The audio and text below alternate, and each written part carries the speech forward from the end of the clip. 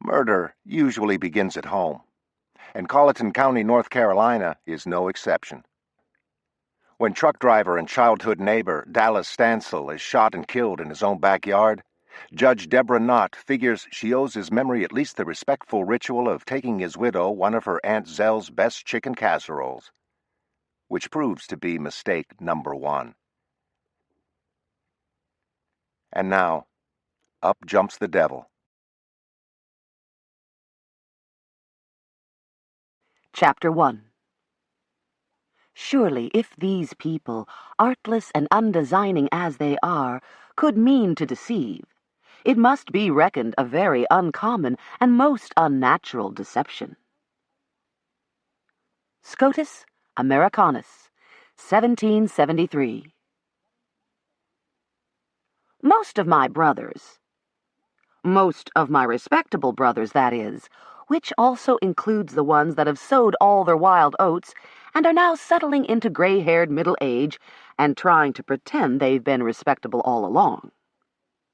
When you have 11 older brothers, it's sometimes hard to keep straight which ones have walked the line their whole lives and which ones are newly whitened sepulchres.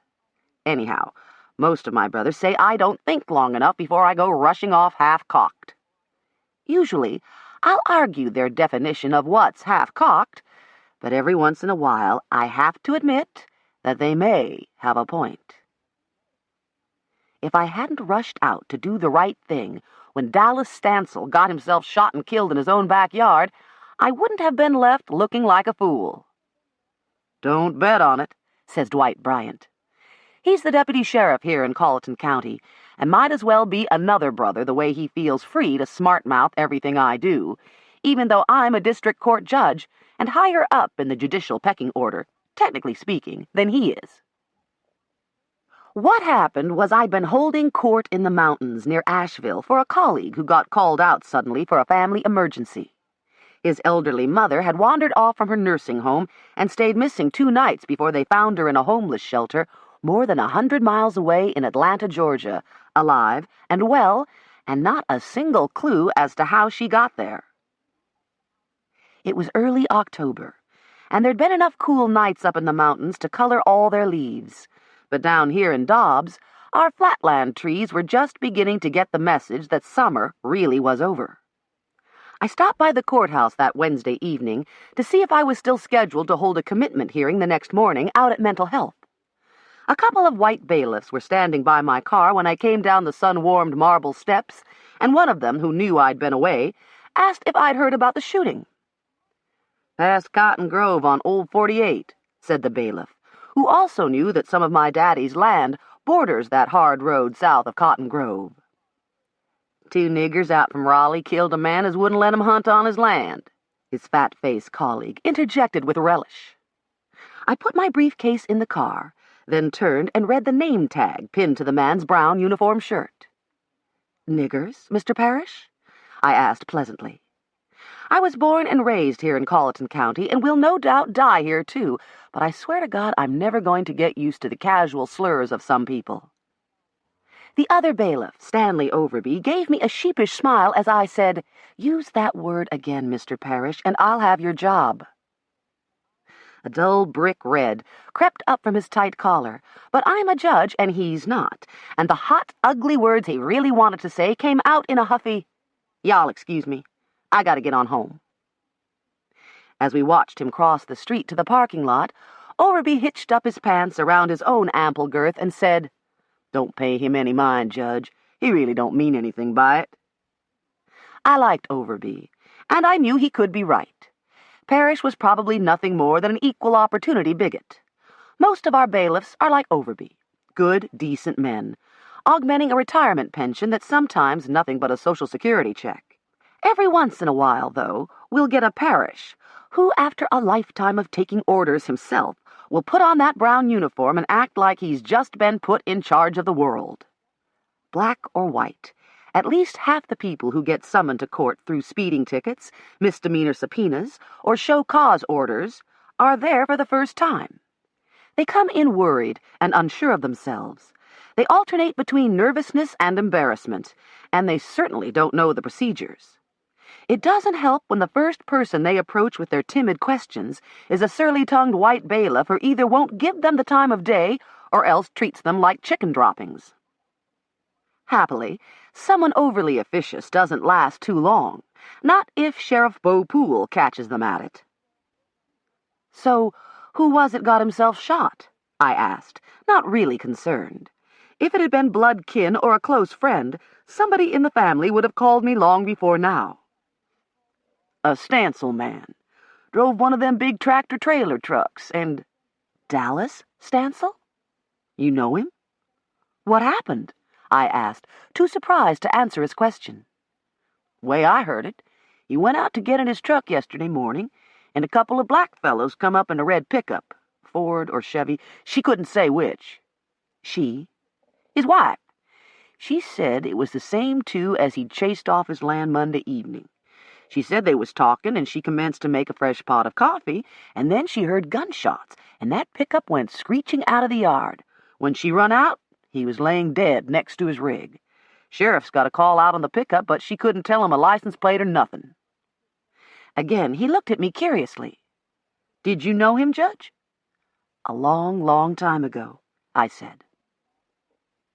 I should have either let it go or phoned around my family for more solid information, but it was October, and even if our trees hadn't yet flamed red and gold, fall was in the air, and could be stirring up the ashes of things I'd just as soon my family didn't remember. Leaving Overby in the parking lot, I walked down the back stairs of the courthouse to the sheriff's department, but Dwight wasn't there. Nor was Sheriff Bo Poole. I did ask a deputy if there'd been any development in the Stancil shooting, but he shrugged. "Last I heard, the body's still over in Chapel Hill. Don't know why it's taken them so long. 2 barrels at close range. What the heck they think killed him." What indeed? Aunt Zell's big white brick house sits on a quiet residential street 6 blocks from the courthouse. It was silent and empty when I let myself in a few minutes later because blues were running down at the coast, and she and Uncle Ash had gone down to Harker's Island for a week of fishing. They'd taken Hambone with them, so I didn't even have a dog to greet me. Didn't matter. I dumped my garment bag and briefcase on the deacon's bench inside the door and headed straight down the hall for the deep freezer on the side porch. Like most women around here, Aunt Zell keeps 2 or 3 casseroles on hand at all times for emergencies, and the top one was baked chicken, garden peas, sliced hard-boiled eggs, and mushroom soup with a drop biscuit topping. She had thoughtfully printed the heating instructions on the outer layer of tinfoil in case the bereaved had too much perishable food on hand and wanted to wait till the next day to serve it. I stuck it in an ice chest, which I carried back out to the car. On my way out of town, I stopped off at a 7-Eleven for a bag of ice and a couple of liters of chilled Pepsis and ginger ale. So many people always gather at the home of the deceased that they usually run out of drinks and ice halfway through the evening. The preacher, that lurks on the outer fringes of my mind, nodded approvingly as I added my purchases to the ice chest. But the cynical pragmatist, who shares headspace with him, whispered, "Don't you reckon Dallas's wife might appreciate a pint of your daddy's peach brandy more than a liter of Pepsi?" "Unkind and unworthy," murmured the preacher. I only knew Dallas's 3rd wife, his widow now, by that sort of snide hearsay. Hearsay said she'd been waiting tables at a truck stop in North Florida when Dallas pulled off I-95 for a late-night hamburger about 6 or 7 years ago. Hamburger, one of my cattier sisters-in-law had snorted at the time. That's a new name for it. Big hair, big boobs, skinniest behind I ever saw. "It's them leopard print stirrup pants," another sister-in-law said. They were giggling about leopard pants when I came into the room. "Who y'all trashing now?" I asked curiously. They glanced at each other, then, careless-like, one said, "You remember that Dallas Stancil? He went and got himself a new wife with 2 half-grown young'uns. 3rd time lucky, maybe." I suppose they told me all the gossip they'd heard, but it barely registered. Did I remember Dallas? Oh, yes. and as I drove through the gathering dusk of early October, I remembered him again. 12 or 15 years older, a hard-drinking, hard-driving roughneck, not the kind of man any of my brothers would want me associating with. And maybe he did drive me to the devil, but hey, I was raring to go, wasn't I? Begged him to take me, in fact. And to do him justice, he went in and picked me up and drove me out again before I got more than just a little singed around the edges. Did I remember Dallas Stancil?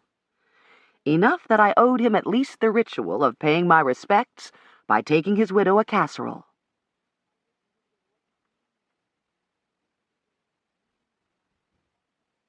The moon was rising fat and orange in the east, nearly full when I passed through Cotton Grove and headed south on Old 48. The road gets rural real quick once you pass the last streetlight. Big empty fields and thick woodlands, with only a few house lights shining from yards back off the road. So far, most of the growth has been on the other side of Possum Creek, where New 48 cuts a nearly straight line between Cotton Grove and Makeley. The original highway meanders along the west bank and follows every bend and crook of the creek. I could almost drive it blindfolded. Or without headlights, which is the next thing up from a blindfold on a moonlit night like this. I don't know what it is about those lazy S-curves where the road dips down into the bottom between strands of oaks and poplars and sweet gums, but I can never drive through them without automatically speeding up. I haven't had a speeding ticket in 4 years, but there are 2 places in Colleton County where I'm bound to hit 80 even if I know there's a trooper with a radar gun behind every tree. One of them's that deserted stretch that crosses Possum Creek. I cut off my lights and started down the long curving slope, my foot easing down on the accelerator as my eyes adjusted to the moonlight. By the time I hit the bottom, where the air flows sweet and cool even on the hottest summer nights, the needle was on 78 and still climbing. At the far end of the sharpest curve, on the right-hand side just before the bridge, an anonymous dilapidated mailbox, no name, no box number, stands beside a dirt lane that winds up through the underbrush, over a low ridge, and then down to the home place. When I go home, and if nobody's coming from the other direction, I bank off the left side of the blacktop, accelerate again as the turn tightens, then, at the last possible moment, I take my foot off the gas and let momentum carry me halfway up the lane. Even my little Firebird will kick up a wide arc of dirt if I've cut it sharp enough, but it takes a long bed pickup to sling a really good nasty. Daddy used to growl about the ruts the boys made fishtailing their trucks in and out of the lane, but all his life he'd slung too many nasties of his own not to let them get away with it most of the time. Tonight, I had the road to myself, and I wasn't going home. Instead, I banked on the curve, gave it enough gas to corner sweetly, and raced across the bridge doing close to 85. A few hundred feet past the bridge, I saw headlights in the distance, and reluctantly took my foot off the gas pedal and switched my own lights back on. As I flicked them back to high after the other car roared past, I caught a glimpse of fluorescent orange ribbons tied to a stake on the opposite ditch bank, and I almost stood on the brakes. Surveyor's ribbons. Oh, shit. Not out here, too. I tried to remember whose land this was. I could hope it was merely someone selling off his timber, but I've seen too many of those orange ribbons across Colleton County these last few years not to realize that they could signal yet another new subdivision. Ever since I-40 came through, linking Wilmington, North Carolina, with Barstow, California, not to mention putting much of Colleton County within 40 minutes of the Research Triangle, more and more of our fields and woodlands have been bulldozed under for cheap housing. No, I don't want us to go back to 1910 or to mules and wagons that took 6 hours to haul a load of watermelons to Raleigh, but damn, I hate how cars and highways are destroying the places where I grew up. I'd have to worry about it another time, though, because I was coming up on Dallas Stancil's house. Since I hadn't given it much thought in the last few years, I had to look sharp or miss the turn-in, especially since my headlights didn't seem to be as they should be, even though I'd had a new battery installed less than a month ago. First, comes Mr. Japp's trashy, unlovely place, a boarded-up cinder-block garage set back from the road in a grove of oaks. Moonlight glinted dully on the old tin roof. In summer, shoulder-high hogweeds disguise the rusted hulks of junker cars out back, and curtains of kudzu and Virginia creeper swing over the tumble-down sheds where more derelicts sit on concrete blocks.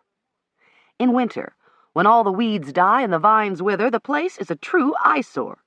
But there aren't any zoning laws out here, nor many neighbors to complain about Jap Stancil's mess. I saw lights at the rear of the old man's house, and several cars and pickups were parked by his back door. That surprised me a little. I'd have thought he'd be on down at his son's house, grieving with his daughter-in-law, whose name, I suddenly realized, had fled from my mind. A couple of 100 feet further along, past a thicket of sassafras, wild cherries, and scrub pines, was a mailbox with Dallas's name painted on it, and I turned in. And there I got another surprise. A house of bereavement is normally lit up like a Christmas tree. Cars come and go, men stand around in the yard talking, and women stream in and out of the house bearing enough food to get Moses halfway to the promised land. Not here. The front part of the brick house Dallas had built for his second wife, one of the Otley sisters from Makeley, was dark and unwelcoming. As I drove around to the back, out in the country some front doors haven't been opened in 10 years, only the kitchen and porch lights were on. Dallas's rig was parked off to the side, underneath one of those tall security lights, and yellow crime scene ribbons marked the place where he must have died. Further up the lane, another security light guarded a black Nissan pickup and a single-wide mobile home. I'd heard that Dallas had let his stepdaughter move her trailer in when her husband lost his job at the lumberyard in Makeley. A blue Toyota truck and a white Ford sedan were parked in the carport, and a black and silver Jeep Cherokee stood near the back steps. For a moment, I was tempted to turn around and drive right out again, wondering if those bailiffs were mistaken about who'd been shot. But then I remembered the sheriff's deputy. They couldn't all be wrong. I got out of the car with more confidence than I felt and carried Aunt Zell's casserole before me like a shield against awkwardness. I figured whoever walked me back to the car later could carry in the ice and soft drinks. The inner door was open on this warm evening, and as I came up onto the porch, a plump young woman with lots of curly brown hair got up from the table and met me at the screen door. Dallas's stepdaughter? I didn't know her name either. This was getting to seem more and more of a bad idea, but I took a deep breath and gave her my best politician's funeral smile, half friendly, half mournful. "I'm Deborah Knott," I said. "I used to be a neighbor of Dallas's." She wore green biker pants that were 2 sizes too small for those hefty thighs, and a ruffled pink and green striped top that was so loose I couldn't tell if she was pregnant or merely overweight. Her eyes were swollen, and her round pink face was blotched from crying as she held open the screen. "Ma's over there." The large L-shaped kitchen was as much dining room and den as a place to cook, and every surface gleamed with vinyl wax and lemon polish. I could have eaten off that white tile floor, it was scrubbed so clean. At the long end of the L, a plum-colored sectional set of couches and recliners wrapped around the corner and faced a color television that could be viewed from the dining table as well. Football players grappled each other on the screen. The sound was turned off, but it still held the attention of a hulking young man who sat at the table and munched on a drumstick from the biggest bucket of the Colonel's takeout chicken. From his looks, he and the young woman had been fished up out of the same gene pool. Both had fair skin and thick heads of lustrous brown hair. Both had eyes that shifted away as soon as they met mine, and both could have stood to lose a fourth of their body weight. Their mother, on the other hand, was so thin as to be almost gaunt. She still had big hair, thicker, browner, and curlier than her daughter's, but the big breasts that had impressed my sisters-in-law were no more. Her many rings, diamonds, zircons, crystal ice, slid loosely on thin, work-worn fingers as she poked at her hair. Beneath those towering curls, her face looked haggard, despite a generous layer of pink blusher, bright red lipstick, and dark blue eyeshadow. She perched on the edge of one plum-colored couch at a right angle to a black couple who sat just as stiffly on an adjacent section of the couch. It might have been my imagination, but it seemed as if all three looked at me in relief as I approached, still bearing Aunt Zell's frozen casserole. Either my name hadn't registered on the daughter, or she simply lacked the social skills needed to introduce me, so I said, "Deborah Knott, Mrs. Stancil. I grew up down the road from here, and used to know Dallas when I was a girl. I was so sorry to hear about him." "Mr. Kezzy Knott's daughter?" she asked, in a voice husky with cigarettes. I nodded and looked at the black couple inquiringly. The man came to his feet and put out his hand. "I'm Fred Green, Miss Knott, was it? And this is my wife, Wilma." They looked to be about my age, mid-30s, and both were as formally dressed as if they'd just come from church. I balanced the casserole in my left hand and shook with each of them, apologizing for my cold fingers. "You want Ashley to take that for you?"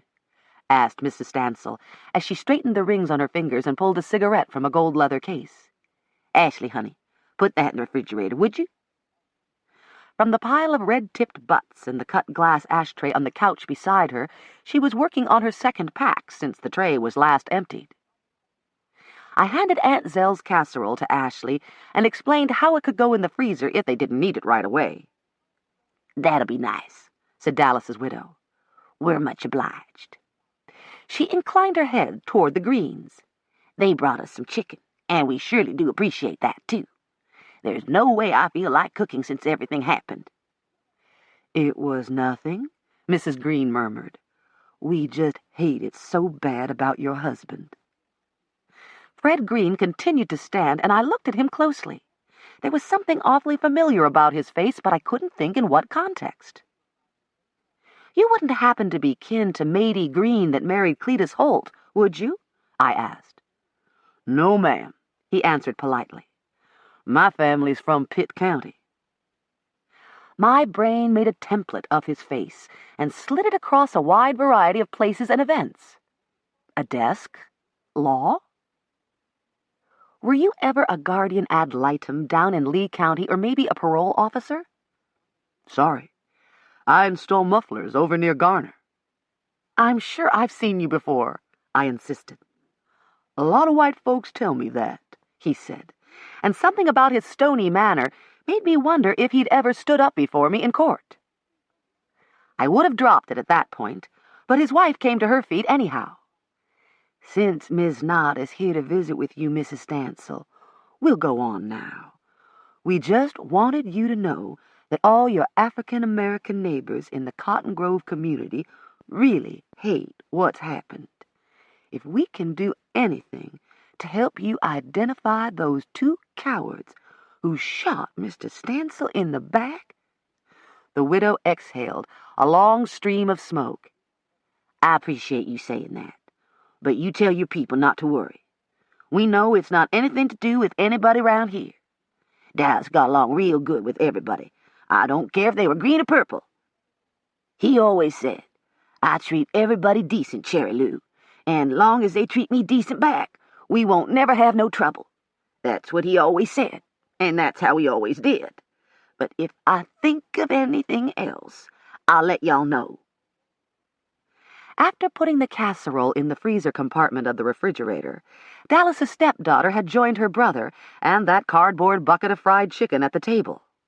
And since their mother remained seated as well, the Greens nodded goodbye to me and saw themselves out.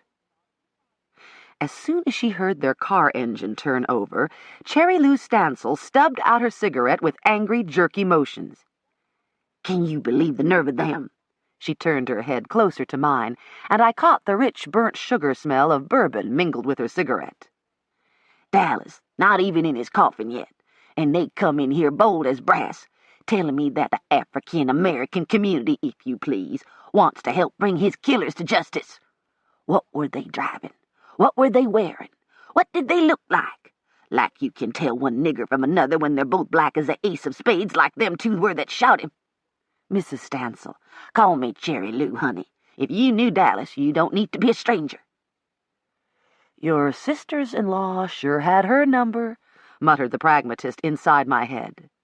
Now, said the preacher. She's a poor soul who just lost her husband. You can't be hard on her for reverting to stereotype. I swallowed my distaste and said, Were the Greens friends of Dallas's? She shrugged. Never saw them before. He says he's a deacon in the tabernacle down the road, but Dallas knew lots of people I didn't, what with him gone so much. Left me stuck out here with nobody but the kids to talk to half the time. Now that he's gone, I guess I'll sell this place and move back to Florida. Sell? But I thought this was Mr. Japp's farm. Nope. He messes with a little corn and vegetables, but no. He signed everything over to Dallas years ago, before we was even married. The government was about to take it for Texas or something. I reckon it'll be mine, now that Dallas is gone. When she said that, I remembered hearing my daddy talk about the hole Jap Stancil got himself in with the IRS over some used cars he'd sold without paying taxes on his profits. Mr. Japp was a self-taught mechanic who liked to tinker with anything that had a carburetor. Some of my brothers got their first cars from him, and he showed them how to keep those old engines running with cuss words and socket wrenches. He could do anything with a motor, but he probably never finished 6th grade, and he wasn't much for keeping books, much less for reporting all his income. It was a cash-and-carry business, and according to my daddy, he couldn't come up with the cash he owed him, so the government carried him off to jail for 6 months. Before they'd actually arrested him, though, he gave the farm to Dallas and declared personal bankruptcy. After he got out of prison, he only worked on cars in somebody else's backyard, so far as the tax people knew. What'll happen to Mr. Japp? I asked. He can always have a home with me, if he wants it. Don't you know he'd just love Disney World? That was something I'd almost pay to see. Jasper Stancil's nearly as old as my daddy. I hadn't seen him in 2 or 3 years, but even though I knew he and Daddy still fished together, I couldn't picture either one of those octogenarians at Disney World. I've been out in Asheville all week, I said. Didn't get back to Dobbs till this afternoon, so I'm not clear about what all happened. Did you see it? Not really. It was yesterday morning a little before 8 o'clock, about 30 minutes after the school bus run. Dallas told me bye and said he was on his way. I was fixing Bradley his breakfast, and Ashley and Tig didn't eat yet either. Tig? I murmured. Ashley's husband. They usually bring Michelle down to catch the school bus. She's in kindergarten this year. And then they stay and eat breakfast with Bradley and me most school mornings. Anyhow, I was over there at the sink and could see the truck out the window, and Dallas just had the door open good and was about to climb in when up drives this red pickup and these 2 niggers get out. I says to Tig and Bradley, y'all better get out there and see if Dallas needs any help, because I believe them's the same ones he chased out of his woods yesterday. That was odd, wasn't it? I asked. Most hunters respect those posted signs. The signs say, No hunting, Possum Creek Hunt Club. Every year, hunters out from town with their shotguns and rifles will knock on the door at Daddy's or Mr. Japp's or over at Leo Pleasant's and meekly ask if they can join. The 3 old men solemnly take down the applicants' names and promise to put them on the waiting list. Of course, there is no waiting list. No hunt club either, for that matter. Daddy long ago noticed that most men, the same men who won't think twice about trespassing onto posted land, do seem to respect a hunt club's lease. Them people don't respect nothing, said Cherry Lou. Her son had stopped eating and now lit up a cigarette as he half-turned in his chair to follow his mother's words. I didn't have my shoes on, he told me, so Tig stepped out on the porch by himself. But it was like they never knew he was there, said Cherry Lou, or didn't care. 'Cause the next thing I knew, I heard both barrels of a shotgun go off, and when I ran back to the window, that green Chevrolet was halfway down the driveway. Ford, said her son. I thought you said it was a Chevy. No, I told you it was a Ford, bright red. I was never one for knowing the makes of anything, Cherry Lou told me. It was a full-size red Ford pickup, said Bradley, and they were flying out the yard on 2 wheels by the time I got out there. Dallas was laying half in and half out of his truck with a big hole in his back. Blood all over the yard, all over the truck. On you, too, I reckon, when you all ran to help him. An embarrassed look crossed his chubby round face. Well, nah, I could see he was beyond help. It was awful. I just ran back in and told Ma to call the sheriff. So you actually never saw the men that shot him? He shook his head as if he'd flunked a test of personal bravery. Then it's a good thing your brother-in-law got a good look at what happened. Yeah. They took him over to Dobbs so he could help some artists draw one of them. He hesitated, not quite sure of the term. Like when they don't have a real picture. A composite drawing? Yeah, that's it. But he's been gone ever since 11:30 this morning, Ashley burst out. What you reckon's taken so long? Ashley, honey, said her mother, I believe I could eat a little piece of white meat if there's any left. And a glass of tea? How about you, Deborah? Tea? Something to eat? Tea would be great, I said. And in truth, I needed cool liquid to my throat because all 3 of them had lit up again and the air around us was turning blue. As Ashley reached into the cupboard to get me a glass, her hand slipped, and the glass crashed to the floor in a zillion shards. Her brother started yelling because he was barefooted. She yelled back that he hadn't got up off his fat butt all evening, so he could just sit there a little longer till she got the broom. Cherry Lou yelled at both of them to hush up before they woke the baby. Too late. Above the din came a child's fretful wail, and a sleepy-eyed little girl in Mickey Mouse pajamas stumbled down the hallway, squinting against the light. Now see what you did, said Ashley. Me? Protested her brother. You're the one who broke the damn thing. While they bickered, Cherry Lou darted across the room and snatched up the child before she could get near the glass and cut her feet. I'll get her back to sleep, she told us, and carried her granddaughter down the hall, crooning soothing noises to the child as they went. I held the dustpan while Ashley swept up the glass. She kept glancing anxiously at the clock above the kitchen sink. I just don't know why they don't let Tig come home, she said again. I called over to Dobbs about an hour ago, and they wouldn't even let him talk to me. Said they still had things to ask him about. That don't mean they think he shot Daddy Dallas, does it? Of course not, I assured her.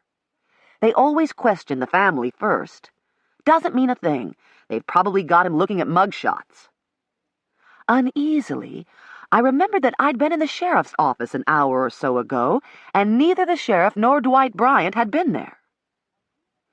You sure they took him to Dobbs, and not just up the road to Cotton Grove? She was positive. Well, you did say your husband was the only one to see the actual shooting, right? Brother and sister nodded vigorously, and both seemed anxious to go over the whole incident again, explaining why neither had happened to be looking out the window at the time. Curious, I asked them every question about those hunters I could think of, yet they couldn't seem to come up with a single new detail. They were just 2 big black men in a red pickup, a full-size Ford. Ma keeps getting it mixed up, but it was a Ford all right, about 3 years old. Cherry Lou returned to report that she'd finally gotten her granddaughter back to sleep. Poor little thing. Keeps asking me where's her paw daddy. That's what she calls Dallas. And he was just as foolish about her. Brought her a stuffed animal every time he come home from one of his long hauls. You can't hardly get into her room over yonder at their trailer for all the rabbits and teddy bears. Some of them's bigger'n she is, aren't they, Ashley? She suddenly noticed my empty hands. Didn't you get you any tea yet? Ashley, where on earth's your manners, girl? Dry as my throat was, I declined politely, expressed my condolences, promised to attend the funeral, and got out of there as quickly as I could because I'd suddenly remembered where I'd seen Fred Green before. When I pulled up at Jasper Stancil's back door, that black and silver Jeep Cherokee was parked alongside the other vehicles. Surprise, surprise. I slammed my car door and stomped into the kitchen without knocking, and there were the Greens, with Sheriff Bo Poole, Dwight Bryant, and SBI agent Terry Wilson, all with big gotcha grins on their faces.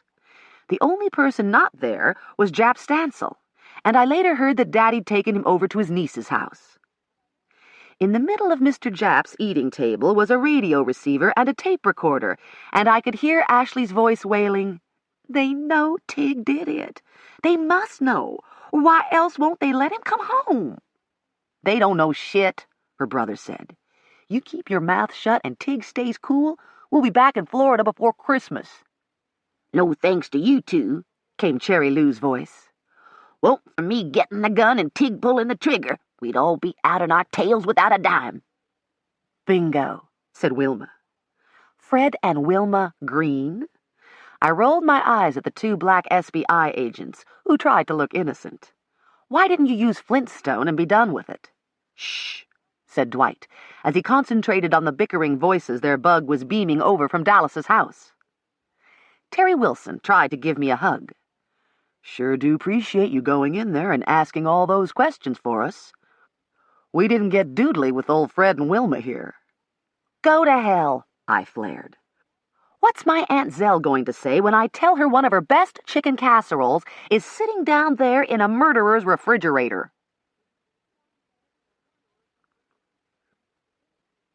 Chapter 2. Nor will it be easy to explain how they should all conspire in the same tale, and, without varying, stumble upon the same favorable accounts. Scotus Americanus, 1773. It was almost Halloween before the worst of the kidding died down. Cherry Lou Stancil and her son-in-law, Tig Wentworth, were sitting in jail, waiting to be formally arraigned on first-degree murder charges. Both were going to be under such high cash bonds that neither would be able to raise it. Cherry Lou's main collateral was the farm, but Mr. Jap had retained John Claude Lee, my cousin and former law partner, to roadblock her putting any liens on the land till after the trial. Under North Carolina's Slayer statute, she'd forfeit any claims to Dallas's estate if convicted as a principal or accessory. And since Dallas had no children from his first two marriages either, John Claude was pretty sure he could get the farm reverted to Mr. Jap as Dallas's closest blood kin. Turns out that the land may have triggered the shooting. A local speculator offered Dallas $100,000 for his place. Soon as Cherry Lou heard that, she got visions of returning to Florida in glory. Maybe they'd even buy a house right next door to Disney World. "In your dreams," Dallas told her. From that day forward, according to Mr. Jap, she was at him like a hound dog after biscuits, just wouldn't let it alone.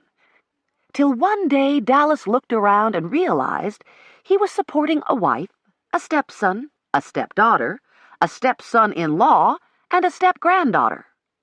And he didn't really like a single one of them anymore, except for maybe the little girl. Mr. Jap said Dallas told Cherry Lou he was going to see a lawyer about a divorce when he got home from his next run to Galveston. In the meantime, he wanted Ashley and Tig's trailer off his land. Ashley, Tig, and Bradley, too, for that matter. 3 days later, he was dead. Cherry Lou's 2 children had been charged with conspiracy, but at their probable cause hearing, the DA cut them a deal when they agreed to testify for the prosecution. They were out on relatively small bonds, secured by Bradley's truck and Ashley's trailer. Tig swore he'd kill them both if he ever got turned loose, and he kept badgering his court-appointed attorney to forget about murder charges for a minute and start filing divorce papers on Ashley. "And put in there that I want sole custody of my little girl. Ain't no fit mama that'd tell on her baby's daddy." Cherry Lou had disowned the whole bunch. She admitted buying the shotgun the day Dallas told Mr. Jap he was going to divorce her. How could she not, with her signature on Kmart's credit card receipt? But it was supposed to be a Christmas present for Dallas, she said. Along with a box of shells, she said. She didn't know why Tig decided to try it out on Dallas 2 months early. Trick or treat, maybe, Dwight suggested.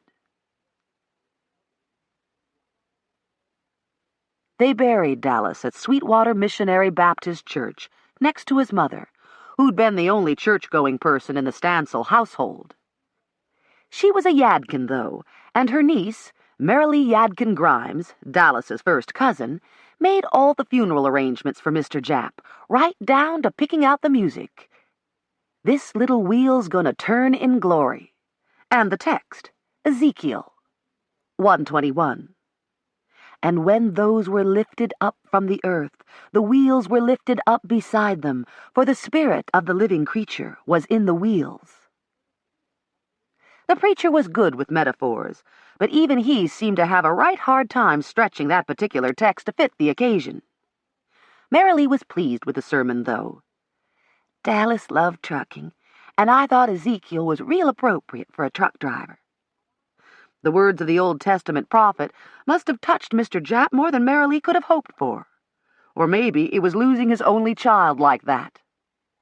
Anyhow, the next thing I heard was that Mr. Japp had got religion and painted a purple cross on his front door right above the words, Holiness Prayer Room. Daddy said he had about 20 pictures of Jesus tacked up on the walls, and he'd made a simple cross out of 2 tobacco sticks and some baling wire.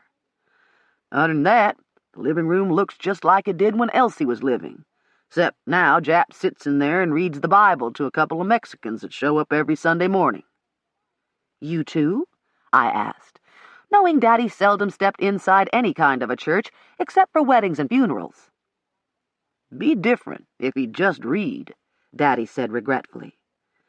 Japp and me, we've been knowing each other our whole lives, but I never much cared for being preached at.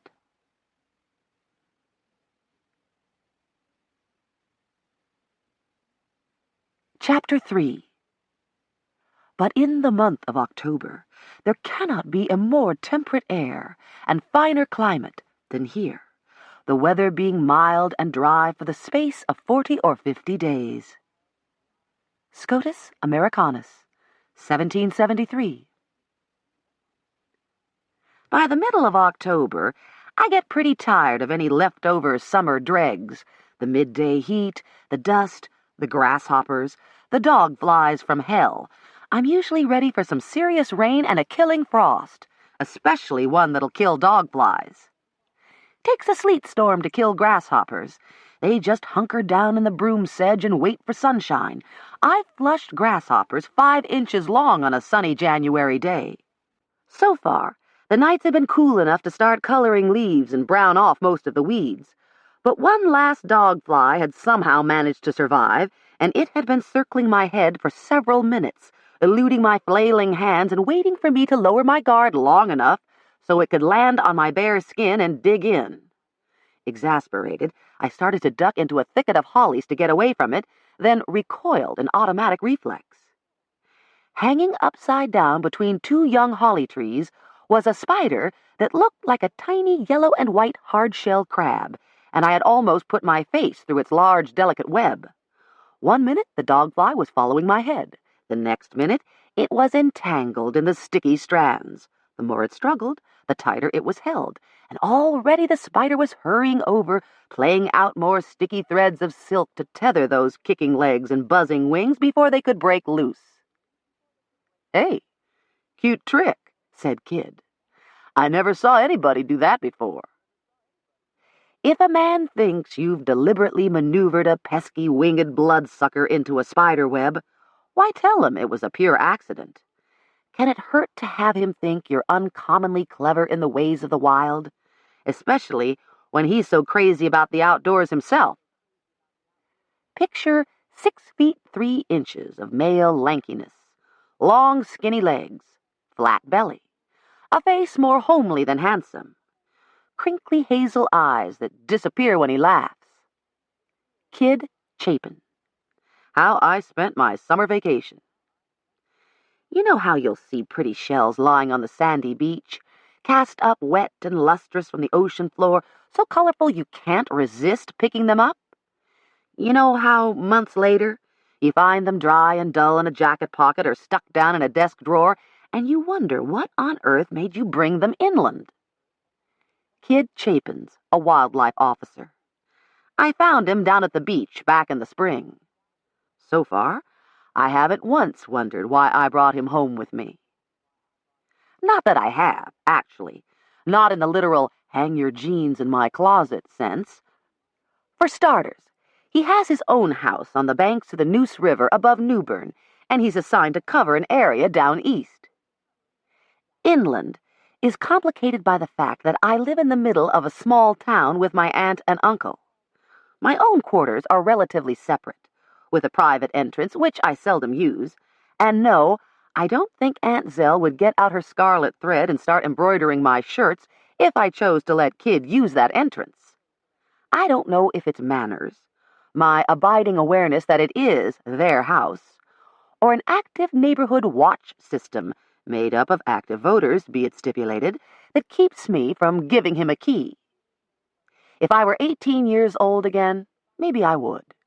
Maybe I'd even stand on the front porch and make a speech about hypocrisy and honesty, about personal freedom and modern morality. But I'm a district court judge. I know the value of hypocrisy. I've also learned a little bit about discretion as I've passed 30 and raced toward 40. Don't do it in the road and scare the mules. I don't want to watch Aunt Zell and Uncle Ash struggling to be broad-minded and tolerant, and I certainly don't want judgmental neighbors putting my morals on the ballot come the next election. If Kid's still around after Christmas, I may finally think about getting my own place. In the meantime, instead of taking him into my bed like a mature woman whenever he drives over, we sneak around Colleton County like a couple of horny teenagers. His new minivan has four-wheel drive, tinted windows, and seats that let down flat, and it's been up and down just about every secluded lane and byway along Possum Creek. Kid and I were out on the backside of my daddy's farm that warm Sunday afternoon. We'd been to church that morning with Nadine and Herman, the brother who worries most about my soul. We'd eaten dinner with Minnie and Seth, the brother who cuts me the most slack. Being the closest thing I had to a campaign manager, Minnie's also the sister-in-law who's least interested in seeing me married. She'd rather see me in the state legislature. Now we were out running a pair of young rabbit dogs Kid had just bought. They were barely past puppyhood and eager to please, but they didn't have a clue, and if you didn't watch them every minute... Well, let's just say we both got distracted for maybe a bit more than a minute. By the time we came up for air, the dogs had got into the woods and across the creek and sounded as if they were heading for Georgia. Kid whooped and hollered, but they were too excited to mind, and there was nothing for it but to jump back in the van and go chase them down. We both had our heads out the windows, listening for the dogs, when we rounded a corner of the field and surprised a huge flock of blackbirds. As one, they rose from the earth in a great rush of wings to settle raucously in the trees around us. All through spring and summer, grackles and starlings are little-noticed birds. In the fall, though, they band together by the thousands in flocks so large that it can take a full 2 minutes for them to cross the sky. Their chatter was so noisy that the dogs could have been just beyond the trees, and we wouldn't have heard them. When we got to the homemade bridge across the creek, Kid wasn't sure he wanted to risk his van on something built out of hickory logs and some scrap 2x4s. It's strong enough to hold a tank, I assured him. Shorty and Leonard and B.R. drive over it twice a day. Who are they? Kid asked as we crept across, going about half a mile a minute. Some of Daddy's old tenants from when he was still suckering tobacco by hand. He lets them live rent-free on our side of the creek, but they work for part-time wages at Gray Talbert's nursery, and this is their shortcut. Kid breathed easier when his back wheels were on firm dirt again. Not me. I'm never comfortable on Talbert land. G. Hooks Talbert is head of Talbert International and a power player in the reactionary right wing of North Carolina's Republican Party. He has a 100-acre country estate near Durham with a private airstrip and a couple of Lear jets. He also has 2 sons. One's a grasshopper with the morals of a cowbird, the other's a conscientious ant, whose morals are probably whatever G. Hooks tells him they are. When G. Hooks needed to stand the grasshopper in a corner, this little piece of land he'd inherited through his mother's side was the corner he chose. Ray Talbert raised a lot of hell at first. Then, to everybody's surprise, he seemed to settle right down, repaired the greenhouses, started a profitable nursery. According to Daddy, who twisted a knot in G. Hooks's tail over that nursery, it's totally legitimate these days, if maybe not quite as profitable as back when Gray was running it unsupervised. Nevertheless, I was glad when Kid stuck his head out the window again, heard the dogs, and said they'd veered off to the east. We doubled back along a lane that followed the creek bank and soon passed the iron stake that marked the corner between our land, G. Hooks's, and Mr. Japp's. One of those ubiquitous orange plastic ribbons was tied around the stake, and the loose ends fluttered in the breeze. Kid slowed down to a crawl when he saw me twist around to stare out the back window. Something wrong? Just wondering who's surveying what, I said. Siding back along the Talbert line, I could see more orange ribbons tied to a distant tree at the edge of the creek bank. My daddy has a standing offer to buy this piece of land, but G. Hooks would dig up the whole 46 acres and ship it to China before he'd let Daddy have a square inch. If he's getting ready to sell, you can take it to the bank that he's found a buyer he thinks will give Daddy grief. Why should your dad care who Talbert sells to? Asked Kid. He's already got a mile-wide buffer around his house. An exaggeration, but not by much.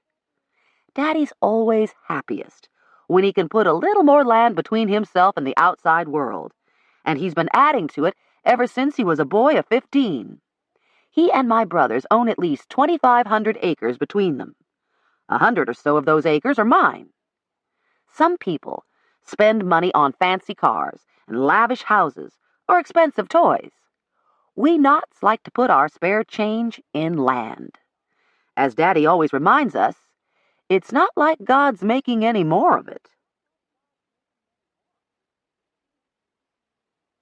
We cleared the trees, and there, blocking the lane, was a shabby black 2-ton farm truck with bald tires and homemade wooden sides to the flatbed. A wiry young white man in blue jeans, a faded red T-shirt, and a green John Deere cap leaned against one of the fenders as he talked with Mr. Japp. Beside the lane was a nice patch of bright orange pumpkins that looked big enough to harvest even though the vines were still green. I hadn't seen Mr. Japp since the funeral, so I motioned for Kid to stop and got out to say hey. He looked old and frail, standing there with the sun beating down, as if Dallas's death had drained off 10 years of energy. And he didn't seem to place me till I mentioned Daddy, introduced Kid, and explained why we were there. Then he smiled and said, "Oh, yeah, a pair of hounds went streaking past here about 2 minutes ago. I wouldn't be surprised but what that rabbit's holed up down yonder at the sheds. You just go ahead, but try not to run over no pumpkins if you can help it." "I'm glad you reminded me," I told him, "because Aunt Zell asked me to bring her a dozen ears of your corn if I was out here before Halloween." Mr. Japp was never much of a farmer, not even in tobacco's glory days.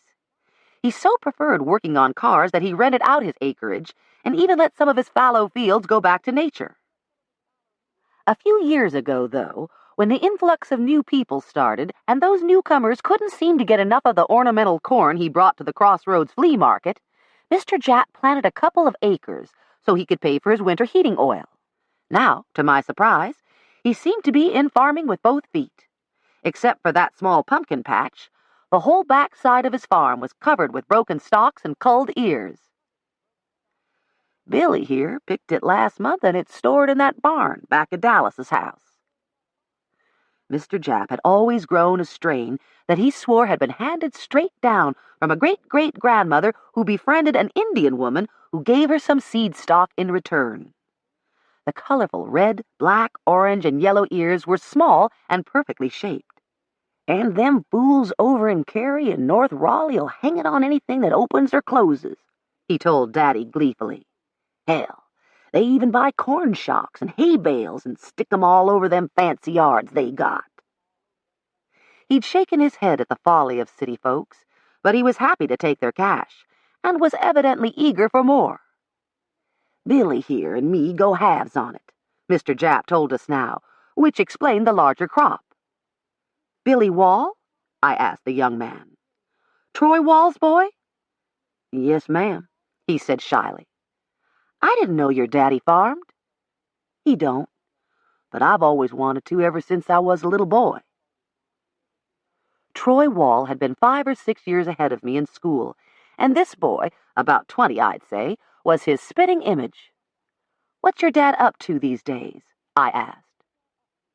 Oh, not much. He lays floor tile for carpet country when his back don't act up on him. They got the contract to do all the houses in Mr. Sutterly's new subdivision over on New 48. Dick Sutterly was the developer who tried to buy the farm from Dallas. Mr. Japp dropped his cigarette, ground it out with the toe of his brogan. That's the old Holland home place, he said. Used to be one of the prettiest farms around. Yes, it was. And James Holland always had the best yield of sweet potatoes of any man in the township. It's a downright sin to put houses on such mellow land. Been mine. I'd have never sold it, Billy said wistfully. Well, everybody ain't as willing to work as hard as you, boy. No, they ain't, Mr. Japp shook his head. I reckon some folks would sell their soul if you offered 'em enough. I didn't know if he meant the Holland heirs or his daughter-in-law sitting in the jailhouse over in Dobbs, and for a minute I thought he was going to launch into a discussion of sin and redemption. Instead, our conversation turned to crops and the weather. Billy had come over today to see if Mr. Japp wanted some help getting up his pumpkins, which the old man peddled out of the back of his pickup at the flea market. Otherwise, he was going to bring out a crew this week to ready another load of ornamental corn for market. I gathered that it was a matter of carefully pulling back the dried shucks, tying them in bunches of 3s, and then packing them into crates. Mr. Japp thought they might have 1,000 dozen, all told. Been such a good year, I'm a mind to run a load up to Washington, said Billy. I think I can get $1.50 an ear up there. A couple of short rows were still standing next to the pumpkin patch. Although some of the colorful ears had been nibbled down to the cob by squirrels and coons or carried off by crows, we found more than a dozen nearly perfect specimens for Aunt Zell, who was in charge of decorations for the County Democratic Women's November meeting. Kid loaded them in the van while I tried to pay Mr. Japp, who put his hands in his pocket and said, Even if it won't Sunday, I couldn't take no money from Kezzy's girl. Sides, y'all better go on and get them fool dogs before that rabbit takes them across the road. In the distance, we could hear the dogs yipping like crazy, so I thanked him and climbed back in the van. We drove on around the edge of the big cornfield, through a stand of pines, and straight across a fallow pasture, through chest-high hogweeds, cockleburs, and bright yellow camphor weeds, till we could actually see the 2 pups. Whatever they'd been chasing had gone to earth somewhere beneath the tumble-down outbuildings there on the edge of Mr. Japp's farm. The young dogs were running in and out and underneath the sagging wall of an old log tobacco barn, trying to figure out exactly how to get at their quarry. We hurried over to them, and Kid had to speak smartly to them before they'd listen long enough for us to each grab a collar while he snapped on the leads. Shelters with dull tin roofs shedded off 3 sides of the barn, which had almost disappeared under a tangle of kudzu vines. Hundreds of tobacco sticks were bundled and stacked under one. 5 old wrecked vehicles, 4 cars and a pickup, were nosed up under the other 2 shelters. They were dirty and covered with bird droppings, but their windows weren't broken, and they didn't seem to be as rusty as the half-dozen that had been left to the weather out behind the shelters. Well, would you look at this, Kid said. He ducked beneath the kudzu vines and walked around to the front of a sporty little car with a smashed-in rear. A 1967 Ford Mustang. That was my first car. Was it red, too? He nodded. First boy I ever went steady with drove an old Mustang. Candy apple red. Benny Porter. He'd had great potential till that warm spring night when 4 of my brothers boxed us in with their cars and trucks at the drive-in. Kid smiled as his hand touched the frisky little grill ornament. "Y'all make the horse buck?" "Why, Mr. Chapin," I drawled. "What kind of a young girl do you think I was?" My brothers had kept their eyes on the screen and didn't say a single word, but poor old Benny was so intimidated that he would barely kiss me after that, and we broke up before school was out. "I bet you were hell on wheels." I laughed as he caught my hand and pulled me to him. The pups yipped and strained against their leads. They barked again, and we heard a deep male voice say, "Can I help y'all with something?" Standing out in the sunshine was a heavy-set muscular man with a thick mop of straight brown hair just beginning to go gray. He had a strong nose and square chin, and his mouth was curtained by a salt and pepper mustache that bushed out over his upper lip. Kid and I were at the rear of the shelter, in deep shadow, of course, and the man squinted against the bright sunlight trying to make out our features. We still had our arms around each other, and Kid gave me an inquiring glance. When I shrugged my shoulders to show I didn't recognize him, Kid stepped forward, looping the leads around his hands so the over-friendly pups couldn't jump up on the stranger. The man wore sun-faded jeans and a brown leather vest over a blue plaid shirt. The big buckle on his belt was enameled green and white and shaped like the logo of a popular motor oil. I took a longer, harder look, and my heart sank straight to the bottom of my stomach as I mentally shaved off that thick, straight mustache and lengthened the hair into a ponytail. And maybe it was my imagination, but I could almost feel a tingle in my left shoulder where I'd once carried the tattoo of a small black star. Cost me a bunch to get the damn thing lasered off. When this man turned his left hand, I saw the mate of my black star on his palm, and I knew that if he took off his shirt, there'd be a red, white, and blue American flag on one deltoid, and a pair of black and white checkered flags on the other, not to mention a couple of raunchy tattoos on more intimate parts of his anatomy.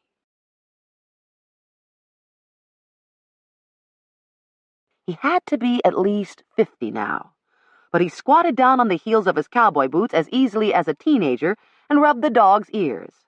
Suspicion was still in his eyes. "Y'all aren't friends of that Tig Wentworth, are you?" The name of the man that had shot Dallas Stancil meant nothing to Kid, and he shook his head. "No, my dogs got across the creek, and we came over to get them. Then I saw this old Mustang and had to take a closer look." He stretched out his hand. "I'm Kid Chapin, from down east." "Alan Stancil," said the man, sticking out his own hand as he stood up again. "From out near Charlotte."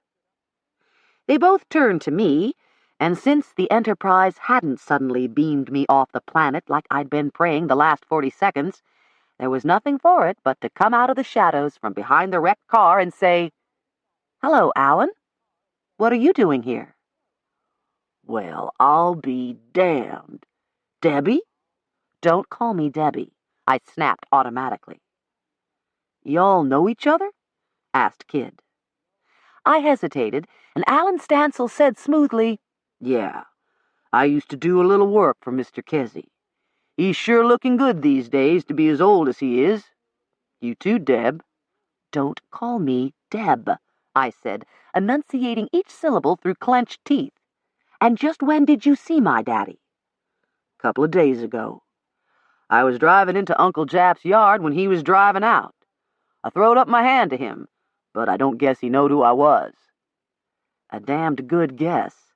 If Daddy knew Alan Stancil was anywhere within 100 miles, he'd have told me. Assuming he didn't shoot the bastard first, as he'd once threatened to.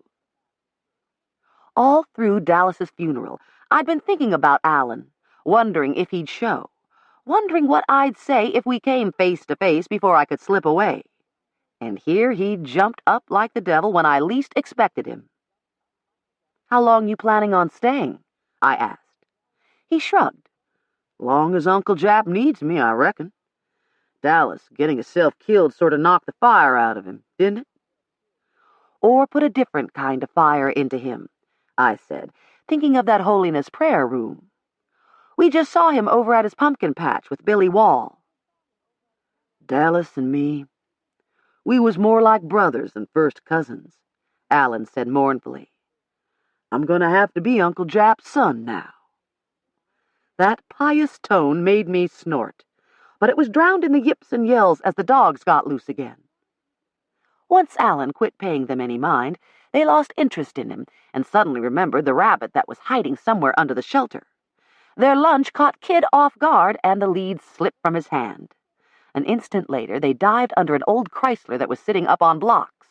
I saw the rabbit squeeze underneath the sidewall and light out for the tall weeds, but the pups never missed him. They just kept on yipping and whining around the cars until Kid stepped on one lead and Alan got hold of the other.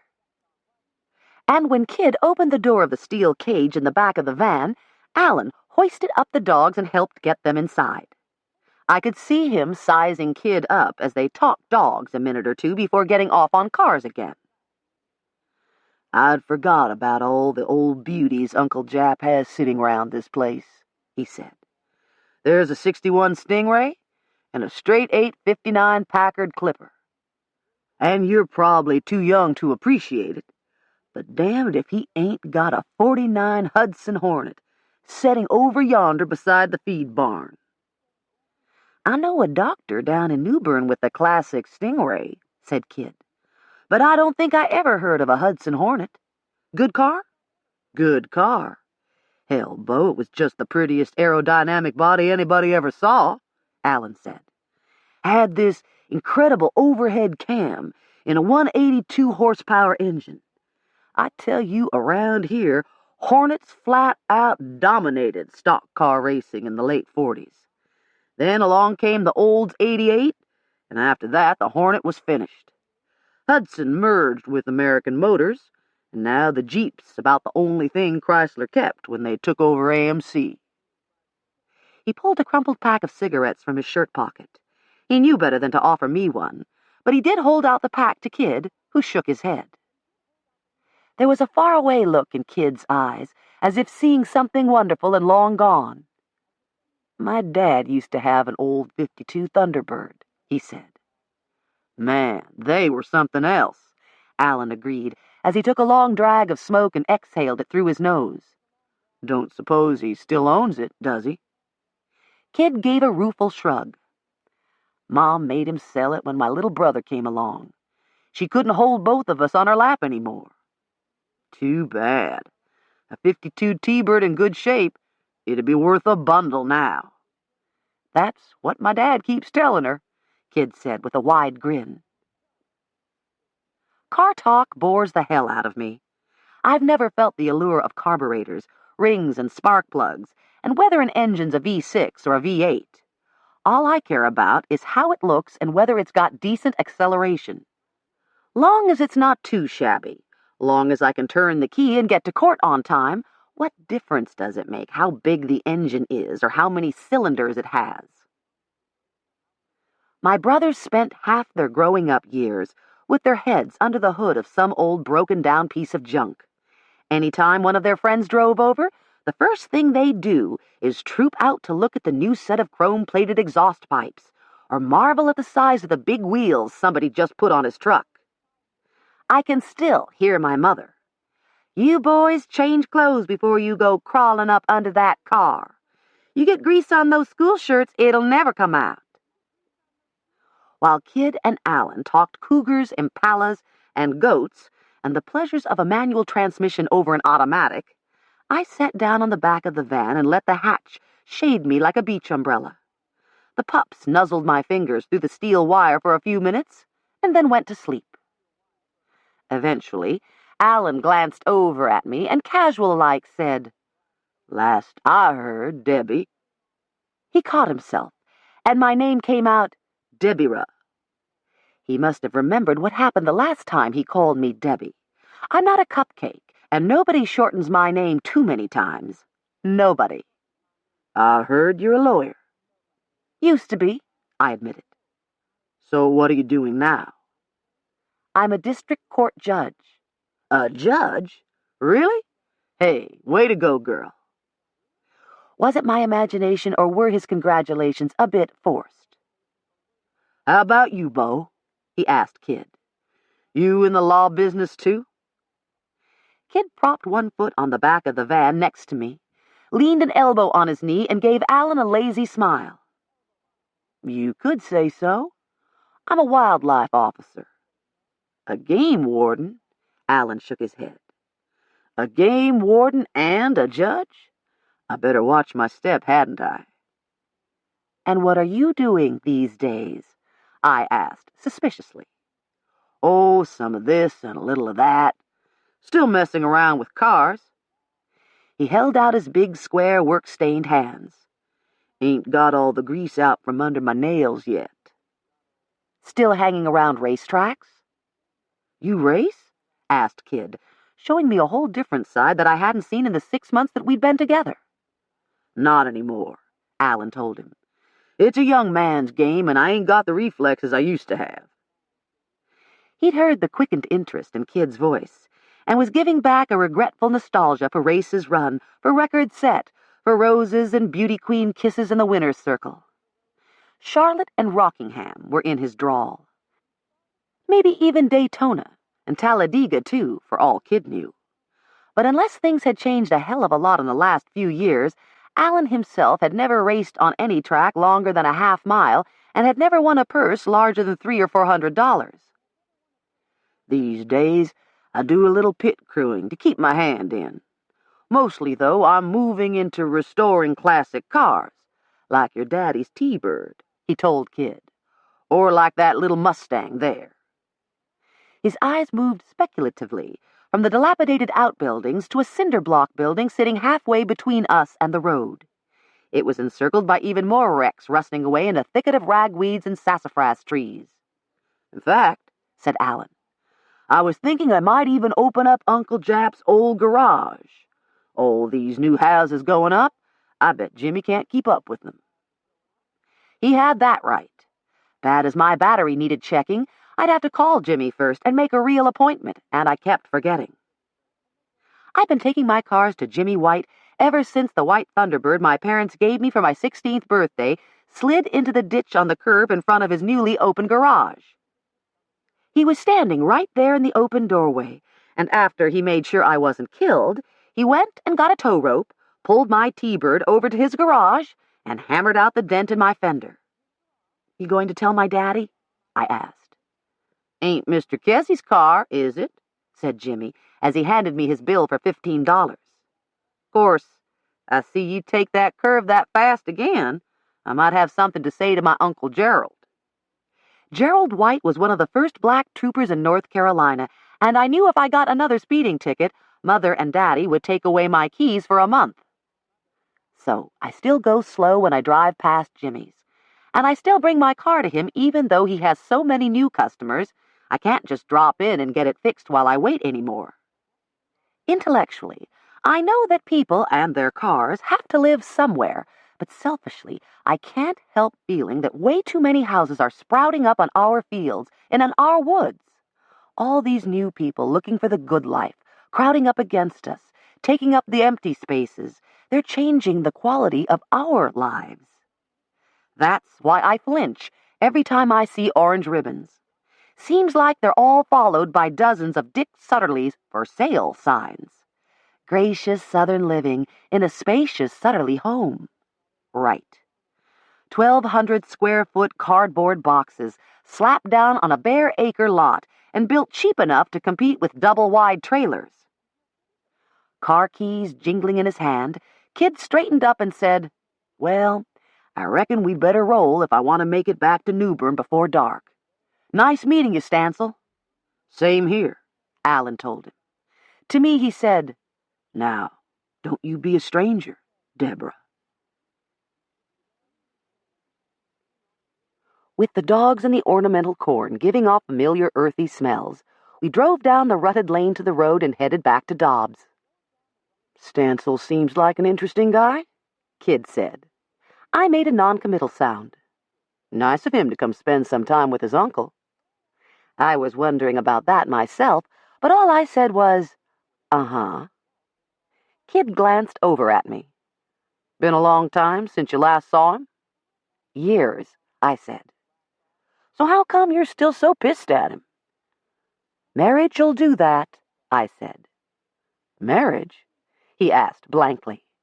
Then it registered, and the van suddenly veered so far into the passing lane that one wheel hit the shoulder and Aunt Zell's corn went flying. You were married? To him? What happened to interesting and nice guy? He was too steamed to smile. The whole time we've been together, and you never found a spare minute to say, "Oh, by the way, I used to be married to some redneck speed jockey"? I thought we agreed not to talk about past relationships. Relationships, yes, but marriage is more than a one-night stand. Wasn't I upfront about Jean and Amber? You were married for 12 years, I said, and you could hardly keep Amber a secret. Sooner or later I was bound to wonder why your spare bedroom's done up in ruffles and lace. Kid's 14-year-old daughter is very retro-feminine. It's not funny, Ms. Judge. Is there a kid you forgot to mention, too? I was starting to get a little steamed myself. Does it matter? Jesus Christ, Deborah. Of course it matters. I thought we had something open and honest here. I thought... Both hands clenched the steering wheel, and he drove in moody silence. This had the makings of our first fight, and I was bedamned if it was going to be over Alan Stancil. Look, I said, twisting around till I was sitting on my left leg and facing him across the width of the van. If you really want to know why I don't talk about it, why I try to not even think about it, it's because Alan Stancil's the stupidest thing I ever did in my entire life. My internal preacher gave my conscience a jab, and I amended, well, one of the stupidest anyhow. Sometimes I still can't believe I was ever that messed up. My only excuse is that Mother had just died. I was 18 and a freshman at UNCG, away from home for the first time. I was mad at God, mad at Daddy, not talking to at least 8 of my brothers, even mad at Mother for dying. The van suddenly felt hot and stuffy. I cracked the window and took several deep breaths. Running off to a Martinsville magistrate with Alan seemed like a way of getting some of my own back. Of course, we hadn't been married 20 minutes when I knew it was a mistake, but by then I was so high on pot and tequila I didn't really give a damn. I lowered my window all the way, and cool wind whipped my hair into tangles. Kid reached over and laid his hand on my drawn-up knee. You don't have to tell me anymore if you don't want to, he said gently. There's not much more to tell. About a week after we married, he went and called me Debbie, one time too many. I was slicing limes with the rusty old butcher knife, and I guess I overreacted. Scared the hell out of me. I got him to the emergency room before he bled to death, and then I just walked out the door and kept walking. Home? No. There were some other girls, women. Race car groupies, I said vaguely. I crashed with them. I don't like to think of that brief period. It had seemed like an eternity when I was living it, terrified that Alan might die, then scared he might live and have me arrested for trying to kill him. I freaked and crawled inside a tequila bottle carrying my salt shaker. To this day, I still can't look a margarita in the eye. Dallas was the one who'd given us a ride up to Martinsville, and when he heard what happened, he came looking for me and tried to bring me home, only I wasn't ready to come back and be preached at. I did let him take me on up to my Aunt Barbara's house in Maryland, and while I was there, Daddy and my cousin, John Claude, the one that's a lawyer over in Dobbs, they had the marriage annulled before half my brothers were even aware I wasn't still at school. It was over 2 years before I finally came home, so I doubt if there's 10 people outside my family that know it ever happened. 11 now, said Kid. I slid across the wide seat and tucked myself under his free arm. I said outside my family.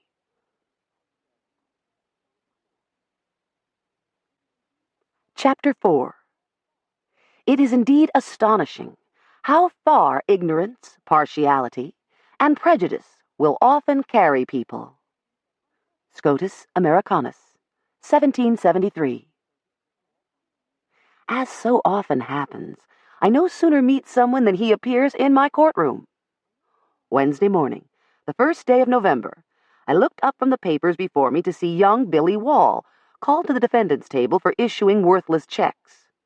A very young, very pregnant woman with short brown curls sat on the bench beside him, and she gave his arm an encouraging pat as he stood up and came forward. The prosecuting witness was Curtis Thornton, a cheerful, balding man who owned Thornton Tires, a truck and tractor tire service between Dobbs and Cotton Grove. Mr. Thornton is no stranger here. He's one of those easygoing businessmen who freely extend credit, accept anybody's check, and then use district court as their collection agency when the check bounces or the debt isn't paid. There's been some talk about changing the setup and requiring such businessmen to hire private collection agencies or pay the court a fee, but until the laws are changed, all I can do is lecture the Thorntons of the world about their trusting natures and order the defendants to make restitution or go to jail. Thornton took the stand and testified that this was the second time Billy Wall had made payments with a bad check. Much as I hate to press charges against such a hard-working young man, Your Honor, you know I do have a business to maintain. Speaking in his own defense, Billy Wall was clearly embarrassed to be standing before me so soon after we'd met out at Jap Stancil's pumpkin patch. He'd crammed his Royster fertilizer cap in the hip pocket of his jeans, and his knuckles were raw-boned as he leaned his hands against the table. He looked so much like one of my nephews, as he earnestly explained how he'd gotten a little behind this fall, that I couldn't help feeling sympathetic toward him. My truck needed some work, and a set of new tires, too, if I'm going to haul corn up to Washington, and then I had to pay my labor cash or they wouldn't ready the corn. I swear, I'll give him his money soon as I get back next week, but Judge, I just ain't got it till then. I could have laid a fine on him, in addition to court costs and restitution, but it seemed to me that if Mr. Thornton was going to keep on handing out credit so freely, he could just wait another week for the $1,600 Billy Wall owed him. But I don't want to see you back in here with Mr. Thornton again, I warned. No, ma'am, he promised. Thank you, ma'am. As he turned away, his young wife stood up to meet him with a relieved smile, and she too murmured thanks to me. I smiled back and handed the judgment papers over to the clerk, then looked expectantly at Tracy Johnson, the assistant district attorney, who was prosecuting today's calendar. She seemed to be in yet another whispered conference between two attorneys. Court's busy enough without these constant interruptions. "What's the hold-up, people?" I asked impatiently. "Sorry, Your Honor," said Tracy, without a smidgen of sorrow in her tone as she reached for the next shuck. She's been an ADA about a year longer than I've been on the bench. Tall, blonde, knock-out gorgeous, or would be if she'd take off those ugly, oversized glasses. She thinks they make her look more professional. I shifted my gaze to the two attorneys who'd taken advantage of the 6-second break that occurs when I sign a judgment and hand the paper over to the recording clerk. Sometimes there are legitimate and urgent reasons for a lawyer to speak with the ADA while court's in session, but sometimes it's just a matter of the lawyer's convenience. Give them too much leeway, and they'll end up conducting a lot of their business on your time. Mr. Whitbread? Mr. Stevenson, either of you have clients on this morning's calendar? Reed Stevenson's my own cousin and former law partner, and he was too familiar with my testy tone not to say, "No, ma'am," and sit himself down. But Edward, Big Ed Whitbread, thought he had enough charm to get away with it. He gave me an ingratiating smile as he continued to lean over Tracy's shoulder. "Your Honor, if I could just—" "Unless this pertains to the next case, I suggest you speak to Ms. Johnson when we recess," I said crisply. He probably had business elsewhere and hoped to clear up a small but crucial point with Tracy so he wouldn't have to wait around till I was ready to recess. "Sorry, Your Honor." He lumbered over to squeeze his ample backside in between Reed and another colleague on the attorney's bench. "Call your next case, Ms. Johnson." The next 35 minutes moved briskly as we disposed of some more guilty pleas. Pimply-faced black and white kids of both sexes stood penitently before my bench, nervous that they were about to lose their driver's licenses before they'd even worn the new off. Unless they'd done something really stupid, like passing a stopped school bus, roaring through a residential section, or deliberately running a red light, I usually enter a prayer for judgment continued, so that they don't get points against their insurance or licenses. At 10:30, a grandmotherly white woman came forward with a timid air. She didn't look like a leadfoot, even though she was charged with doing 57 in a 45-mile-per-hour zone. Probably hadn't noticed when a 55 zone changed to a 45. "How do you plead?" I asked. She hesitated nervously and seemed to be on the edge of blank panic. I leaned forward and spoke as gently as I could. "Guilty or not guilty, ma'am?" "Guilty," she blurted. "But I'd sure appreciate it if you could offer up a prayer for my redemption." The attorneys and law officials seated on the side benches burst into laughter, and I couldn't stop my own lips from twitching as I said, "You haven't been with us before, have you, ma'am?" Bewildered, she shook her head. I explained what a prayer of judgment was. Basically, a suspended sentence, the temporal equivalent of "go in peace and sin no more," entered hers, then announced a 15-minute recess. 3 lawyers swarmed toward Tracy. As I stepped through the courtroom door and out into the corridor, I too was waylaid by people who wanted my signature on various documents. I signed a search warrant, a couple of show causes, and a temporary restraining order against a well-known merchant here in Dobbs who always treats his wife with old-fashioned courtesy. At least, that's how he always treats her in public. According to her attorney, he'd broken her nose last night, for the second time in 2 years. I haven't been on the bench long enough not to still be surprised by the violence that can rage behind a lovely facade of heirloom silver and Queen Anne mahogany. Eventually, I made it to the restroom off the small office assigned to me this week, and when I emerged, I found Marilee Yadkin Grimes clicking up and down in turquoise high heels in front of the bare desk. She's a Clairol Auburn, a perfect size 4 body inside that turquoise suit, and 5 or 6 years older than me. "Than I," comes Aunt Zell's voice in my head. Aunt Zell fights a losing battle with my grammar. "Hey, Marilee, what's up?" I asked. Dallas's cousin works in Raleigh, a middle manager of something with the Department of Transportation, and would normally be in her own office on a Monday morning. "It's not what's up, but what's out," she said, her little Yadkin eyes flashing.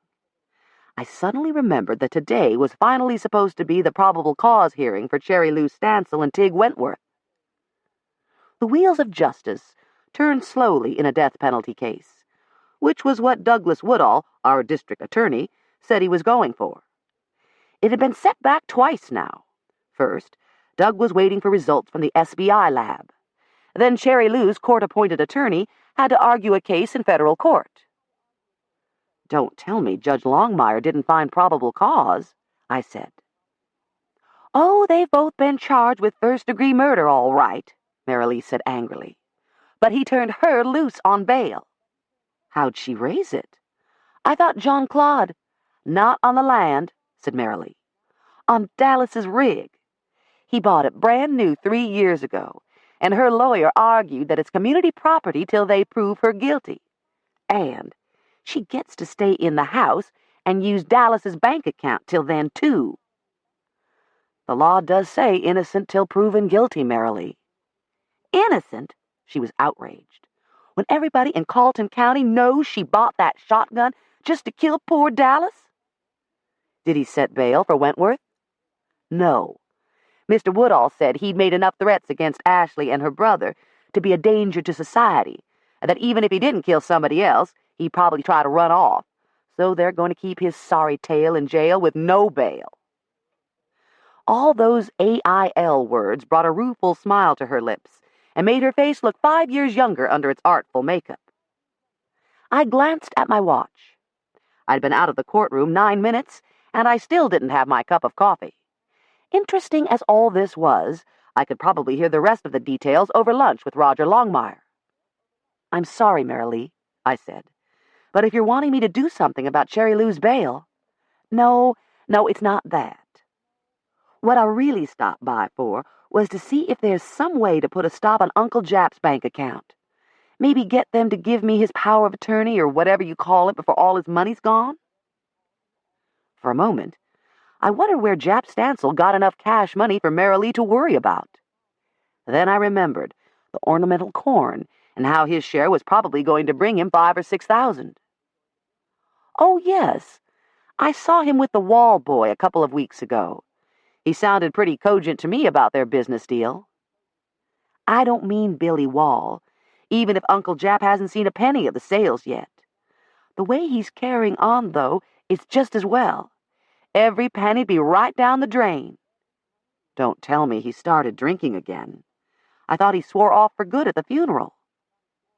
Jasper Stancil had pulled some monumental drunks in his day, but Daddy said he'd already tapered off even before Dallas was killed. Alan's got him started again, said Marilee, with returning anger.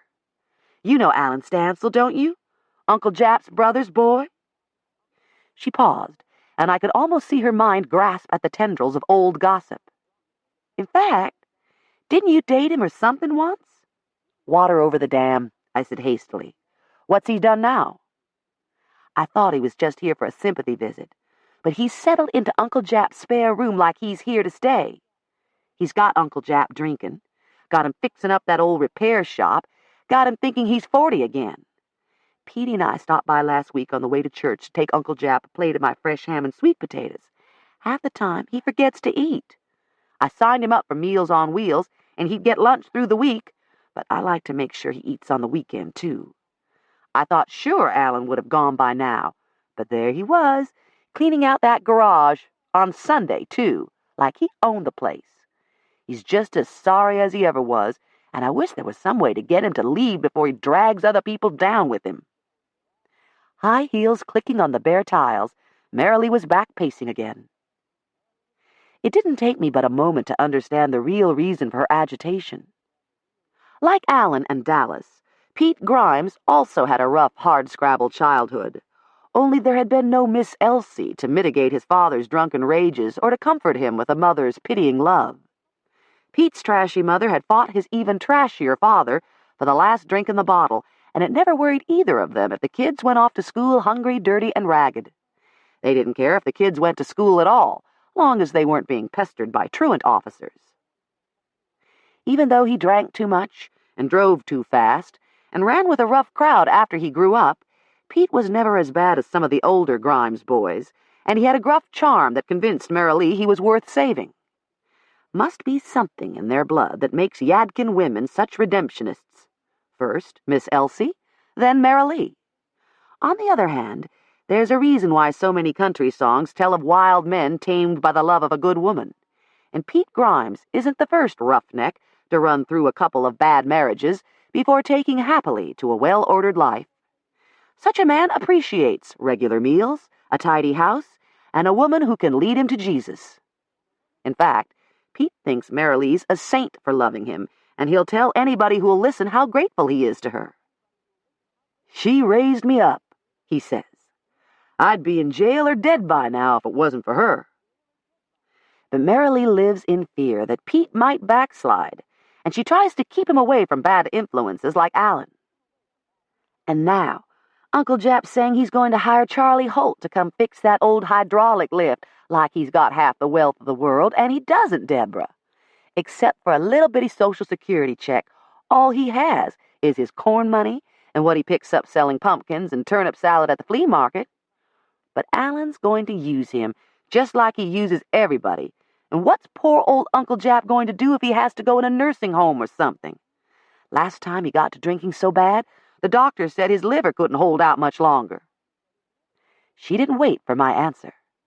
So what I want you to tell me is, how can I get Uncle Jap's power of attorney, or maybe get me named his guardian? You can't, I said bluntly. Not unless he agrees to it, or you can show that he's mentally incompetent. And even that might not do it if his nephew wanted to fight you for it. After all, he's Mr. Jap's closest kin. You're only related through Mr. Jap's wife, and she's dead. But I was blood kin to Dallas, and I'm the one that's been looking after Uncle Jap for years, Marilee argued. Ever since Aunt Elsie died, whenever Dallas went on the road, he went easy, knowing I'd check on his daddy while he was gone. Even after he married Cherry Lou, and brought her back here to that nice house he built for Mary Otley, I'm the one Uncle Jap always called if he needed anything, not her, and certainly not Alan Stancil. What's he ever done his whole life but crash in on Dallas and Uncle Jap every time he gets fired or wrecks his car or needs to hide out from some woman? Everybody knows how good you've been to Mr. Jap, I assured her. But unless you can show that he's no longer competent, he can stand on top of the courthouse and fling his money to the four winds if he wants to, and there's nothing we can do about it. Marilee looked horrified at the thought. I looked at my watch. I'd been out 14.5 minutes, so no coffee for me this morning. Darned if Alan wasn't doing it to me again.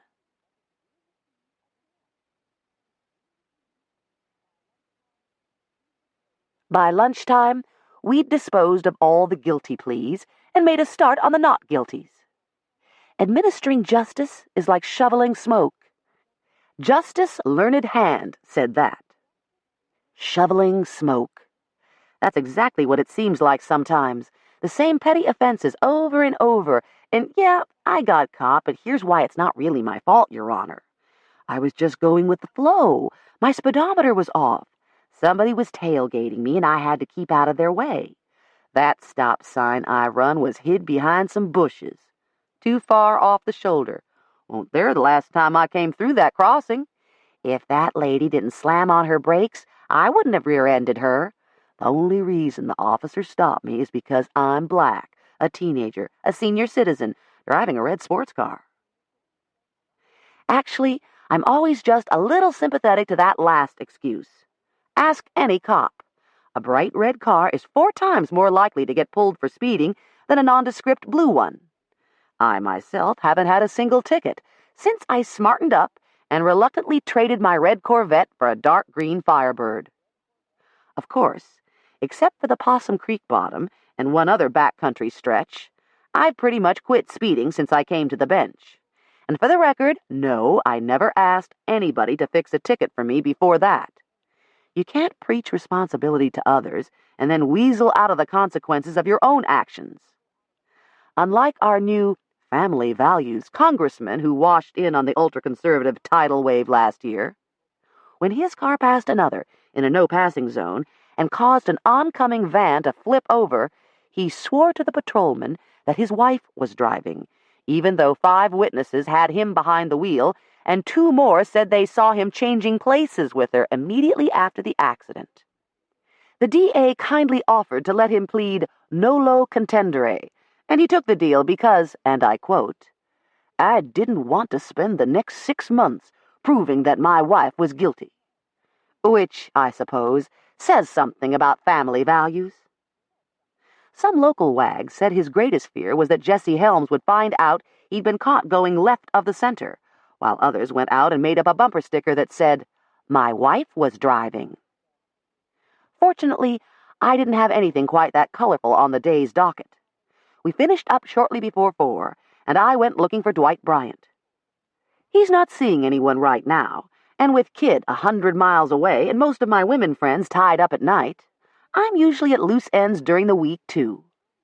I found him at his desk in the sheriff's department. Want to drive over to Raleigh and catch the early show at the Long Branch? Can't. I'm overseeing security at East Dobbs' football game tonight. It's a makeup game. As Sheriff Bo Poole's chief of detectives, Dwight wasn't exactly earning a shabby salary, and I raised my eyebrows. Moonlighting? Yeah, he said dejectedly. Got a call from Jonna last week. Cal's front teeth are coming in crooked, and he's going to need braces. Braces on top of the maximum child support for his income bracket? Wasn't going to leave him much walking around money. Most of Dwight's friends think Jonna took him to the cleaners in their amicable divorce, but we never hear him gripe about it. I was ready to gripe for him. Cal inherits her teeth and she can't pay for the braces? He shrugged. What can I tell you? C'est la damn vie. Sitting in domestic court a few days later, I thought of Dwight as I listened to a long string of excuses from the men who'd been hauled before me because they refused to recognize their responsibilities toward the children they had fathered. One man, with a half a pound of gold around his neck and wrists, explained that he'd gotten behind on his child support because he had to buy a new suit and a plane ticket to California. His brother was getting married and he was the best man. Best man. Right. 3 more said they'd been laid off. No jobs, no money. I could have sent them to jail, but why should taxpayers support them and their kids too? Instead, I've picked up on something a colleague over in Goldsboro's been trying. When deadbeat dads, and the occasional deadbeat mom, quit paying because they aren't working, the Honorable Joe Setzer fills their days with community service. They get to sweep gutters, pick up litter, rake leaves, mop floors, or wash windows. 8 hours a day, 0 pay. After a few days of working for free, most of these young men miraculously find jobs that let them resume their child support obligations. Along with everything else today, I also had a contested paternity suit from a few weeks earlier. Clea Beecham, the mother, Timothy Collins, the alleged father, and Brittany Beecham, a perfectly adorable 2-year-old baby girl. The young mother swore that Collins was the only man she'd been with for 6 months before the baby was conceived. Collins admitted that he'd lived with Miss Beecham during the pertinent time period. But I'm not the first guy she ever slept with, and I certainly wasn't the last. That's why we broke up. She was seeing the same guy she'd been with before me. As is not unusual in proceedings like this, both parties had insisted on blood tests, and I'd agreed to the postponement. My good friend, Portland Brewer, was representing Timothy Collins, and from that kitten-in-the-cream look in her eye this morning, I didn't really have to hear the testimony to know that the blood test had turned out well for her client. She stepped forward now to question the witness, a qualified technician from one of the medical labs in the Research Triangle, who had taken the stand with a thin manila folder. Mrs. Diana Henderson was in her early 40s. She wore a black skirt and a white silk blouse that was neatly knotted at the neck. Despite her businesslike air of competence as the clerk swore her in, Mrs. Henderson hadn't entirely forgotten she was a woman. Her blouse was demurely styled, but so sheer that when she twisted around to retrieve a dropped document, I could clearly see the lace on her slip and even a dark mole on her left shoulder blade. That plain black skirt did nothing to disguise her slender hips, and her black patent T-straps had 3-inch heels that drew attention to her slender ankles. Ash-blonde hair fell softly around her thin face. Not the most attractive face, unfortunately. She had nice eyes, but her nose was too long and her chin was almost non-existent. Her voice was music, though. Soft, yet every word distinct and deliberate, as she told in measured tones how she'd taken blood samples from Mr. Collins and Miss Beecham and the baby girl. She described the tests she'd performed and explained how the results proved conclusively that Mr. Collins couldn't possibly be this baby's father. Miss Beecham's attorney gamely tried to get the technician to admit that the tests weren't absolutely positively 100% accurate, but Mrs. Henderson wasn't having it. While they can't prove conclusively who the father is, she said authoritatively, they do prove who the father isn't. There's no way that the man who provided this blood sample could have fathered this particular child. As I thanked Mrs. Henderson and dismissed the case, young Timothy Collins triumphantly kissed his new girlfriend. At least, I assumed from the length of the kiss that she wasn't his sister. And judging by the baffled yet grimly determined expression on Clea Beecham's face, I had a feeling I'd be seeing her back in court as soon as her attorney could serve papers on her other ex-lover. They left my courtroom, and a social worker came forward to petition for the termination of parental rights to 2 young half-brothers barely out of diapers. The mother was a 17-year-old crack addict who left the boys alone for hours at a time. They had been in foster care several times.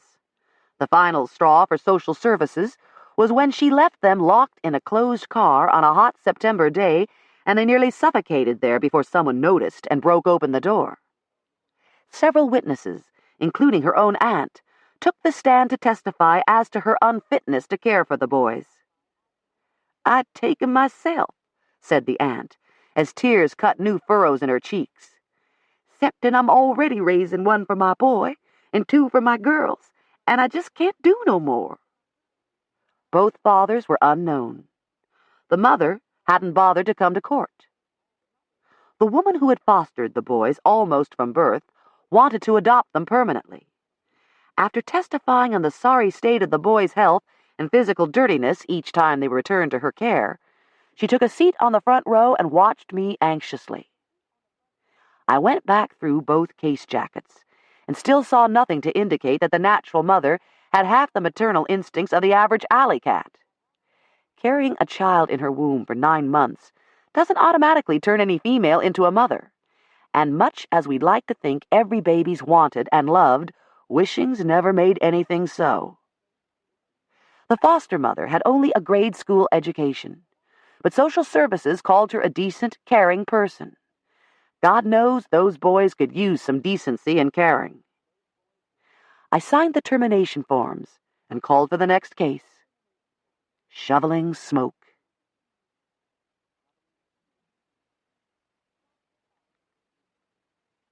Chapter 5.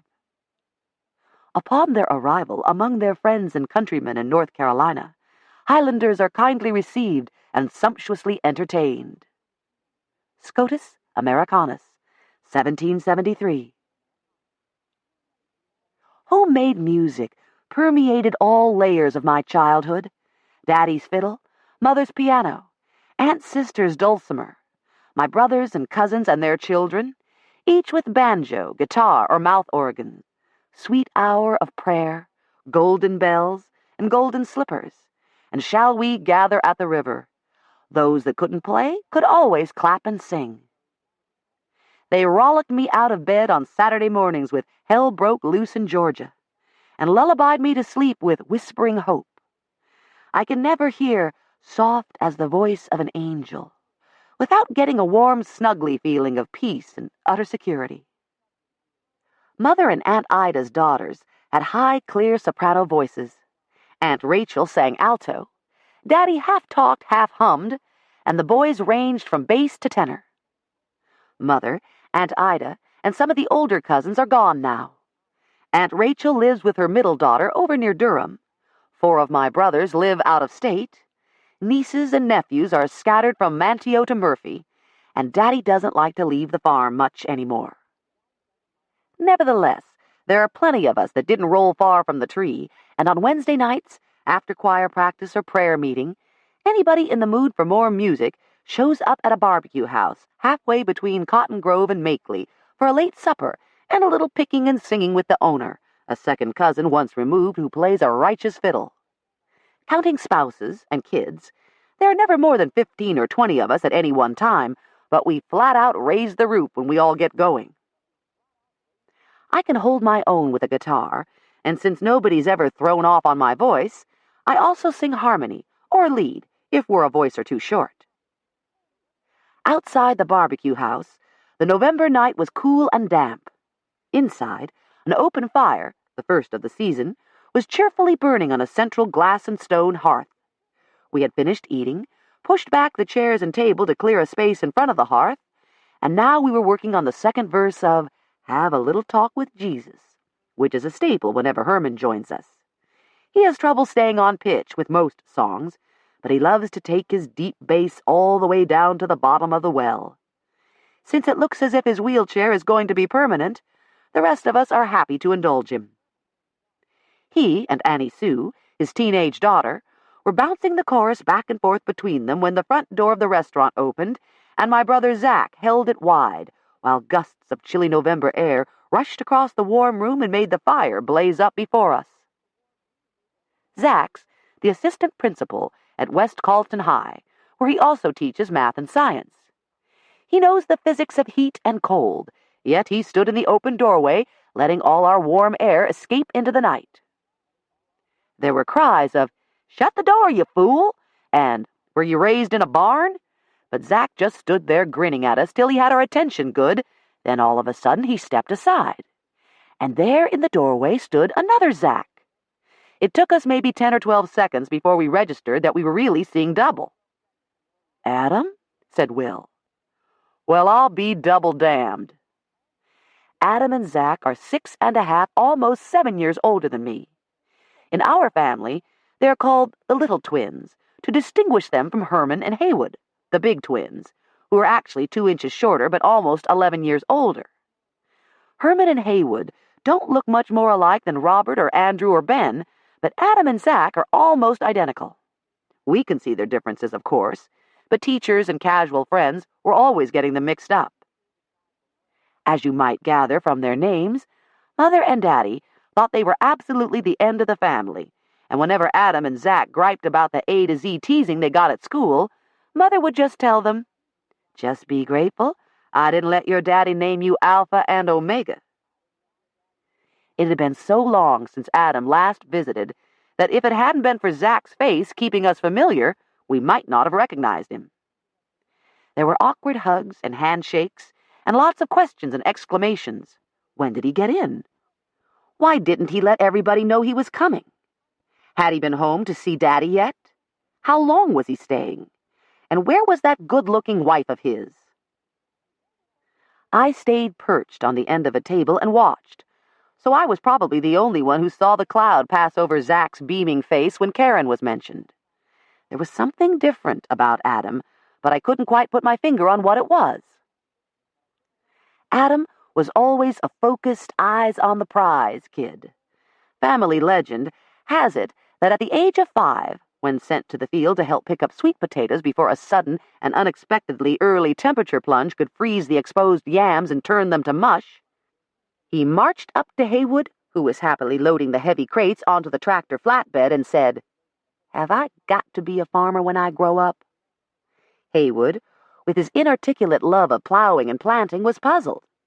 "Well, what else would you want to be?"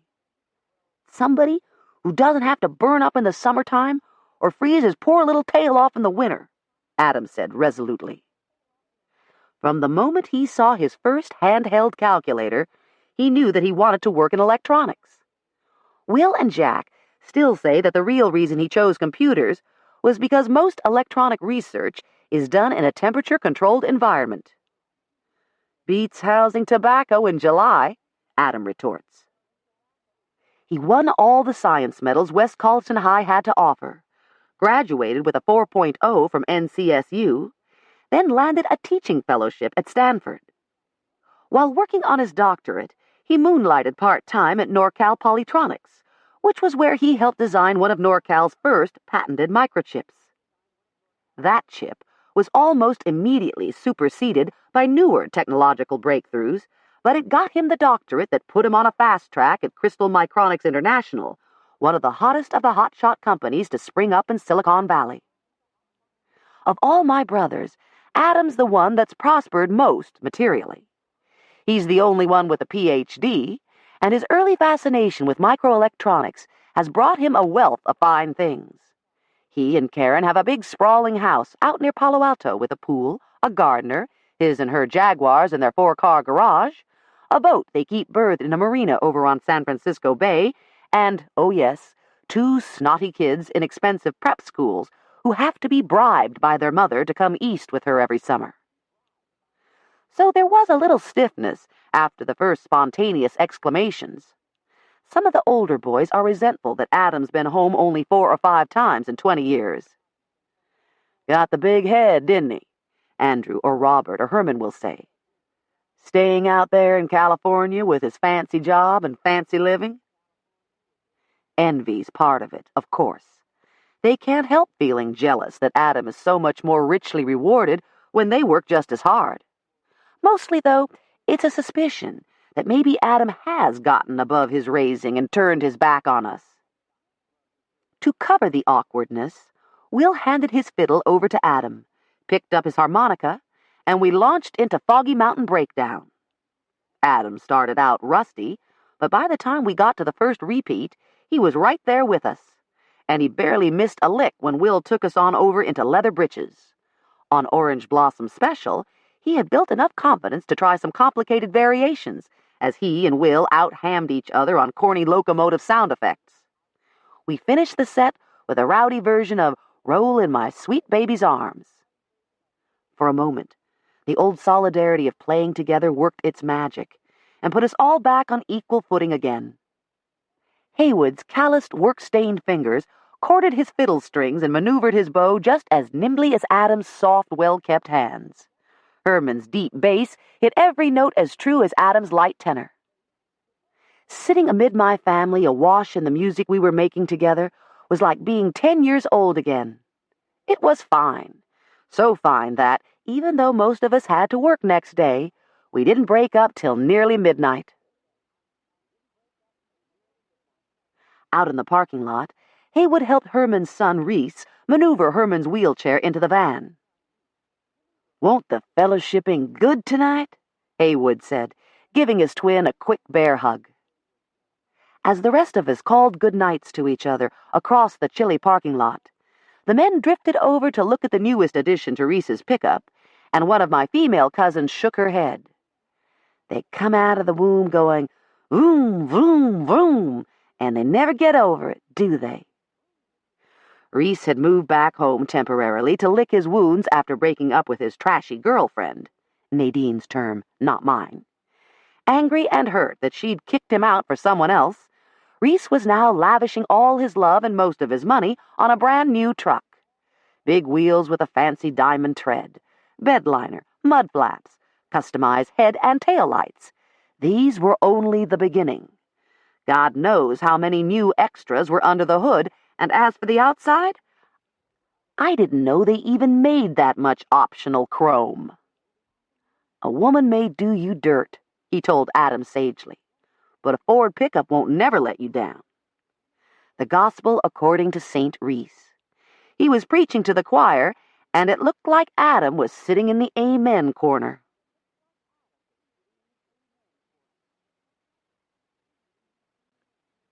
Chapter 6.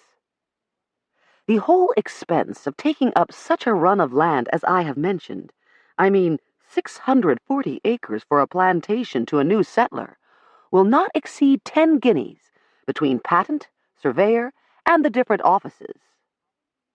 Scotus Americanus, 1773. Next day, I learned why Adam had come home just now. Dick Sutterly had made him a hefty offer for the 3 acres that had been sitting idle since he and Karen moved to California. 25 years ago, Adam and Zach were seniors in high school when Karen transferred into the junior class. It was handheld calculators all over again. Adam came home from their second date and told Daddy and Mother that he wanted to marry her immediately after graduation. The standard arguments against a youthful marriage were advanced, but they would have had better luck arguing him out of computers. As usual, Adam had already worked out most of the details beforehand. He would take the money he'd saved for a new car and buy a used mobile home instead. If Daddy would give him a place to put it, and if Haywood, who had a backhoe, would help them dig a well and septic tank, he and Karen would live there as frugally as field mice, and both would commute to their schools. It would be cheaper than paying room and board in a dorm. "I'll work out our living expenses in the summers. She'll go to college full-time, and we'll both have our undergrad degrees in 4 years." "And what if she has a baby?" Daddy said. Adam couldn't help grinning at that question because the younger boys always used to wonder if the reason he'd fathered 11 sons was because, 1, he really wanted that many, 2, he wanted a daughter so bad he didn't care how many boys it took, or 3, he simply didn't understand the mechanics of reproduction. Newsflash, Daddy, science has discovered how babies are made. "You getting smart with me, boy?" Daddy asked gruffly. But by then Mother was laughing too, so Adam knew he'd won. And because he himself would never have lived on land he didn't hold clear title to, Daddy had deeded Adam a 3-acre site on the far edge of his holdings, big enough for a trailer and a good-sized vegetable garden. Back then, raw farmland was going for about $600 to $800 an acre. Nowadays, such land runs $3,000 to $6,000, and a single-acre building lot can bring as much as 10 or 12 if it has good road frontage. Adam's 3 acres, 2.9 acres to be precise, shared an easement lane with Gray Talbert's nursery. There was barely 30 feet of road frontage, and the lot was so awkwardly shaped that you really couldn't put 3 houses on it and meet county building regulations. So why was Dick Sutterly offering him $45,000? That was way more than it was worth. "For that matter," said Seth, "how's a low-end developer like Sutterly pay that kind of money?" "Lower your voice," said Adam. "I promised him we'd keep this quiet." It was noon recess, and Adam, Seth, and I were in the courthouse basement, in the deed book section of the Register of Deeds office, looking for the plat of Adam's land. Not counting that first baby boy that was stillborn more than 35 years before my birth, Seth is Daddy's 7th son. Daddy still makes his own decisions, but being in his 80s now, he doesn't have the same zest he used to for snaking out all the details that inform those decisions. Seth is level-headed and intelligent, and his and Minnie's farm is right next door to the home place, so more and more these days, Daddy relies on him to look into things like this and bring home the facts. The last time I'd been down here to check on a deed, the place was as quiet as a library and nearly empty, except for genealogists diligently sticking twigs back on their family trees by tracing land divisions from one generation to the next. Now the room buzzed with muted questions and conversations. Almost all the counter space was taken up by paralegals doing title searches and real estate people looking for greener pastures to develop. Adam wasn't the first to get a tempting offer, and Sutterly doesn't have a monopoly on bulldozers. Ever since I-40 opened, we've all had bids for bits and pieces of our land, and we've all said no thank you. "Why are we even wasting our time here?" I asked, checking the deed book by the number on Adam's deed. "It's not like you're going to sell." Adam lifted up the big, heavy, leather-bound book I'd pointed to, carried it over to the counter that had one end clear, and began turning the pages. "Page 108, was it?" I looked at Seth, who shrugged. "Are you?" I asked, in a sharper voice. Adam gave an impatient twist of his shoulder. "I just want to see what's happening, okay?" The 3 of us put our heads together over page 108 and got ourselves oriented. "Possum Creek," said Seth, pointing to a wavy line that ran from northeast to southwest and is a major boundary between Knott land to the north and the Stancil farm to the south. 130 years ago, everything south of Possum Creek to a dirt road running roughly east to west had belonged to the Pleasant family. Leo Pleasant still owns a big chunk along the road to the west, but when the original holding was broken up, Jap Stancil's grandfather got the eastern part bounded by the creek, Old 48 and the dirt road. G. Hooks Talbert's great-grandmother got a piece back off the road along the creek. Another Pleasant son, Merrily Yadkin Grimes' great-grandfather, also got land along the creek. And I believe it was Merrily's grandmother who sold it to Daddy sometime in the late 40s.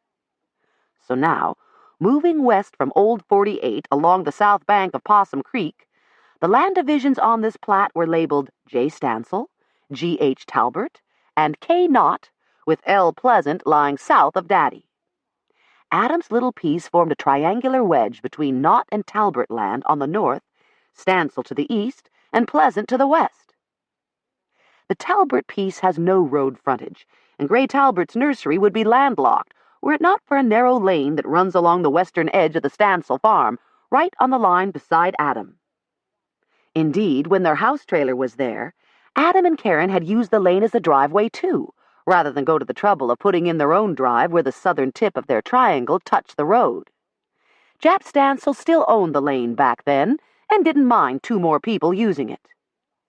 By now, the easement had existed for well over 50 years, so even if Mr. Jap or Dallas had wanted to close it, that was no longer their option.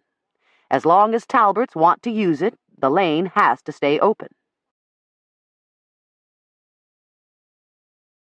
Land squabbles show up in district court so frequently that I know all about easement encroachments, and suddenly it began to make sense that Adam was being offered that ridiculous amount.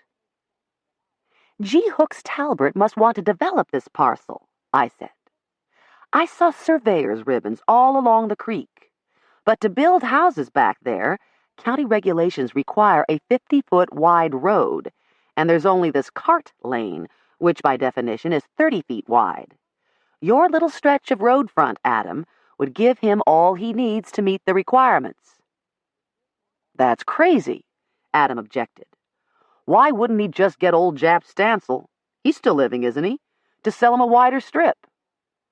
Because Mr. Jap deeded all his land to Dallas years ago, I said. Didn't Zach tell you about Dallas? Oh, yeah. Shot by his wife, was it? She bought the gun. Her son-in-law's the one that pulled the trigger. Poor old Dallas. Lived in a nest of rattlesnakes, didn't he? The trials could drag out for a year or more, I said. If Cherry Lou is found guilty, Dallas's estate will pass to Mr. Jap. But nothing can be done about establishing ownership till after the trial. Dick Sutterly's the one who tried to buy from Dallas, Seth mused. Wonder if he approached Leo Pleasant, too. It didn't take much digging to find the book that recorded Leo Pleasant's deed, but we had to wait till someone from Ed Whitbread's office finished using it. When we opened it to the right page, we found that it was marked by a slip of paper that held a column of 3 scribbled numbers that added up to the total acreage of Pleasant, Talbert, and Stancil land. Almost as an afterthought, whoever had used that scrap of paper had added a 4th figure to the total, 2.9, the precise size of Adam's triangle. There were no subsequent conveyances in the index to indicate that it had recently changed hands. Means nothing, I said. You don't have to record a deed until you're ready for it to be public record. Doesn't matter, Adam said, as he studied the plat carefully. The Pleasant farm must have a mile of road frontage. But what use is that to Sutterly if he's really bent on developing the Talbert piece? With Stancil land tied up in a murder trial, the only other way to get to it is through mine or Dad's, and we all know how he feels about selling. Something in Adam's voice made me begin to wonder, just how badly did my successful brother need $45,000? I couldn't ask him then and there, because Nadine and Herman were expecting him for lunch, and Seth wanted to get on back to the farm. He keeps a few hogs for the family freezers, and one of them was due to farrow that evening. But when I saw Dick Sutterly heading down the hall toward the Register of Deeds, I called to him. No reason he couldn't tell me what was going on. Adam promised me he wouldn't talk about this to anybody, Sutterly said, glancing around as if we were about to exchange plans to blow up the Kremlin. Late 30s, early 40s. Dick Sutterly has light strawberry blonde hair, a round face that gets pink when he's excited, and a waistline that isn't porky yet, but will be if he keeps riding around in his truck all day. I used to see him out in denims and work boots, with sawdust in his hair. Now he wears a shirt and tie under his windbreaker and split leather brogans on his feet. No sawdust, either. We were in my chambers, a bare room with a single desk and 3 chairs. I was lunching on a Pepsi and a pack of nabs from the vending machines over in the old part of the courthouse. With court due to resume in 15 minutes, it was all the lunch I had time for. If word gets out, it could send land prices right through the roof, Sutterly told me. Some big secret, as if he's the only one who's noticed the escalation of land prices in Colleton County these past few years. Dick Sutterly's just an opportunist, who happens to be in the right place at the right time. His father was an itinerant carpenter who built a skill saw, 3 nail aprons, and 2 jackleg helpers into a small construction company that Dick took over when the older man had a heat stroke one summer. From building modest individual houses to order, he began building 2 or 3 at a time on speculation. Those were leveraged into 10 and 15 house strip plats, and these became 60 and 80 house subdivisions with streets and cul-de-sacs. Now I've got a chance for something really big, he said, his cheeks turning pink. All I need is Adam's little scrap of land and I'm in business. More than that, he wouldn't say. Leo Pleasant in on this? I asked. G. Hooks Talbert? Sutterly's cheeks got pinker and pinker, but my lunch break ended before I could break him.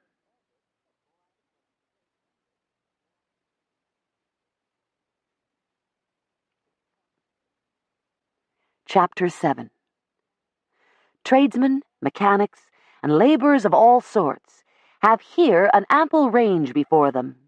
Hither then they may repair, and no longer remain in a starving and groveling condition at home. Scotus Americanus, 1773.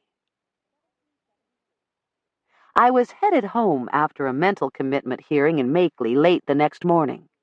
Despite fog and rain and dreary gray skies overhead, I was cheered by the seasonal sight of hollyberries ripening into bright red amidst shiny, wet green leaves. Deciduous trees had finally changed color too, but even though crepe myrtles and pecans showed skeletal limbs through rapidly thinning orange and yellow leaves, oaks and sweet gums and a lot of the other trees had barely begun to shed good.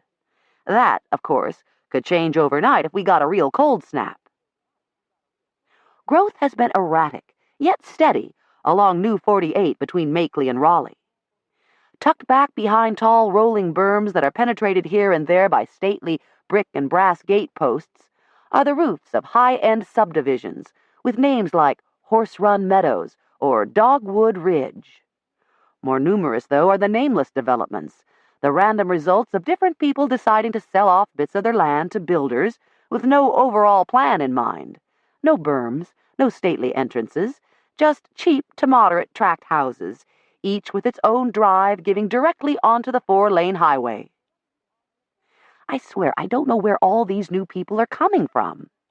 Sometimes I wonder how places like Iowa or Ohio or upstate New York still have enough people to make it worthwhile keeping the lights on up there. Doomed fields, as yet untouched by berm or bulldozer, bristled with real estate signs and surveyors' ribbons. Soybeans had been picked, tobacco and corn stalks had been cut, a few fields were even planted already in their winter crop of oats. Intermixed were stands of unharvested cotton. The plants had been sprayed with a defoliant, and the coarse, dark, leafless stems stood in stiff contrast to the soft, white fibers bursting from their bolls. A couple of days of sunshine and the cotton would be dry enough to pick. In the meantime, November was giving us its usual annual quirks. One day cool and damp, the next day warm. The temperature had climbed back into the high 70s this morning and sent a line of thunderstorms rolling through the area, some of them so violent that I had to pull over once because I couldn't see the front end of my car. Rain bucketed down on my sunroof, and the windshield wipers were about as useful as a broom in a sandstorm. To make it even more harrowing, my lights had continued to dim in the last week, and I worried that other cars, groping past me in the blinding downpour, wouldn't see my taillights till it was too late. When the rain finally slacked off enough to drive on, I realized that I wasn't far from the cutoff to Jimmy White's garage. Maybe he wouldn't be too busy on a rainy Friday midday to at least tell me whether it was my new battery or something worse. 2 years ago, Jimmy's single-bay garage expanded to 3 bays, and he could probably add on another 2 if he could find competent mechanics willing to work as hard as he does. I doubt he's really looking, though. Having enough time for his church and family seems to be more important to him than money. Even so, whether he wanted that much extra work or not, the yard was filled with cars, and I had to thread the needle to pull mine up to the side door. Warm as it was, the middle bay door was open, and I could see cars up on all 3 lifts, but no sign of Jimmy, his son James, or Woodrow, their 3rd mechanic. I splashed across the soggy ground, opened the door, and stepped into their lunchtime matinee. Clamped in the vise on Jimmy's main workbench was a board that extended out like a short shelf. Sitting on the board was a small color television. James had dragged up a stool. Skinny little Woodrow sat cross-legged on the hood of a nearby pickup. Jimmy had swiveled his desk chair around, and 2 more black men I didn't recognize were sitting on a low bench they jury-rigged from a plank and 2 concrete blocks. All had takeout plates balanced on their knees, and on the floor beside them were drink cups full of iced tea from my cousin's barbecue house over on 48. Except for their choice of china and crystal and eccentric seating arrangements, it could have been the Possum Creek Dinner Theater. Everyone glanced over and nodded when I came in, but clearly I'd interrupted a climactic moment. I stepped around to see what was so interesting. Another celebrity trial, basketball previews, highlights from the final car race of the season. On the television, two impossibly gorgeous, and obviously naked, daytime actors were writhing together beneath tangled pink satin sheets. Talk about climactic moments. They were going at it so hot and heavy with hands and mouths and little animal noises that it's a wonder the screen didn't fog up. So this was why I always got the answering machine if I called these men at lunchtime. Soap opera? Jimmy tore his eyes from the young and the restless and started to put down his plate. "Sorry," I said, "but I'm afraid something's wrong with that battery you put in last month." "You finish eating, Jimmy," said a voice behind me. "I'll check it out for her." I turned, and there was Alan Stancil. "Hey, thanks," said Jimmy, sinking back into his chair, his attention already focused on the TV again. "Battery tester's over there on that Mercury." Reluctantly, I followed Alan back outside. The sky had lightened momentarily, but more thunderheads were roiling up in the west. I popped the hood and started the engine, and Alan did his thing with the battery tester. After a few minutes, he hollered for me to shut it off, and he began pulling on various belts. "Try it again." Again, I started the engine, gave it more gas when he told me to mash down, turned my lights off and on, then switched off as he eventually closed the hood and came around to my side of the car. "Nothing wrong with your battery or your belts, far as I can tell," he said. "But it's not charging right. Looks to me like your alternator's going to the bad. You don't get a new one pretty soon, it's going to leave you on the side of the road somewhere."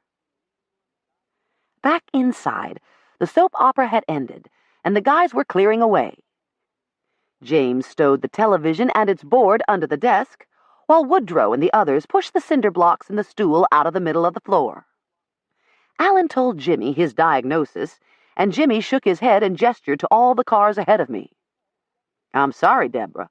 You know I'd do it in a minute if I could, but I'd have to send James to town for the part, and the way we're so backed up, there's no way in the world we can get to it before Monday or Tuesday, and even then—" His voice trailed off into uncertainty. "I don't mean to be butting in," said Alan, butting in, "but she sure needs to get it changed, and I'm not doing much right now." "Would you?" Relief brightened Jimmy's face. "He really does hate to make me wait." "That'd be great. You all do know each other, don't you, Deborah? Dallas's cousin? Staying over yonder with Mr. Japp. He knows as much about cars as me." Alan smiled broadly beneath his mustache. "More." "Nah, now, I didn't say that," Jimmy laughed. "But he'll do you right." Which was how I found myself riding over to Cotton Grove with Alan to buy a new alternator.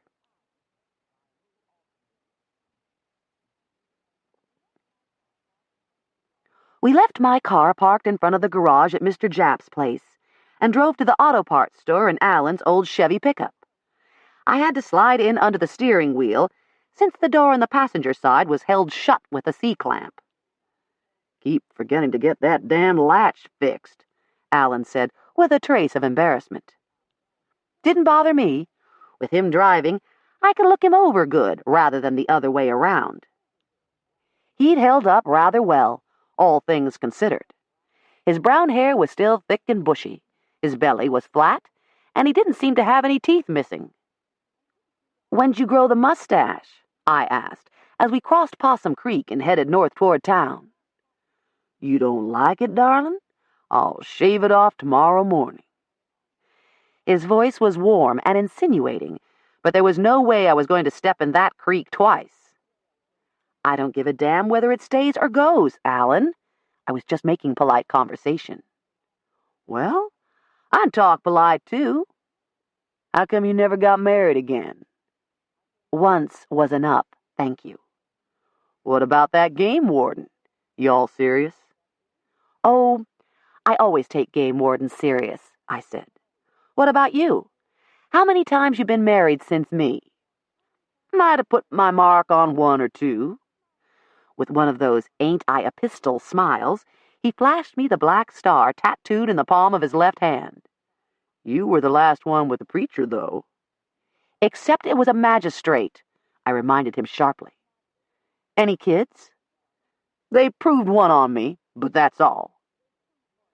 I knew that Alan had been married before I met him, and I seemed to recall mention of a son. You mean Kevin? Was that his name? Keith. Nah, he's grown up now. Lives up in Richmond. I'm still paying for a girl that...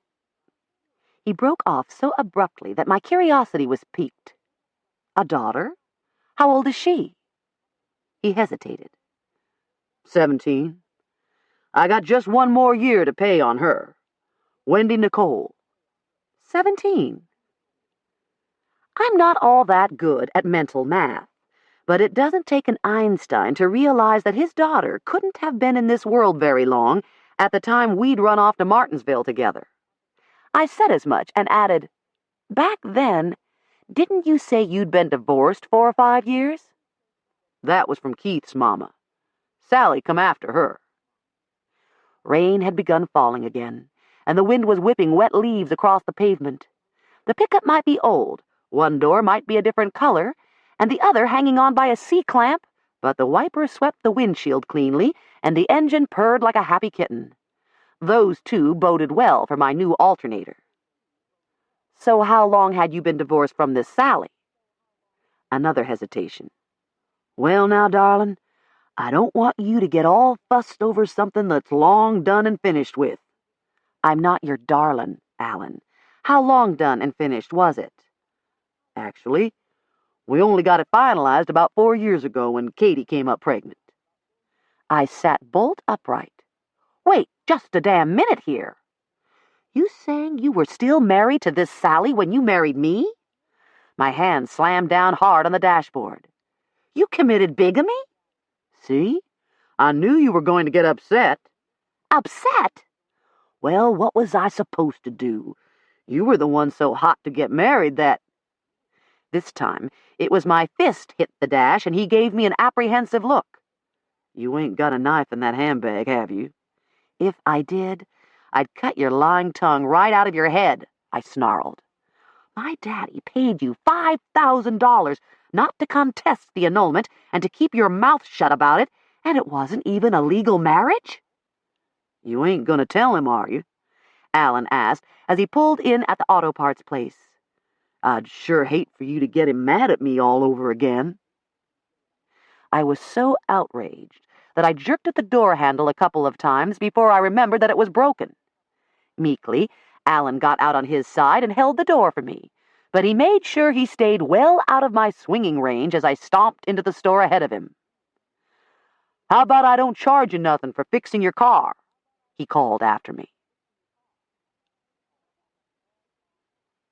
The trouble with small pond life is that it's awfully hard to go anywhere without bumping into a relative. When I walked into the store, my nephew, Reese, was there at the counter talking to the clerk about the merits of different floor mats. With winter coming on, I got to do something to keep the mud off my carpet, he said, with an inquiring look at Alan. I swallowed my anger and introduced the two of them after Alan had told the clerk what we wanted. While the clerk went off to find an alternator that would fit my engine, they talked carpet cleaners and the care and feeding of vinyl interiors. By the time the clerk came back and I'd handed over my credit card, Alan had convinced Reese he was the one to help him install his new stereo speakers in the door panels. You might want to see how he fixes his own doors before you turn him loose on yours, I said nastily. Alan just smiled. Everybody knows the shoemaker's children always go barefoot.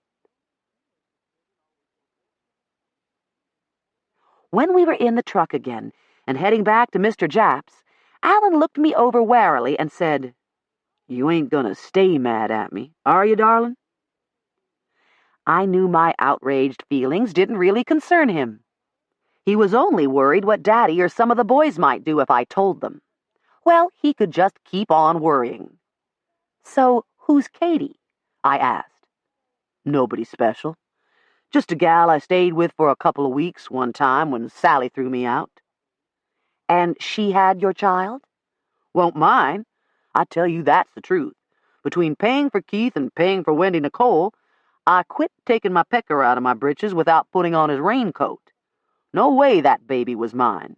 She took me to court, but I got a blood test, and it proved that little girl was somebody else's. Lucky you, I said, remembering the relief of Portland Brewer's client when the blood test let him off the hook. Won't luck, darling. It was science. You know how much I'd have had to pay if they proved it on me? Depends on what you're making.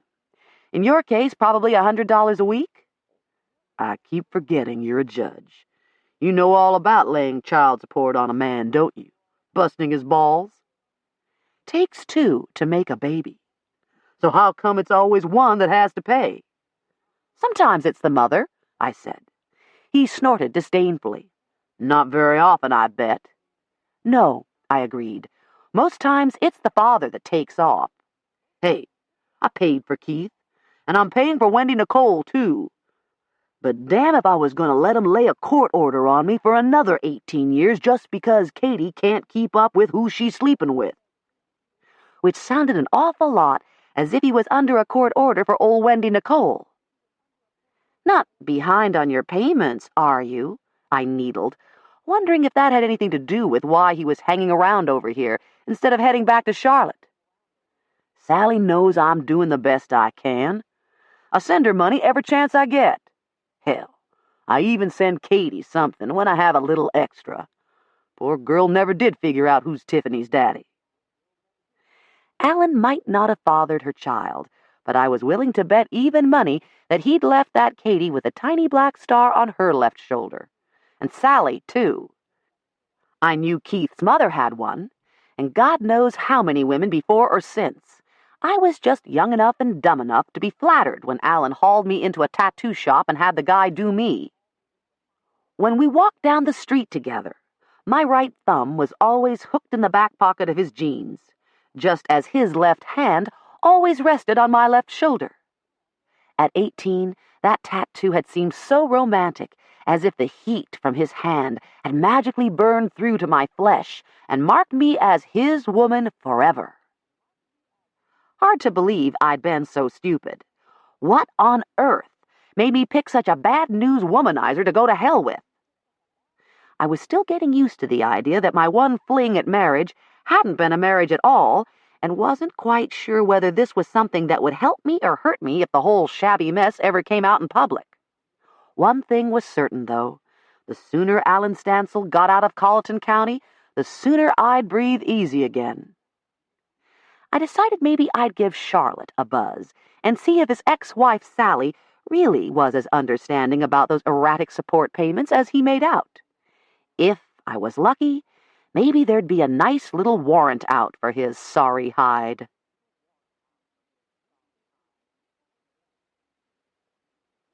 Chapter 8. The very first year, the purchaser made 11 hogsheads of brandy, of the peaches and apples in his garden, and some cider. Scotus Americanus, 1773. Annoyed as I was with Alan, though, I had to admit he was handy with a wrench. While he wrestled my faulty alternator out of the engine and installed the new one, I stood at the front of the shabby cinder-block garage and talked with Mr. Japp, who'd come over from the house when he saw that Alan's truck was back.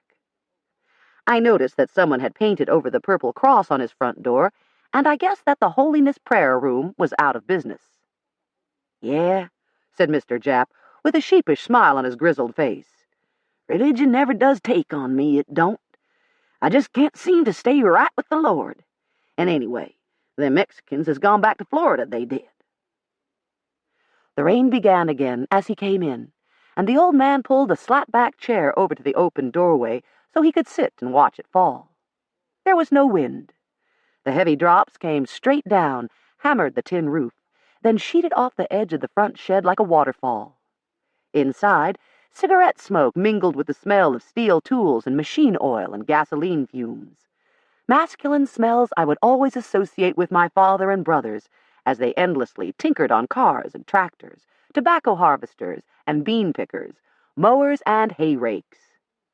Something's always breaking down on a farm, and men are always cussing and putting it back together with duct tape and baling wire and a squirt of WD-40.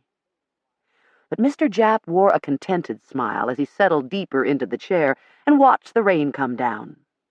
Every once in a while, Alan would drop a wrench or mutter, and Mr. Japp would look even happier.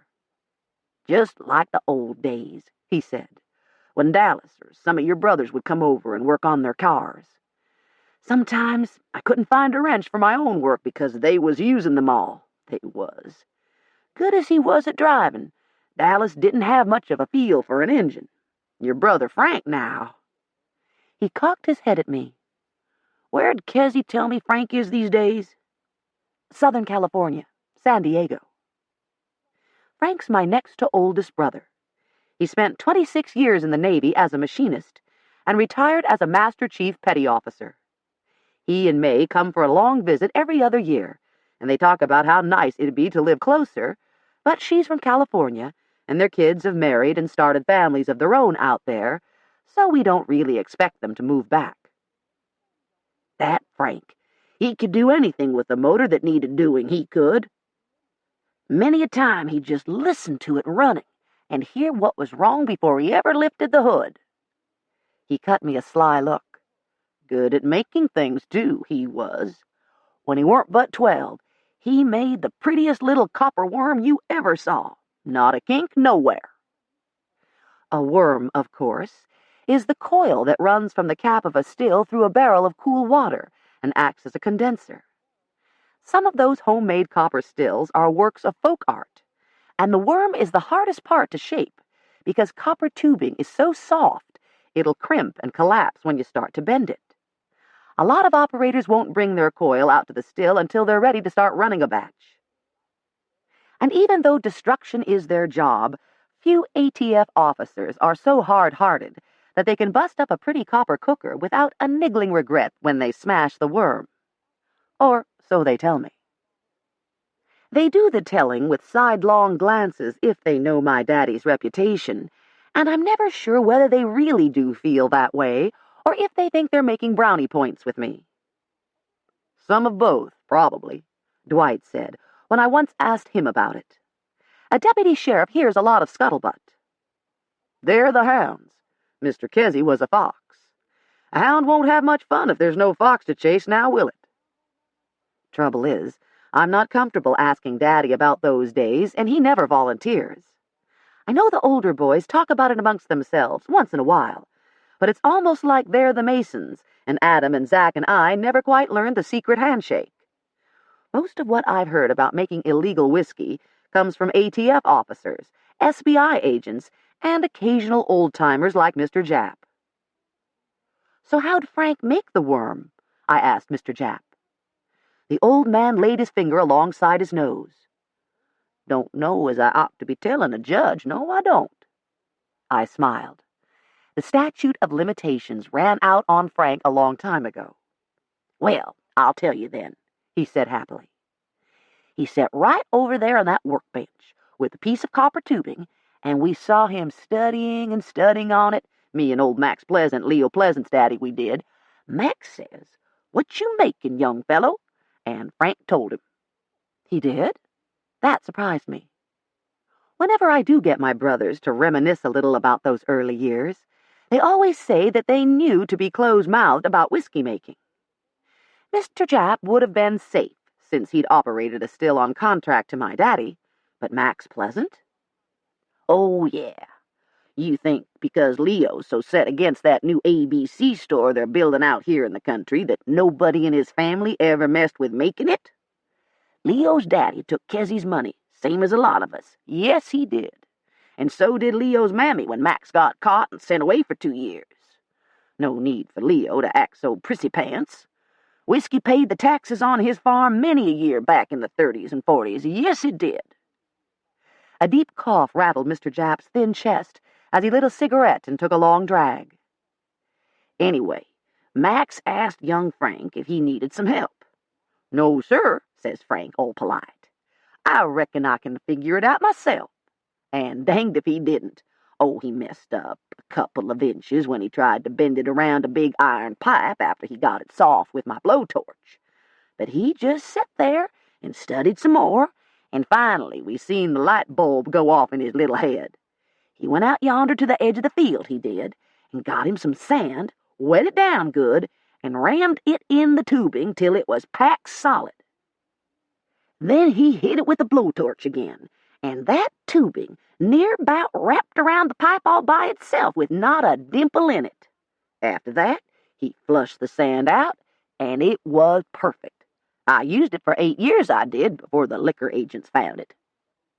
Since he seemed in a telling mood, I asked, "How'd you learn to make whiskey?"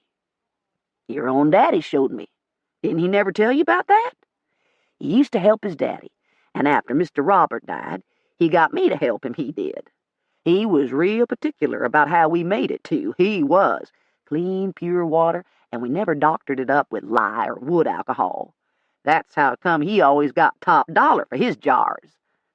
Nobody never went blind nor even got sick neither, drinking Knott's whiskey. No, they didn't." "You ever get caught?" I asked. "Nah." There was pride in his voice. "I never made it all that much after we growed up. Oh, I'd run me off maybe 20 or 30 gallons when Elsie needed more cash money than I could lay my hands on, but mostly I helped Kezzy with the distribution. He give me a flat wage, he did, to keep everybody's cars and trucks running. Dallas used to make him a little spending money when your daddy was short of drivers. Alan, too, if he was staying with us." I knew some of the broad outlines of Daddy's illegal operations. My grandfather had been a poor farmer with a house full of children, and when corn dried up in a drought year, or boll weevils got all the cotton, he'd run a little white whiskey for enough cash money to put shoes on their feet, and clothes on their backs, and maybe pay taxes on his 43 acres of land. There's always been a conflict between the makers of morality and the makers of whiskey, and an ABC store is still the only place you can buy hard liquor in the state. As the saying goes, North Carolinians will vote dry as long as they can stagger to the polls. But there's also been a mutual dependence. The evils of alcohol are well documented and make for fiery sermons, yet the higher the sin tax, the more profitable the shot houses, those unlicensed back-country dwellings where you can buy a shot of untaxed liquor day or night and on Sunday morning, too, if the proprietor knows you. In many communities, the biggest bootlegger is also the biggest contributor to local fundraisers, the first to reach into his pocket when a poor family suffers tragedy, and one who'll hold a note 2 or 3 times longer than any bank. A lot of people may know who's running whiskey in their community, yet they keep their mouths shut, not out of fear, but out of gratitude for the personal help the bootlegger may have given to their families in times of stress.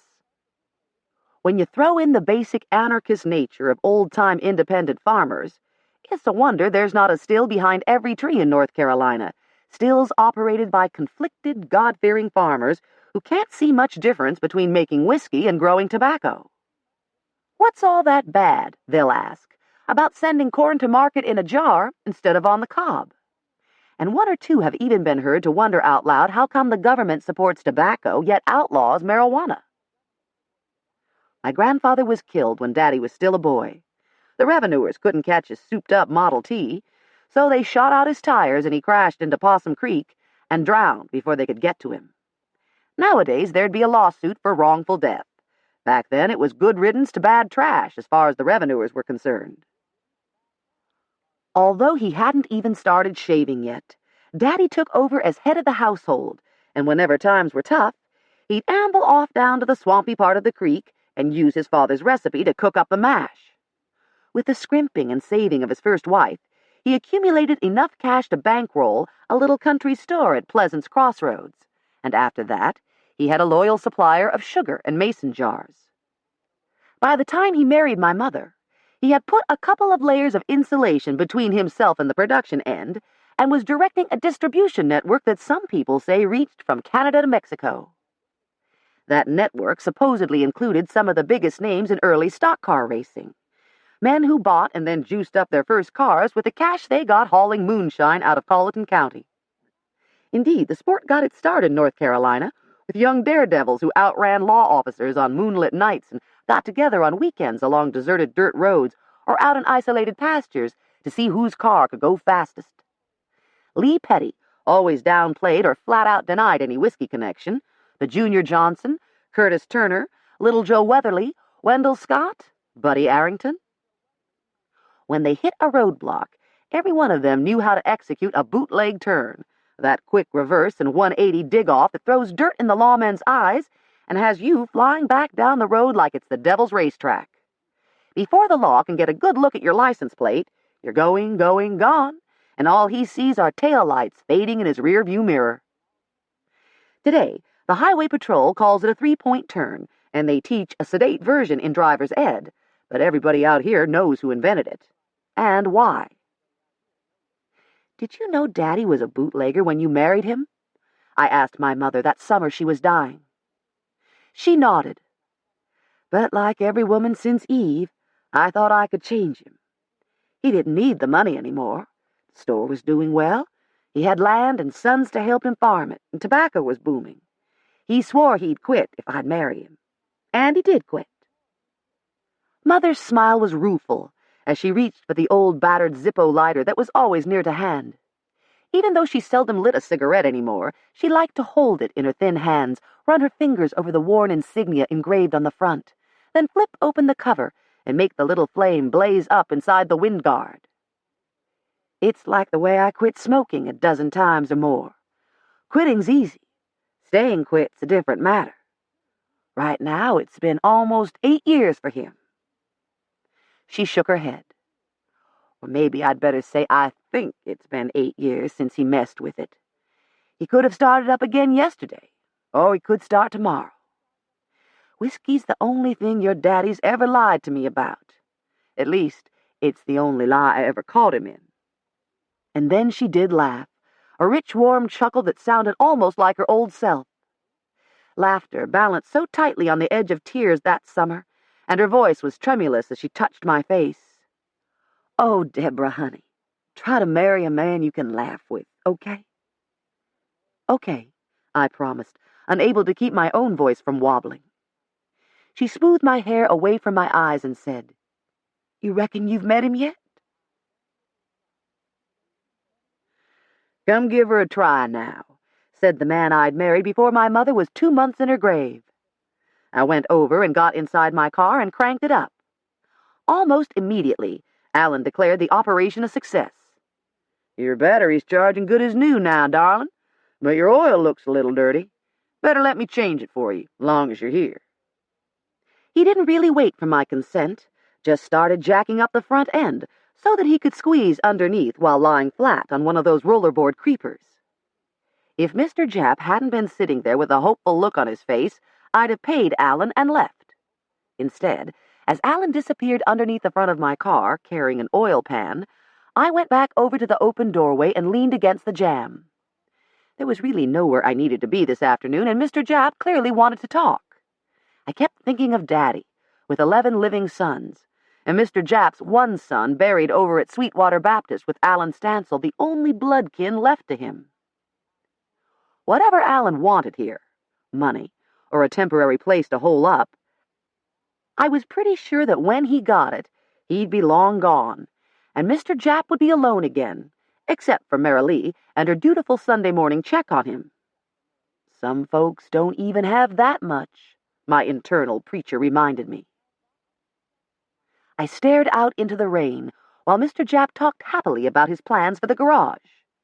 As soon as Billy Wall paid him what was owed, he was going to get that hydraulic lift fixed and buy a bigger air compressor so that they could run an air chisel and a sandblaster, start blasting the rust off some of those old cars. Why, there was a doctor over in Whittington been after him for over a year for that old Stingray. Offered me $900 just as she stands, he did. And Alan knew a dealer out in Charlotte that'd write him out a check tomorrow for $10,000 if he'd give the word and let the man haul him out. But he and Alan were going to do the restoring themselves and make a bundle. Alan had turned into a car-fixing genius, to hear Mr. Japp tell it.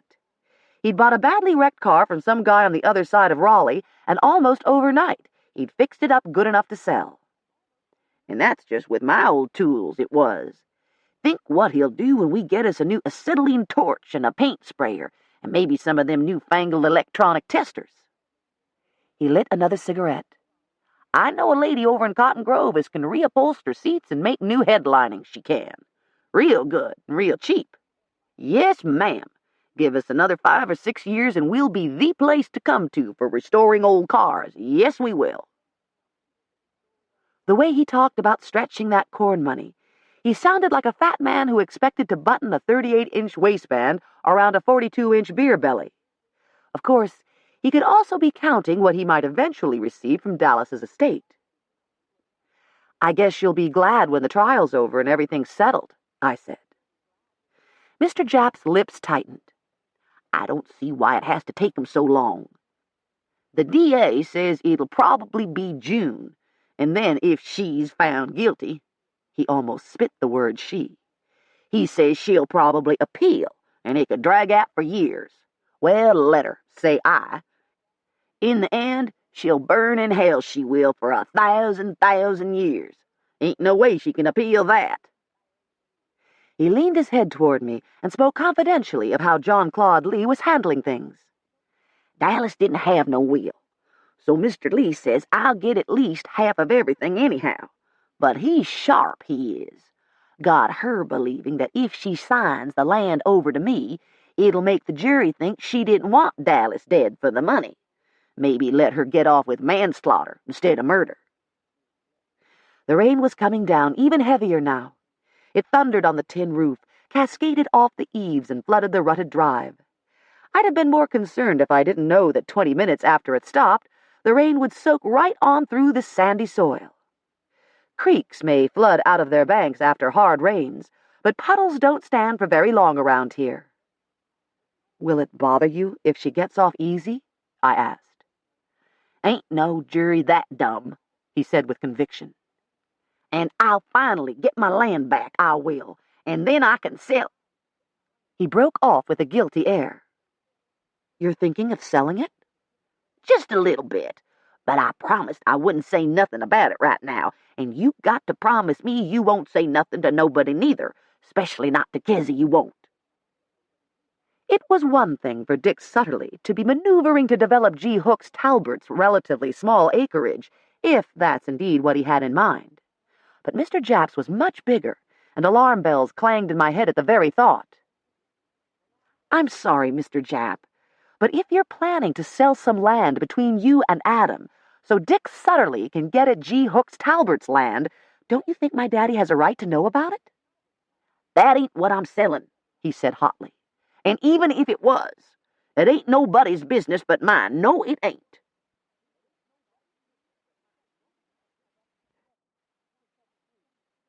Chapter 9. Vegetation is amazingly quick in this province. The soil, in general, will produce most things.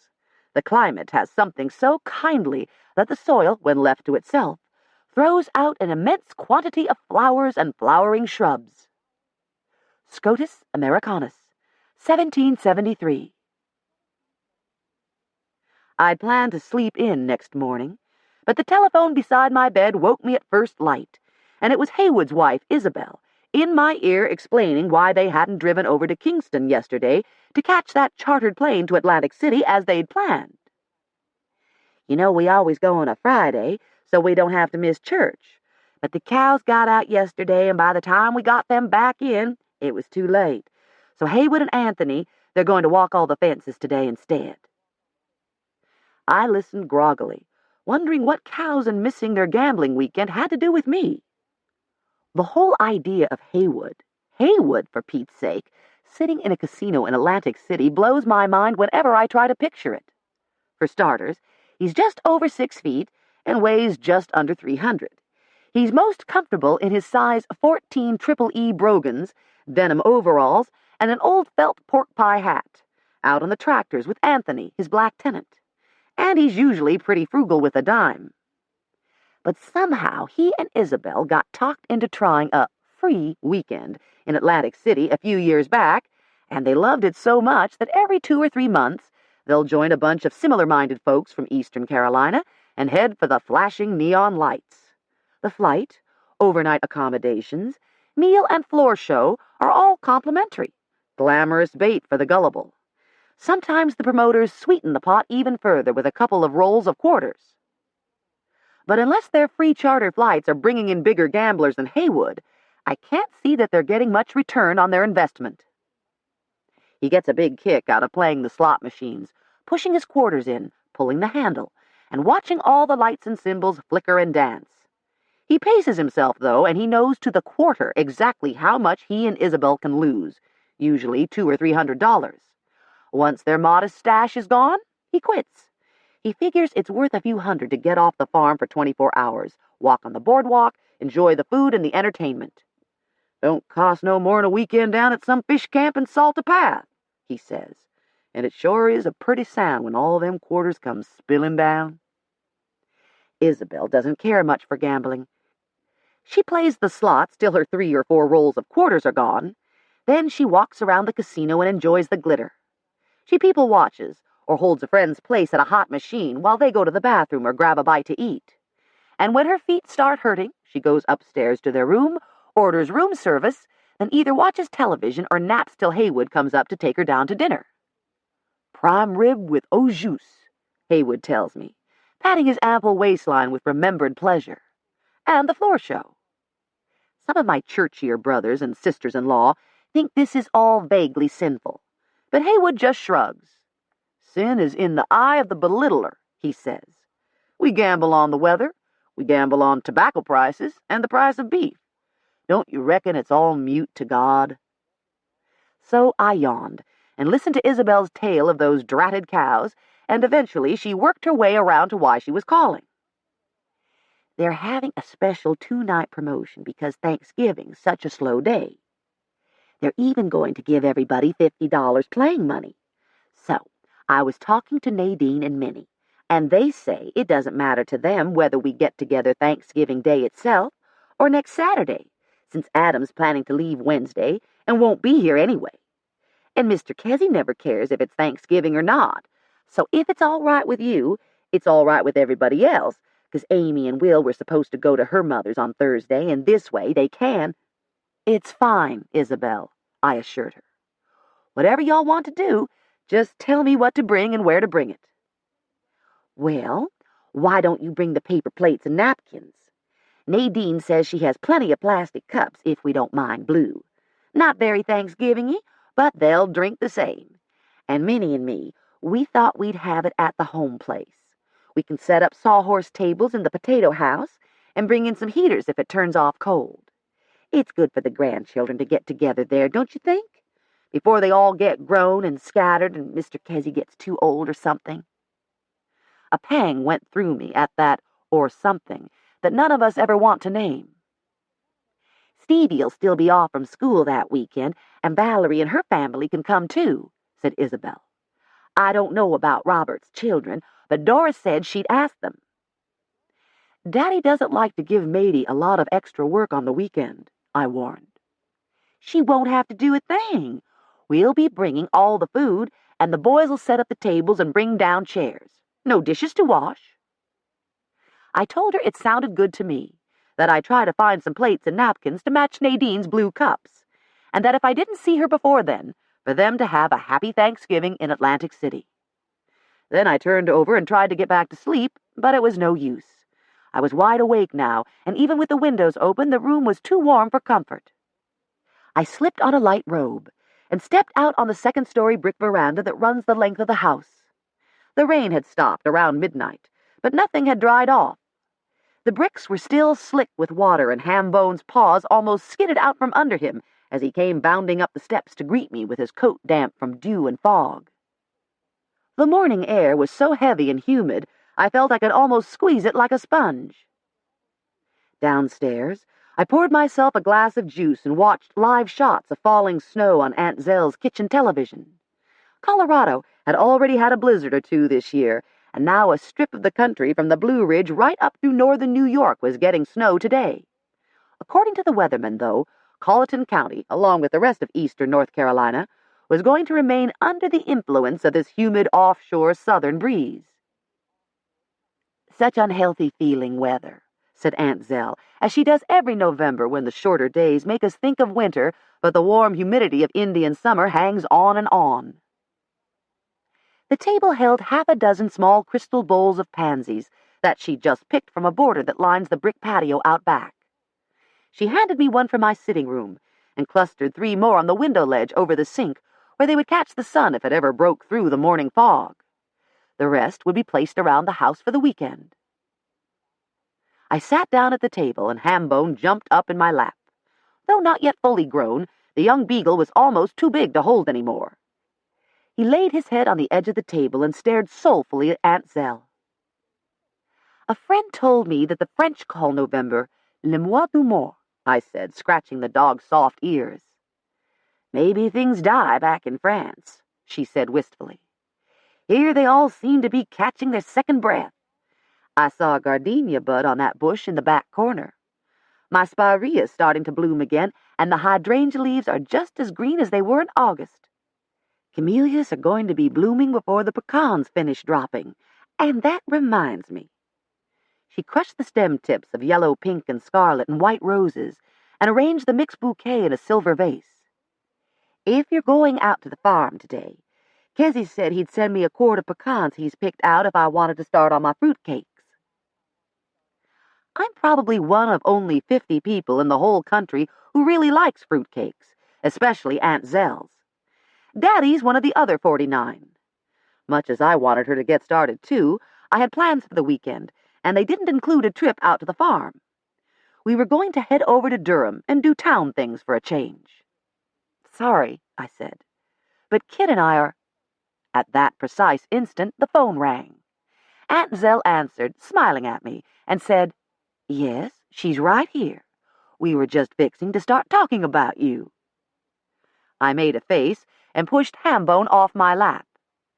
Kid knows I like to sleep in on Saturday morning, and he would have dialed my private number upstairs before trying Aunt Zell's. The only reason he'd be tracking me down this early was to say he was going to be late, right? Wrong. "I'm really sorry, Deborah, but you remember what it's like to be 14, don't you?" If he hadn't sounded so torn between duty and desire, I might have told him that I certainly did remember, that yes, 14's about the time when a girl figures out how to blend guilt and charm to get what she wants, and that what Amber Chapin wants is no other female in Kid's life. Instead, speaking as graciously as I could between clenched teeth, I assured him that I could survive the weekend without him, if his daughter needed his companionship more. It's okay. Honest. As I hung up, Aunt Zell and Hambone gave me an inquiring look. "So, Hambone," I said, "how would you like to go for a ride in the country?" His stubby little tail wagged furiously. Nice that one of us was happy.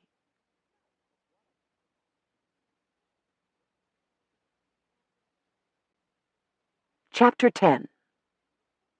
The cause, then, that could induce a people of this caste to forsake their native lands and make them seek for habitations in countries far distant and unknown must, doubtless, be very cogent and powerful. Scotus Americanus, 1773. By the time I finished running errands around Dobbs, it was after lunch before I got out to the farm. Adam's rental car was parked out back, but Daddy's ancient red Chevy pickup was nowhere in sight. Neither of them was in the house either, so Hambone and I walked on down the lane to Mady and Cletus's little house. "Adam's out somewhere with the dogs, and Mr. Kezzy went off this morning to get a haircut," said Mady, who was gathering dried marigold seeds from her dooryard flower garden. "I expect he'll be back any time now." She tried to get me to sit on her porch swing and wait for Daddy, but Hambone was going crazy with all the smells and sights, and I decided to see if we could find Adam. "Well, he might be burning some brush over by the creek," said Mady. "Seems like I smelled smoke coming from that way. Don't know who else it'd be less than that gray Talbert's burning off his weeds again." She chuckled at her own joke, and her gold tooth flashed in the weak sunshine that was trying to break through the gray clouds. Mady came to the farm as a teenager to help Mother when I was just a child. It was supposed to be a temporary thing till the woman we called Aunt Essie came back from attending the birth of her first grandchild up in Philadelphia. But a loving-natured Aunt Essie met a widowed Philadelphia policeman with two motherless teenage girls, and Matey met Cletus Holt, one of Daddy's best tenants, and both of them decided they'd landed in greener pastures. Even though IRS irregularities were what had sent Daddy to prison before I was born, his farm workers preferred cash under the table and no Social Security deductions. Mother wouldn't play those games with the people she hired and was always meticulous about paying into Social Security, and a pension plan, too, for Matey and Cletus. Matey made him keep it up after Mother died. I suppose if I were more politically correct, I'd bemoan this surviving remnant of old-time mutual dependence. White landowner, black domestic. Instead, I was grateful for the continuity. "Where's that good-looking man of yours?" Matey asked me now. "Not run off with some pretty young thing, has he?" "As a matter of fact, he has," I said ruefully. Instantly, her teasing smile faded into concern, but before she could offer me sympathy and start heaping scorn on Kid, I quickly explained that the pretty young thing in question was his daughter. Matey wasn't completely mollified. "She living right here in New Bern, ain't she? How come they can't see enough of each other through the week?" I shrugged. "I don't know. Maybe it's her birthday or something." Matey gave me a shrewd look. "Onlyest child your boyfriend's got? And you don't know when her birthday is? 'Pears to me you don't like her much, do you, honey?" "She's the one that doesn't like me," I protested. "Which one of you's the grown-up?"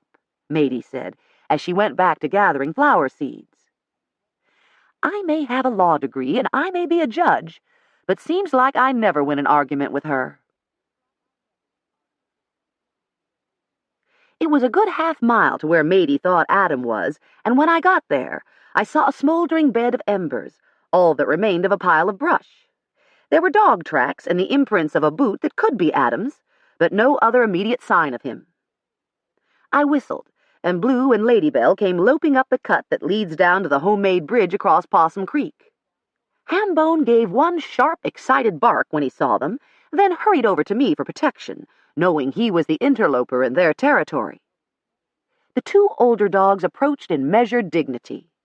I assured Hambone that they were friendly, and he took me at my word, frisking around the taller dogs, inviting them to romp. Ladybell was too polite to raise her eyebrows at Blue, and both of them patiently endured the youngster's enthusiasm, but their manner clearly questioned my judgment in requiring them to put up with such an unruly visitor without a nip to teach him some manners. The four of us walked to the head of the cut. Across the bridge at the opening into the far field, I saw Adam and another man standing beside a white pickup. At first, I thought it was Reese, but as the dogs and I started across the bridge, the second man got into the truck. When he slammed the door and drove away, I saw a familiar logo on the door, Sutterly Homes. "Was that Dick Sutterly?" I asked curiously as Adam met us halfway across the bridge. "Why'd he take off like that?"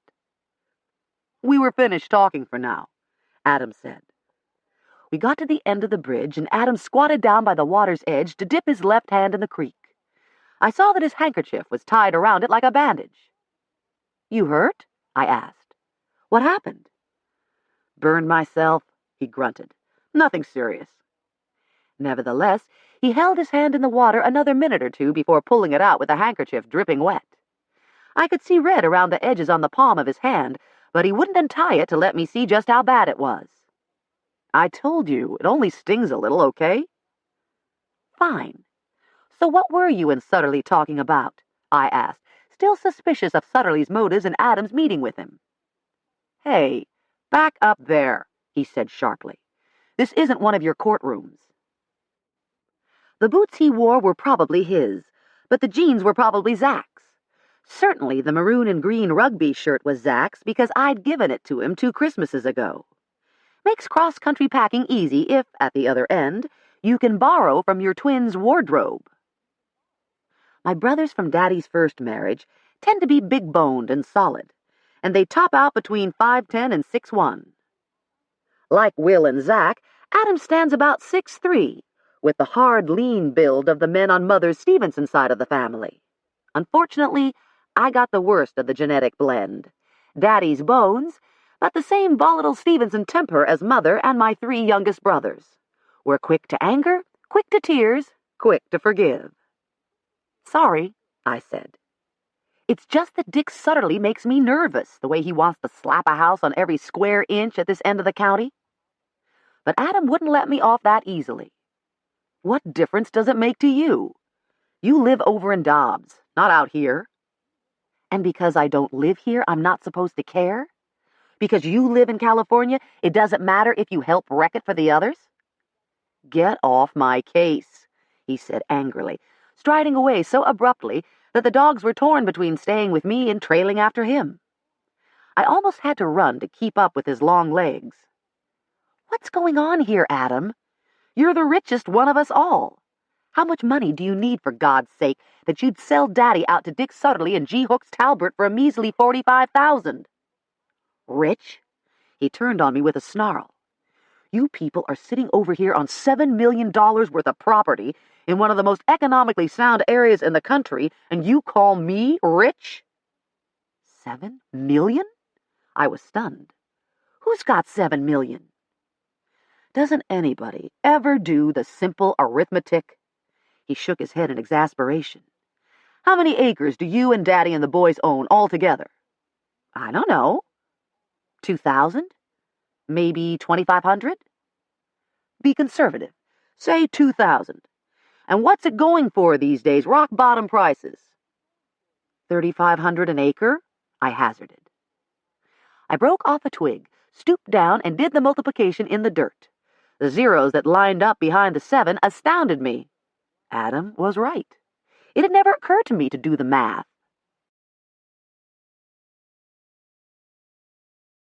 Daddy and most of the boys are farmers. If you're a farmer, you may cycle a lot of cash from one growing season to another. You go into debt to buy heavy equipment, and you pay for expensive repairs. You buy fertilizer, pesticides, and disease-resistant seeds. Then you have to hire extra labor to plant and harvest. Money comes in, money goes out. But it's hard to ever feel rich because so little of that money seems to cycle into your own pocket to stay. No sooner is the crop sold and your debt paid off than it's time to borrow more and start all over again. But if you're a Knott, and there's a little extra cash lying around at the end of the year, you buy land. You don't sell it, except to each other, as Adam had sold to Zach and me what he'd inherited from Mother years ago before the prices started to soar. I stood up and erased the numbers with my sneaker. It unsettled me just to think about it. $7 million? Minimum, said Adam. So if you want to cough up that measly 45,000, I'll deed you my measly 3 acres, and you can keep on being dewy-eyed and romantic about the land, as if it were a mystical entity and not negotiable property. But why? I asked again. You and Karen aren't having problems, are you? Ever hear of downsizing? He asked grimly. I looked at him blankly. You lost your job? Adam wouldn't meet my eyes, and suddenly I realized what had seemed different about him when he arrived Wednesday night. The surface sheen was still there, but underneath he was no longer the cocksure golden boy. What happened? Same old, same old. Crystal Micronics got bought out by Global VI last winter, and since my seniority entitled me to a bigger benefits package than my GVI counterpart, I was the one the bottom liners cut loose in February. You've been out of work since February? But with your skills and your experience.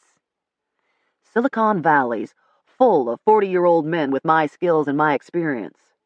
We've sold the boat and the Jags, let the maid and the gardener go, and put the kids in public school this year. If it weren't for Karen's job, we'd have had to dump the house instead of selling it last week for a break-even price. You sold your house? Now I was distressed. I knew how much Karen loved that house. Adam, why didn't you tell us? Let us help.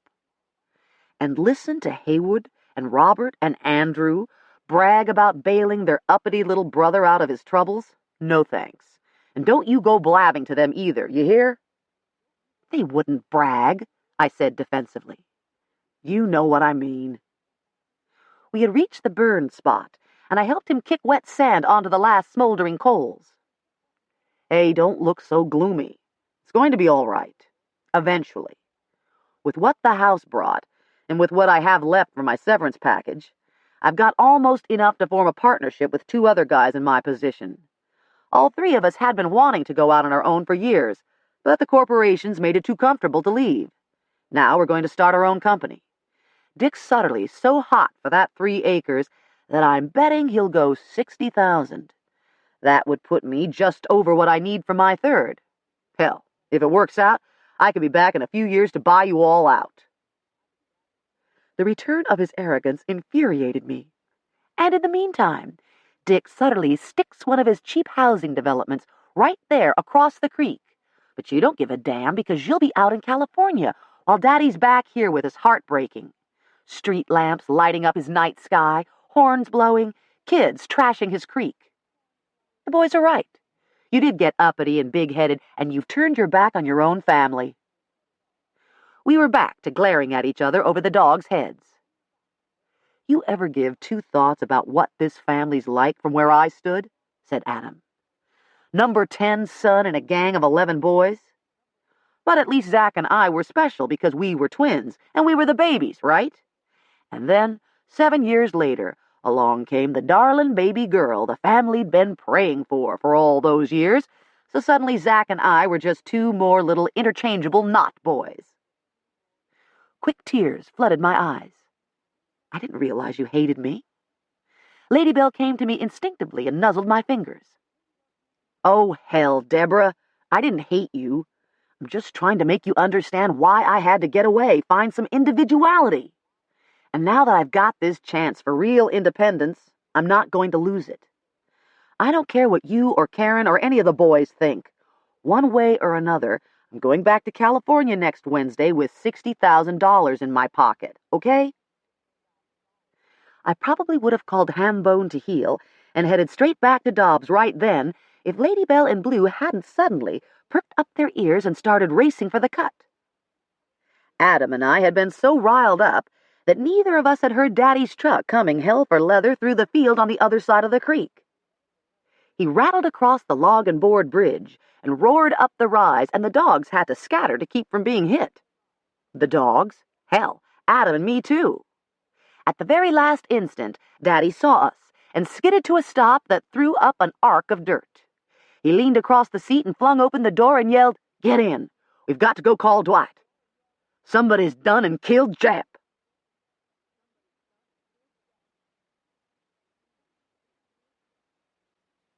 Chapter 11. The simple truth shall be told, and let facts be judged of as they really are. Scotus Americanus, 1773. Since I knew Dwight's number by heart, I was the one who actually called the sheriff's department over in Dobbs. Dwight wasn't there, of course, but the dispatcher promised to get a team underway while she ran him down. I gave her the directions to Jasper Stancil's garage and told her we'd meet the officers there. Then we headed back in Daddy's truck, this time by way of the hardtop public road, which was marginally quicker. "I was coming home from getting my hair cut," Daddy said, "and thought I'd stop by and speak with him a minute."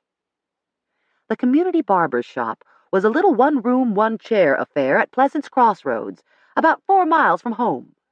Beneath the brim of his white straw planter's hat, a narrow ring of pale skin divided Daddy's white hair from the back of his sunburned neck. "Got my ears lowered," he used to joke after each fresh haircut.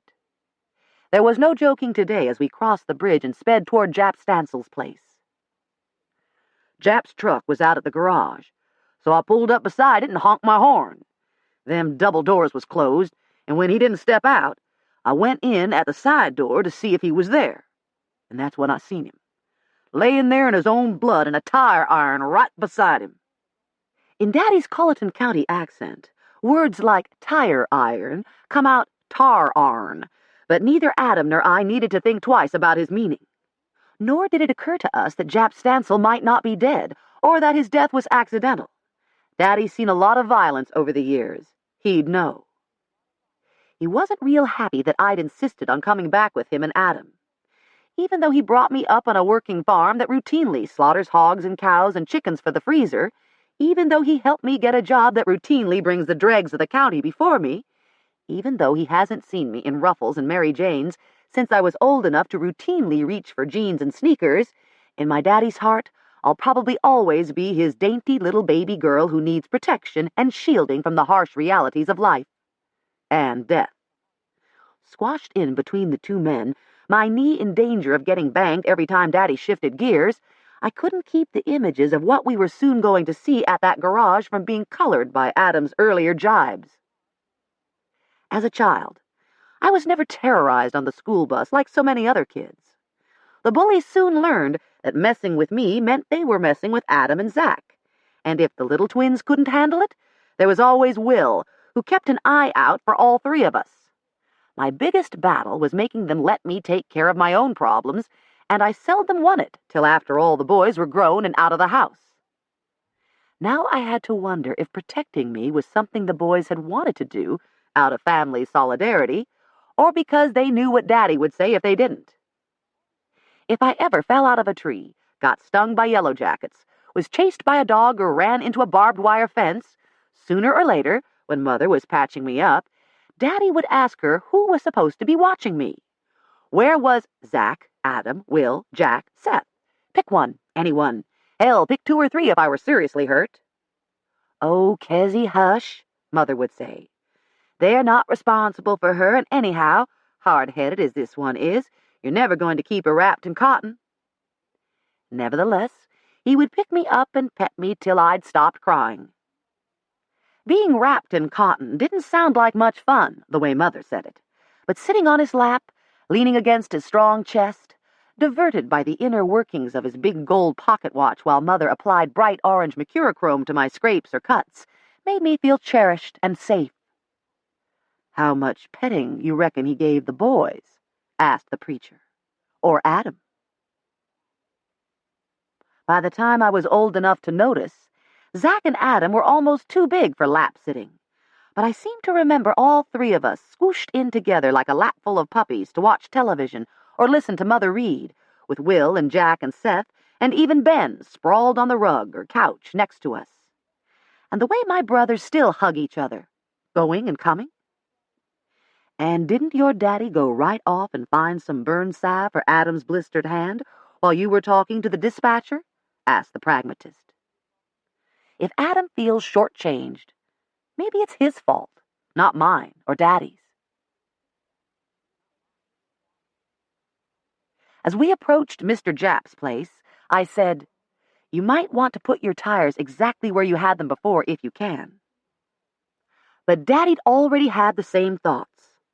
"I'm not gonna mess up Dwight's trail," he assured me, and carefully drove off into the weeds, where it was clear no other tires had passed since the rain stopped last night. "Mind where you put your feet," he warned Adam and me as he stepped across the overlapping tire tracks. Dwight's tracking skills were going to be put to the test if he tried to sort them all out. It was clear that at least 3 or 4 different vehicles had been passed today. The dirt drive that enters beside the old garage continues across an expanse of fallow ground, too weedy and unkempt to be called a lawn, circles on around behind Japp's house, then exits onto the road on the other side of the house. But the drive forks in a couple of places along the way. One fork leads over to Dallas's house and storage barn. Another joins the lane Kid and I had used a few weeks earlier. It was the one Dick Sutterly took after he finished talking to Adam, the same one that Daddy had used just now to cross the creek when he met Adam and me. Mr. Japp was never territorial about Daddy and the boys or their tenants crossing his land. We've all used it as a shortcut to the stores at Pleasant's Crossroads. Nor has Gray Talbert ever complained, not even when he had good reason to keep strangers from poking around his place. Not that actual strangers would know much about the back lanes, since the woods on both sides of the creek are posted with those phony Possum Creek Hunt Club signs. A lane can look well-traveled and still dead end at an irrigation pond. Seeing poor Mr. Japp was as bad as I expected, but by no means as bad as it could have been. Sprawled face down on the damp cement floor halfway across the shop, He looked a little larger in death than he had in life. Adam seemed uneasy with this close view of violent death and murmured, "Who would have thought the old man to have so much blood in him?" Along with the Bible, Dickens, and 101 famous poems, Mother had read Shakespeare aloud to us of a winter's evening, and we three younger ones can glibly quote from her favorite plays. Daddy gave me an odd look. I shrugged, and we both turned our attention to the condition of the shop. At the far rear corner stood a massive iron safe, so old that its original green paint and gold lettering were nearly undiscernible beneath the layers of dirt and grease. According to Daddy, this was where Mr. Japp had kept the few papers he considered valuable: his farm deed, before it was signed over to Dallas, his marriage certificate, Dallas's birth certificate, Miss Elsie's death certificate, Social Security papers, promissory notes, insurance policies, and the like. The acetylene torch lay atop the safe door, which had been burned off its hinges, and papers were scattered all around. Adam started to walk over there, but Daddy pulled him back. "Better not mess with anything till Dwight gets here," he said, and we stayed clustered just inside the doorway. "Why was he killed?" I asked. Daddy pushed his white straw hat back on the crown of his head and said, "Don't know, Shug. You sure weren't worried about dying when I seen him down at the crossroads this morning." He gestured to Mr. Japp's truck, parked just beyond the door, and we could see some conical bushel baskets sticking up above the tailgate. "He brought some of that fancy corn, and a few squash and pumpkins, and a dozen bags of turnip greens down to the flea market to sell. I told him I was going to eat a sandwich at the store when I finished getting my hair cut. Asked if he was going to be there, but he said he had to come on back. Said there was somebody he was expecting." "Who?" Adam wondered. "He didn't say, but I expect it was the Wall boy. He was supposed to come sometime this weekend and settle up with Japp about the corn." "Did you know Mr. Japp was thinking about selling some of his land?" I asked. Daddy gave me a hard look. "Who told you that?" "He did, sort of." "How could he do that?" Adam protested. "You said it was going to be tied up in court till after the murder trial on Dallas's wife." "He said John Claude had about talked Cherry Lou into renouncing any of her rights to the land. She thinks it would take away her motive, maybe get her a lighter sentence." "When did he tell you all that?" asked Daddy. "Yesterday."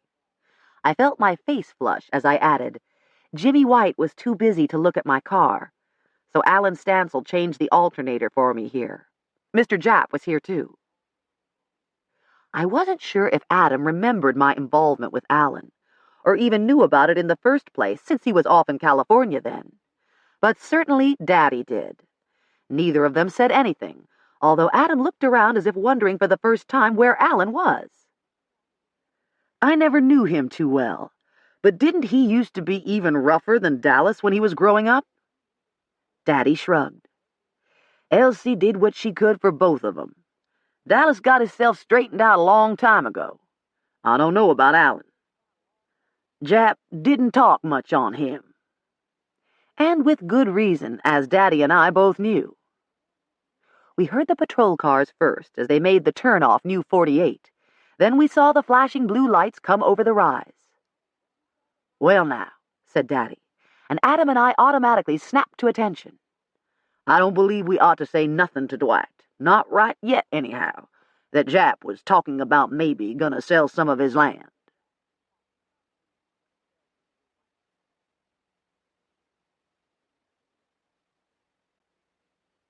Chapter 12. I venture this brief account under the eye of the public, and as it may be supported by the concurring testimony of many gentlemen of repute and credit who have been among our settlers in North Carolina. Scotus Americanus, 1773. Dwight Bryant hung around our house so much when he was growing up, he could have been another of my brothers, fitting in somewhere between Will and the little twins. He has a football build now, but back then it had been one-on-one basketball down at the barn and baseball out in the pasture. Whatever ball was in season, he'd be out there with the boys when they were free to play, even if it meant he first had to help with their chores after he'd finished his own chores at home. Dwight's father was killed in a tractor accident when he was young, and his strong-minded mother never remarried, so I guess Daddy is the closest thing he has had to a father figure, and Daddy's always been partial to him, too. That doesn't mean, though, that Dwight didn't cross-question us 3 ways to Sunday after the crime scene unit got there, and he could give us his full attention. As Detective Chief of the Colleton County Sheriff's Department, he would never stint his duty, but at least he didn't start right in lecturing me for getting myself mixed up in another murder, not with Daddy sitting there on the tailgate of his old pickup. Adam said he hadn't seen anyone while he was burning trash back near the creek, nor had he noticed the sound of a truck or car passing on the far side. Both of us had forgotten to wear a watch, so we didn't know when it was that Dick Sutterly drove off toward Mr. Japp's place, but Adam said they'd been talking about 10 minutes when I got there. We both agreed that it was probably close to 20 minutes from the time he left till the time Daddy arrived. According to my piece, when I got back in my truck after finding Japp, it was exactly 22 minutes after 1. Daddy pulled on the slender gold chain that was linked to a belt loop, and his pocket watch slid into view. He flipped back the lid and compared the old-fashioned dial with Dwight's digital wristwatch. They were less than a minute apart. "And no," he said, before Dwight could ask him, "I didn't see Sutterly, nor his truck neither, when I turned in here." He paused, remembering. "Did see Dallas's wife when I passed. Least, I reckon it was her, raking up leaves in her backyard. She might have noticed something." There were too many trees between the 2 houses for a clean view, even if all the leaves had fallen, but it was true that she might have noticed if someone left by the far drive or if someone circled around by the back lanes. Dwight made a note of it. "Now, you say you saw him at the flea market this morning. Did he seem any different?" Daddy shook his head. "Nope. He was just Japp. This close to Thanksgiving, he reckoned it was the last time he could put out his corn and pumpkins before folks started wanting holly and mistletoe. He was thinking of shooting some down for next week. I thought it was a little early myself, but then I seen Christmas trees shining in some windows already, so maybe he was right." Mistletoe is an evergreen parasite on hardwoods. The seeds ripen inside waxy white berries and may cling to a bird's beak while it's eating. When the bird next lands in an oak or pecan tree, it cleans its beak on the nearest twig, and the sticky seeds are glued to the spot.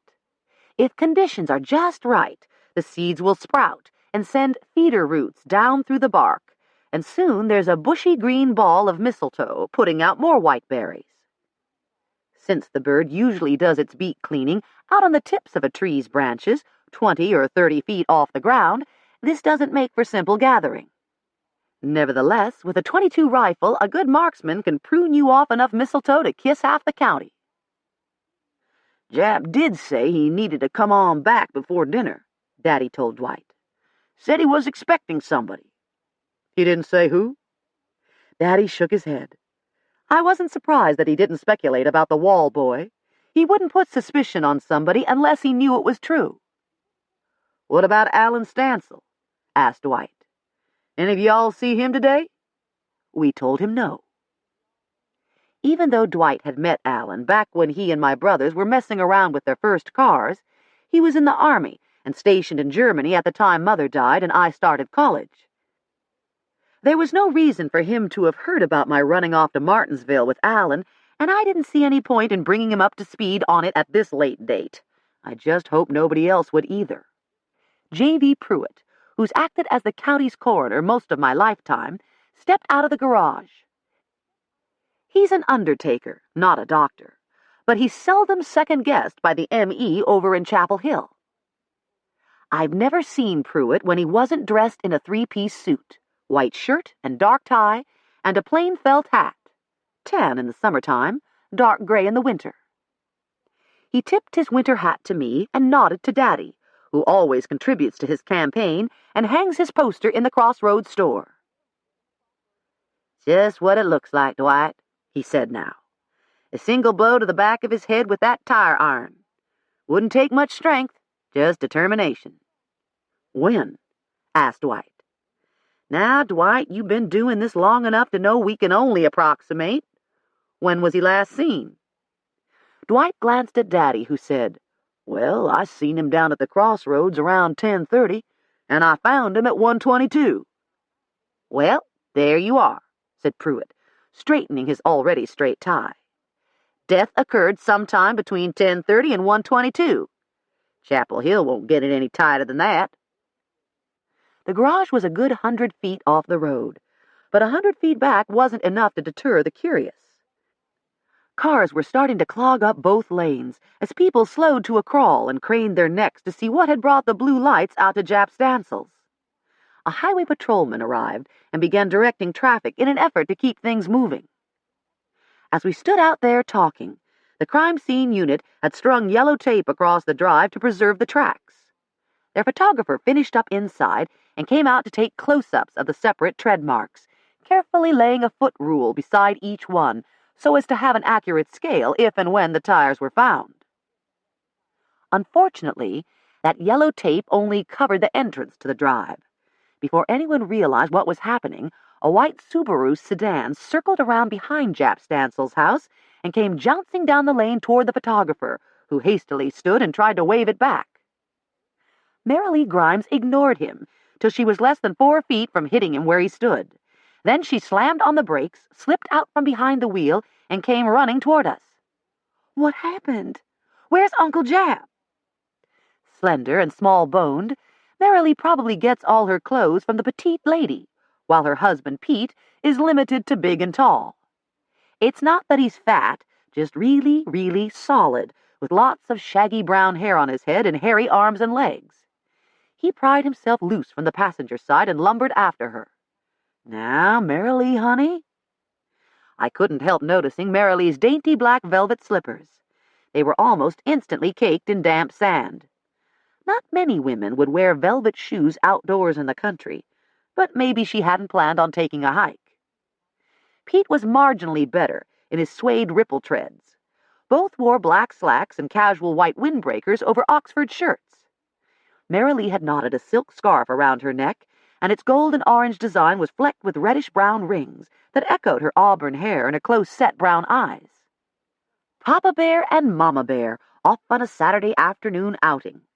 But from the way they were dressed, their original destination had probably been Crabtree or North Hills Mall, not Possum Creek. Marilee didn't seem to recognize Dwight or Adam. Instead, she looked from me to Daddy. What's happened to Uncle Jap, Mr. Kesey? That yellow ribbon says crime scene. Did somebody try to rob him? Is he hurt? Did they take him to a hospital? Daddy stood up awkwardly. I'm real sorry, Marilee, but somebody seems to have hit him pretty hard. Mr. Pruitt here don't think he ever knowed what happened. It was probably so quick. Tears filled her eyes as his words sank in. He's gone? Just like that? Who hit him, Deborah? We don't know yet, I said, and put out my arms to her just as Pete caught up and engulfed the two of us. We stood in that unwieldy bear hug until I managed to detach myself, still patting her slender back and murmuring sympathetic noises. For a moment, there were only the sounds of traffic and her muffled sobs on the mild November air. Then she sniffled and her hand groped for Pete's pants pocket. Without asking what she wanted, Pete automatically pulled out a large white handkerchief. Even after she blew her nose, tears continued to spill from her eyes. She remained in the protective circle of Pete's arms, but we could almost see her spine stiffen. Where is he? She said. I want to see him. Now, Miss Grimes, said Dwight. Oh, now, honey, said her husband. You don't want to go in there and remember him like that. She pulled away and headed toward the open side door. Young Jack Jameson, one of the sheriff's deputies, looked inquiringly at Dwight, who shrugged and followed. Jameson stepped aside, and Marilee and Pete entered with the rest of us close behind. Poor Uncle Jap, she whispered, and knelt on the dirty concrete floor to hold his hand for a moment as her eyes closed in silent prayer. When she opened them again, Pete held out his big hairy paw to her, and she came to her feet as gracefully as swan's down. You could look that delicate and graceful, too, if you always had a 2-ton Mack truck around to hoist you up, the pragmatist whispered snidely into my ear. For shame, scolded the preacher. Marilee's eyes fell on the wrecked safe. So he was robbed. Did they take all his money? We didn't find any cash, said Dwight. Did he keep much on hand? Just what he got from Social Security and from selling vegetables at the flea market. If that's the only money he had, it doesn't seem worth going to all that trouble cutting the safe open with the torch, said Dwight. What about papers? Could you tell if anything's missing? She shook her head. He never opened it for me. I'd forgotten it was even out here. Dallas may have kept his deeds in it, but except for that, I never knew him to have anything worth taking. She looked around the shabby garage hopelessly, and her eyes came sadly back to the body still sprawled on the concrete floor. When did you last talk to your uncle? Asked Dwight. Wednesday night, she answered promptly. Pete and I come every Sunday morning, and I call him every Wednesday night to see if he's all right. We live just below where 48 and Old 48 join up, and sometimes we drop by on our way in and out from work. But Sunday and Wednesday, regular as church bells, he knew he could count on me. Did he sound normal Wednesday night? Well, actually. After all that bragging, she seemed a shade embarrassed to admit that maybe it was Pete that talked to Mr. Japp that night, not her. I got home late, and then had to get ready for prayer meeting. How'd he sound to you? Dwight asked her husband. Same as ever, said Pete. Alan answered the phone and put Uncle Japp on, and... Alan, shrieked Marilee. That's what's missing. Alan Stancil. Dwight looked around at the rest of us, but no one had seen Alan that day. Daddy didn't remember seeing Alan's pickup when he came through the lane on his way to the crossroads. Course, I won't looking for it, but I believe I'd have noticed if it was there. Adam said he hadn't seen anyone except Dick Sutterly come through the back lanes while he was out by the creek. And I'd come Old 48 by way of Cotton Grove from the north, which meant I hadn't passed the Stancil place on the way to Daddy's. I'll bet he did this, Marilee insisted. I bet he and Uncle Japp had a falling out, and he hit Uncle Japp and took his corn money and ran. Corn money? Asked Dwight. He raises ornamental corn, said Marilee. It was clear that Dwight didn't think this amounted to much, so I briefly described my encounter with Mr. Japp and Billy Wall a few weeks ago. The Wall boy was supposed to sell the last of it this past week. I think they expected to net about 10 or 12,000. Marilee was sure this was all the motive a user and taker like Alan Stancil needed, and she insisted that Dwight put out an arrest call on him. Dwight doesn't jump to conclusions, but he agreed that it probably wouldn't hurt to have a talk with Alan. Probably wouldn't hurt neither to find out if Billy Wall ever actually paid Japp, Daddy told Dwight reluctantly. As we walked back outside, we saw Blue and Ladybell trotting down the lane toward us. Daddy seldom gets as flustered as he was at that moment. He hollered at the dogs, gave a sweeping motion of his hand, and they instantly veered off and went and jumped up in the bed of his pickup. Dwight, I'm plumb ashamed of them, he apologized. Dwight gave a rueful laugh. Don't worry about it, sir. Everybody else has been up and down this lane. Couple of dogs can't do much more damage. Wonder what they did with Hambone, I said. Aunt Zell wasn't going to be too happy with me if I lost her beagle pup. If you're finished with me for right now, Dwight, maybe I'll walk back and see if I can find him. Just try to walk in the middle of the lane and stay off any tire tracks, he said. He had a few more questions for Daddy, so Adam said he'd wait and ride back in the truck. I gave Marilee my condolences again, then skirted the yellow tape and struck off down the lane. Almost immediately, I noticed something that I hoped Dwight wouldn't. The dogs had been around the garage some time after the rain stopped last night, and when they arrived just now. They could have wandered over in the early morning hours, of course. Blue and Lady Bell are never chained up at night. On the other hand, at their age, they don't usually roam far from the house unless they're with one of the family. I thought back to my earlier conversation with Adam. He never actually said that he only briefly crossed the creek to talk to Dick Sutterly. I kept looking for boot tracks, but if he'd walked this far, his tracks could have been covered up by those laid down by Sutterly and Daddy. Daddy's zigzag treads were the only ones I could recognize, and they overlay most of the marks. Occasionally, though, different drivers had veered from his straight path, and I saw a crisp, wide diamond tread, an equally crisp, hexagonal pattern that reminded me of chicken wire, and one tire that must have been completely bald, since the tread mark was smooth and patternless.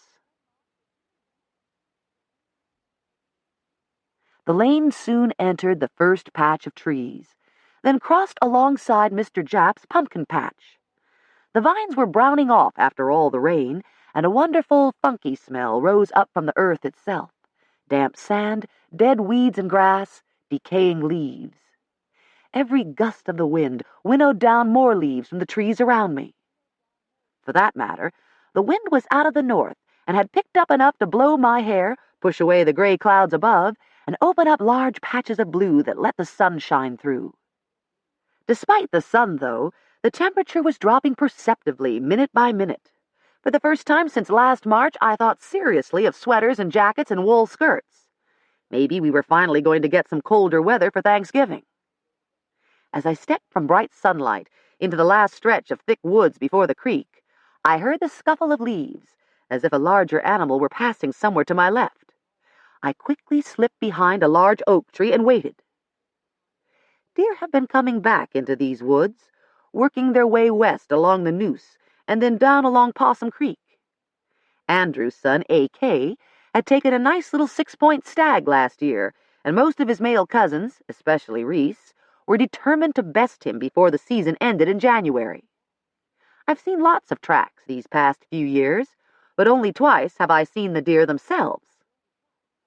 The woods had gone suddenly silent.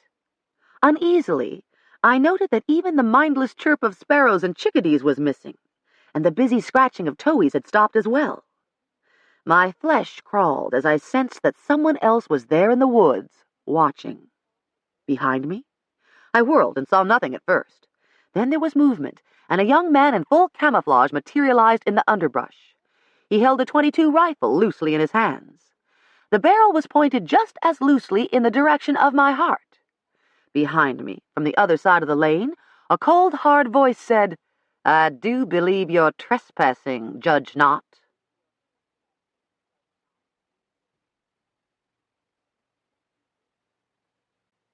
Chapter 13. I have seen the inhabitants hunting foxes, bears, and deer through the woods. Scotus Americanus, 1773. I turned and made my voice as cool as his. "Mr. Talbert, I presume?" We had never formally met, but I've seen him on Channel 5 and in the News and Observer enough times over the years. Discussing plans of a new merger, standing behind various governors as they announced the successful luring of yet another Rust Belt industry to North Carolina, beaming widely on election night as Jesse Helms or others of his conservative cronies squeak into office. G. Hooks Talbert moves in much more rarefied circles than a district court judge does. Nevertheless, if he hadn't pushed my name with the Republican governor who appointed me to replace a judge who died in office, I'd still be practicing law from the attorney's side of the bench. Not that supporting me was his choice, of course.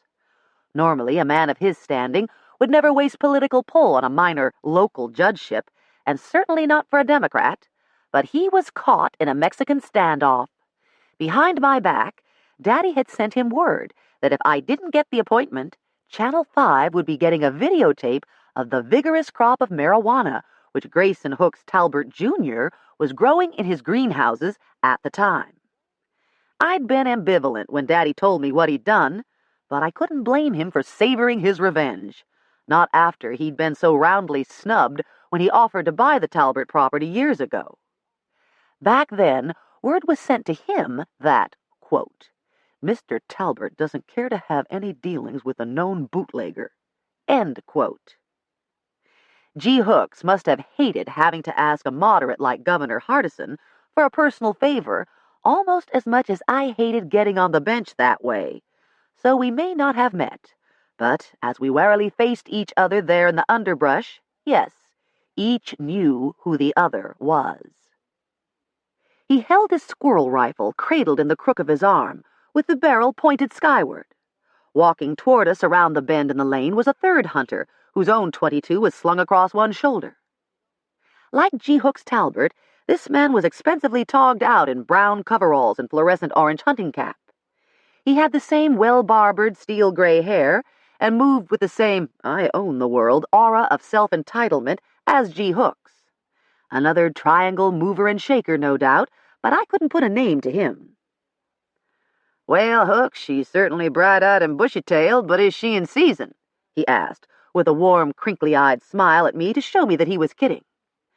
I gave him a cool nod and didn't smile back. Nor did Talbert. "This is Judge Deborah Knott," he said. "Judge?" His disbelief was probably conditioned reflex. After all, most of the judges in his old Raleigh circle would be male. They would wear Brooks Brothers suits, play gentlemanly rounds of golf, and sport distinguished touches of gray at their neatly trimmed temples. Although my sky-blue sweatshirt is from Bull's Head over in Chapel Hill, my jeans and sneakers are both off-brands. My hair, rougher than a haystack at that moment, is almost shoulder-length and shows no immediate signs of going gray. And never will if Etheline down at Cut and Curl has her way about it. "District 11C, said Talbert. "Judge Knott is one of the few with a D after her name to ride in unopposed last election." I had been appointed in the summer, and my place on that ballot was mostly pro forma. Because local Republicans hadn't sensed the potential for such widespread bloodletting, they didn't bother to run anybody against me for the rest of Perry Bird's term. I can only hope the pendulum swings back a little before I have to run again. "I don't believe I caught your name, Mr. His eyes briefly met Talbert's. "Just call me Tom." The wind shook loose another cloud of yellow leaves from the branches above us, and he gave an exaggerated shiver. "Hooks, I think I'll head on back to the car. Reckon there's any hot coffee left in the thermoses, Bob?" "Yes, sir," the younger man answered smartly, which made me think he was either a very junior member of the man's firm or maybe his chauffeur. "Coming, Hooks?" "I'll be along in a minute." "Nice meeting you, Judge," he said, and then they were gone. "You didn't happen to see a half-grown beagle pup, did you?" I asked, ready to keep walking myself. Talbert's eyes narrowed suspiciously. "That's why you're poking around out here? Looking for a lost dog?" I almost asked him if there was anything here he didn't want me to see, like maybe plants that deviated from the USDA's list of recommended nursery stock. Somehow, I managed to control my tongue. I was afraid he might have tried to follow me. "Over to Stancil's place. Something going on over there? We heard sirens and horns before." "Jasper Stancil's been killed," I said. "They're treating it like a homicide." Briefly, I described events, and it was almost like speaking to a computer. His face didn't change expression. He didn't frown or exclaim, but I could sense a realignment of facts and a new set of calculations going on behind his pale blue eyes. Okay, so the bloodlines were a little attenuated. G. Hooks and Mr. Japp were probably only third cousins twice removed, and it wasn't like the two of them had anything in common beyond some land boundaries. Even so, 3 generations back, those land divisions were the result of a very real family connection, and for him to treat Mr. Japp's death like a problem in binary logic suddenly made me forget all my self-administered lectures on discipline and discretion. I heard myself say, "I guess this complicates your plans." "Plans?" "To buy a strip of road frontage from Jasper Stancil." It was almost enough to ruffle his composure. Almost, but not quite. Of course, he's been practicing control at least 20 years longer than me. He gave a polite nod, said, "Hope you find your dog," and turned to follow the others. Just before he disappeared into the underbrush, he glanced back at me. "You're up for election again? When? Next year, is it?"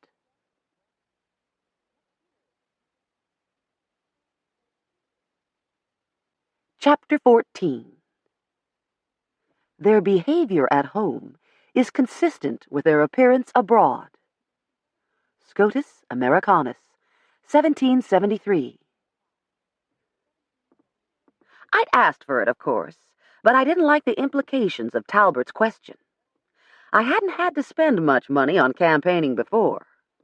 If he decided to take a personal interest in my next election, he could channel enough money to an opponent to more than swamp me. Even down here at the bottom of the political food chain, money makes a difference.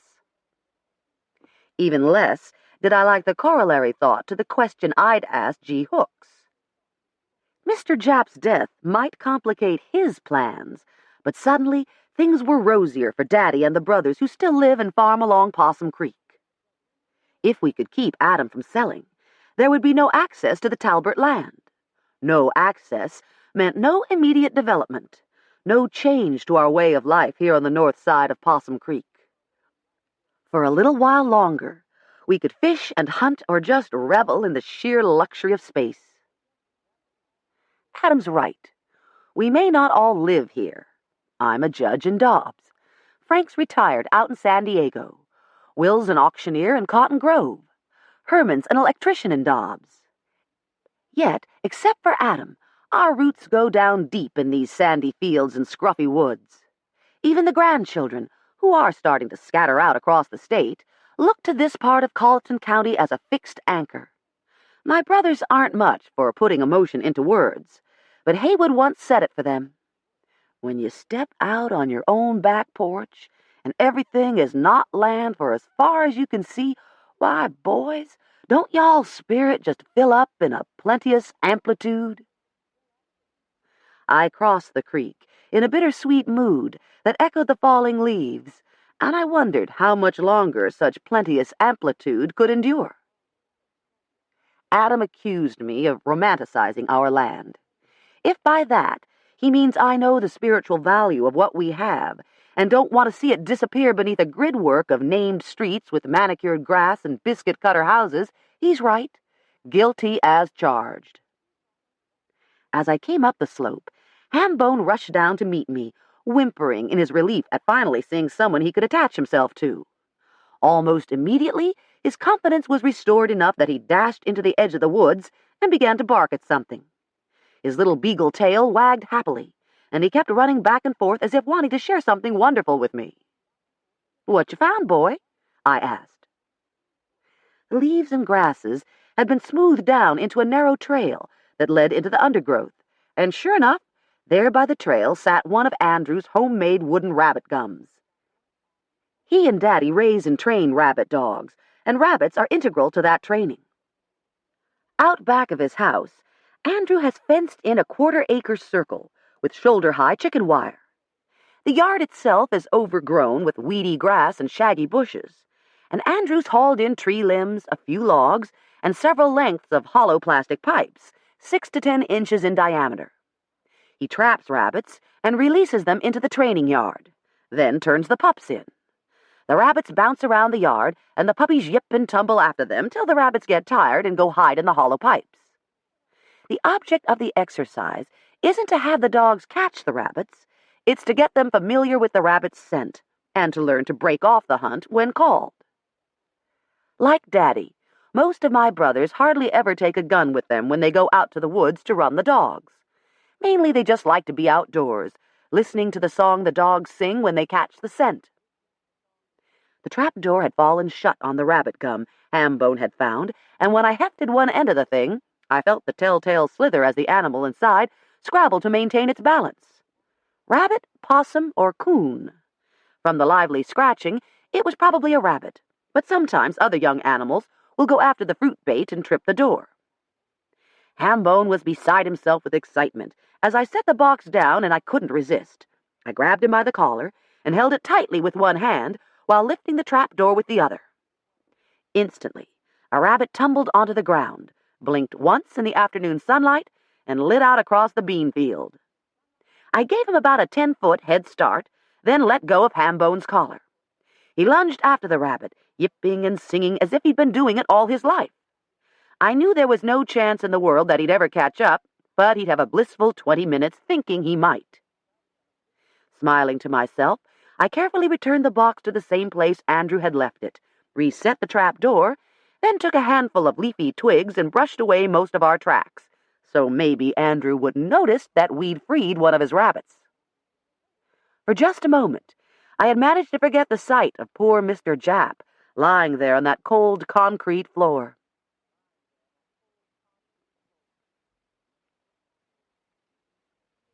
By the time Hambone conceded he was never going to catch his first rabbit, and we got back to the home place, Daddy's old red Chevy was just pulling into the yard.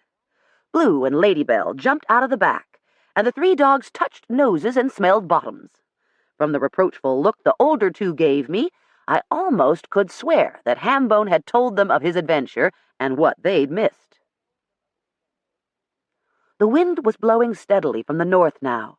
The temperature had dropped at least 5 degrees, and Adam was shivering in Zach's cotton knit shirt. Daddy slammed the truck door and held the fronts of his thin denim jacket together as he headed for the house. "Time to put a match to the fire," he said.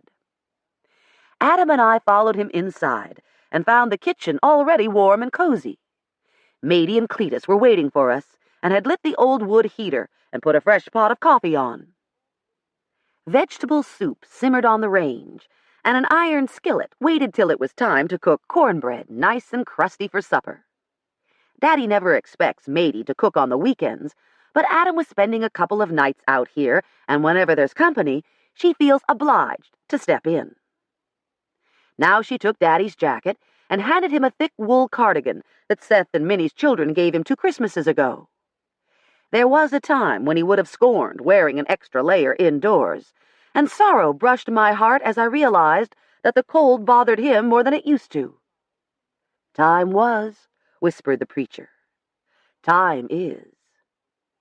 "And time will be," I thought defiantly. The pragmatist nodded. "And time will be," he said quietly. It was neither promise nor threat, only simple acknowledgement. The 5 of us sat with warm mugs of coffee in our hands, while Daddy and Adam and I took turns telling Mady and Cletus what had happened. Cletus never says much, especially when Mady's there to do the talking, but when he does speak, he always goes straight to the point. "Reckon that shiftless Alan Stancil's gonna be a rich man now." "Maybe," I said. "Depends on whether or not Cherry Lou signed her interest in the farm back over to Mr. Japp this week." Adam shrugged. "I don't see why that makes any real difference. If she didn't do it yet, he just has to wait till the trial's over. He is Mr. Japp's only kin, isn't he?" "There's Miss Elsie's niece," said Mady. "She's Dallas's first cousin." "But no real blood kin to Mr. Japp," I said. "The Atkins and the Stancils both come down from a common pleasant ancestor. G. Hooks Talbert does too, for that matter. But that's too far back to count. Nope, the laws of inheritance are pretty clear. When Dallas died without children or a will, half of his real property, the land, automatically went to his surviving parent, and the other half to his wife, Cherry Lou. But since she can't benefit under the Slayer statute, and assuming a jury convicts her, her half of Dallas's estate would automatically pass to his closest next of kin, which was his father. Now that Mr. Japp's dead, it goes to his blood kin, and that's Alan Stancil." "But Cherry Lou's not been tried yet," Mady argued. "And if Mr. Japp died 'fore he could get it, seems like to me it'll have to start all over again back with Dallas, and Miss Marilee and Alan will share and share alike, since they're both first cousins to Dallas." Daddy agreed. "Sounds like the fairest way to me." "What's fair and what's legal are 2 different things," said Adam. He spoke with such bitterness that Mady immediately gave him a worried look. "Get out of the way of justice. She's blind," I quoted lightly. "Then maybe we better get that lady a white walking stick," Cletus chuckled. "What happens if Alan's the one that did it?" asked Mady. "It would be up to the clerk of the court," I said. "Ellis Glover might decide Marilee has a legitimate claim after all. On the other hand, Alan does have a couple of children, and they'd be within the 5 degrees of consanguinity required by North Carolina law, which has to be closer than Marilee." Daddy frowned. What? Consanguinity, blood kinship. You count the degrees by counting generations, up to the common ancestor, and then back down to the related person. I ticked them off on my fingers. 1 up to Mr. Japp's father, 1 down to his brother, another to his brother's son, Alan, and then down to Alan's children. That's 4 degrees. If somebody related to you dies without a will or any immediate heirs, you can put in a claim if you're within 5 degrees of blood kin. Another thought occurred to me. On the other hand, if Alan is involved, Marilee could argue that the Slayer statute blocks his kids from inheriting. It'd be a pretty little legal battle. Daddy dismissed consanguinity as irrelevant, legalistic gobbledygook, since he couldn't see that Alan had any call to hurt Mr. Japp. Japp was ready to give him everything he had to get him a real car shop. Y'all know how he always liked messing with cars better'n working the land. Land ain't never meant nothing to Japp Stancil, except a place to stay, something to take money out of, never put none back in. He's clear-cut his woods twice, and never planted a single tree. Why, Billy Wall's been a better steward of that land than he ever thought to be. Proximity since childhood might have made Daddy and Mr. Japp friends and cohorts, but I realized now that Japp Stancil had never shared Daddy's values. Ever since the government closed down his shop, Japp's been wanting to get another one, he said. That's why he kept all them old cars settin' around when they was fools out in Charlotte or down in Wilmington that'd give him 3 times what they was worth. "Money in my pocket, Kezzy," he told me. Bad as he hated losing Dallas, he was happy to get Alan. Only this time, he won't going to fix people's transmissions and carburetors. Him and Alan was going into pure restoration, big time, he said. Going to take them old heaps and make 'em look like they just rolled off the assembly line in Detroit. Using what to buy their tools and equipment? I asked, hoping to goad him into telling what he knew about Japp's plans to sell land. Billy Wall's corn money? It was a start, he said mildly, and shifted over to reminiscences of his and Japp's boyhood days along Possum Creek. He told us again about Mr. Japp's courtship of Elsie Yadkin. Him, a braggedy, drinking, cussing roughneck. Her, a timid little church-going lady, half engaged to a deacon's son, and how he'd made the deacon's son back off and leave the field to him. And Japp might not have quit all his bragging and drinking and cussing out in the shop, but he always remembered that Elsie was a lady, and he never brought it indoors, nor let Dallas bring it in the house neither. Marilee's a lot like her Aunt Elsie, the way she settled that Grimes boy.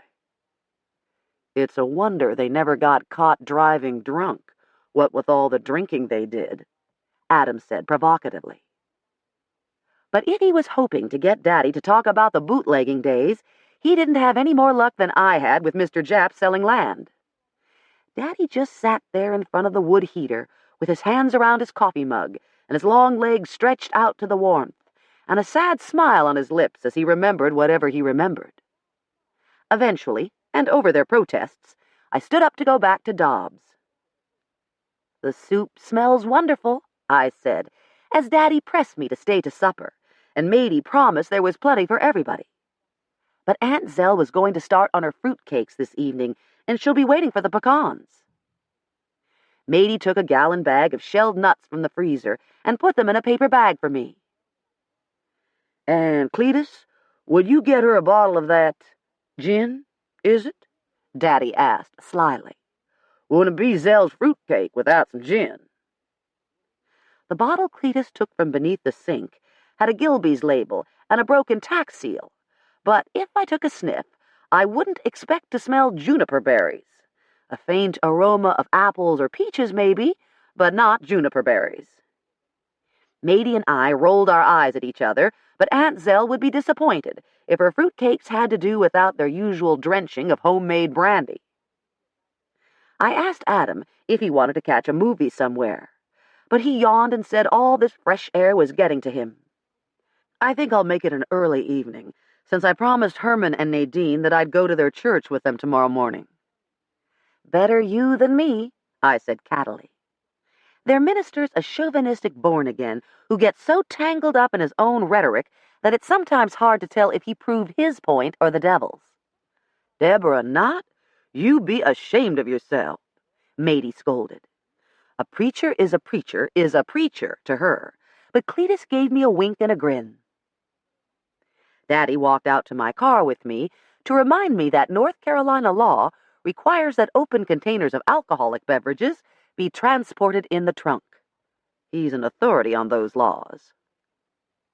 Once the bottle was properly stowed next to my toolbox, he whistled up the dogs.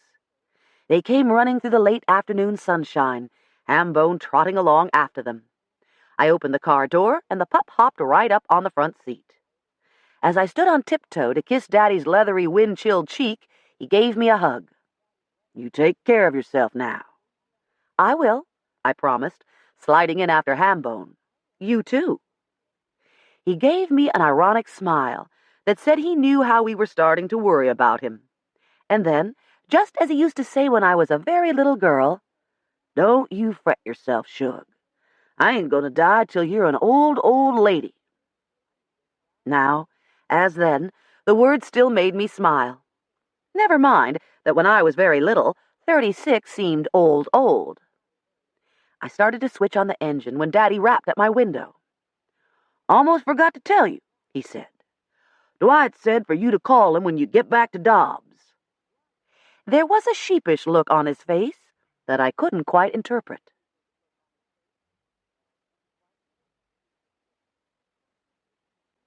Chapter 15.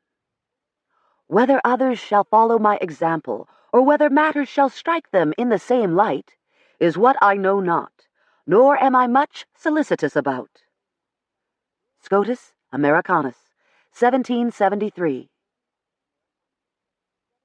I drove back to Dobbs with a zillion questions tumbling through my mind. Like 1. Was G. Hooks that good a poker face, or did he have alternative options? Like 2. Was Adam really tired, or was he just not anxious for more questions about his 2.9 acres of road frontage? Like 3. Were 1 and 2 linked? And then there were 4, 5, 6, and 7. What was Daddy up to? Where was Alan? What did Dwight want? And who did kill Jap Stancil? And why? "That's 8, the pragmatist said pedantically. "Mind your own business," I told him. The cold orange rays of the setting sun were nearly horizontal to the earth as I approached the edge of town. When I was a child, the town was more compact, and tobacco farms began 2 blocks after the last stoplight. Now, with cars and the need for spaces to park them, every major road was strip-malled for 2 miles out with gas stations, convenience stores, video rental shops, fast food drive-thrus, and grocery stores. Many of the stores were already boarded up and derelict. It reminds me of the slash-and-burn practices we so deplore in the Amazon rainforests. Build a big, ugly chain store, suck out all the quick money you can, then abandon that store and go build another where the action's hotter. "Queens Boulevard with long-leaf pines," laments a Yankee friend, who says she moved down here to get away from that sort of car-centered urban blight. She should have gone to Oregon, where they have sensible growth plans, not North Carolina, where we try to throw up a 6-lane bypass around any town with a population of more than 83 people. I parked at the back of the drive and carried Hambone, Daddy's gin, and the pecans in through the side door of the big white brick house. The warmth inside Aunt Zell's kitchen lifted my chilled spirits a little. Every counter was covered with bowls of chopped and floured fruits, loaf pans lined with waxed paper, and canisters of flour and sugar. She was only waiting for the shelled nuts to start mixing in earnest. The Gilby's gin bottle got stashed in the pantry. It wouldn't be needed till she was ready to wrap the cooled cakes in cheesecloth. Soon as I take them out of the oven, Ash and I are going over to the fish house for some shrimp. Don't you want to come, honey? Thanks, but maybe I'll just fix a sandwich later.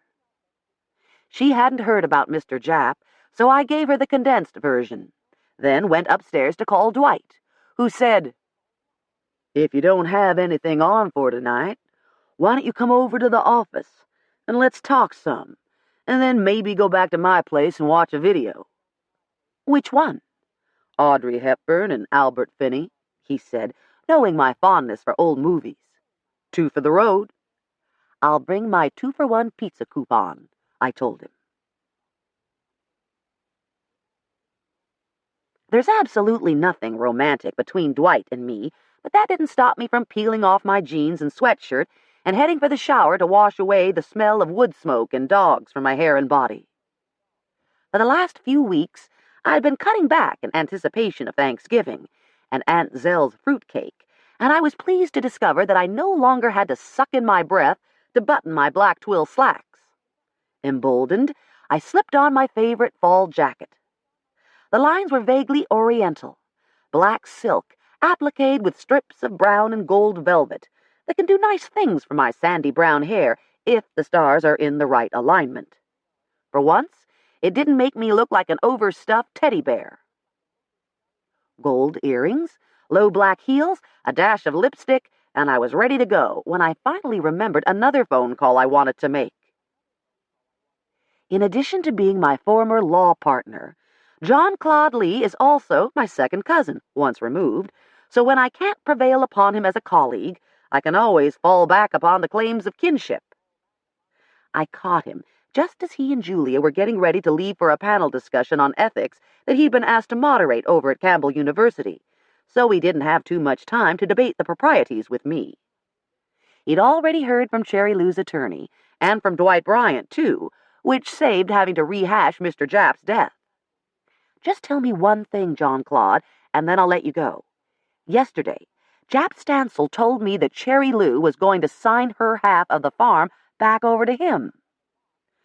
"That was injudicious of him," my cousin said disapprovingly. "But?" "Injudicious and premature. As you may know, Avery Brewer is her court-appointed attorney. We finished drawing up the papers yesterday afternoon, and she was to sign them on Monday." "What happens to those papers now?" "Obviously, their usefulness has been negated." "She wouldn't go ahead and sign it over to Alan Stancil instead." I could almost hear his raised eyebrows over the phone line. "Really, Deborah," he said frostily, clearly remembering with distaste his previous encounter with Alan.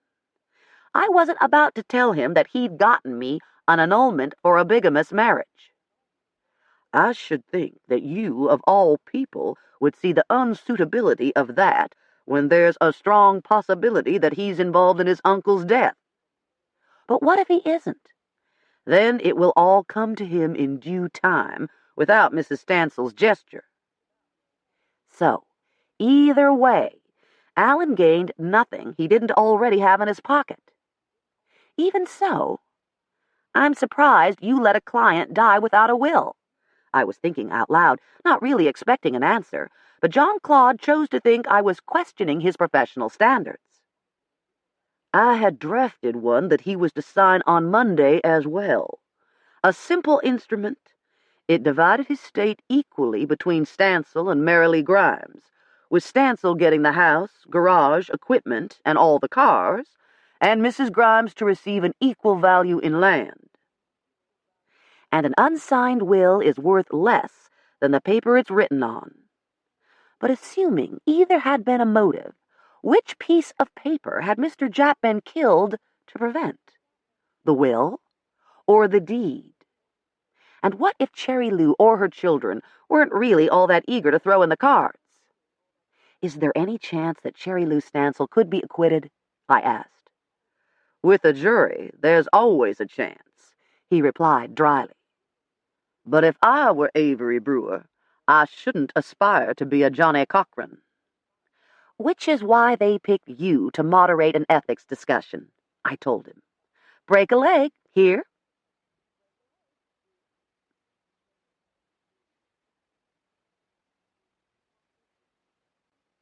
Chapter 16.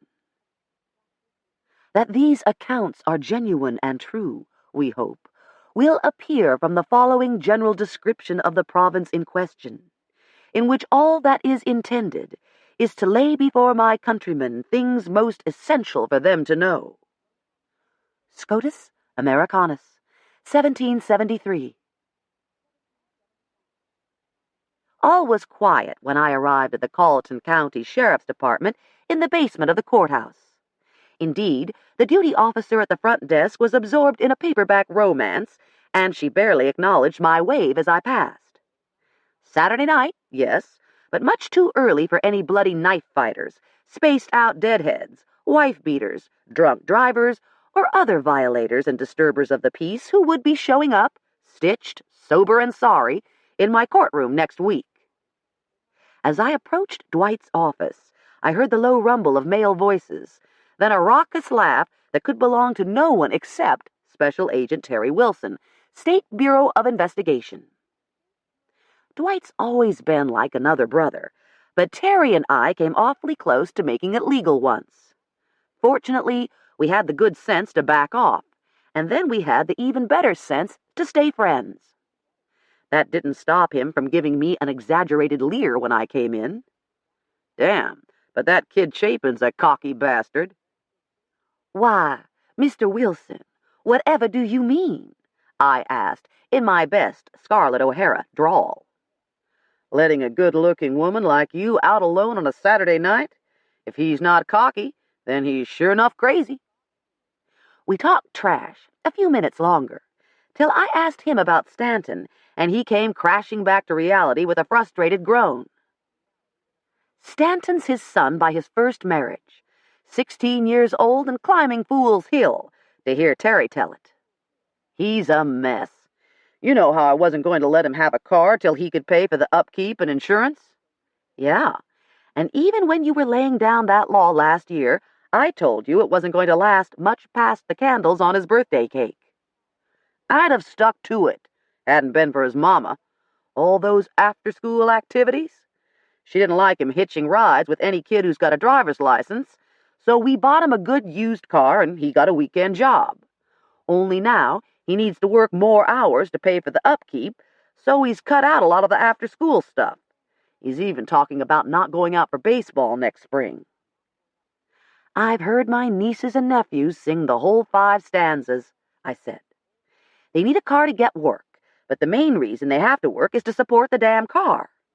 If they schedule their study halls for the end of the day, the schools will even give them early release so they can work longer hours to buy newer cars. Between school and work, they're putting in 10 and 12-hour days. When do they have time to study? They don't, Terry said grimly. Stanton's grade average has dropped a whole letter. He keeps this up, he'll be lucky to get into Wake Tech. You sure you don't want to hang around tonight? Split a pizza with me and Deborah? Asked Dwight. She's buying. Wish I could, but I'd better get on back to Raleigh. Unlike you two, I've got a real date tonight. Yeah? Anybody we know? He gave a sheepish grin. Stanton's algebra teacher. We're chaperoning their Thanksgiving dance tonight. Well, good luck to you, said Dwight. And we sure appreciate your help on that drug evidence. No problem. Just let me know how it turns out, okay? He gave me a hug, and then he was gone, and I turned to find Dwight giving me an odd look. What? I asked. Alan Stancil. I ran a background check on him. Criminal and civil. Want to see what I came up with? Not unless there's a warrant out on him, I said warily. Is there? Not at the moment, but if we don't hear from him by tomorrow, I may put an apprehend on the network." He pushed a bunch of printout sheets across his desk anyhow, and I leafed through them. Alan had certainly led a busy life, beginning all the way back to his teenage years when he was caught hauling a load of bootleg whiskey through Greensboro before he was old enough to get a valid driver's license. I knew that Mr. Japp had recruited him and Dallas both to transport moonshine occasionally, but trust a 14-year-old to keep cool with all that power under the hood? Of course, Daddy had been head of a household before he was 14, so maybe it didn't seem as outrageous back then as it does now. Alan's age was all that saved him on that one. Most of the recorded violations were minor and had been punished by fines and a scattering of light jail sentences that ranged from overnight to 30 days. No moral pillar of the community, but no wife-beater or serial killer either. He did seem to get questioned an awful lot about stolen cars, though. "Guy I talked to out in Charlotte says they just busted up a big chop shop operation. One of those places that steal cars to order and then chop them up for parts." I hate it when Dwight patronizes me. They can dismantle a car in 7 minutes flat, then sell the parts for more than the original car's worth. I do know what a chop shop is, thank you very much. "Sorry?" "Anyhow, the guy says Stancil was one of the known associates, and that probably the only reason he didn't get hauled in too was because he's been out of the area the last month when they were doing their heaviest surveillance. They don't have any actual evidence against him." "A guilt by association," I said dryly. Dwight had been leaning back in his swivel chair, one foot lazily propped on an open desk drawer. Now he came upright with both feet on the floor. "Oh, come on, Deborah. You're holding his rap sheets. You think he came over to Colleton County and got religion? He was just getting out of Dodge City before the bullets started flying. You can't really believe the guy's clean." I thought back to yesterday. Was it really only yesterday and not weeks ago? When Mr. Japp was bragging on Alan's automotive skills and prowess. "He bought an old wrecker from some man out in Raleigh, he did, and in just 2 days he got it fixed up good enough to sell. Yes, he did." Now that I considered how fast he'd fixed it up, there was a better than 50-50 chance that Alan had probably bought a wreck and immediately transferred its vehicle ID number plate to a stolen car of the same make and model. He could then register the stolen car as rebuilt and sell it legitimately. "No," I said slowly. I broke off as the implication of something on Alan's printout suddenly leaped out at me. "What the hell is this?" I asked, pointing at the dateline on every sheet. "Last Monday's date." "You started checking up on him before Mr. Japp was killed? Why?" The guilty look on his face was the mirror image of the look on Daddy's face when he said Dwight wanted to see me. Exasperation jetted through me. "I don't believe this." "Now, Deborah." "Don't go now Debbering me, you egg-sucking hound. Daddy told you about Alan and me, didn't he? And the two of you thought you'd take care of him. Just run him on out of the county before he got dug in too deep at Mr. Japp's. It's not my fault if Mr. Kesey wants to protect you," Dwight said stiffly. "It's your fault that you keep indulging him," I snapped. "If you and the boys don't quit sticking your noses in my affairs, you're going to get out your trusty butcher knife and chop 'em off." The trouble with trying to stay mad at Dwight is that he can usually make me laugh. And once my anger was diffused, I had to admit, to myself if not to Dwight, that getting Alan Stancil out of Colleton County had been high on my list of priorities, too. "No warrants on him, huh? I was hoping maybe he was behind in his child support payments or something." "Support payments? According to the records, he stayed in hot water over them, but that kid's way past 21 now." "No, there's a minor girl, too. Wendy Nicole." I riffled through the civil judgments against Alan, but there was nothing about a Wendy Nicole Stancil or her mother, Sally. "Probably sweet-talked her into keeping it out of child support enforcement," I muttered. Probably told her that he'd pay her what he could when he could, and you can't get blood out in a turnip, darling. I thought I read that the little girl's name was Tiffany, and that the paternity case against him was dismissed, said Dwight. Tiffany came later, a lot later. In amongst the sheaf of papers Dwight had managed to accumulate on Allen, I found a summation of the case and read, Tiffany Jane Morgan, daughter of Catherine J. Morgan. She'll be 4 years old in January.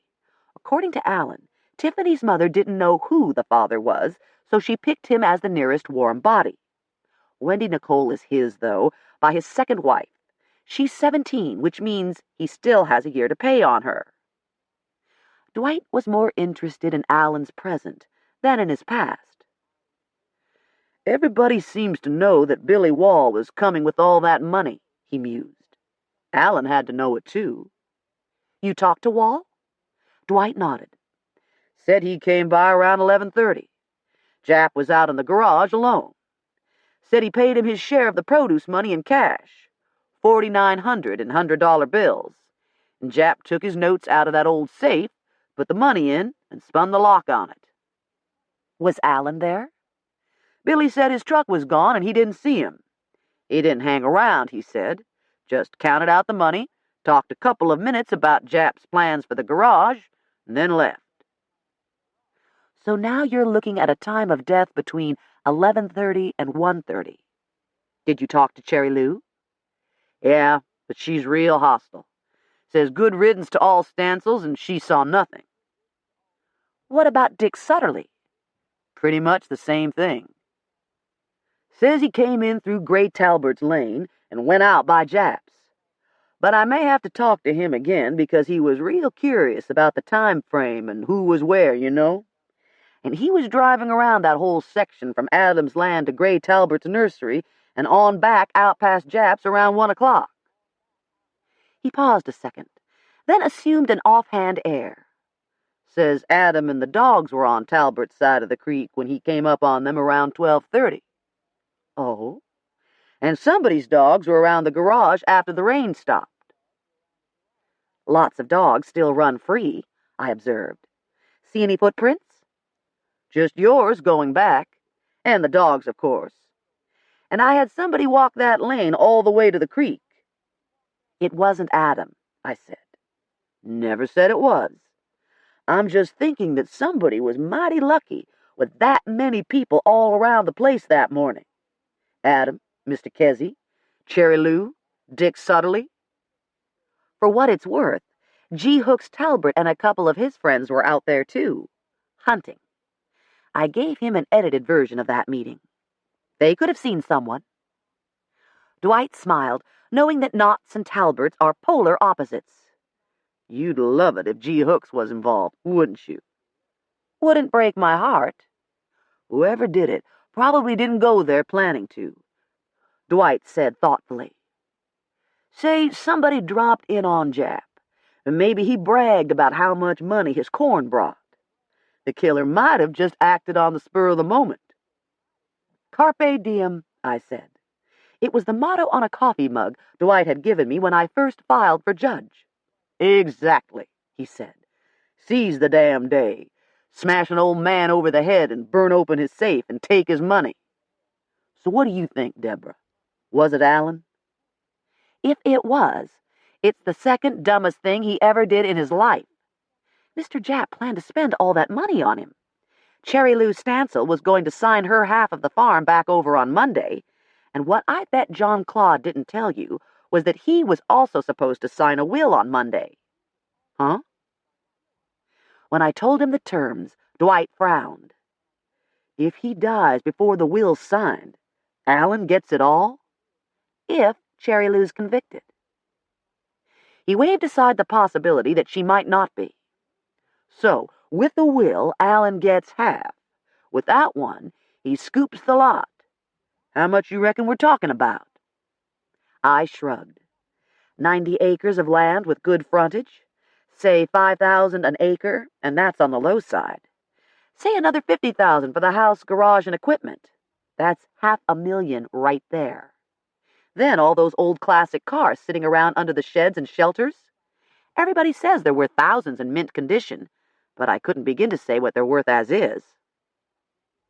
Evidently, Dwight hadn't done the math in a while either. Raw Colleton County farmlands going for $5,000 an acre? He shook his head in amazement. I don't think Mom and Dad paid more than $300 when they bought their place. Welcome to the 21st century, I said. By the time we left to pick up our pizzas, Dwight and I had sketched out a rough list of possible killers. He wanted to put Alan at the head. I opted for Cherry Lou's 2 kids. After all, they connived at Dallas's death. Who's to say they really understand inheritance laws? Or maybe they do, but think Avery Brewer's going to get their mother off. After they'd cut a deal with the DA to testify against her? They haven't testified yet, I said. Put 'em down. With an exaggerated sigh, he wrote down Ashley Wentworth and Bradley Fletcher. But if they go on the list, so does Marilee Grimes. Waste of time, I told him. She gains only if the will's signed. But she gains if he dies before Cherry Lou gives the farm back because she's no kin to Jap. Marilee wasn't one real drop of kin to him before. I was getting a little tired of explaining how the laws of inheritance work. All you people keep thinking it goes back to Dallas and starts again with Dallas's heirs. It doesn't. We're still looking at Mr. Jap's heirs, Alan or Alan's children. Yeah? There was a mulish look of disbelief on Dwight's big homely face. I'm a judge, I told him. I know the law. Then maybe I ought to list Alan's children, too. Makes as much sense as having Marilee there. And to be strictly fair, I've got to list Adam. Before I could protest again, he said, good as Adam's doing in California, I grant you he's the most unlikely one of the bunch, but he was out there alone during the relevant time. No way could Adam kill somebody, I thought. But that still didn't mean I was going to tell Dwight about my brother's current financial problems. Who else could we make a motive for? Dwight mused. I hesitated. Daddy had asked Adam and me not to mention Mr. Jap's plans to sell. And even though he seemed to think it was okay to confide my secrets to Dwight, I couldn't bring myself to go against him completely.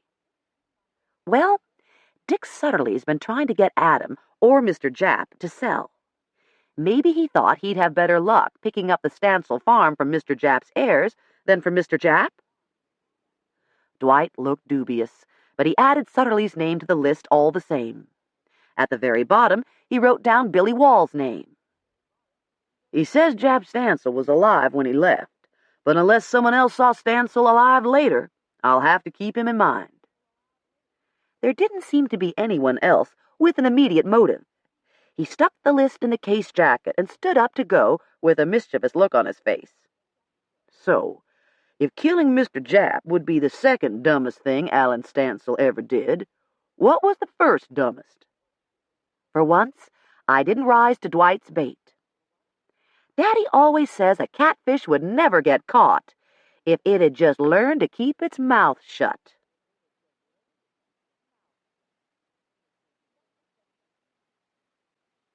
Chapter 17. All modes of Christian worship, not detrimental to society, are here tolerated. Scotus Americanus, 1773. Sunday morning dawned clear and sunny. There was a decided nip in the air as I left the house at 10:54. Dwight and I had wound up talking about my problems with Kid's daughter and his problems with his ex-wife before we put the video on, so it was nearly 1 before I got home and close to 2 before I fell into bed. Aunt Zell and Uncle Ash had left in plenty of time for Sunday school at 10, but I'm doing good to make 11 o'clock preaching services. I'll always consider Sweetwater my home church, but I moved my membership when I joined my cousin's law practice, because I hate to get up early on the weekends. And proximity really was my original motivator for choosing First Baptist Church of Dobbs. Honest. That's still an admission of sloth, the preacher had said, disdainful that I couldn't spring out of bed on Sunday mornings and drive 20 miles to Sweetwater. Never hurts a newly qualified attorney to share hymn books and amens with some of the most prominent citizens of the county, the pragmatist had reminded him. Opportunism in church is worse than sloth, and furthermore... It was such an old argument that I pushed them both to the back of my head and hurried into the sanctuary just as the first hymn was announced. Portland and Avery Brewer moved down to make room for me at the end of a pew near the door, and my voice joined with theirs as we sang hymn number 190, Come Thou Fount of Every Blessing. Because it was the Sunday before Thanksgiving, the young and earnest minister exhorted us to count our many blessings and give thanks to the Lord. Obediently, I fixed my eyes upon my favorite stained-glass window, a pastoral scene where sheep grazed calmly while an improbable lion lay down amongst them with sleepily benevolent eyes. Instead of the upcoming national holiday, I thought back to the earliest November I could remember. Now that I considered it, that was probably about the time our simple little country church was changing over from its old-fashioned Harvest Day. Harvest Day at Sweetwater Baptist was usually a Saturday in late October or early November. There would be a morning praise service in gratitude for bountiful crops. Then lunch on the grounds with hot dogs stuck on straightened-out coat hangers and roasted over an open fire, followed by marshmallows, toasted on the same wire hangers. When I pulled mine out of the fire, they were always black on the outside and melted ambrosia inside. After the weenie roast, there would be an auction to raise money for the church. Men donated cords of wood, bales of cotton, carved cedar walking sticks, fresh apple cider, and 10-pound bags of pecans, walnuts, or peanuts. Women gave crocheted tablecloths, embroidered aprons, colorful patchwork quilts, fancy cakes, or quart jars of canned fruits, the peaches and cherries glowing like jewels in that crisp autumn sunlight. Will got his start as an auctioneer at one of the Sweetwater harvest sales. Daddy wasn't a churchgoer, but he always came to the sale and donated 100 weight of cured tobacco and bid on a quilt or some cakes. Growing boys always needed covering or feeding. Relatively speaking, Southerners, especially those out in the country, have only recently taken to Thanksgiving. Certainly it was never a major holiday when I was very young. Oh, we colored pumpkins and turkeys in kindergarten and put on assembly plays and pilgrim costumes of buckled shoes and hats and gray clothes with wide collars. And we'd get Thursday and Friday off, and the mail wouldn't run on that Thursday, but otherwise it was just an ordinary day of the week. Like as not, Daddy and the boys would harvest beans or cut stalks that day, while Mother and Matey and I went about our usual chores. It wasn't till I was in middle school, and after some of the boys had married town-bred girls who celebrated Thanksgiving like the rest of the country, that Mother started cooking a turkey and making a special holiday meal. Daddy still thought it was a made-up holiday imposed on us by the North. As a boy, he could remember when Thanksgiving depended on annual presidential proclamations and was vaguely mistrusted as a remnant of Yankee Puritanism. They tried to outlaw our Christmas, so we never much bothered with their Thanksgiving, he says, hearkening back to lore handed down from before the Civil War. Mother was a girl, but old enough to remember, when President Roosevelt stabilized Thanksgiving in 1939 and made it the fourth Thursday in November, instead of the last Thursday, a distinction with a difference. And not for the glory of God, she would say dryly, but for Mammon. November had 5 Thursdays that year, and Mr. Roosevelt thought it would help stores get out of the Depression quicker if the country had an extra week of Christmas shopping days. Which is why Haywood and Isabel would feel no qualms about flying off to Atlantic City next Thursday, instead of staying home to eat a big meal. As long as we get together sometime toward the end of the week, our family still has no fixation on any particular day.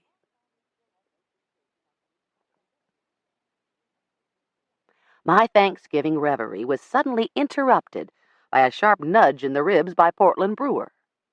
Everyone else had their heads bowed for the prayer that closed the minister's sermon. Once again, I'd missed it entirely. Oh well. We stood for the singing of a final hymn, bringing in the sheaves, a last benediction. Then we left the shadowy sanctuary and passed into the bright sunshine, where red, gold, and brown leaves lay thickly on the sidewalk and swirled along the gutters.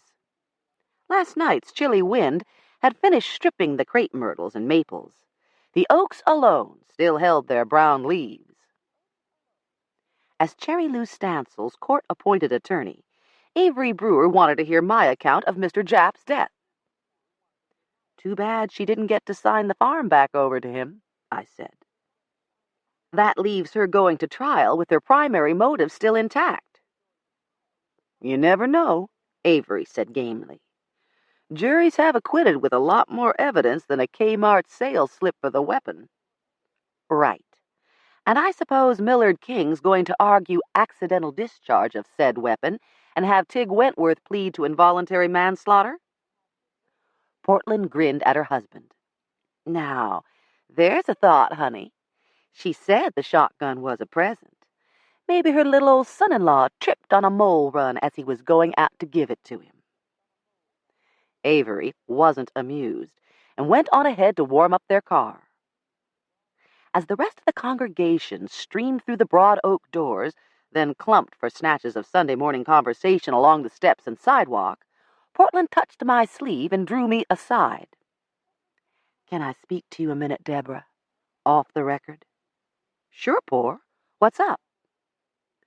Portland was a Smith before she married Avery Brewer, and is Uncle Ash's brother's daughter, which makes us courtesy cousins. Not that the courtesy is needed. We've been good friends since we got thrown out of the junior girls' class in Sunday school for teasing Prissy Caroline Atherton. Indeed, Portland's one of the reasons I stuck with law. After nearly messing up my life, I looked around to see what my friends were doing with theirs, and Portland seemed to be having the most fun.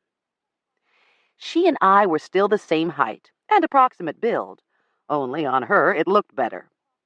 She had short, wiry black hair that curled all over her head, as if a mad beautician had styled a Persian lamb.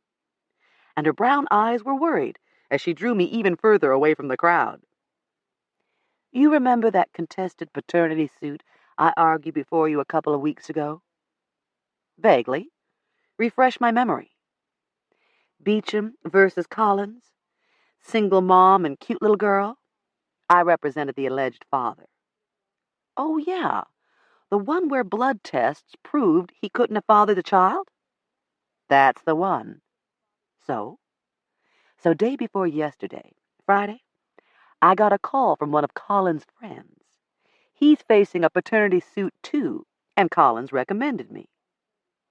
What's wrong with that? You won the case. Why wouldn't he recommend you? Because I wasn't Collins' only recommendation, Portland said grimly. This friend tried to be subtle about it, but he asked me to make certain that we use Jamerson Labs, and that it'd sure be nice if Mrs. Diana Henderson could be the technician who actually draws the blood and runs the test, since she did such a good job for old Tim there. Wink, wink, nudge, nudge. What? She nodded unhappily. He bribed her? Maybe. As the implication sank in, I said, You're talking perjury here. And subornation of perjury, too. Or conspiracy. And that's just for starters. Who approached whom?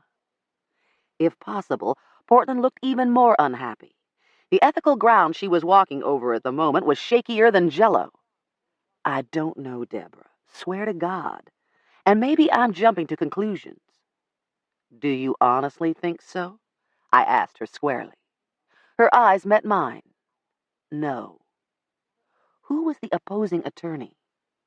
Ambrose Dottridge?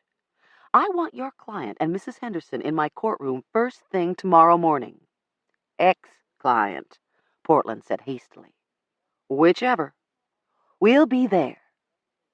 She gave my arm a squeeze. Then, with her wiry dark curls bouncing in the sunlight, she hurried over to the curb where Avery waited in their car. As I started to cross the street to my own car, a white pickup stopped in the crosswalk in front of me, and my nephew, Reese, leaned over and pushed open the passenger door. "Want to buy me a cup of coffee?" he asked. With those oversized tires, I had to hike my Sunday skirt to make that long step up to the cab, but one glance at the diamond-patterned treads made me think that it might well be worth the price of a cup of coffee to hear what Reese had to say about yesterday morning.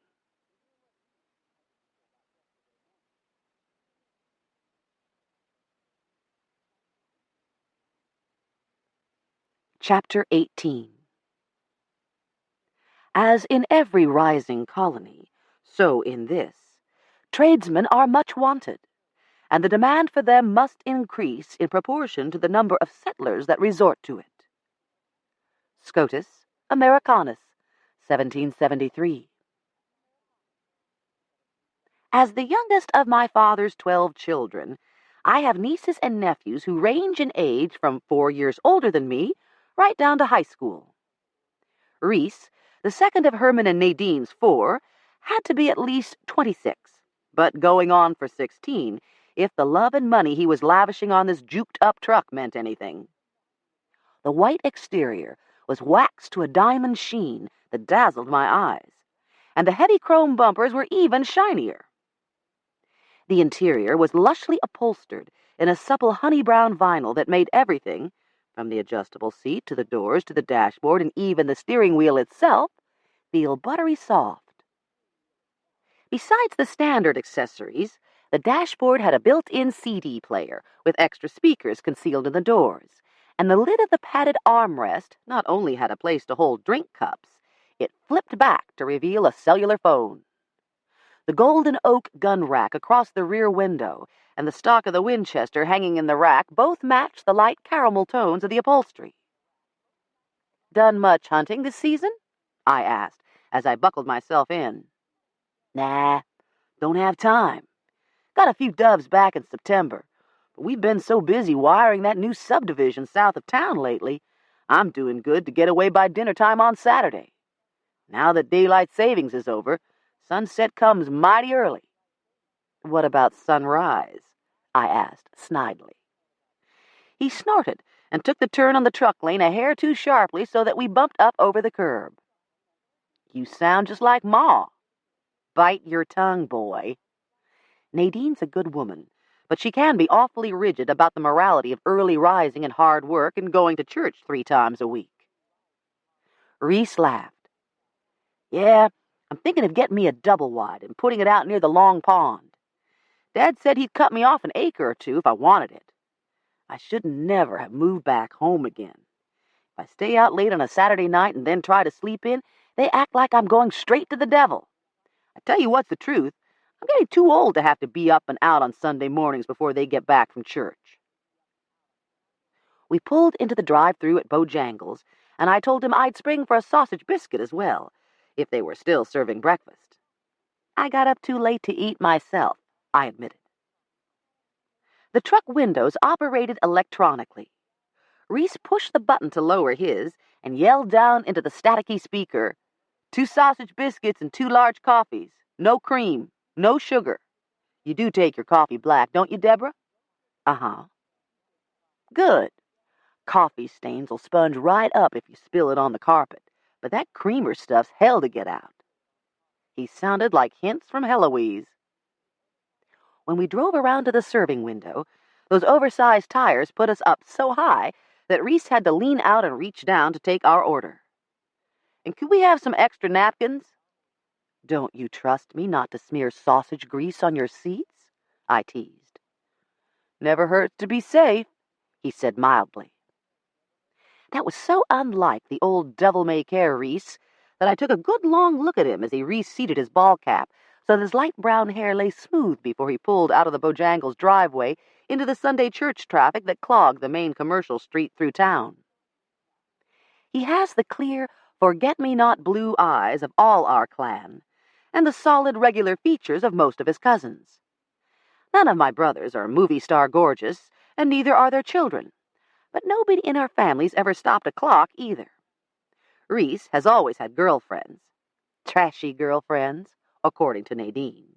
But she'd say that about any woman he moved in with if there wasn't a gold band on his finger first. He's been working for Herman and Nadine since high school and has never shown too much energy or ambition. All he seems to want is to put in his 40 hours, then spend the weekends hunting and fishing and maybe a quick roll in the hay between football games. His younger sister, Annie Sue, is the only one of Herman's kids with a real feel for the electrical business. But ever since Herman's brush with death left him in a wheelchair, we haven't heard much grumbling either from or about Reese. He wasn't slacking either. A couple of knuckles on his hand were scraped raw where he'd banged them when he was trying to pull wire across ceiling rafters or while he was trying to bore holes through hard-to-reach floor joists. For a moment, I almost wondered if the real reason he broke up with his last girlfriend and moved back home was so he could be there to help out as Herman adjusted to his loss of mobility. Even hedonists can rise to the occasion, whispered my idealistic preacher. Get real, said the cynical pragmatist. This is Reese, for God's sake. I took another look around the interior of his truck and decided I was probably imagining things. Nevertheless, I took his sausage biscuit out of the greasy paper it had come wrapped in and carefully tucked a fresh napkin around the bottom so he could eat while he drove without strewing crumbs. A third of the sandwich disappeared in a single bite, and his mouth was full as he said, "I could eat a horse." I broke off a small piece of my sausage and biscuit, barely enough to take the edge off my own appetite, and passed the rest over to him. He grunted his thanks and wolfed it down, too. Yeah, this was Reese, all right. With the rich smell of sausage and coffee filling the cab, we drove aimlessly in a wide looping circle around Dobbs, enjoying the drive. Not going anywhere, just going. Dwight Bryant call you yet? I asked. No. What about? About what time you drove past Jap Stancil's garage yesterday. Who says I did? His voice was wary. Saw your tracks. Must have been from last week sometime. No? Wait a minute. I remember now. I did cut through last Tuesday to see if I could fit a trailer between those willows near the long pond. Oh, come on, Reese. It rained hard all day Friday. Didn't stop till after midnight. Your tracks were laid down sometime yesterday morning. New crisp diamonds in a wide tread. You're not going to tell me any of the other boys have tires like yours. Okay, so it was me, he said grumpily. You don't have to go telling the whole county, do you? Why not? 'Cause I was supposed to be working, finishing up a house there on 48. But damn it all, Deborah, Dad and Ma don't want me to work on Sunday. The state don't allow Sunday hunting, and I've not taken a full Saturday off in 2 months. Ruth and Jessica were riding their horses along the creek in the new ground Thursday evening, and Jess told me she saw some pretty big deer tracks. Ruth is Andrew's younger daughter by his second wife, and Jessica is Seth and Minnie's middle child. Both are still in high school. Well, you know how AK keeps bragging about the head he's got mounted? I thought it'd sure be fun if I took a little drive through, maybe bag a big buck myself if I got lucky. And did you? He shook his head. Nope. Saw the tracks, though, and man, they're humongous. But that's all I saw. What time was this? He shrugged. I don't know. I wasn't paying much attention to the clock. I knocked off around 10:15, 10:30, and drove straight on over. I was maybe 10 minutes away. Say 10:30, maybe 10:45. See anything of Mr. Japp when you drove past the garage? Nope, not a soul. I would have stopped to ask Alan about a sticky valve, but his truck wasn't there neither. You don't think Dwight's really going to come asking me stuff, do you? If someone tells him those are your tire tracks, he will. You ought to go ahead and tell him yourself, because that could help narrow down the time range. Dwight's got no reason to mention it to your dad, especially if you ask him not to. But Reese was getting a look on his face like a right-sided mule hitched up to left-sided traces. No way was he going to pull that load. Granddaddy already said he saw Mr. Japp at the crossroads around 10:30. I'm telling you, I didn't see anybody when I drove in or when I drove out, and I don't see why I've got to get involved. He drained the last of his coffee, crushed the foam cup in his hand, and turned down the street that would bring us back to my car. I sipped my own coffee and tried to figure out why he was so reluctant to speak to Dwight. There was a sour feeling between us when he pulled up beside the church. "Thanks for breakfast," he said stiffly. As I opened the door to climb down, a gust of cold wind caught my hair and tangled it in the bolt action of the Winchester behind me. Awkwardly, Reese reached over to untangle me, and I said, "You do have a deer license, don't you?" He shook his head and looked at me sadly. "What do you think I am, stupid or something?" Anger I might have believed. Ironic laughter I might have believed. But all that innocence shining in his bright blue eyes? I held out my hand and wiggled my fingers. "Come on, Reese, show me." He slammed his hand down hard on the seat between us.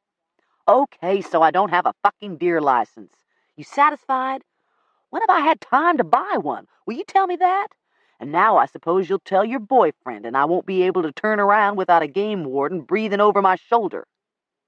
"Get a license," I told him, sliding down to the street without breaking the heel of my shoe. "And leave your gun home till you do." I slammed the door and was walking away when I heard both windows power down. "You know something, Deborah?" Reese shouted angrily. "You used to be a damn sight more fun before you got to be a judge." Before I could answer, he screeched off from the curb, ran a red light at the intersection, and tore off down the street in utter disregard of the 35 miles per hour speed limit. "Thank goodness. It's Sunday and the streets are deserted," the pragmatist said piously. The preacher was too dismayed to comment.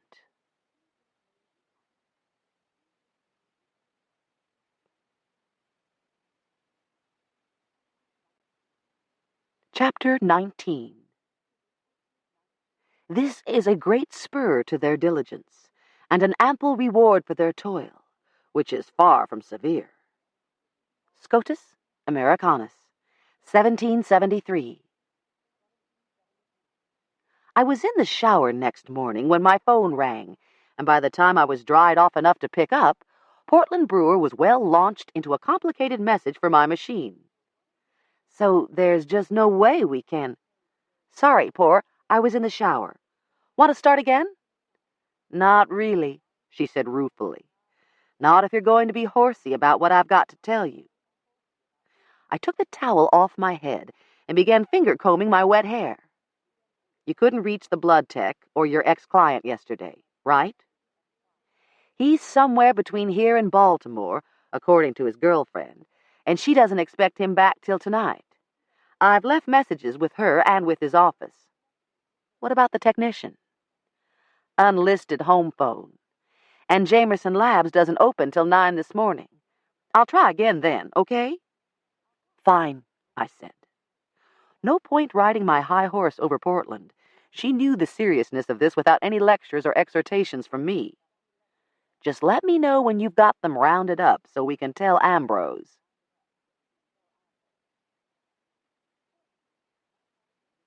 Portland might not have been waiting for me in chambers, but Marilee and Pete Grimes were. After handling the details of Dallas's funeral for Mr. Japp, Marilee considered herself an old hand at dealing with the medical examiner's office over in Chapel Hill. To her frustration, though, she wasn't being allowed to deal. Anything that upsets Marilee upsets Pete, and both of them wanted me to do something. "They're ready to release Uncle Japp's body, but Doc Aldcroft says he can't send a hearse for it because Alan's Uncle Japp's next of kin, and nobody's seen him since Friday." "Did you speak to Dwight?" I asked, fiddling with the zipper of my robe.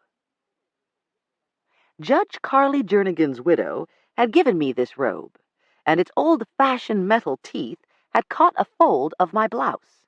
I was hoping to work it loose without marking the white silk.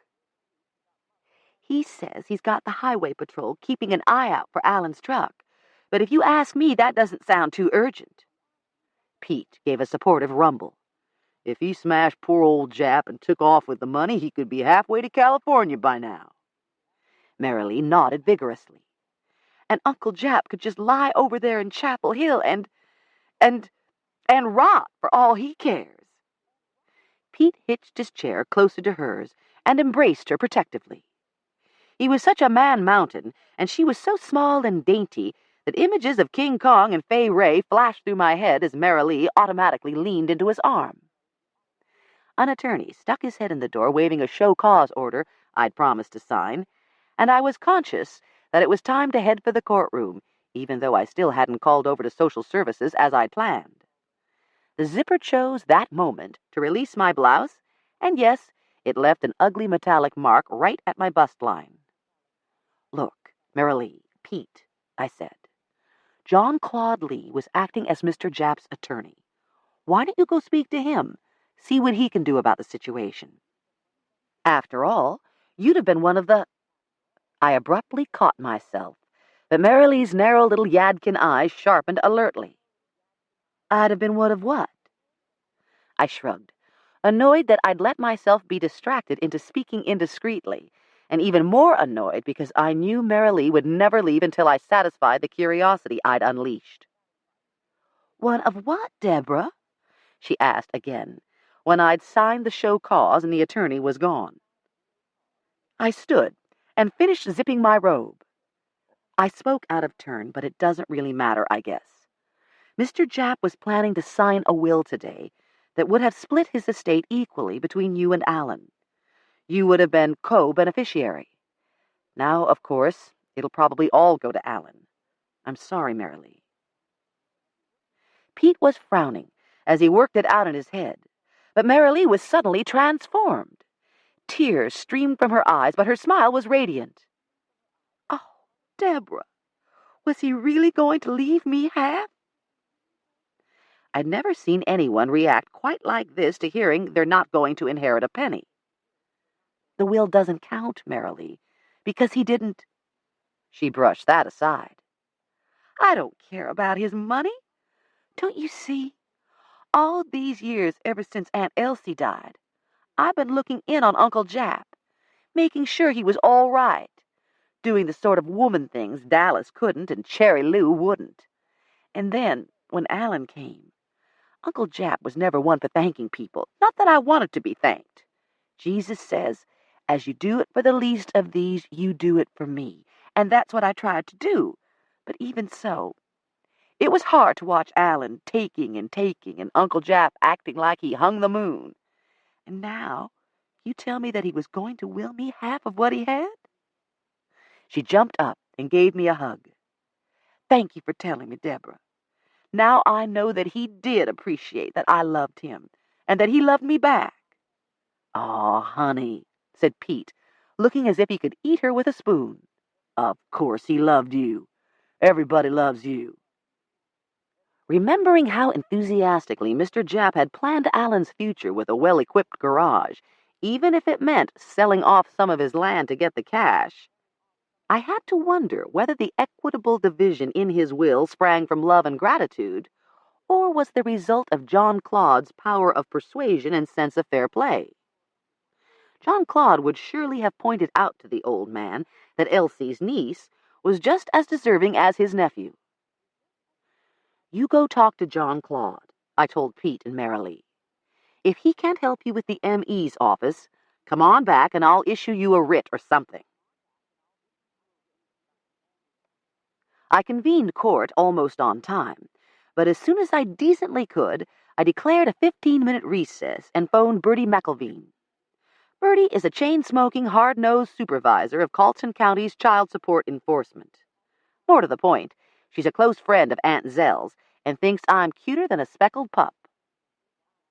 I didn't have to explain to her why I wanted to know the financial situation between one Alan Stancil and his ex-wife Sally Stancil regarding their minor daughter, Wendy Nicole, currently of 1212 East Lever Drive in Charlotte, the address I'd memorized from the dossier Dwight had compiled on Allen.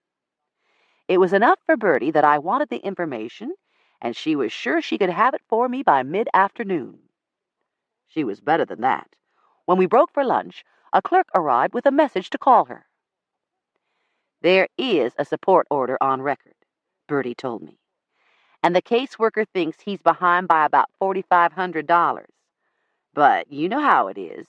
If the mother doesn't holler, no one automatically goes hunting for the father. Besides, the caseworker says that he's paid the support directly to the mother more than once. It's supposed to be monitored, and it messes up the paperwork if they don't do it by the book.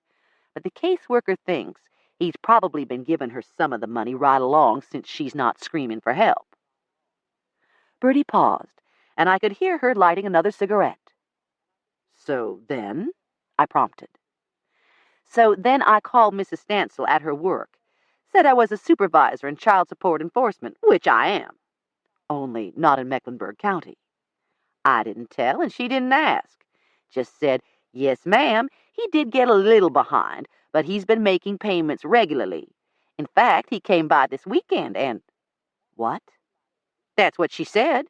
He was there, left this morning right after breakfast, but he gave her $2,000 in cash, and that caught him up with everything he owed her." "She didn't happen to say when he got there, did she?" "Sorry. I thought you wanted information on the father's fiscal situation, not his physical whereabouts. If I'd realized—" "That's okay, Bertie. I didn't realize it either. Thanks, though. I owe you one." "You owe me more than one," she said with tart affection. "I'll put it on your account." As I took off my robe and put on my jacket to go out for lunch, I wondered if Pete and Marilee could be right. I hadn't considered Allen a serious suspect, and I didn't think Dwight did either. But he'd acted broke when he fixed my alternator on Friday. Where did he get $2,000 in cash to give his ex-wife this weekend? My appetite gone, I headed down to Dwight's office in the basement. He would have to be told. But when I entered Dwight's office, there sat Allen in his black leather jacket and scuffed cowboy boots, with a mournful look on his face. "Hello, darling," he said. "Ain't this one a hell of a note about Uncle Jap?"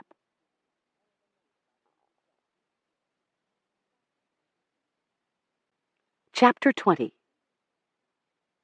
None of either sex or profession need fear the want of employment, or an ample reward and encouragement in their different occupations and callings. Scotus Americanus, 1773. "What's going on here?" I asked inanely. "Stancil's helping us with our inquiries," Dwight said in a deadpan parody of a cliché-ridden British mystery we'd watched together a few weeks ago. Allen didn't quite catch the reference, but he understood the game. "Dwight here don't know whether to tell me he's sorry about Uncle Jap or read me my rights. You're still a lawyer, ain't you, darling? Reckon I could hire you?" "Using what for money?" I asked. "I thought you were broke." "Oh, I always keep a little jingle in my jeans," he said with an easy smile. "You may not need an attorney, but you can't blame Dwight for wondering how come you ran off like that." "Hey, I didn't run off. Uncle Jap knew where I was. If I'd have thought for 1 minute he was going to get himself killed—" "So where were you?" "Greensboro, like I told Dwight. I had to go look at a car." Greensboro's about 90 minutes to the west of us, give or take 10 minutes, depending on road conditions and how heavy you're willing to push the speed limit. It's also only a little more than halfway to Charlotte, and I didn't understand why Allen was lying. Seems like he'd want to document as much distance as possible between himself and the murder scene. He must have seen the disbelief on my face because he started shoring up. "One of my old buddies asked me to take a look under the hood of a car he's thinking to buy. I give you his number, Dwight. You don't believe me, just call him." Dwight looked at the crumpled piece of paper that held a scrawled phone number. "What's his name again?" "Rayford Hollyfield. His wife's Jan." "Anybody else see you there?" His sister stays with him. I forget her name. But I got there around 10 o'clock Saturday morning, and we went right over to see that car. A nice little Cutlass Supreme. They'll tell you. He turned back to me. All I've heard is that somebody's killed poor old Uncle Jap. Not when, not how. Come on, Deborah, don't I have the right to know? You'll get all the details soon as I confirm your story, Dwight said sternly. He raised his voice and called, "Hey, Jack, you out there?" A slightly pudgy, baby-faced officer came to the open doorway. "Yes, Major?" "How about you take Mr. Stancil here into the squad room? Get him a cup of coffee, maybe a sandwich?" "And a newspaper?" Allen said slyly. "Sure," said Dwight. "Give him the latest Ledger, Jack." The Ledger is Dobbs bi-weekly. It comes out on Tuesdays and Fridays. Today, being Monday, it wouldn't help Allen much. "He's probably already read about the murder," I said, taking the seat Allen had vacated. "I doubt it," said Dwight.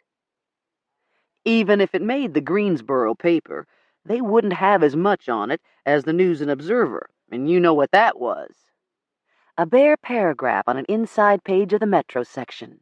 Man killed in Colleton County. Not to say he couldn't have talked to somebody down here an hour after Mr. Kesey found the body. Phone lines were still working, so far as I've heard. He punched in the numbers on his own phone. The connection between Dobbs and Greensboro was extraordinarily clear, for I could hear the rings from where I sat. Then a woman's staccato, "Hello?" "Mrs. Hollyfield?" "Just a minute. Jan?" Jan Hollyfield's voice was too soft for me to make out more than a murmur. Dwight identified himself, then explained that he was trying to confirm Alan Stancil's whereabouts this past weekend. Could Mrs. Hollyfield help him? Had she seen him? She had. When? "No, ma'am, he's not in any trouble. Not if you can tell me when you saw him." "Yes, ma'am, he does know I'm calling you. That's how I have your name and number, ma'am." Whoever Jan Hollyfield was, she was certainly cautious about divulging anything to a police officer she didn't know. "Yes, ma'am, I understand." He slowly spelled his name and rank and gave her the sheriff's department's number, then hung up. "She's going to have her husband call me back." "Through the switchboard? Cagey lady." "Does make you wonder why, don't it?" He pushed a button on his keypad and spoke into the receiver. "Faye, could you call Detective Harry Smithwick over in Charlotte? Remind him that I talked to him last week about that chop shop they broke up a month or so ago. Ask him if he's got anything on a Rayford or Jan Hollyfield, now living in Greensboro, okay?" Dwight pushed the phone away and gave me an inquiring look. "You come downstairs because you heard we'd picked up Stancil?" I shook my head. "Actually, the main reason was to ask if you've put names to all the tire treads past Mr. Japp's that morning." He shuffled through the folders on his desk and came up with a set of black and white photographs. "This one's your dad's. This one's Dick Sutterly's. The bald one's Billy Wall's. And we don't have a match to these diamond treads yet. Why?" "They're Reese's. Herman's boy?" I paused and took a closer look at the tracks left by Billy Wall's truck. I thought he said he bought new tires a few weeks ago. Dwight wasn't interested in Billy's tires. He was more concerned about Reese. "You can talk to him," I said. "Just try not to do it around Herman or Nadine. He was supposed to be working that morning, but he took off to see if he could get a shot at a deer back along the creek. He says he went past the shop around 10:45 and didn't see any sign of anybody coming or going." "What time did he leave?" I don't believe he said, but I got the impression that he probably wasn't in there more than 30 or 40 minutes. Dwight made a note of it. "Okay, and thanks. This'll save us a little running around. Maybe narrow things down even more." "One other thing," I said, "and it's probably not important, but—" I shrugged. "I don't know why Alan's trying to make you think he spent the whole weekend in Greensboro, but Bertie McElveen talked to his ex-wife in Charlotte about an hour ago. He stayed at her place last night and left from there this morning after giving her $2,000 in cash. Yeah? He pulled the phone back closer. It was starting to wear a rut in his desktop, and said, Faye, if you do get hold of Smithwick, I think maybe I better talk to him myself. As I stood to go, Dwight said, How did Bertie McElveen happen to be talking to Stancil's ex-wife this morning? I gave him my blandest shrug. And why'd she call you with that information? Well, you said there weren't any warrants out on him. I might have wondered out loud to Bertie if he was evading his responsibilities, I admitted. She's in child support enforcement, and you know how dedicated she is to her work. Yeah? Now listen, Deborah. Oh, my Lord, look at the time. I'm supposed to be back in the courtroom in 20 minutes, and I haven't had a bite of lunch. See you, I said, and got out of there before he could start lecturing me to mind my own business and stay out of his investigation. No sign of Allen or Jack Jameson as I hurried through the halls. He'd probably conned the deputy into buying him a real lunch.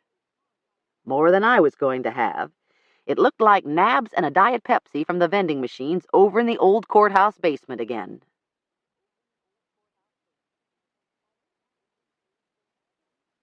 By late afternoon, all the routine crimes and misdemeanors of the day had been disposed of, and I was left with a civil matter. Stevens versus Johnson. Desecration of a family graveyard. 5 minutes into the case, I knew I was watching the latest episode in a long-running family soap opera. The combatants were two cousins, Geraldine Stevens and Anise Johnson. Mid-30s, blonde, so similar in appearance they could have been sisters. When the women married, their mutual grandfather had deeded each of them adjoining building lots. Proximity had only worsened their feud. Geraldine's 2 acres made a fairly neat rectangle, slightly deeper than it was wide, with sufficient road frontage for an ample semicircular drive. Anise's drive was barely wide enough to let a geo through. Her 2 acres looked a little like the outline of the United States, if you cut off California, Oregon, and Washington and squared off Texas. Florida was an 8-foot wide strip that touched the road. That 8 feet was Anise's only bit of road frontage, because an old family graveyard occupied 1/10 of an acre where Texas and the Gulf of Mexico should have touched the road bank. No matter who holds a title to the land where it sits, a graveyard itself is an encumbrance protected by the law in perpetuity. It may not be desecrated, moved, nor adversely disturbed without a court order and the consent of the nearest kin. According to Anise, who brought along before and after photographs, the graveyard had fallen into shocking condition these last 8 years. Their grandfather had tended it until poor health forced him to put down his rake and hoe and pruning shears. Nobody else ever picked them up. Once, there had been only a single magnolia tree in the center. After years of neglect, volunteer pines and cedars and wild cherries had sprung up out of the very graves themselves. Honeysuckle and poison oak had overgrown the stone so badly that the men in the family had to go with bush knives and chainsaws to clear a way for the grave diggers when it was time to lay their grandfather to rest last spring. She was scared to do anything while Grampy was alive, said Geraldine. But the minute he was buried, look what she did. Geraldine's suit asked for no money damages, merely that her cousin be forced to remove the new driveway that now encroached upon the cemetery. First, she wanted me to sell her a strip of my yard, and when I wouldn't, she asked Grampy to let her take part of the graveyard. But he said no because his Aunt Sally and Uncle George were buried right there at the edge. They didn't have a bot stone, just some rocks for a marker. Marker rocks that she moved. I repressed a sigh. It seems that growth doesn't affect lifestyles alone. It governs death styles, too. Home burials have become increasingly rare, and many of the little private graveyards have been abandoned as the descendants die off or move away, or are simply too distantly descended to care any longer, if they even remember. That overgrown square, sitting out in the middle of a field, can get real tiresome to a farmer who's had to keep plowing around it. Nobody ever visits it, he rationalizes to himself, and the day comes when he simply plows right through it. The stones make good doorsteps or garden benches. Bulldozers dispose of gravestones even more efficiently. Every time new crowds up against old, old is what gives way. A few years earlier, the cousin's grandfather had drawn a diagram of the different plots, each rectangle neatly labeled in his old-fashioned, wavery handwriting. I was shown this drawing, along with a copy that had all the property lines drawn in to scale. In that one, the rectangles labeled George Patterson, deceased, 1894, and Sally Patterson, deceased, 1913, appeared to be approximately 10 feet from Geraldine Stevens' property line. "That's how it is right now, Your Honor," said her attorney, one Brandon Frazier, who was so young that you could almost hear his shiny new law degree crackling in his back pocket. "These two little piles of rocks right there have been moved so that they're now almost 20 feet from my client's property line. 15 of those feet had been paved over in August." "She's driving back and forth right over her own great-great-aunt and uncle," Geraldine said tearfully. "And it's wrong." "Tell me, Mrs. Stevens," said Edward, my friends call me Big Ed, Whitbread, as he rose ponderously to his feet. Ed Whitbread is not my favorite attorney. He's pompous and dull-witted, and he opposed me in the primary when I first ran for judge. "How old was your grandfather when he drew this diagram?" "I don't know. 75 or 80, maybe." "And was he a professional draftsman?" "No, he was a farmer." "A farmer," Whitbread said portentously. "I see. Yet you claim he made an accurate drawing, to scale, with no formal training when well past 70? "My grampy was sharp as a tack right up to the month before he died, and he certainly knew where his Aunt Sally was buried. He was 11 years old, and he remembered going to her funeral." "I'm sure he thought he remembered," Whitbread said genially. As the questioning continued, Allen entered the back of the room and slid into a rear bench. He was alone, and didn't appear to be fleeing, so I had to assume that his alibi stood up to a cursory check and that Dwight had turned him loose. But why was he here? And why was I worrying about Allen when young Mr. Frazier was summing up for the plaintiff? With little else to fall back on, he cited the drawing as ample proof that his client's cousin had willfully changed the dimensions of the cemetery, thereby showing great disrespect for the dead, who had a right to lie undisturbed. "No respect for her ancestors?" Ed Whitbread snorted at the very idea. "Your Honor, you've seen the photographs of how disgracefully overgrown that cemetery looked before my client took it in hand, and you've seen the photographs of how it looks today." I might disdain Whitbread, but he had a point. In the earlier snapshots, it was hard to even see the headstones. Now the trash trees were gone. A single magnolia's lower limbs had been pruned so that a concrete bench sat in its shade, and the well-mowed grass made the plot look almost like a small park. Azalea bushes neatly bordered the wide new driveway. Very pretty. "Mrs. Stevens," I said, "in the years preceding your grandfather's death, did you ever help your cousin clean off that graveyard?" "She never cleaned it off," said Geraldine. "I would have helped if everybody else did, but after Grampy quit doing it, nobody else ever offered." What Allen thought of her answer could be read on his face. He was following the testimony like a play, and her words made him roll his eyes at me. One thing, maybe the only thing, that could be said in Allen Stancil's favor: I never saw him shy away from hard or dirty work. My options were clear. If I believed Geraldine and dear old Grampy's diagram, which I was inclined to do, then opportunistic Anise had indeed moved the rocks and, in defiance of the laws of North Carolina, was now driving over the remains of her great-great-aunt and uncle. Not that much could be remaining after nearly a century. No matter how I ruled, the animosity and hard feelings between these two cousins would no doubt continue. If I found for Geraldine and ordered Anise to remove the paving and restore her drive to its previous narrow width, the cemetery would probably fall back into a neglected state. Clearly, Geraldine cared nothing about old Grampy's final resting place. It wasn't in her front yard. The important thing was to give her cousin grief by making Anise tear up that new driveway. If I found Geraldine's suit without merit, and except for a freehand diagram drawn by an old man, she had shown me no overwhelming proof to support her accusation, the graveyard would probably be kept in immaculate condition from here on out.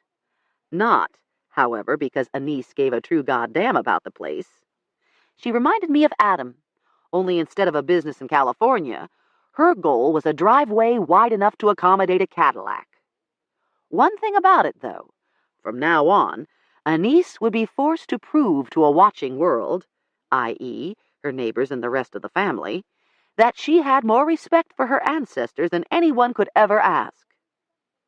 The law is the law, the preacher said sternly. You can't overlook the desecration of 2 graves just because a half-abandoned site is now prettied up. I thought of our own family graveyard, bordered in old-fashioned roses and kept in loving repair. My mother is there. So is Daddy's first wife. They lie amid my grandparents and great-grandparents and children that died of diphtheria and croup 100 years ago. Daddy and some of the older boys want to be buried there. But will any of the grandchildren? The law is the law, the preacher repeated inexorably. The letter of the law is not always the spirit of the law, the pragmatist pointed out. I remembered Roots and the bicentennial, and how they inspired amateur genealogists to go out and inventory all the little graveyards in the state. And I knew that this law had been expressly written to keep them from quietly disappearing beneath a farmer's plow or a developer's bulldozer. I'm sorry, Mr. Fraser, I said, but your client has failed to provide meaningful proof of her claim that this graveyard has been desecrated. I find her suit without merit. Case dismissed. Alan Stancil caught up with me as I was pushing open the rear door to head for my chamber. Just what I'd have done, darling. If you're finished now, could you give me a lift home?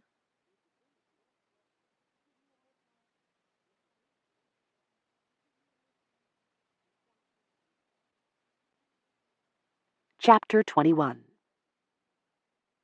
I would therefore offer them a caution, and recommend temperance and abstemiousness to them for the first season, till by degrees they are inured to the place. Scotus Americanus, 1773. One of Dwight's deputies had picked Allen up, and one of them could have taken him home. But there was such a hang-dog look on his face that I felt sorry for him. Besides, I was still curious about where he'd been all weekend, and why he'd been evasive with Dwight about it. But we had driven out from Dobbs with less than a half-dozen sentences between us. Every conversational remark went nowhere, so I quit trying and concentrated on the road west from Dobbs. Night was coming on, clear and cold. The sun slid below the chilled horizon, and bare twig trees were silhouetted against the vivid red-orange sky, like Gothic stone tracery against a stained-glass window. Venus hung like a solitary jewel at the precise point where the vermilion of sunset met the deep blue of night. Allen seemed so sunk in thought that we were almost to the old 48 cutoff before he finally roused himself enough to say, I could sure go for a piece of catfish. How about we swing past Jerry's for some takeout? I'm buying. I don't think so, I said. "Aw, come on, Deborah," he wheedled. "For old time's sake. I pure hate to eat by myself, and the thought of going back to Uncle Jap's house with him not there no more." For once, there was no double meaning, no suggestive randiness in his voice. It was just starting to sink in that the old man was really dead, and it seemed to be hitting him hard. Reluctantly, I turned off 48 onto the 2-lane hardtop that leads to Jerry's. Jerry's steak and catfish is a head-shaking phenomenon to the old-timers around here. Our first homegrown example of, if you build it, they will come. When Jerry Upchurch's father died a few years back, Jerry was determined to keep the land in the family. So even though he had a secure job managing a restaurant in Raleigh, he bought out his 2 sisters and set about looking for a way to make the place pay. He knew he didn't want to farm tobacco. He'd had his fill of that growing up.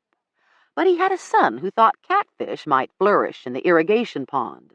Both his sisters and his wife knew a thing or two about cooking, and there were teenagers in the family who could wait and bus tables. There were also several displaced farm workers in the neighborhood who were willing to skin and fillet catfish or wash dishes for good steady wages. Before anybody could turn around 3 times, a rough-hewn restaurant rose up in the pasture overlooking the pond. Cracker Barrel sages laughed at the Upchurches behind their backs. A catfish place out in the middle of nowhere? Half a mile off the main road? When we already had a barbecue house that served lunch and supper, not to mention service stations at every main crossroads with their soft drink boxes and snack food racks. How was Jerry going to find enough customers in a county where housewives still make biscuits from scratch every night? Cracker Barrel sages hadn't noticed that full-time biscuit-making housewives were getting sort of scarce on the ground, or that most of the new houses held outlanders with different eating habits. They hadn't paid attention to how many of their own sons and daughters, never mind all the new people, were driving home every evening from jobs in Raleigh instead of walking in from the fields. Nor did they realize how happy it made working wives not to have to cook and wash up a pile of dishes every single night. The Upchurches have since trebled their dining room and dug 2 more catfish ponds. They got 'em a license to print money, those Cracker Barrel sages tell each other now, as if they knew it all along. Jerry admits that the money's nice, but he's just happy he got to stay on Upchurch land and build something for the next generation.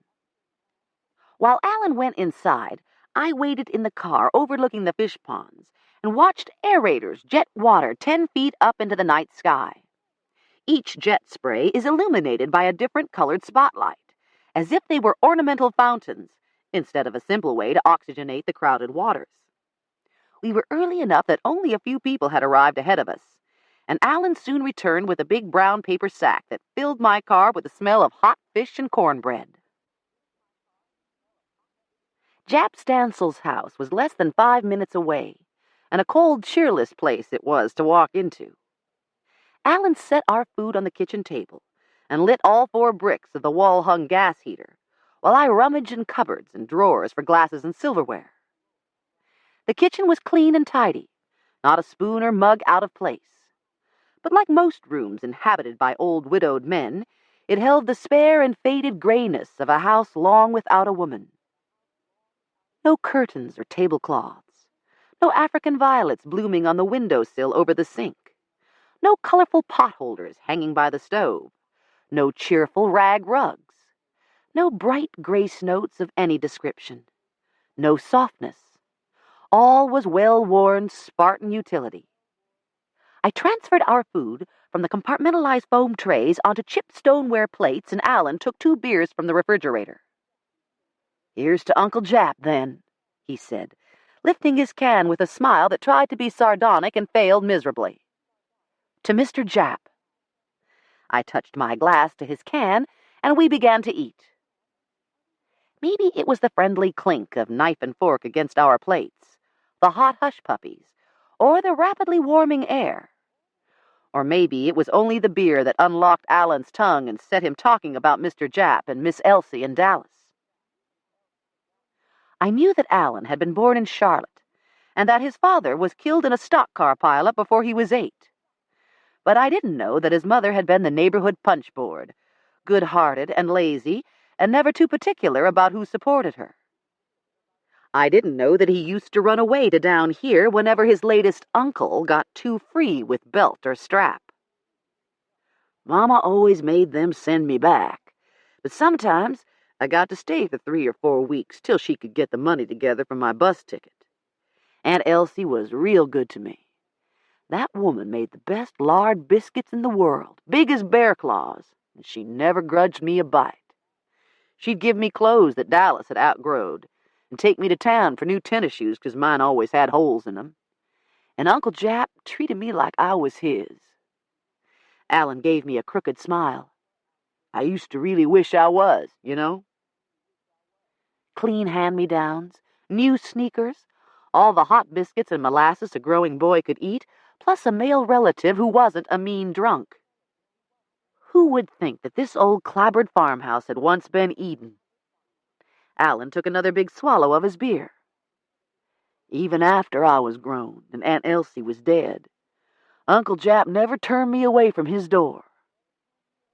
Home is the place where, when you have to go there, they have to take you in, I said softly. Yeah, said Alan, who might not know the poem, but had lived its meaning. This is the only real home I ever had after my daddy died. I could have needled him about making, or not making, homes with any of the women he'd married or fathered children with over the years, but that seemed like pettiness tonight. Uncle Jap and Dallas taught me how to drive before I was big enough to see over the steering wheel. I had to look through it to tell where I was going. I'll never forget the first load of shine I ran with Dallas. He was 17, I was 12. That old Hudson out yonder under the shed, they hollowed out the back seat so we could hide the jars. 4 cases of them. It wasn't much of a run, just from the crossroads over to a shot house on the other side of Holly Springs, 45 minutes round trip. I was a little nervous going, but everything was cool till coming back through Varina, this town cop pulled up beside us and motioned for Dallas to pull over. Which he did, only he waited till the cop got out of his patrol car and started walking toward us, and then he gunned it. We must have been doing 65 by the time we got the railroad crossing there at 42, 'cause I know for sure all 4 wheels left the ground. That old cop was pretty good, though. He hung right with us all the way down to Harnett County.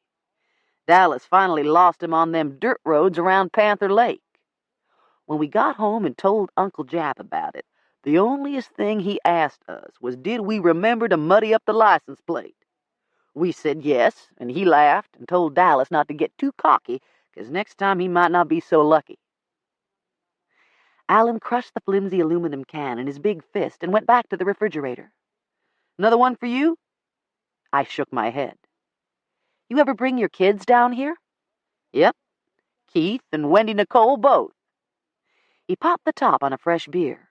The foam bubbled up and wet his mustache. He brushed it away with the back of his hand. Hell, I even brought Tiffany and her mama up one day, and Tiffany's not even my young'un. But none of 'em really took to Uncle Jap. Guess he was too old then. Or they were too young? Maybe. Did you see them this weekend?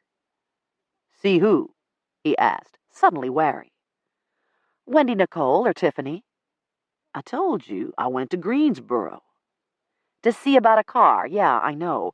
But you also went to Charlotte. Dwight tell you everything he hears? Enough, I lied. I swear to God my ass is a blue banana if they hear about it. If who hear about it? Sally and Katie, of course.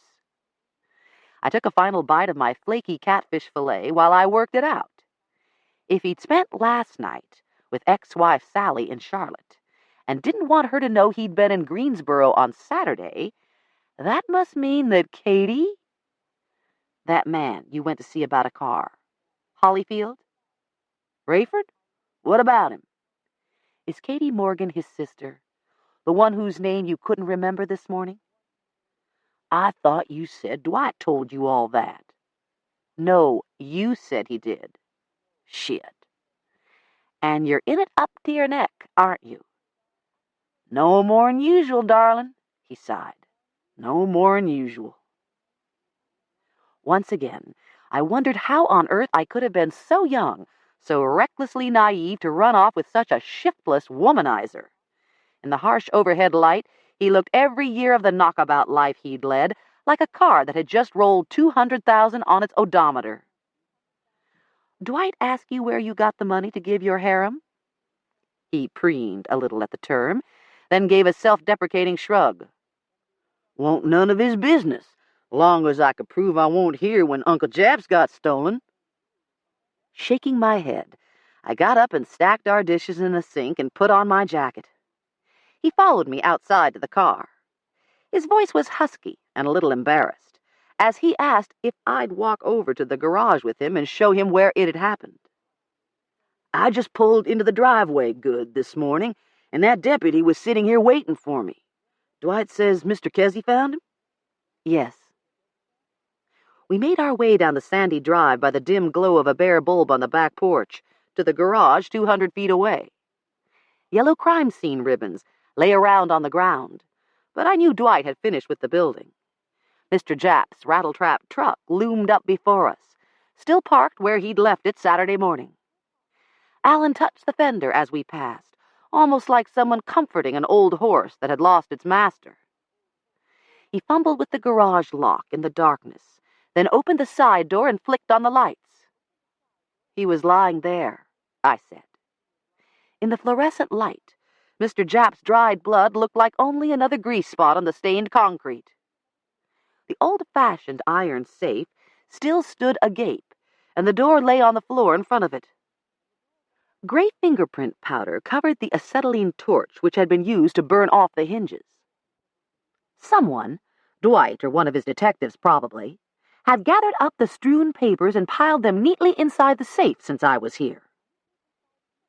Alan began to look through them. Dwight said they took Uncle Jap's corn money. You reckon that was all? Did he have anything else? Alan shrugged.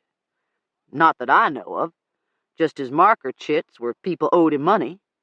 Far as I know, Billy Wall's the only one he was holding paper on these days.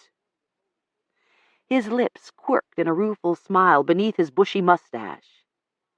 He always wanted to be a big shot, like your daddy. Kesey Knott holds paper on half the county, he'd say. If he didn't have but 2 dimes to rub together, he'd try and lend you one of them just so you'd owe him. Before Mary Lee settled him down, Petey Grimes and me, we'd get Uncle Jap to bankroll us to cars and stuff just to make him feel good. Soon as we'd pay him back, he'd be wanting to lend us some more. Hey, here's his bank book. He opened the small green passbook and riffled the pages. Look at this. Not but $300 in it. Pitiful. 81 years old and he barely got enough Social Security to live on. Hard to get a lot from something you never paid into, I said tartly. He always worked for cash, didn't he? Tried his best not to let himself show up on anybody's books, was what I always heard. Alan had to smile at that. No, he was a catbird, all right. He lifted a yellowed envelope that had the logo of Duck Aldcroft's funeral home as a return address. Here's his burial insurance. All paid up so nobody'd be burdened when his time came. I think Mary Lee's handling arrangements, I said, since you weren't here. It didn't seem to occur to him that he should take offense at Mary Lee's preempting his next of kin duties. Then she might ought to have this. As he pulled the policy from the envelope, another paper fell to the floor. He picked it up and gave it a puzzled scan before handing it over to me. Is this a deed? It appeared to be a photocopy of a 1-page notarized document signed by both Mr. Jap and Dick Sutterly.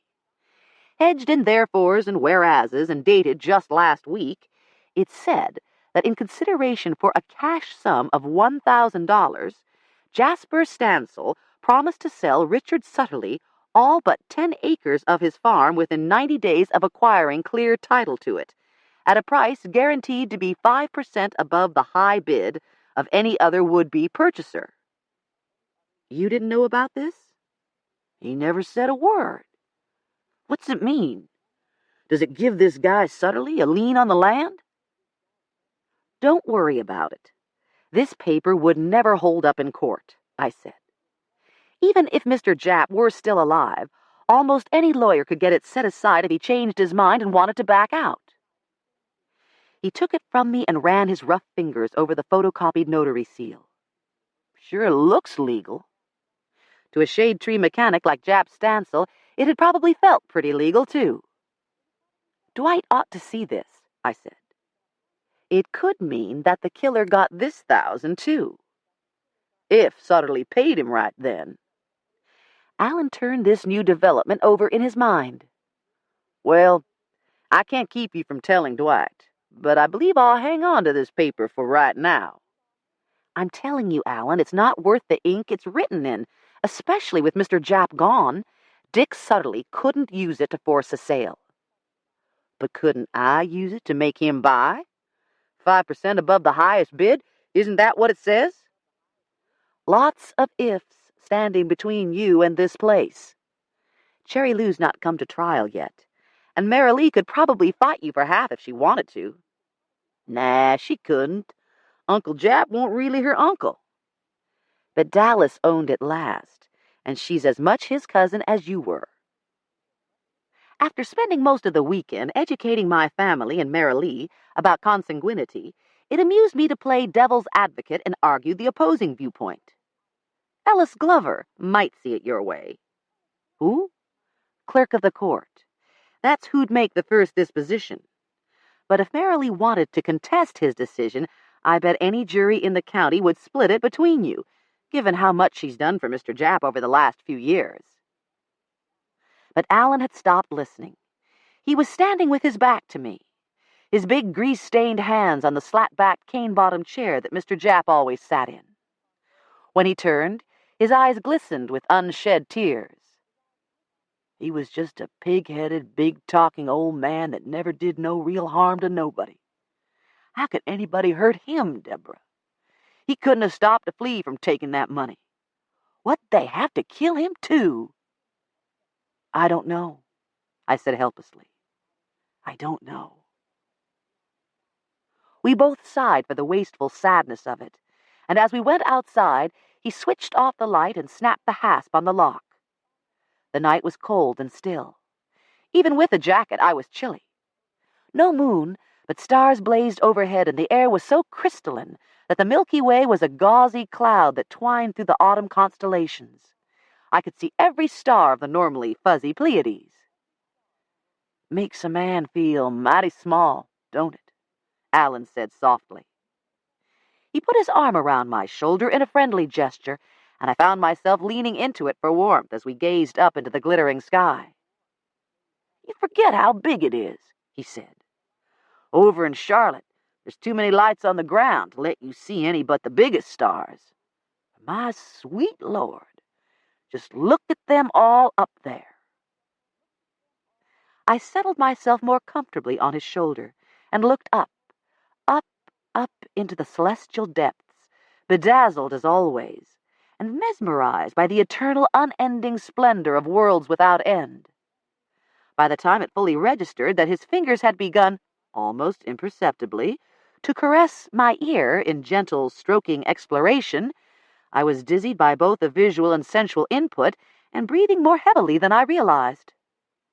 He gently turned my face to his, and his mustache brushed my cheek. Our lips met sweetly, with a growing intensity. The stars swirled overhead, and I was falling into them, drowning in milky nebulae, and, oh my God! I wrenched myself away. You bastard! Here I was feeling sorry for you, and you, all you want.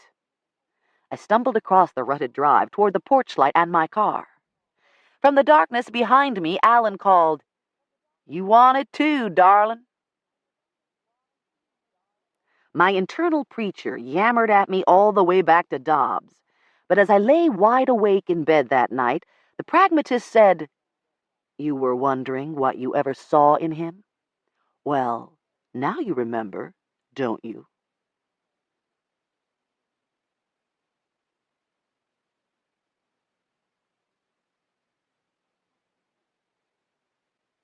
Chapter 22. Many of the old residenters in the inland counties of this province have, in general, little inclination to mingle with the newcomers who now arrive in such crowds.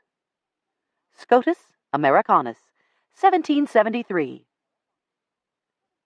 I went to sleep Monday night, firmly resolved to mind my own business and stay out of things. Tuesday morning I showered, dressed in a simple long-sleeved black knit turtleneck dress with black tights and Cuban heels, and snagged a cup of coffee on my way through the kitchen. "At least let me toast you a bagel," said Aunt Zell. She was so pleased when Winn-Dixie added bagels to their in-house bakery. I myself still find it hard to believe that there are enough people in Dobbs who even know what a bagel is to make stocking them economically feasible for Winn-Dixie. "No time," I said. "I have an early court date with Portland." Uncle Ash smeared a dab of cream cheese on half of his blueberry bagel and held it out to me. "If you don't eat, your aunt worries. Portland can wait." I dropped a kiss on his white head, took a bite of his bagel, and left the rest for him. "Just because she's your niece doesn't mean you can fritter away her time," I said, and hurried on out to my car. Driving over to the courthouse, I kept thinking about Daddy and Adam, and the paw prints Blue and Lady Bell had left outside the garage door where Jap Stancil was struck down. After the rain. Sometime between midnight and when I found them with Adam. And thinking of Adam, did he burn his hand on a brush fire? Or was it an acetylene torch?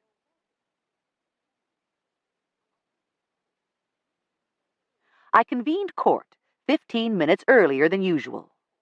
A grim-faced Portland was seated at the defendant's table. She wore an authoritative don't-mess-with-me coat dress of power red. Beside her sat two very apprehensive people, Timothy Collins and Diana Henderson. Ambrose Dottridge, who had represented Clea Beecham and her small daughter, sat at the opposing table. Mid-50s, silver-haired, soft-spoken and courtly, he looks as if he should be cataloging books in a library at some small elite college. I fixed the two miscreants with what I hoped was a steely eye and said, "It has come to my attention that there may have been some irregularities in the paternity testing procedure done by you, Mrs. Henderson, resulting in some false testimony in the trial. I'm going to give you and Mr. Collins each an opportunity now to correct any testimony you may have given during the trial. I warn you that perjury and subornation of perjury are both felonies that carry serious penalties. Now, before I refer this matter to the DA for investigation of these charges, do either of you have anything to say?" Collins wanted to stonewall, but Mrs. Henderson started crying almost immediately. It was a shabby story that unfolded in the next few minutes.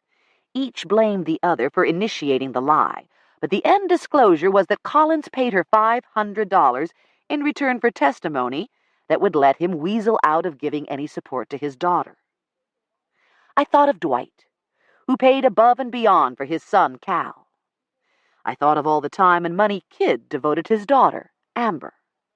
Hell, even Alan, scoundrel that he was, not only paid for his daughter Wendy Nicole, admittedly not always on time, he was actually helping his girlfriend out with her daughter, little Tiffany Jane. But Timothy Collins, white-collar civil engineer, was ready to walk away from 2-year-old Brittany, a baby he helped make, as if she were nothing more than a kitten or puppy that could be returned to the pet store for all he cared, just so long as the monthly payments didn't show up on his charge card statements. Dwight and Kid and Alan were... I lost the rest of that thought because something niggled at the perimeter of my mind. Something not only niggled, it danced up and down and yelled, "Hey, over here, pay attention!" Diana Henderson? I checked back through the records. Jamerson Labs is headquartered in Burlington, only a stone's throw from Greensboro. As I'd noticed before, her eyes were her best facial feature, but they were red and tear-drenched now. Her long nose was also red, and her recessive chin quivered with suppressed sobs as I set about trying to undo the damage they'd done. I asked my recording clerk to prepare a transcript of this morning's session and to deliver it to the DA, who would probably initiate an investigation of Mrs. Henderson's previous court appearances. I told Mrs. Henderson that she could expect him to notify the appropriate agencies as well. And, Mr. Dottridge, if you wish to file a motion to set aside my earlier verdict, along with a motion for a new trial, I will allow it. Thank you, Your Honor. I ended the session by calling for a 10-minute recess before getting into the day's calendar. As everyone stood for me to leave the courtroom, Timothy Collins glanced at Portland. Guess you want me to find another attorney. Yes, Mr. Collins, I certainly do, she answered crisply.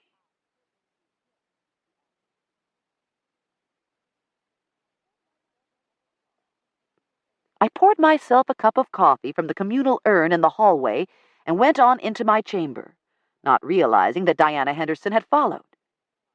She stood in my doorway and fumbled with her coat. Early 40s, ash blonde hair, and not a pretty face, but her voice still had that lovely timbre as she said, "May I speak to you a minute, Your Honor?" When I nodded, she came in and closed the door and headed for the chair by my desk. I kept trying to look at her from a male viewpoint. The dark green knit dress she wore demurely flattered a nicely proportioned body, accenting slender hips and full-rounded breasts. "What's going to happen to me?" she asked fearfully. "I can't say," I replied, "but I suggest that you retain an attorney as soon as possible." Another flood of tears. She seemed to have reduced all her tissues to damp shreds, so I went into the lavatory off my office and brought her some paper towels and toilet tissue. "Thank you." She blew her nose and looked up at me. I was still standing beside her chair.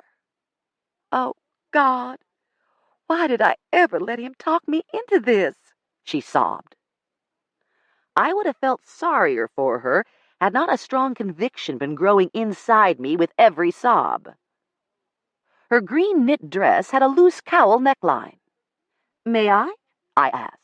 Without waiting for an answer, I pulled it down over her left shoulder.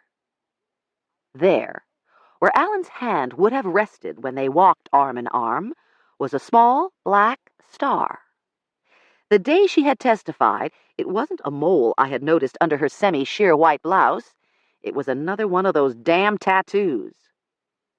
"How much did Alan Stancil pay you to lie for him?" I asked her. "Or did you take it out in trade?"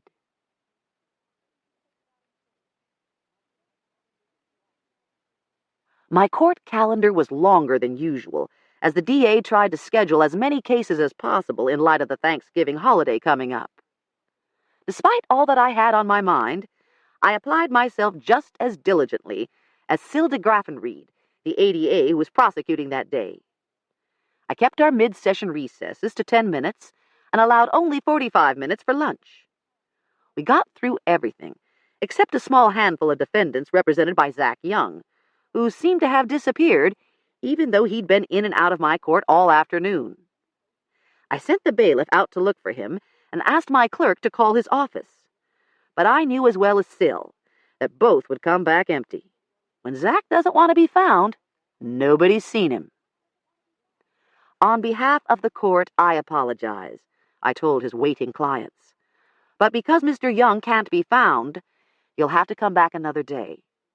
I'm here, Ms. de Graffenried is here, you're here. But your attorney isn't, and we can't proceed without him. Come on up after I adjourn, and she'll reschedule your appearance. If this is an inconvenience, if you're mad because you've wasted the whole day sitting here, don't blame the court. Blame Mr. Young. This court is adjourned." "Oh yes, oh yes, oh yes," said the bailiff. Out of curiosity, I left the door of my chamber open. It wasn't 2 minutes before Zach Young sauntered past. He nodded to me, poker-faced. "Judge?" "Mr. Young." I play poker, too. He continued on down to the courtroom to oversee the rescheduling of his clients, and it was hard for me not to chortle out loud. Zach's probably the best criminal lawyer in the state. If I ever get charged with anything serious, he's the one I'll retain in a heartbeat. He had entered not guilty pleas for every one of those clients left waiting at the end of the day, but he clearly didn't want to argue their cases before me. It was the first time he'd ever gone judge shopping when I was the one scheduled to hear his cases. Hot damn. I went by Dwight's office to tell him about the promissory note between Mr. Japp and Dick Sutterly, which Allen and I had found in Mr. Japp's burial papers. He wasn't there, so I scribbled the details on a scratch pad and left it on his desk. It was still chilly when I left the courthouse and headed for my car, but warmer weather was predicted by tomorrow morning. In the car, just exiting from the parking lot, I saw a familiar face, but he didn't seem to see me even though I waved. Adam. And there, getting into his own car, was Dick Sutterly. He must have thought I was waving at him, for he waved back and waited, beaming, till I came up to him. Was that my brother who just left? Oh, yes, indeed, Judge. He grabbed my hand and shook it enthusiastically. And let me say how pleased I am. You know, when we were talking the other day, I got the impression that you opposed my plans. But Adam, Mr. Knott, said I must have misunderstood. I really do appreciate y'all's cooperation. In his euphoria, his cheeks were pinker than I'd ever seen, and his eyes glowed with visions of the future. I know people throw off on some of the places I've built, but this is going to change their minds. This is going to be my Carolina Trace, my Farrington Village, a self-contained, clustered village with lake and shops and... He suddenly seemed to realize that his tongue was running away with him, and he looked around warily. But not a word to that Alan Stancil or Marilee Grimes, okay? We don't want any talk of Phase 1 to get out before we can get a lock on the land for Phase 2. It was as if the ground had begun to open up beneath my feet. Somehow I managed to keep my face friendly and my voice normal. So, you and Adam were able to come to terms? He drives a mighty hard bargain, Sutterly said ruefully. But I won't register this deed either till after disposition of the Stancil land. We're still hoping not to have to pay top dollar, so not a word now. My lips are sealed, I told him. My car was an icebox, and I sat there a long moment, chilling out and trying to put all the pieces together. A clustered village? Shops? Something as upscale as those two developments Sutterly had mentioned? After watching Jerry Upchurch's restaurant take off, I wasn't about to predict what could succeed and what would fail out here in the country. But unless Dick Sutterly was blowing soap bubbles, this could be a multi-million-dollar operation. So who was the we with the big bankroll? G. Hooks Talbert and his hunting partner, the well-barbered Tom? I won't register this deed either, Sutterly had said, which implied more than the single deed to Adam's land. Phase 1 must be Leo Pleasant's farm and Talbert Nursery, with Adam's 2.9 acres as the crucial connector. Right there was enough land to make a huge start. If Phase 2 were the Stancil farm... Mr. Japp had let slip last Friday that he was planning to sell some of his land as soon as he had title to it, a plan confirmed by that promissory note he'd signed to Dick Sutterly. What if Mr. Japp's murder wasn't about stolen corn money or unsigned wills? What if it was really about selling land that bordered Daddy's along Possum Creek? Mr. Japp had told me not to tell Daddy, but why did Daddy himself tell Adam and me to keep quiet about any land deals? Did he suspect Adam was selling us out? I should have broken my word to Adam. I should have warned Daddy and rallied my brothers to buy Adam's land for whatever it took, instead of letting Dick Sutterly buy it. 60,000. The going value of a mess of pottage these days.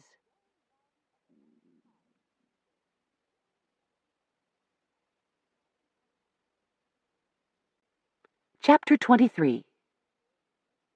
The worst growth of Indian corn in good land is 200 bushels for every bushel sown, the best betwixt 400 and 500 for one.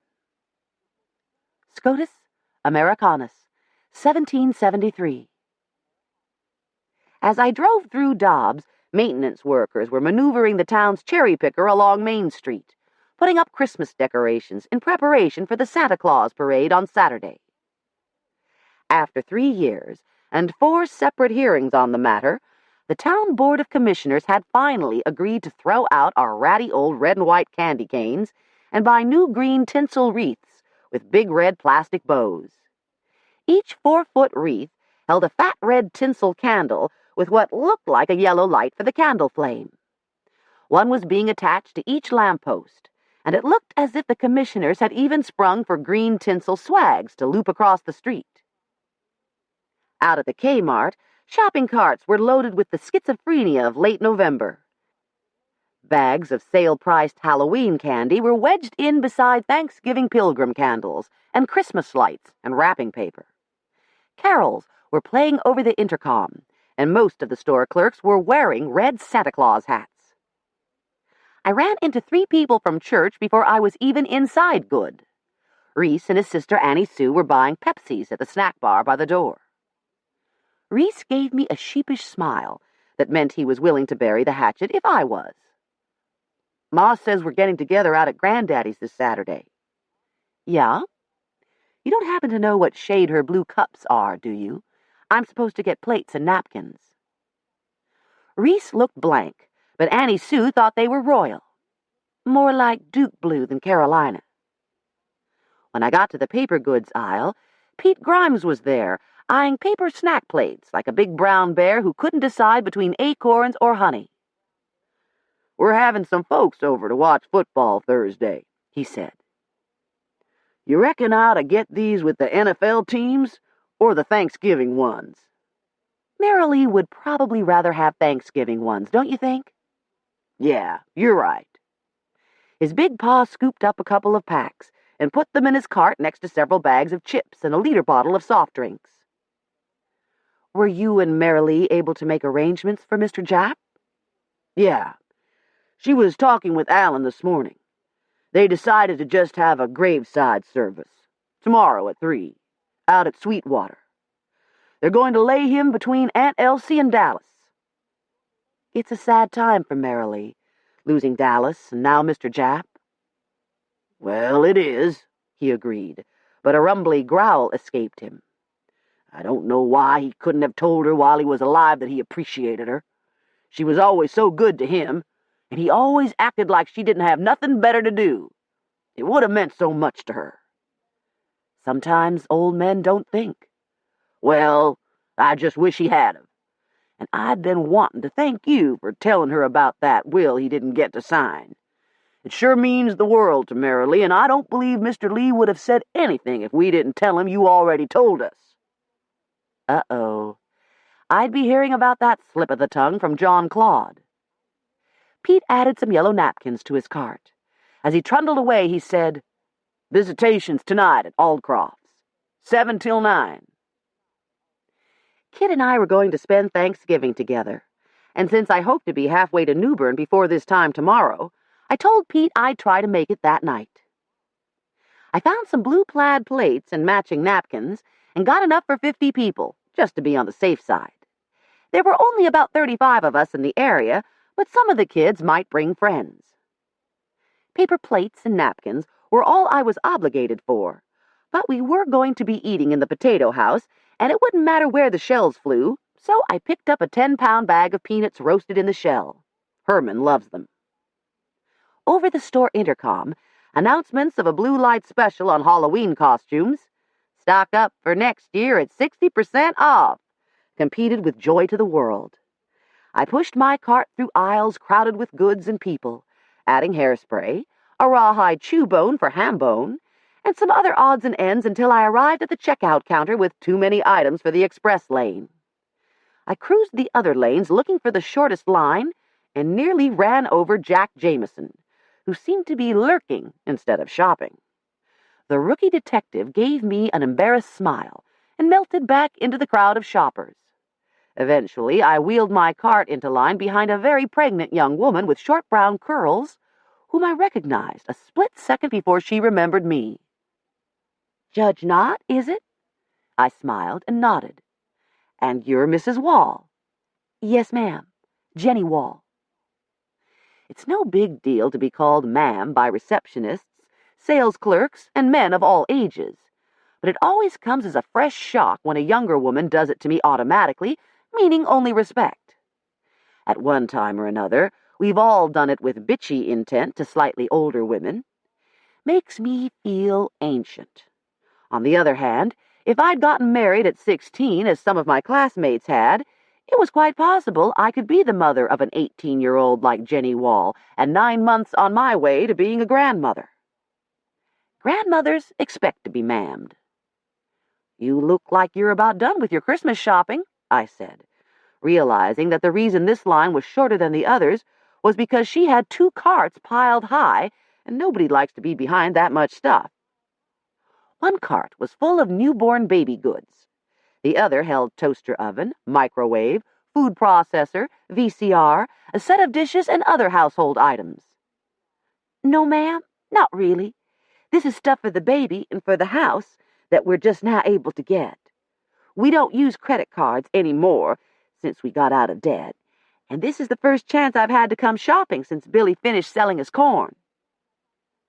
I'm always amazed by how much some people will tell total strangers.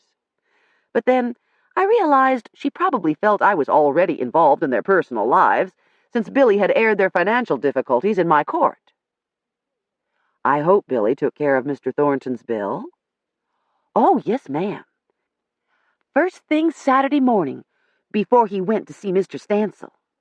And wasn't it just awful about that poor man? Billy hates it so bad, he won't even talk about it. It's like he feels it's part his fault Mr. Stancil got killed, because of the money and all. Have you heard when the funeral's going to be?" "I just ran into his nephew. He says the visitation's tonight, and burial tomorrow afternoon at Sweetwater Baptist." "Poor man," she said again. She was carrying the baby so far out in front that I stepped around and helped unload her 2 carts onto the moving counter. "When's the baby due?" "Middle of December's what the doctor says, but Mama thinks it'll be sooner than that. I sure hope it's before Christmas. I'm getting awfully tired of being pregnant." I couldn't imagine someone that swollen lasting another month, and gave her an encouraging smile.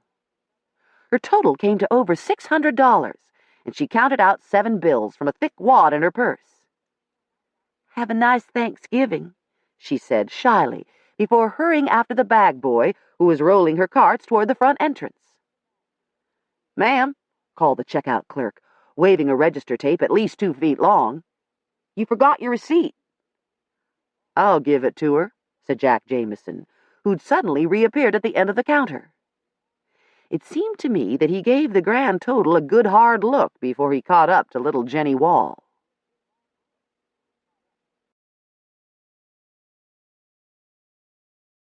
On my way out of the store, I was stopped first by one of Aunt Zell's friends who had a message for her, then by a clerk from the Register of Deeds office who wanted me to admire her new baby. When I finally got outside, I was surprised to see Jenny Wall still standing on the curb. "Is everything all right?" I asked. "Yes, ma'am. Billy's getting tires and shocks on the truck, and they told him it'd be ready by—" She brightened. "Yonder he comes now." This Kmart was one of the superstores that encompassed a tire and auto repair shop, too. As we watched, Billy's shabby old truck came rumbling out of the near bay, sporting a glossy black set of brand-new tires. I smiled at him as he pulled up to the curb and came around to open the door for his wife. "Baby's got new shoes, hmm?" "Yes, ma'am." He seemed uncomfortable, meeting my eyes. Not an unusual reaction from someone who's had to stand up and be judged by me. I didn't prolong his discomfort, just wished them both a happy Thanksgiving and Merry Christmas, and went on out to my car. But after I put my packages in the trunk and drove briskly away from my parking space, I didn't go very far.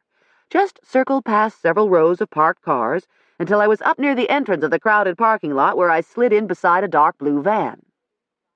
A few minutes later, Billy Wall's truck lumbered up to the stop sign, then pulled out into the late afternoon traffic. Detective Jack Jameson was 2 car lengths behind it. With heavy heart, I drove back over to the courthouse. Dwight was still in his office. "You fixing to pick up Billy Wall?" I asked. "Now how the hell did you know that?" "I saw Jameson following Billy and his wife over at the Kmart just now." "You don't miss a damn thing, do you?" He pursed his lips in exasperation, then gave one of his "oh, what the hell" shrugs. "Doesn't matter, I guess. It'll be all over the county by tomorrow morning. Yeah, we shut down Curtis Thornton's gambling operation this afternoon. Wall's one of the ones that was into him pretty heavy. He's not a bad kid. We're hoping if we lean on him a little, maybe we can get him to testify against Thornton." "What? Curtis Thornton runs a gambling operation?" Now it was Dwight's turn to look surprised. "You didn't know?" He cocked his head at me. "Then why'd you think we were after Billy?" Dwight's a smart detective. He connected my dots in half a second. It took me about 3 seconds longer to do his. "Well, that bastard," I said. "Using the courts to collect his gambling debts." "Huh?" "That's what Thornton's IOU chits are, aren't they? He makes the losers sign bad checks for non-existent goods or services he's supposed to have provided as the operator of a tire and service business, right?" Whoa, now. We didn't get that far. But I was on my high horse and riding. "And then, if the losers don't make good before he puts their checks through, he comes to court when they bounce to get us to put the pressure on. Talk about brass balls." "Billy," he reminded me. That brought me down in a hurry.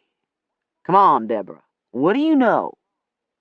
"Billy Wall was in my court 2 or 3 weeks ago," I said reluctantly. "Curtis Thornton brought charges against him for bouncing checks. About $1,500, if I remember right. They said it was for new tires and some engine work on Billy's 2-ton truck. I knew Billy was going to be selling Mr. Japp's ornamental corn for several thousand, and I told Thornton he could wait till then. He's always taking bad checks and running to us, and I thought maybe he'd start being more careful if I made him wait a little longer for his money. It never occurred to me that those so-called rubber checks were really IOUs. "And?" Dwight asked inexorably. He knows me too well. "And Billy didn't buy new tires till this afternoon, at the Kmart. Billy's wife was there, too, buying out the store.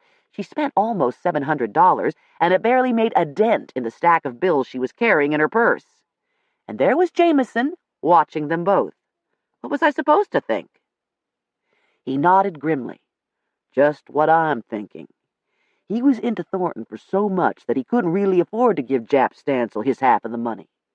Now what do you think would happen if he asked Stancil to wait a little longer?" "Mr. Japp was too fired up about refurbishing that old garage of his," I said. "He wouldn't want to wait."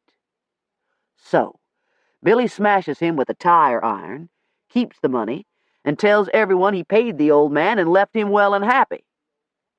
I shook my head. "I don't know, Dwight. He really seemed to like Mr. Japp, and his wife says he's all torn up about the murder.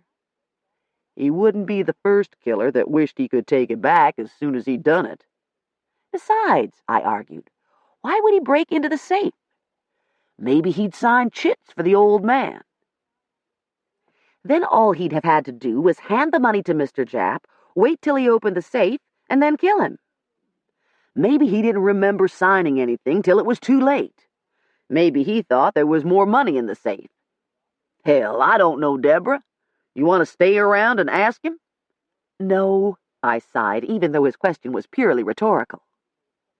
Jenny Wall had seemed so happy an hour ago, buying things for their house, thinking they were out of debt, looking forward to their first Christmas together with their first baby. This was going to shatter her.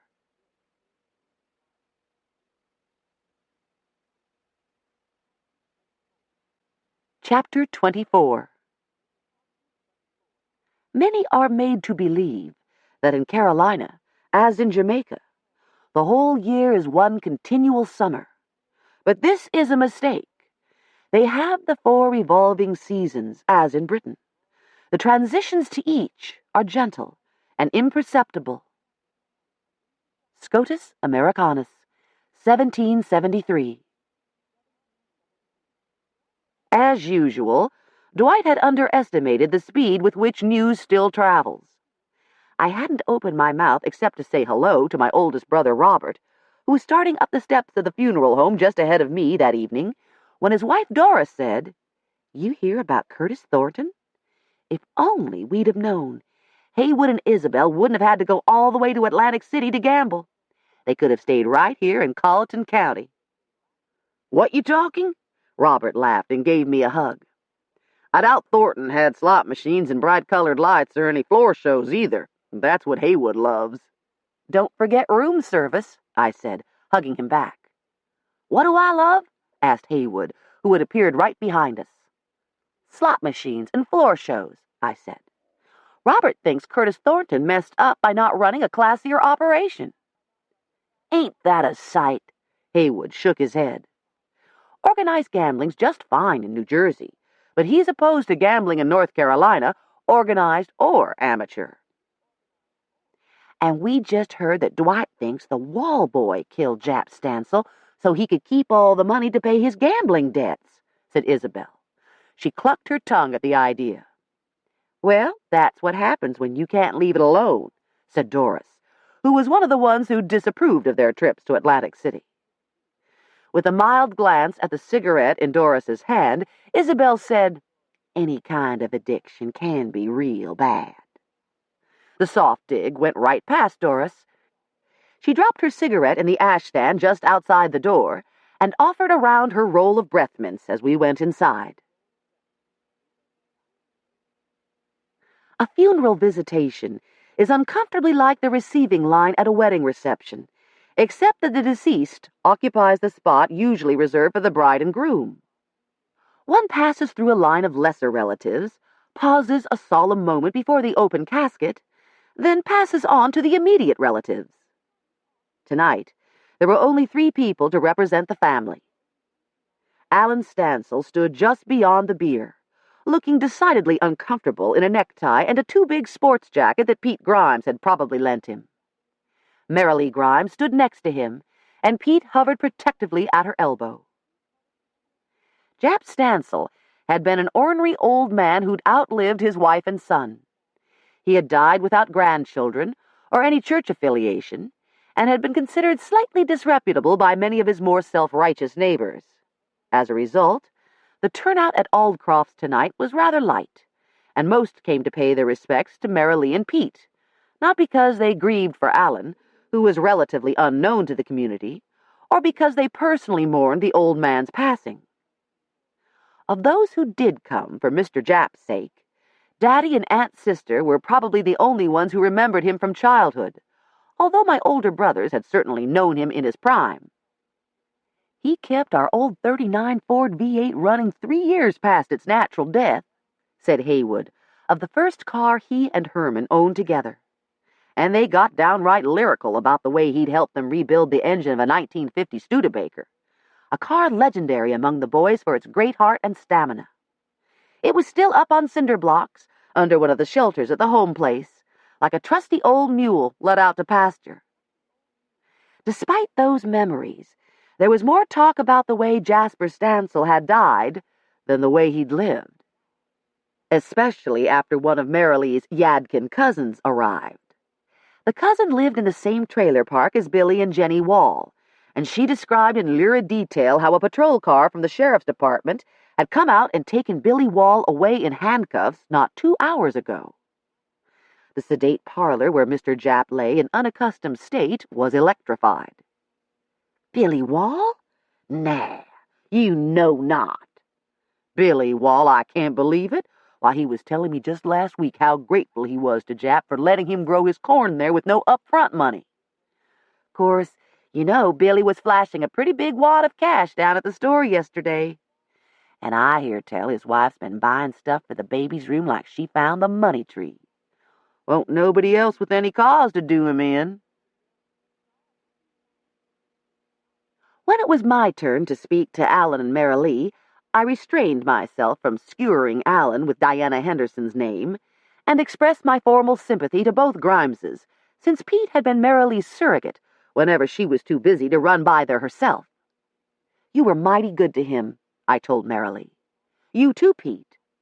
I'm sure it made him rest easy, knowing he could count on y'all when Dallas wasn't there. Marilee smiled bravely, and Pete shuffled his feet in embarrassment. The formality of the occasion had begun to dissipate beneath speculation about Billy Wall on the one hand, and discussion of weekend holiday plans on the other. Conversation lost its reverent hush, and occasional bursts of laughter punctuated the buzz and hum. Daddy and Aunt's sister were seated at the end of the big room beside Herman's wheelchair, and I joined my sisters-in-law who were standing nearby. Adam wasn't at the funeral home. Isabel said that he was spending the night at Zach's and would be flying out the next day. Evidently, he'd made the rounds that afternoon and said goodbye to everyone except me.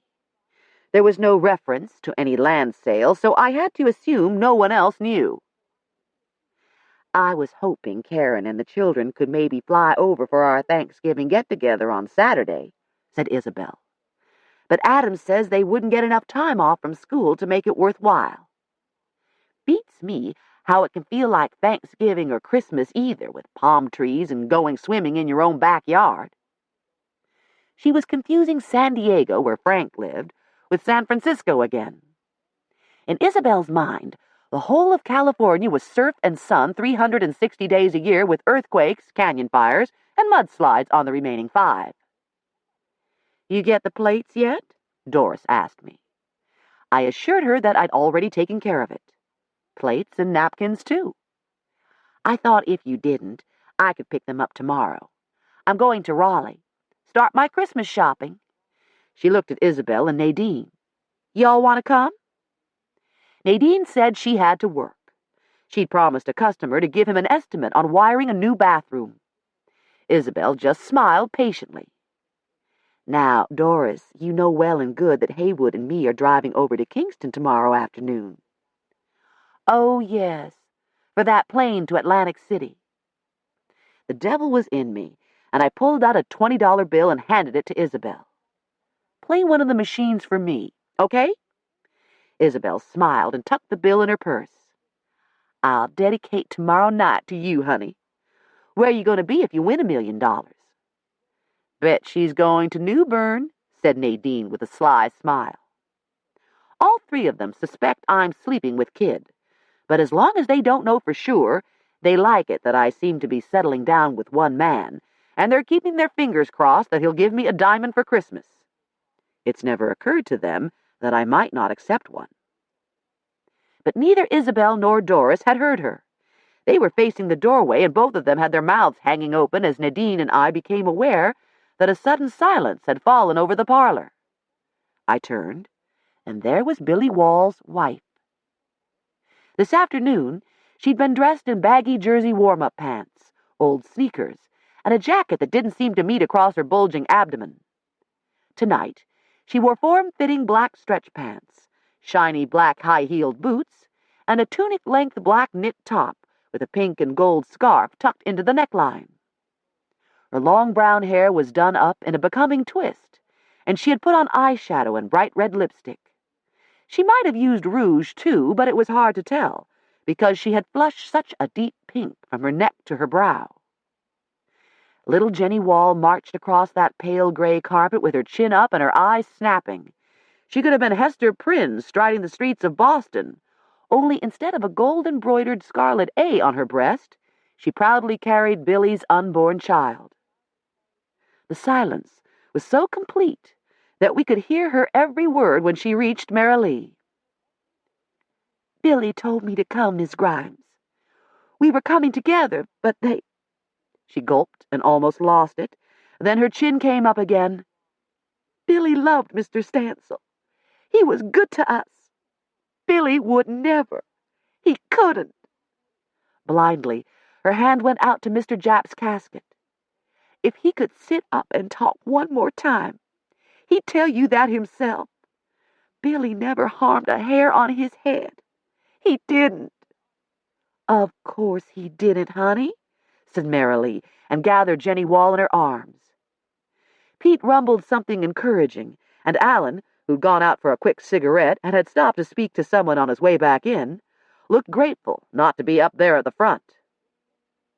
Talk quickly resumed in a self-conscious attempt to smooth away the rip in the social fabric by politely pretending that nothing had happened. "You don't reckon she's by herself, do you?" worried Isabel. "This far along?" said Nadine. "To be sure not. Why, when I was having Reese, my doctor quit letting me drive after I was 7 months gone." Marilee was evidently worried about that point herself, because she walked Jenny Wall back across the long room. As they moved out into the hall toward the front door, we heard Jenny say that a friend was with her, that they were going back to Dobbs to see what was happening with Billy. Now that she had faced down the community and paid their respects to Mr. Japp as Billy had asked, we could see her composure slipping again in the face of the unknown. It was none of my business, of course, but I caught up with her on the front walk. "Do y'all have a family attorney?" She shook her head. "No, ma'am. We never had the need of one before." "If you want me to, I could call Zach Young and ask him to meet you at the sheriff's department. He's real good." I didn't know if Billy was innocent or guilty, but if anybody could give Jenny's courage another shot of confidence, surely Zach could. Jenny thanked me, and after she'd driven off with her friend, I went into Duck Aldcroft's office and called Zach, who agreed to meet her at the courthouse. Back outside, November was doing its thing again. A low front was pushing in directly from the south, and the night air was already warmer here at 8:30 in the evening than it had been even an hour ago. Mid-60s were predicted by Thanksgiving Day. As people crossed Aldcroft's wide veranda and headed for their cars, they marveled at the heavy fog rising up from the damp earth. It muffled noises, blotted out the stars, and put halos around every street light. "It's pretty, all right," said Doris, "but it just don't feel healthy."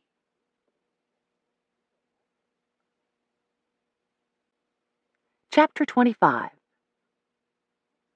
Merchants in the town, and considerable planters in the country, are now beginning to have a taste for living, and some gay equipages may be seen. Scotus Americanus, 1773. The fog was even thicker next morning, and when I carried my garment bag and overnight case out to the car, I wasn't aware of Reese's truck until he pulled into the drive behind me and powered down the window. "Ma says Dwight's arrested Billy Wall for killing Mr. Japp?" "Yes." "What's going to happen to him?" "Don't you ever watch Matlock or Law and Order?" I arranged my bags in the trunk so that things wouldn't wrinkle and closed the lid. "He'll be arraigned. The DA will present evidence to a grand jury, and if they find probable cause, he'll go to trial. Depending on how the DA decides, he could be tried for anything from involuntary manslaughter right on up to murder in the first degree." "But if they don't have any real evidence, the grand jury will let him off, right?" "Who knows?" I looked at him closely in the damp, foggy light. "And why are you asking? I didn't know you and Billy were particular friends." "We're not. I just hate to see somebody stuck in jail for something he didn't do." "Now, see here, Reese." I went around to the driver's side so I could look straight up into his worried blue eyes. "Was there something about Saturday morning you didn't tell me?" "Jesus! You never quit, do you?" He slammed the truck into reverse and roared out into the street so fast that he almost clipped Miss Sally Anderson, who was there walking her dog, one of Hambone's litter mates. The young dog gave a startled woof, and Miss Sally said, "My goodness, he must really be late for work." "Telephone, Deborah," Aunt Zell called from the doorway. "It's Isabel." Hambone scooted past her feet and rushed over in hopes of a frolic with his sister. Aunt Zell handed me the phone and went out to collect her dog and exchange a few words with Miss Sally. "Deborah?" came Isabel's voice. Now, if it's not convenient, just say so and we'll do something else. But the fog's so bad, and the weatherman says it's just going to get worse, and I hate for Haywood to drive in it. And you did say you were going to New Bern this afternoon, didn't you? And Kingston's right on the way, so if it's all right with you... Sure, I said. I have half a day of court, but I plan to leave around 12:30 or 1 o'clock if that suits you. Oh, good. That'll get us there in plenty of time. Stevie can drive us over to Dobbs. We settled on a meeting place, and as Aunt Zell and Hambone came back into the kitchen, I told her I'd be back sometime Friday, depending on when Haywood and Isabel's plane got in. She and Uncle Ash were going to spend Thanksgiving morning picking up pecans at his sister's farm near Cotton Grove, then come back to Portland and Avery's for a full-blown turkey dinner.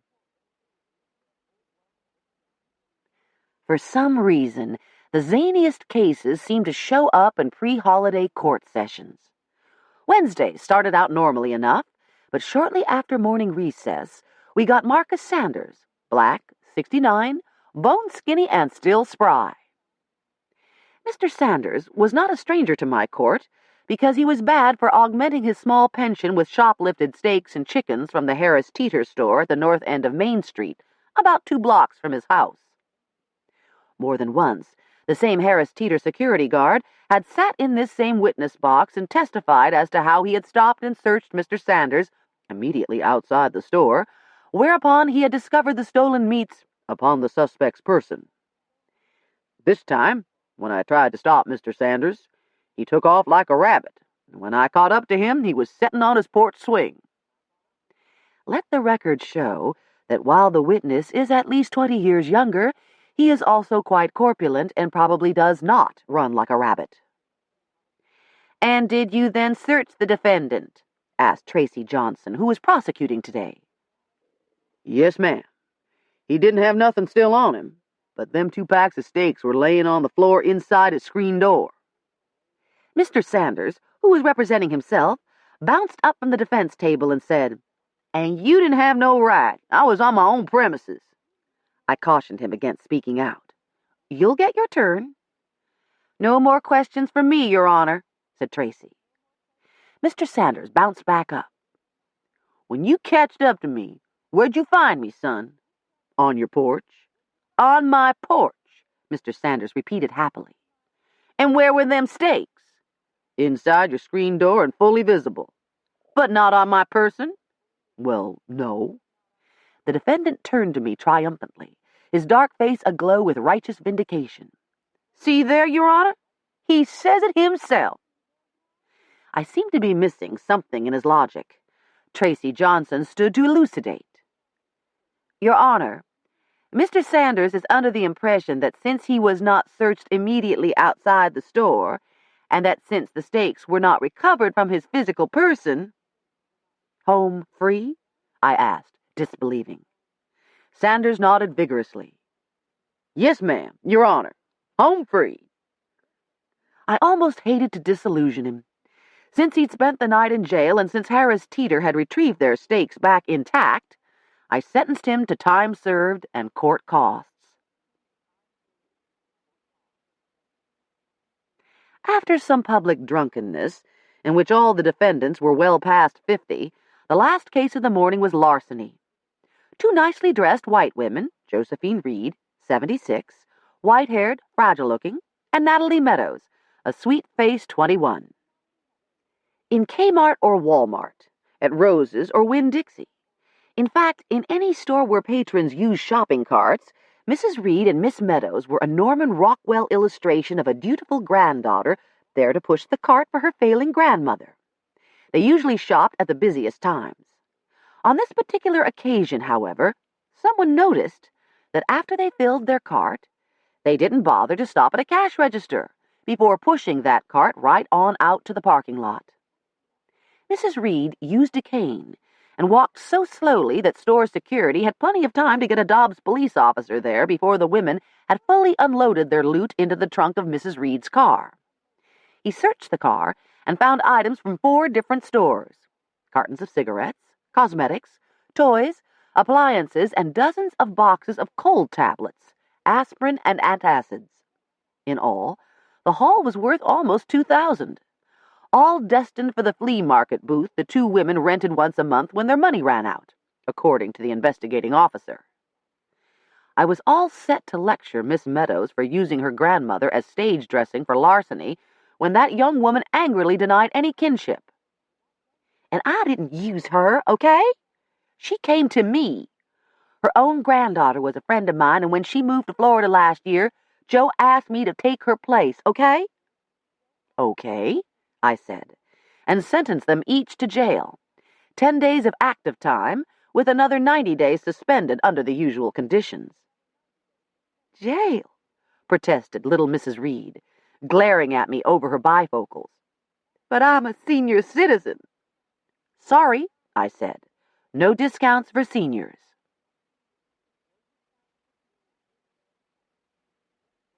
Haywood and Isabel's son, Stevie, home from college for the Thanksgiving weekend, met me in chambers after adjournment at 12:30.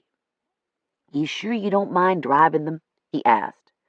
Gail and I were going to Raleigh, do some Christmas shopping and maybe catch a movie, but we could wait and go tomorrow. I told him not to be silly, and we went down to the parking lot where his parents were waiting. Isabel looked appropriately glitzy in gold stretch pants, gold purse and shoes, and a bright green hip-length sweater ornamented with pearl drops, oversized rhinestones, and gold beading. In his matching green sports jacket, string bolo tie, and pork pie hat, Haywood looked more massive than usual as he stood beside my sleek little Firebird. I don't know, Shug, he said doubtfully. I'm almost afraid I might break it. Hey, I've got an idea, said Stevie. Deborah could drive y'all's car, and then you wouldn't have to ride all scrunched up. But how'll you get home? Asked Isabel.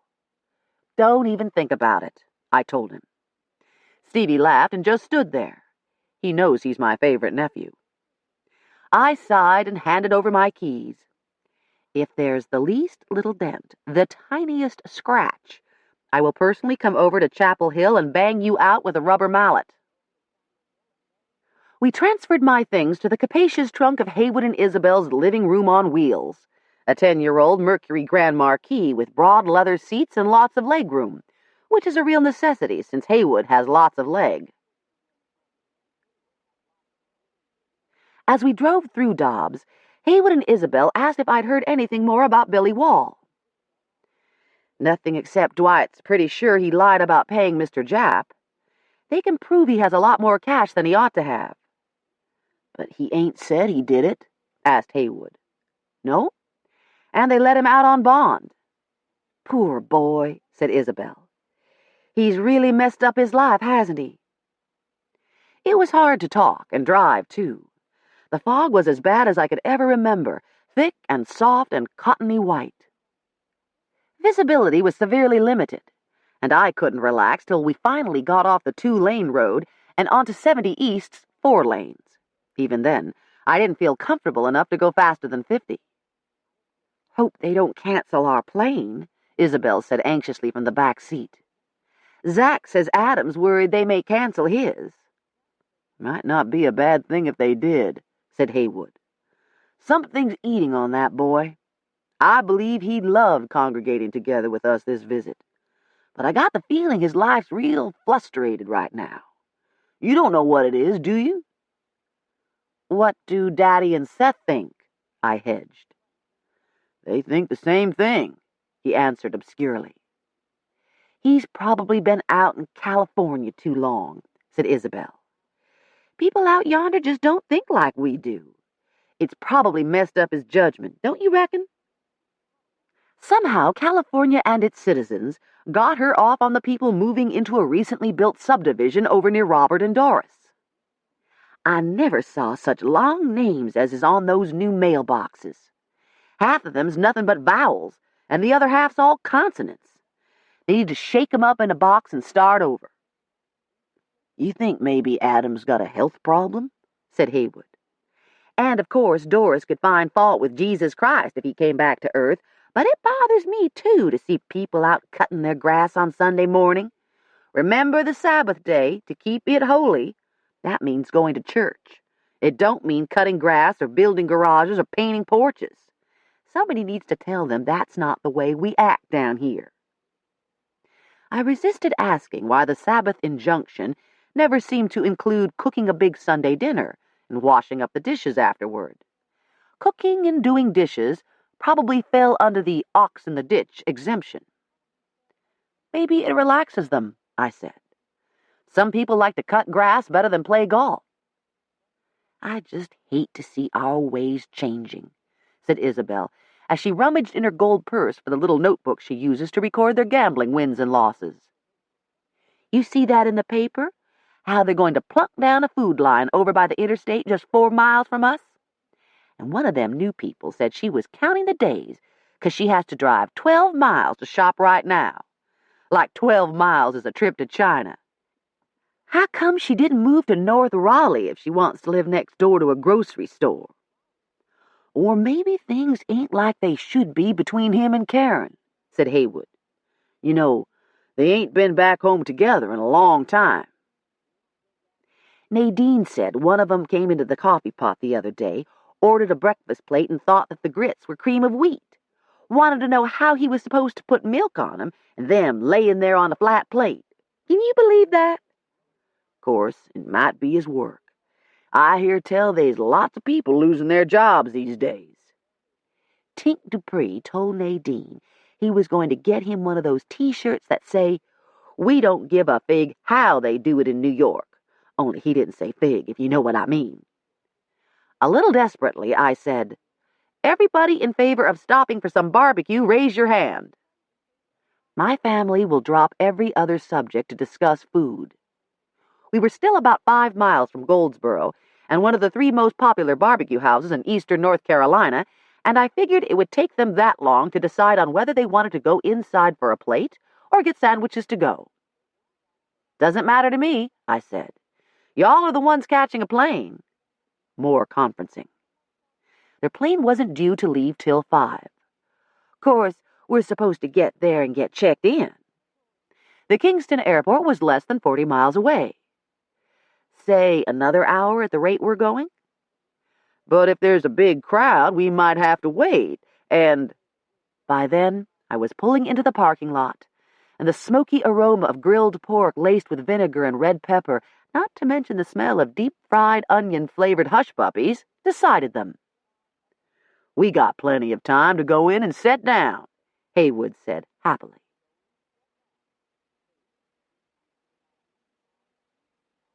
Kingston is about 100 miles east-southeast from the Raleigh-Durham airport, and visibility seemed to be better there.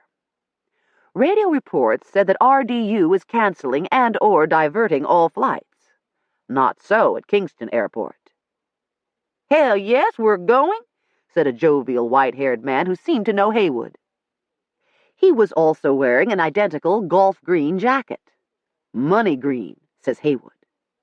In fact, I saw 4 more solid green jackets and at least 20 more gold purses. There was a festive air at this particular gate. The revelers ranged in age from mid-50s to late 70s and came from all over eastern Carolina. Down east accents mingled with low country as the regulars greeted one another. As soon as they started boarding their chartered plane, I went and called Kid and told him to expect me within the hour.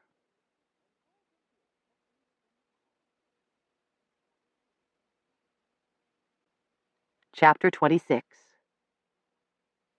The earth is rendered rich and delightful by the fine rivers and streams which glide through them. It is incredible to think what plenty of fish is taken, both in their salt and freshwater rivers. Scotus Americanus, 1773. Newbern, at the confluence of the Trent and Neuse rivers, is the second oldest town in North Carolina. As the name implies, it was founded by Swiss, English, and German colonists under the leadership of Baron Christoph von Graffenried in 1710. There were actually more English in the party than Swiss, but since the Baron was Swiss, and since it was his money bankrolling the settlers, he got to name it. As a result, every gift shop in town sells souvenirs embellished by the black bear, symbol of the original burn, and the town hall's red brick clock tower is thought to duplicate Swiss clock towers. Despite the attempt to underline its Swiss connection, New Bern draws more tourists for its 18th century English connection. Tryon Palace, the seat of royal colonial government, was built in 1770, burned in 1798, and has now been restored. Overly restored, some purists say, well past its original glory. Even so, this river town is an appealing mixture of old and new. Evergreen live oaks, spring-blooming dogwoods, and August-blooming crepe myrtles line the quaint streets. Expensive sailboats and sleek cruisers line the modern marinas along the badly polluted rivers. Resort hotels and restaurants fill in around the edges of the historic district to serve tourists and sailors alike. Summer can be pretty bad here, hot and humid, and mosquito-laden unless the wind is blowing. But the other 3 seasons are pleasantly temperate. New Bern itself is only 30 miles further east than Kingston. But since I always get lost when I try to take kids' back road shortcuts, I had to go into town, cross over the Neuse River, and then backtrack west a little ways until I found the dirt road that winds through the trees to Kid's cabin on the north bank of the river. It really is a log cabin. Kid built it himself, with the help of some friends from a kit that used passive solar design. It's warm and sunny in the winter, and cool and shady in the summer. The front door is on the same level as the gravel drive, but the land drops off sharply in back, where a wide plank porch runs the entire length of the cabin. Viewed from this height, the Neuse is broad and deceptively beautiful. Kid was laughing as he came out to meet me. "I thought you were a lost insurance salesman," he said. "This is not your father's Oldsmobile, is it?" That first kiss, after long days and longer nights alone, is always sweet. He's the best kisser I've ever known anyhow, a man who takes his time and gives it serious attention. Eventually, we did get around to taking my garment bag and overnight case out of the car. He had left the sliding glass doors to the porch open on either side of the stone fireplace. Otherwise, the night would have been almost too warm for the fire crackling on the hearth. The damp river air made it welcome. The cabin's decor is very definitely masculine, but without the spare bleakness of Mr. Japp's house. Kid likes stone and wood and glass, but he also likes comfort and color. The sectional couch that wraps around the fireplace is a deep wine red, and tossed across one corner is a bright patchwork quilt his mother pieced together when he was a little boy. Framed posters advertising various coastal attractions are clustered on one wall. Another holds enlarged photographs of local birds. A musket that his great-great-grandfather carried in the Civil War hangs over the fireplace. And carried is the operative word. According to Kid, he spent 3 years in uniform and only shot birds, squirrels, and rabbits for the regimental cookpot. In front of the couch, a low table held champagne flutes and an ice bucket. "Are we celebrating something?" He grinned. "Whatever you happen to feel thankful for." "I'm sure I'll think of something." We drank champagne and ate grilled sea bass in front of the fire, and later we made love there, too.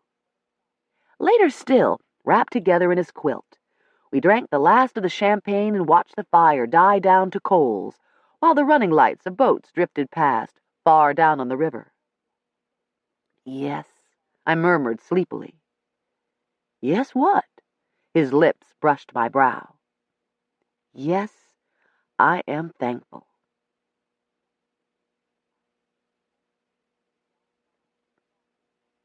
Thanksgiving Day dawned mild and foggy again, with a brightness that promised sunshine by noon. Kid's a morning person, and when I slid a foot over to his side around 9:30, he'd been up so long that my toes found no residual warmth from his body. But the low murmur of his voice floated up through the open window, and I saw him sitting on the porch steps, talking to the dogs as he gave them a good brushing. Occasionally, he'd pause to scratch their heads and gaze out over the river where the fog hung in hazy layers. "Don't look all the pretty off the morning," I said. "Save some of it for me." "Better hurry up, then." "I'll be down in 10 minutes."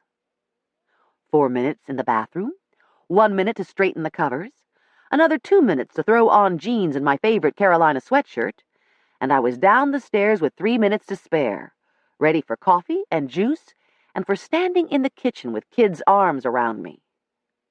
Like the dogs, I need the physical contact of hands and face. I want to nuzzle and be petted, to hug and be hugged back. Next to life itself, having someone to love, having someone who loves you, is the luckiest thing in the whole world.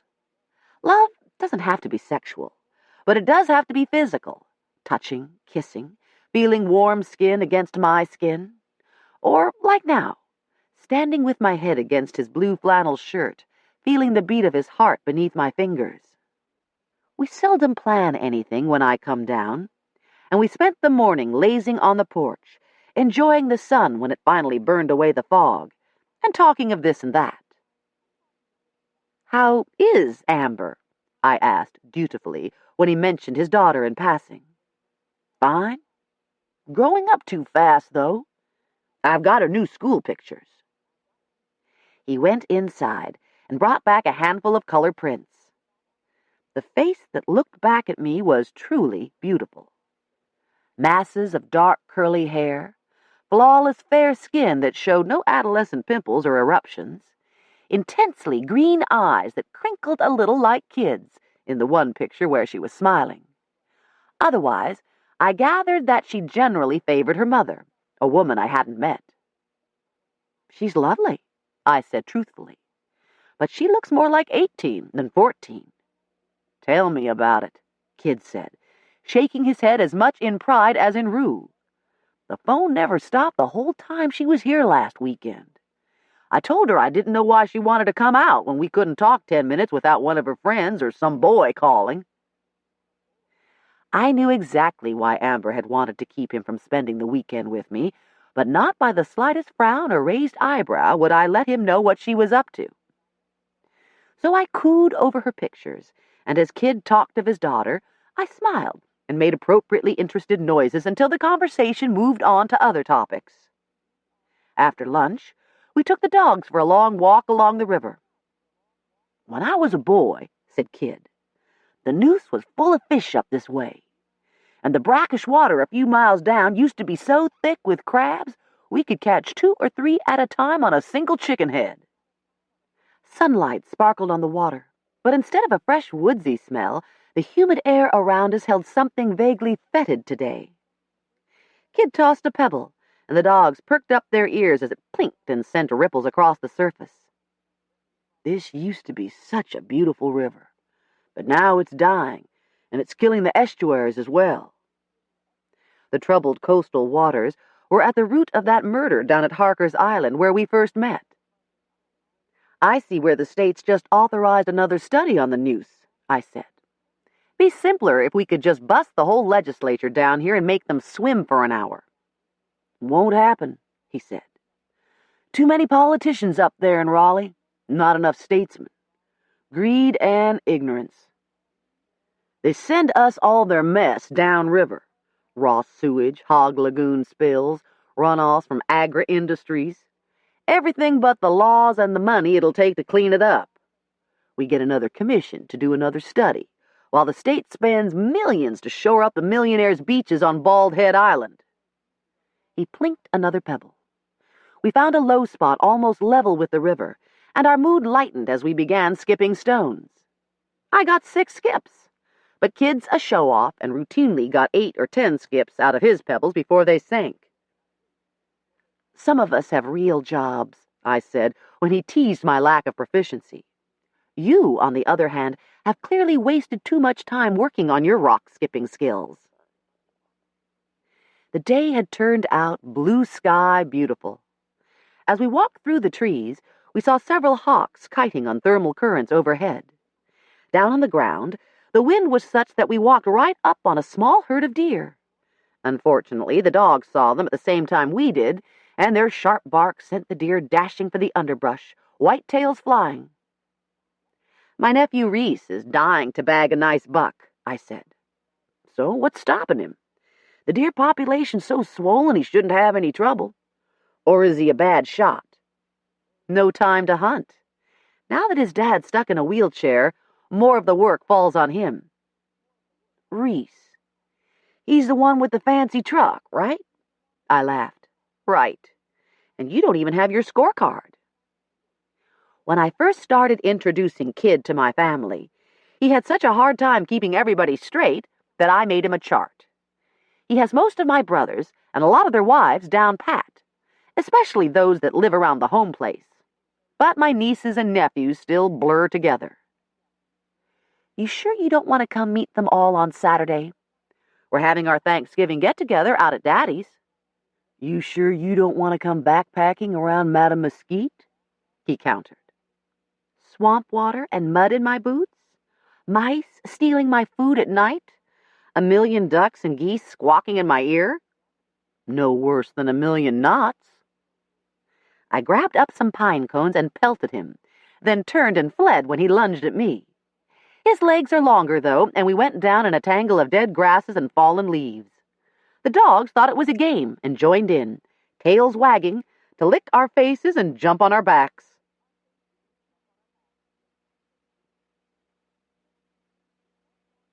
That evening, we drove down to Cherry Point for a Thanksgiving steak at one of the lounges with a bluesy piano.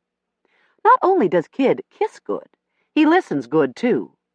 All through dinner, he listened to the developments in Mr. Japp's death since we had last talked. And on the drive back to his cabin, I curled up next to him on the van seat and told him my fears that some of my family might be involved. Reese must have seen something he's not telling me. Or somebody. Yeah. Well, you and your family do use those back lanes like turnpikes, don't you? They started out as real shortcuts, but these days my brothers shuttle equipment back and forth that way every time they can. Combines and tractor rigs, even when it might be quicker to go by the public road. They get a little tired of honking cars and getting the finger from impatient commuters. Urban people move to the country, and it's like, gee, you mean farmers live in the country? And they're going to be cluttering up my road with hay balers or gang discs? Who the hell do these rednecks think they are? Pooling equipment's the main reason Daddy and the boys are still able to make farming turn a decent living. I sighed, and Kid put his arm around me. Maybe it was Dallas getting killed because he wouldn't sell and move Cherry Lou back to Florida. Or maybe it was because of Adam's mercenary assessment. But since Mr. Japp died, I'd given a lot of thought to the varying attitudes about land.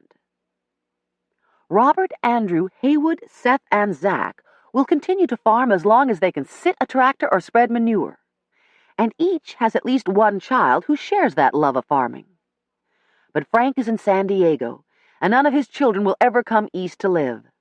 Even if Herman weren't wheelchair-bound, he's already cast his lot in town. His older son has a white-collar job out in Charlotte. Reese enjoys hunting and fishing.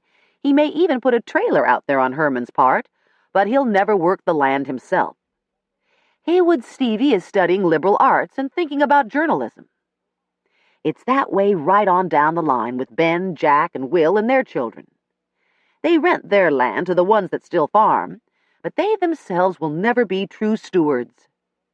Adam was a generation ahead of his time when he told Haywood he wanted a job where he didn't freeze in winter and broil in summer. Maybe he really was the smartest one of us, to take the money and run. Designing computers has got to be a lot less stressful than praying for rain before crops burn up or praying the rain will stop before the crops drown and rot in the field.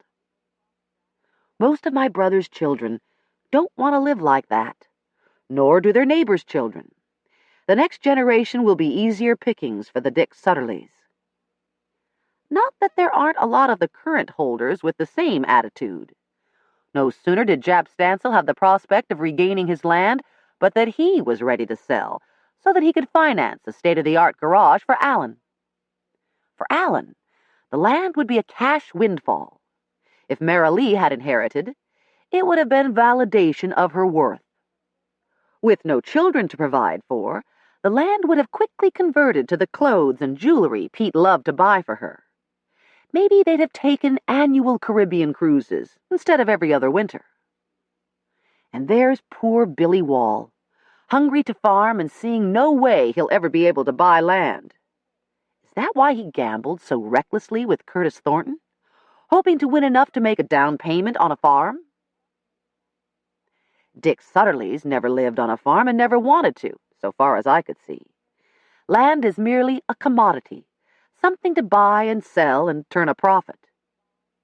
And as for G. Hooks Talbert, this particular bit of land might mean a chance to exact a little revenge on Daddy for being made to eat humble pie with a governor he disdained. And what about Daddy? Adam thinks I'm romantically obsessed, but I'm only a pale shadow of Daddy's fierce attachment to the land he and the boys have acquired over the years. It goes to the core of his being, and I've seen how he reacts when things of lesser importance have been threatened. There was no way to judge the situation that was building, especially when no one would give me the facts. I don't know how long we'd been sitting still in front of the cabin before I realized that we were back. I looked up into Kid's eyes. "Oh, good," he said. "You did come home with me.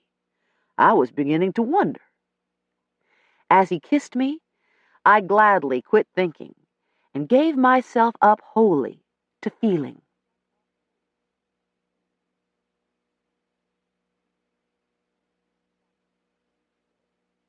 Chapter 27. At this season, the country is very agreeable to sportsmen, having plenty of all sorts of game in the greatest perfection, such as deer, which are as numerous as sheep in Scotland. Scotus Americanus, 1773. Airport workers were stringing lights on a tall fir tree in the main lobby of the airport next day, and Haywood and Isabel were laughing like Christmas morning when they came through the gate. Their friends seemed equally jovial, and there were cries of, "Don't spend it all in one place now," and "Let me know when you buy that yacht." "Did you get lucky?" I asked. "You might say so," they beamed. We got their overnight bags stowed, and I tried to hand Haywood the keys to their car, but he waved them aside. "You better drive if you don't mind, Shug. Everybody on the plane kept giving me and Isabel champagne. If I tried to drive, I reckon I'd just float on off the road." Isabel giggled and crawled into the back seat. She pulled off her shoes and stretched her legs out along the seat. "Lordy, but my head's light as a feather." "What'd you do, break the bank?" I asked as we buckled up. "Near about, and here's what you won." 2 $50 bills landed in my lap. "You're kidding," I said.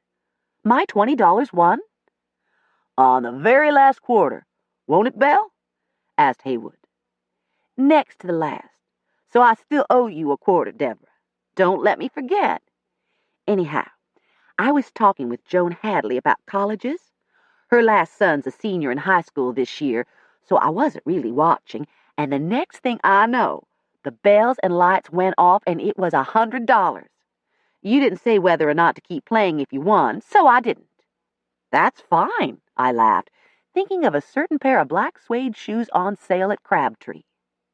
"Then, after I won your 100, I switched to the machine on the other side of Joan so I could talk better, and I hadn't been sitting there 10 minutes when I won $800 more." "She really had the St. Midas touch Wednesday night," Haywood said proudly. 900 in one night? Hey, that's great." "That's not all," said Isabel. "I thought I'd run up to our room and lay down a few minutes till my heart quit beating so fast. But that night, after the buffet, they have the best lobster salad, to be sure." "I got the roast beef," said Haywood. "When we got off the elevator, there was a quarter laying on the floor. I picked it up and stuck it in the quarter-rama right there by the elevator, and blessed if I didn't win me another 25. 925? What are you— "That's still not all," said Isabel. "By the time we went to bed, I'd won $2,300, not counting that 100 for you." Bemused, I said, "I'm guessing that's still not all?" "No, wait till you hear what Haywood did." She started giggling again. "Tell her, honey." "Well," said Haywood, "I didn't have any luck at all Wednesday night, and it won't much better yesterday. I'd drop 20 and maybe win back 5, then drop 60 and win back 3. It was getting on for supper time, and like Belle says, they have them really good buffets. You don't want to be too late for 'em, if you get my whim. I was a little over my limit, but with what Belle won, we were still more'n 2,000 to the good, and Belle said we might as well play till 6 o'clock. Guess how much I won, Shug?" "I can't imagine," I told him truthfully. 25 big ones. "Big ones? You mean hundreds?" "Thousands," crowed Isabel from the back seat. "Course now the government's gonna take a good part of it," Haywood warned me. 28% right off the top, said Isabel. "Remind me to tell Seth we got to file this tax form they gave us." Since Seth and Minnie keep all the communal farm records on their computer, he usually does everybody's taxes, too. "Still and all," said Isabel, "that leaves us almost 20,000 to the good." Haywood sighed contentedly. "Yeah, we had us a real nice Thanksgiving. How about you, Shug?" I allowed as how I'd had a right nice one myself. By the time we hit Goldsboro, Haywood and Isabel were both sound asleep. She was curled up on the back seat. He had his head propped between the window and the headrest, with his hat down over his eyes to shade them from the midday sun. Life in the fast lane can be exhausting.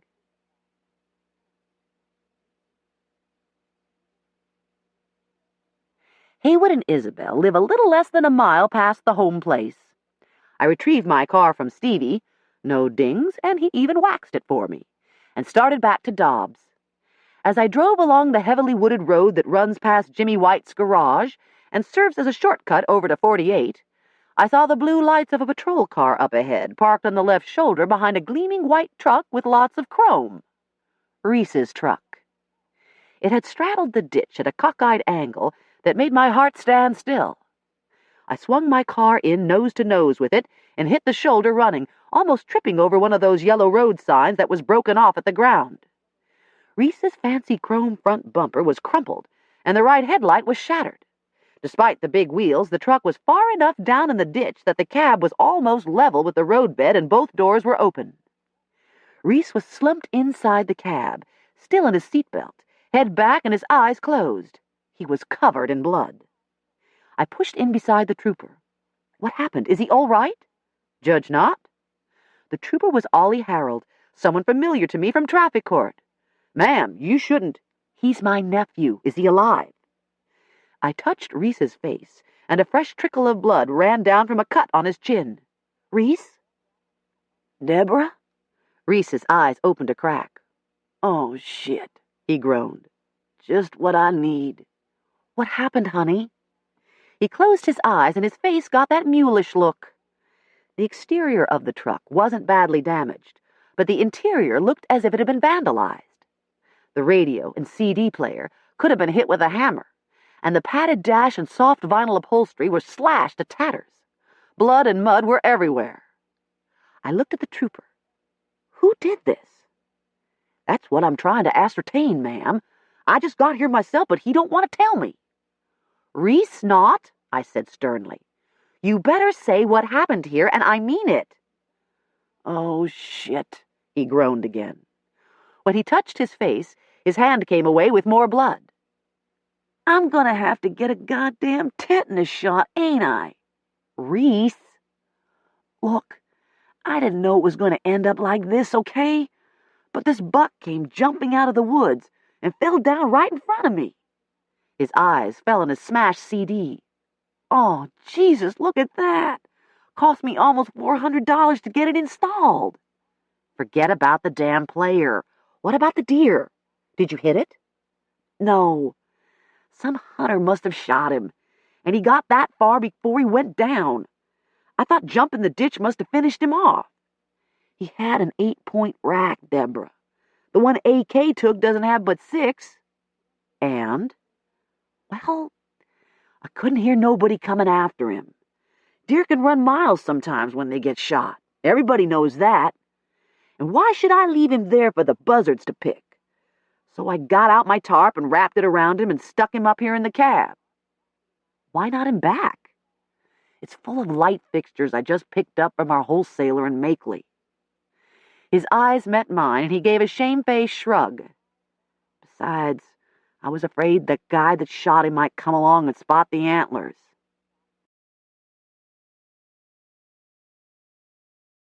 He closed his eyes again, and I gave him a poke. I swear to God I thought he was dead, okay? But I hadn't hardly turned on this road when he reared up under that tarp and started tearing hell out of things. Out of me, too. You ever think about how sharp them damn hooves are? He touched a torn and bloody spot on his upper thigh where the jeans were ripped. Oh, God, I bet I have to get stitches. I hate getting stitches. He just wouldn't be still. Kept kicking and raring, antlers flying. It's a pure wonder he didn't poke my eyes out with them antlers. God knows he poked me everywhere else. I tried to turn him out, but I couldn't reach around him to open the door because he was trying to come through the window on my side. Next thing I know, the truck does a 180 into that signpost, and I'm sitting here in the ditch before I finally get the damn door open. Oh, Reese, you idiot. Look at my headliner, he moaned. Look at these seats. I'll have to get the whole inside. You know what it's going to cost? And I bet my damn insurance. Trooper Harold had trouble keeping a straight face when I turned to him. I observed him driving erratically, he told me as formally as if we were back in court. Before I could put on my blue light, though, he landed in the ditch, and I saw a buck go bounding up the ditch bank. I thought at first he'd swerved to miss it, and... He was interrupted by the sound of sirens and more flashing emergency lights. Dwight Bryant pulled his departmental cruiser up behind Reese's truck, and a rescue ambulance stopped a few feet away. A tall, strongly built woman slid out from behind the wheel. A stethoscope dangled from her neck, and she carried a cervical collar. "Want to give me some room here?" she said, motioning us away from the cab of the truck. "Is this the victim?" "Victim?"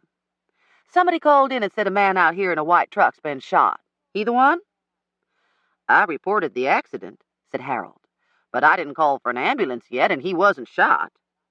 He looked at the paramedic, who had strapped the cervical collar around Reese's neck as a precaution before taking his vital signs. "Was he?" "Not that I can see." She gave an exasperated twitch of her head. "People call in the wrong things all the time." "We got the same call," said Dwight. "What happened? Reese take that curve too sharp?" I started to tell him, but we had to step back out of the road as a pickup drove slowly by. All of a sudden, it screeched on brakes, and two angry hunters jumped out. Both were dressed in brown camouflage jumpsuits and bright orange hunting caps, and one of them slammed the hood of Reese's truck with the flat of his hand so hard that it left a dent. "This is a bastard, all right. See them diamond treads? Where's my buck, you dickhead?" Dwight and Trooper Harold both moved forward to intercept him, but the hunter banged the truck hood again. "We found where it come out of the woods and saw the blood where somebody stopped and picked him up. Same tire marks. What'd you do with it, asshole?" His buddy pulled at his sleeve and pointed up on the bank about 30 feet away. To the casual eye, the stick-like object projecting up out of the dead weeds might have looked like fallen twigs, but the hunters recognized antlers, and they headed up the bank. The door of yet another pickup banged, and I saw the familiar uniform of a wildlife officer. "You find it?" he called to the hunters. "Yeah, this is it," they called back. The EMS paramedic had signaled for the stretcher. "He's probably okay," she told me as her assistant maneuvered the stretcher into place.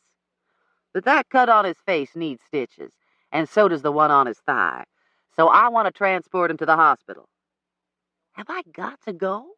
Reese asked her anxiously. "I strongly advise it, sir," she said. "In my opinion, you may have sustained internal injuries, and you could have a closed head injury. You don't want to risk a blood clot, do you?" Reese started to argue, but about that time his eyes landed on the wildlife officer who was approaching, and he clutched at the paramedic's arm. "Yeah, I'll go with you." The officer walked over to us, and he seemed surprised as he spotted me. He testified in my court just last week. "You know this boy, Judge?" "My nephew," I said, as they eased Reese out of the cab and strapped him onto the stretcher. "He able to talk to me a minute?" The paramedic nodded, and the officer leaned over and looked at Reese. "Son," he said, "you got a permit to take deer?" Reese moaned and closed his eyes. "Which hospital y'all taking him to?" I asked. "Dobbs Memorial," the paramedic said, and briskly trundled the stretcher over to the waiting ambulance. I gave the warden Reese's name and address, and he scribbled out a citation. "I need to see his driver's license," said Trooper Harold. "You're not going to charge him too, are you?" I objected. Harold thought about it a minute. "One vehicle accident? No property damage except to himself? I guess there's really not a whole lot I can charge him with unless it's operating a vehicle with a loose deer in the cab." "Seatbelt violation?" Dwight suggested helpfully. "Passengers are supposed to be fastened in." "Nah," said Harold. "I'll let old Ranger Rick here have him. That boy's got so much damage on his truck, any ticket I give him wouldn't add much to his worries." I went over to tuck the citation in Reese's pocket and told him I'd call his parents. He nodded in weary resignation, and then he grabbed my hand. "You reckon you could get Jimmy White to tow my truck over to his place?" "Sure," I said. "One condition, though." "What?" "Tell me what really happened Saturday morning." If possible, he slumped down into the stretcher even more dispiritedly, then nodded his head toward the EMS team. "Make him step back." "Give me a minute?" I asked the paramedic. "Okay," she said. "We'll start the paperwork." I turned back to Reese. He swallowed hard. "Billy Wall didn't kill Mr. Japp." My nerves knotted in fear. "Not you?" He shook his head impatiently, and more blood oozed from the cut on his chin. "Remember how I told you nobody was there when I went past his shop the first time?" "Yes." "He was there when I came back out. I saw his truck, and I had that sticky valve, so I tooted my horn and went inside, and—" He took another deep breath. "He was already dead, Deborah, laying there on the floor." "With the safe open?" "No. Billy must have done that. It was a little after 11:30, say 11:40 maybe. Soon as I saw Mr. Japp laying there with that tire iron, I knew somebody'd killed him, and it scared the shit out of me. I wasn't supposed to be there anyhow, so I just took off. Soon as I was out on the road and straightened up good, I looked back in my rearview mirror and I seen Billy turn in. He might have taken the money, but he never killed him." "You'll have to tell Dwight," I said, looking around for him. "No," said Reese. "You tell him. Please?" "Listen, ma'am," said the paramedic. "If we're going to transport him, we need to do it now." Reluctantly, I stepped back, and they finished loading him into the ambulance and headed back to Dobbs, minus the siren and flashing lights.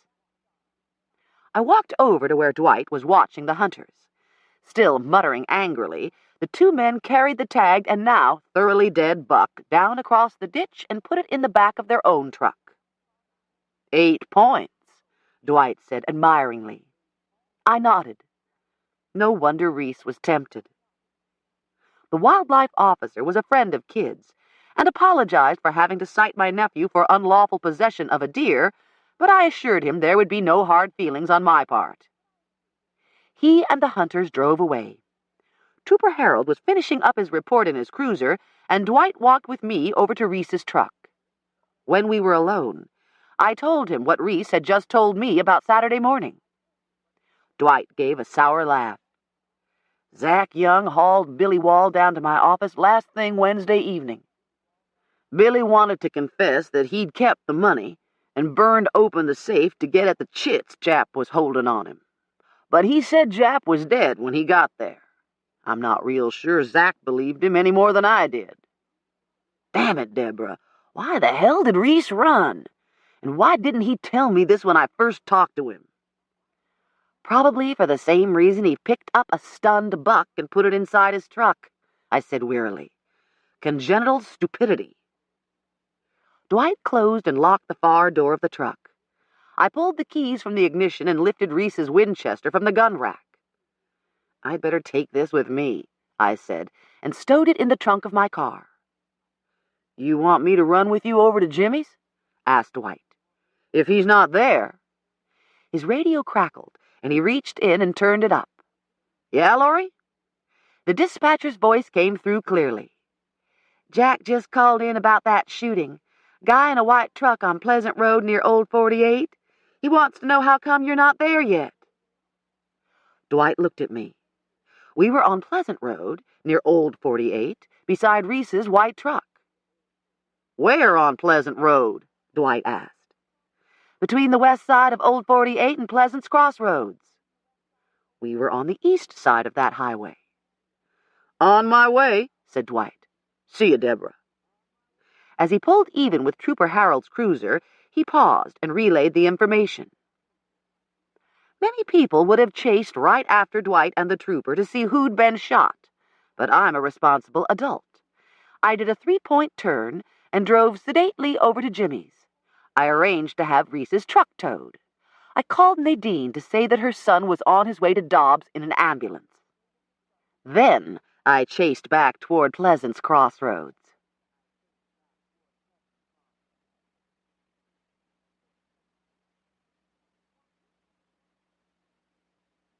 Chapter 28. Newcomers are apt to indulge themselves too much, tempted by such good living and delicious fruits as abound there, which sometimes produces bad consequences. Scotus Americanus, 1773. Dick Sutterly's truck was sitting in a ditch almost at the same angle as Reese's, but the damage to his truck was minimal. There wasn't even any broken glass, since the window was down when the bullet smashed into Sutterly's brain. He'd been found by 4 Makeley women on their way home from Christmas shopping at the malls in Raleigh. After getting their names and addresses, Detective Jack Jameson had let them go. They found the car in gear with the keys in the ignition, said Dwight. Looks like he might have had his foot on the brake, talking to the person who shot him. And then, when he died, the car just rolled on into the ditch and stalled out. I hadn't liked Dick Sutterly, and I hated what he wanted to do out here. But he didn't deserve this. His body slumped over the steering wheel of his truck, with cameras flashing and crime scene technicians poking and measuring. He had been so happy, pink-cheeked and excited about building something he could be proud of. Something that would change his reputation from a penny anti-scrabbler to one of the high rollers. Now his cheeks were gray with the pallor of death, and the future of his clustered village was probably just as gray. This is related to Mr. Japp's murder, isn't it? I asked. Looks like it. Jack found a folder on the floor of the truck with a bunch of papers scattered around. There's a copy of that note Japp signed. That he'd sell to Sutterly? Yeah. And a couple of other things. He handed me a scrap of paper that Jameson had slipped into a plastic bag. It looked like a note that Dick Sutterly might have scribbled to himself. There was a phone number, which I recognized as Zach's. Below were the words, A.K., Pleasant Road Lane, 2 p.m. It was 3:45 now, and that 911 call had come in more than an hour ago. Sutterly's truck had run off the road less than 100 feet from the lane that led directly to Gray Talbert's nursery, right past Adams' 2.9 acres. Adams' former 2.9 acres, I reminded myself. Oh, come on, Dwight. You can't think that Adam... Look, there's no date on this paper, I said. It could have been any day this week. Besides, he flew home to California Wednesday night. I suddenly remembered the fog and all those radio reports that RDU was closing down. Didn't he? Nope. I was out here yesterday to look at Japp's papers and have another talk with Alan. You work the holiday? Hey, quit looking at me like I'm an orphan or something just because Jonna wouldn't let me have Cal this weekend. I've got plenty of family. A brother and 2 sisters, remember? Rob and Kate had Mom and me and Nancy Faye and her family for turkey in the middle of the day. Long as I was out this way, though, I thought I'd poke around a little. And Adam was there at the shop, chewing the fat with Alan. I frowned. Never knew those two to have anything in common. Yeah? Well, they've got one now, he said sardonically. Me? Your name did come up a couple or 40 times. They were both real pissed with you. Adam seemed to think you'd set up to pass judgment on the whole world, starting with him, and Alan kept talking about some sort of blood tests that you were going to put him through. Of course, all those empty beer cans sitting around the place might have had something to do with their attitudes. Both of them could stand an attitude adjustment. Anyhow, Adam's flight got canceled Wednesday afternoon, which means he's probably here till Monday. The TV says Thanksgiving weekend's the busiest travel time of the year. I handed him back the bagged scrap of paper. I still say this could have been any day last week, maybe Tuesday. They were at the courthouse then. Maybe they met here first. For Adam to sell him his land? You know about that? And that you didn't approve, that was part of what had him going yesterday. It's a family matter, I said stiffly. And if your family's opposed, what would Adam do? Maybe try to cancel the deal? And then when Sutterly wouldn't, he... Someone from the crime scene unit claimed Dwight's attention, and I got back into my car and drove through Adams Lane, past the nursery, across the creek, and straight over to Seth's. He and Minnie were entering farm data into the computer and double-checking the figures as they went. Easier to put it in there right the first time than to have to go looking for the error, said Minnie. They were shocked to hear about Dick Sutterly, and when I asked them where Adam was, Seth thought he was back with Zach. I reckon you heard his plane was canceled. I nodded. They told him not to even call the airlines again till Monday morning, said Minnie. Every flight sold out till then. Zach's Lee answered the phone on the first ring and sounded disappointed that I wasn't one of his buddies calling about a double date that night. Uncle Adam's not here, he said. You want to talk to Dad? When I said I did, he hollered for Zach to pick up downstairs. I hope y'all don't plan to talk long. I assured him I'd be brief. I asked Zach where Adam was, and he said, over at the home place, I think. He borrowed my squirrel gun yesterday. Said he might try to pot a couple of those tree rats that were stealing Daddy's pecans. He didn't come back last night, so I just assumed he stayed over with Daddy or Seth. Phone calls to Daddy, Haywood, Andrew, and Robert were equally unproductive. So far as I could tell, Dwight and Alan were the last ones to see him. I drove back through the lane, this time by way of Mr. Japp's place. I saw no sign of a rental car. Alan's truck was parked next to Mr. Japp's out near the shop, but the shop itself was locked and dark, and nobody came to the door when I blew long and loud on my horn over at the house. When I got back on the highway, they were just loading Dick Sutterly's body onto the ambulance, and Dwight was about ready to pack it in. His eyes narrowed when I told him I couldn't find Adam, nor Alan either. Adam's running around with a gun? What caliber? I don't know. A .22 probably. Why? We think Sutterly was shot with a small-bore gun, Dwight said grimly.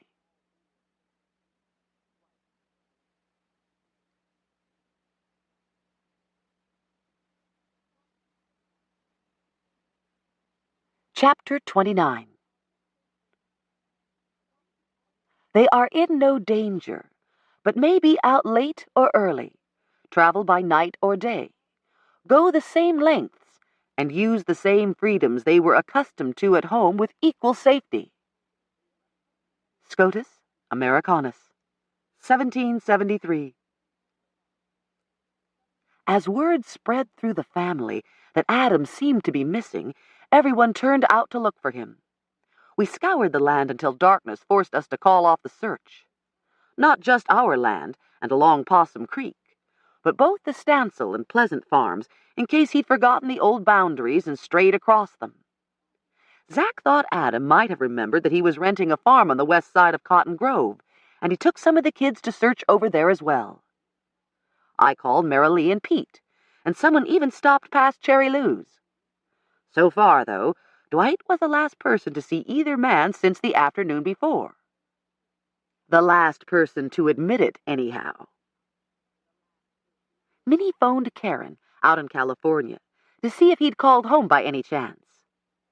"And didn't I sound like an idiot?" she said afterwards, "saying I forgot to ask him before he went off hunting if he was still going to be here for our get-together tomorrow.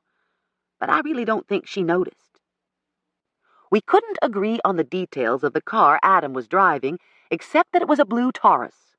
Luckily, Zack found the rental papers in Adam's carry-on bag. Because it had been 24 hours since any of us had seen Adam, Dwight stretched a point and put it on the wire. After that, there was nothing to do except wait. And speculate, of course. A hunting accident? Murder? Had Adam seen Alan shoot Dick Sutterly? Had both of them seen someone else shoot Sutterly? "What if it's just something dumb like pulling a drunk?" asked Seth. "Maybe Adam went juking last night and he's holed up somewhere drinking or hung over." "Never knew Adam to do much catting around," said Will. "He always walked the straight and narrow." All this was over sandwiches at Minnie and Seth's. "Well, being back here off his chain, maybe he's finally broke loose," said Isabel as she rummaged in Minnie's refrigerator. "Anybody want pickles while I have them out?" Haywood was back to worrying over Adam's state of mind. "You don't reckon he's got money troubles, do you?" "Don't know if it's money or his marriage, but something's eating at him," Zack said, taking a huge bite of his cold meatloaf sandwich. Daddy kept his own counsel, and I kept my mouth shut, except to nibble on some tangerines a cousin had shipped from Florida for the holidays. By 9 o'clock, we were ready to call it a night. "If y'all hear anything, don't matter how late, call us. Let us know. We'll call." I drove back through the lane one more time, half expecting to see Adam's car parked in front of Mr. Japp's shop. But except for that single dim light bulb that burned day and night on the back porch of the house, all was dark and silent. As I looked at the shop in frustration, it occurred to me that no one had actually searched inside since it was locked from the outside. I stopped, turned on my overhead light so I could find Marilee's number in my address book, then reached for my cell phone. "Hello? Marilee? Deborah, did y'all find them?" "Not yet. What I was wondering is, do you have a key to Mr. Japp's shop?" "Oh, sure. I keep spares of all his keys, just in case." "Why?" "Well, I just realized that we didn't check inside here. I know it's after 9 and a long shot, but since I'm here, would it be much trouble to let me take a look?" She sighed. "Well, no, not really. I know I'm imposing, but if Adam is in there, he might be hurt." "Or Alan," she said, tartly defending family honor, even if Alan was family only by marriage. "He's missing too, isn't he? And his truck's right there? He wouldn't go far, not if he's walking." She sighed again. "Oh, all right. Let me put on some clothes. I'll have the key up there in 5 minutes." As I sat alone in the darkness, waiting for Marilee, it was the first time I'd had to think about Dick Sutterly's death, even though my family had turned the known facts inside out and upside down, trying to figure if it involved Adam. If this killing was linked to Mr. Japp's, why on a public road, so seemingly spur of the moment? Sutterly had been all over this section of land last Saturday morning. His own death would seem to clear him of Mr. Japp's, but what if he'd seen someone entering or leaving the shop, and what if he'd tried to pressure that someone? Alan? Alan's alibi was Katie Morgan and her brother. They'd probably lie for him in a heartbeat. So say it was Alan that Sutterly saw. What does he do? see Alan out there on the road and say, "I'll tell, unless you—" "Unless he what?" asked my pragmatist. "Pays blackmail? Subtly didn't need small money, and Alan hasn't got big. Of course, if, Cherry Lou's convicted, Alan will have the land. Big money potential there. And don't forget that promissory note Dwight found in Sutterly's truck. Why was it on top, if not to shake in someone's face? Maybe Sutterly said he'd keep silent if Alan would honor the terms Mr. Japp had negotiated. But Alan thought that was a good deal. He was hoping Sutterly would be legally bound to pay off on that note when he got title. Your trouble is you just don't want to think Adam's involved.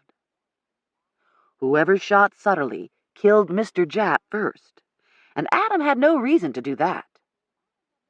If Cherry Lou had signed the land back to Mr. Japp, he could have sold part of the road frontage right away, and then Adam's land would have been less valuable. No $60,000 for him. That argument thankfully ended when a car turned into the drive over beyond the house and circled around through the yard to park a few yards behind me.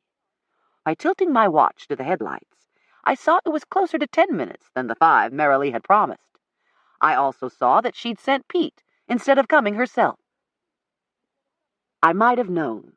All she needed to do was pout a little about having to go traipsing up to Uncle Japp's shop, and good old Pete would insist upon coming for her, anything to save Marilee the least bit of aggravation. Automatically, I pulled my keys from the ignition and met him at the shop door. "Sorry to drag you out," I apologized.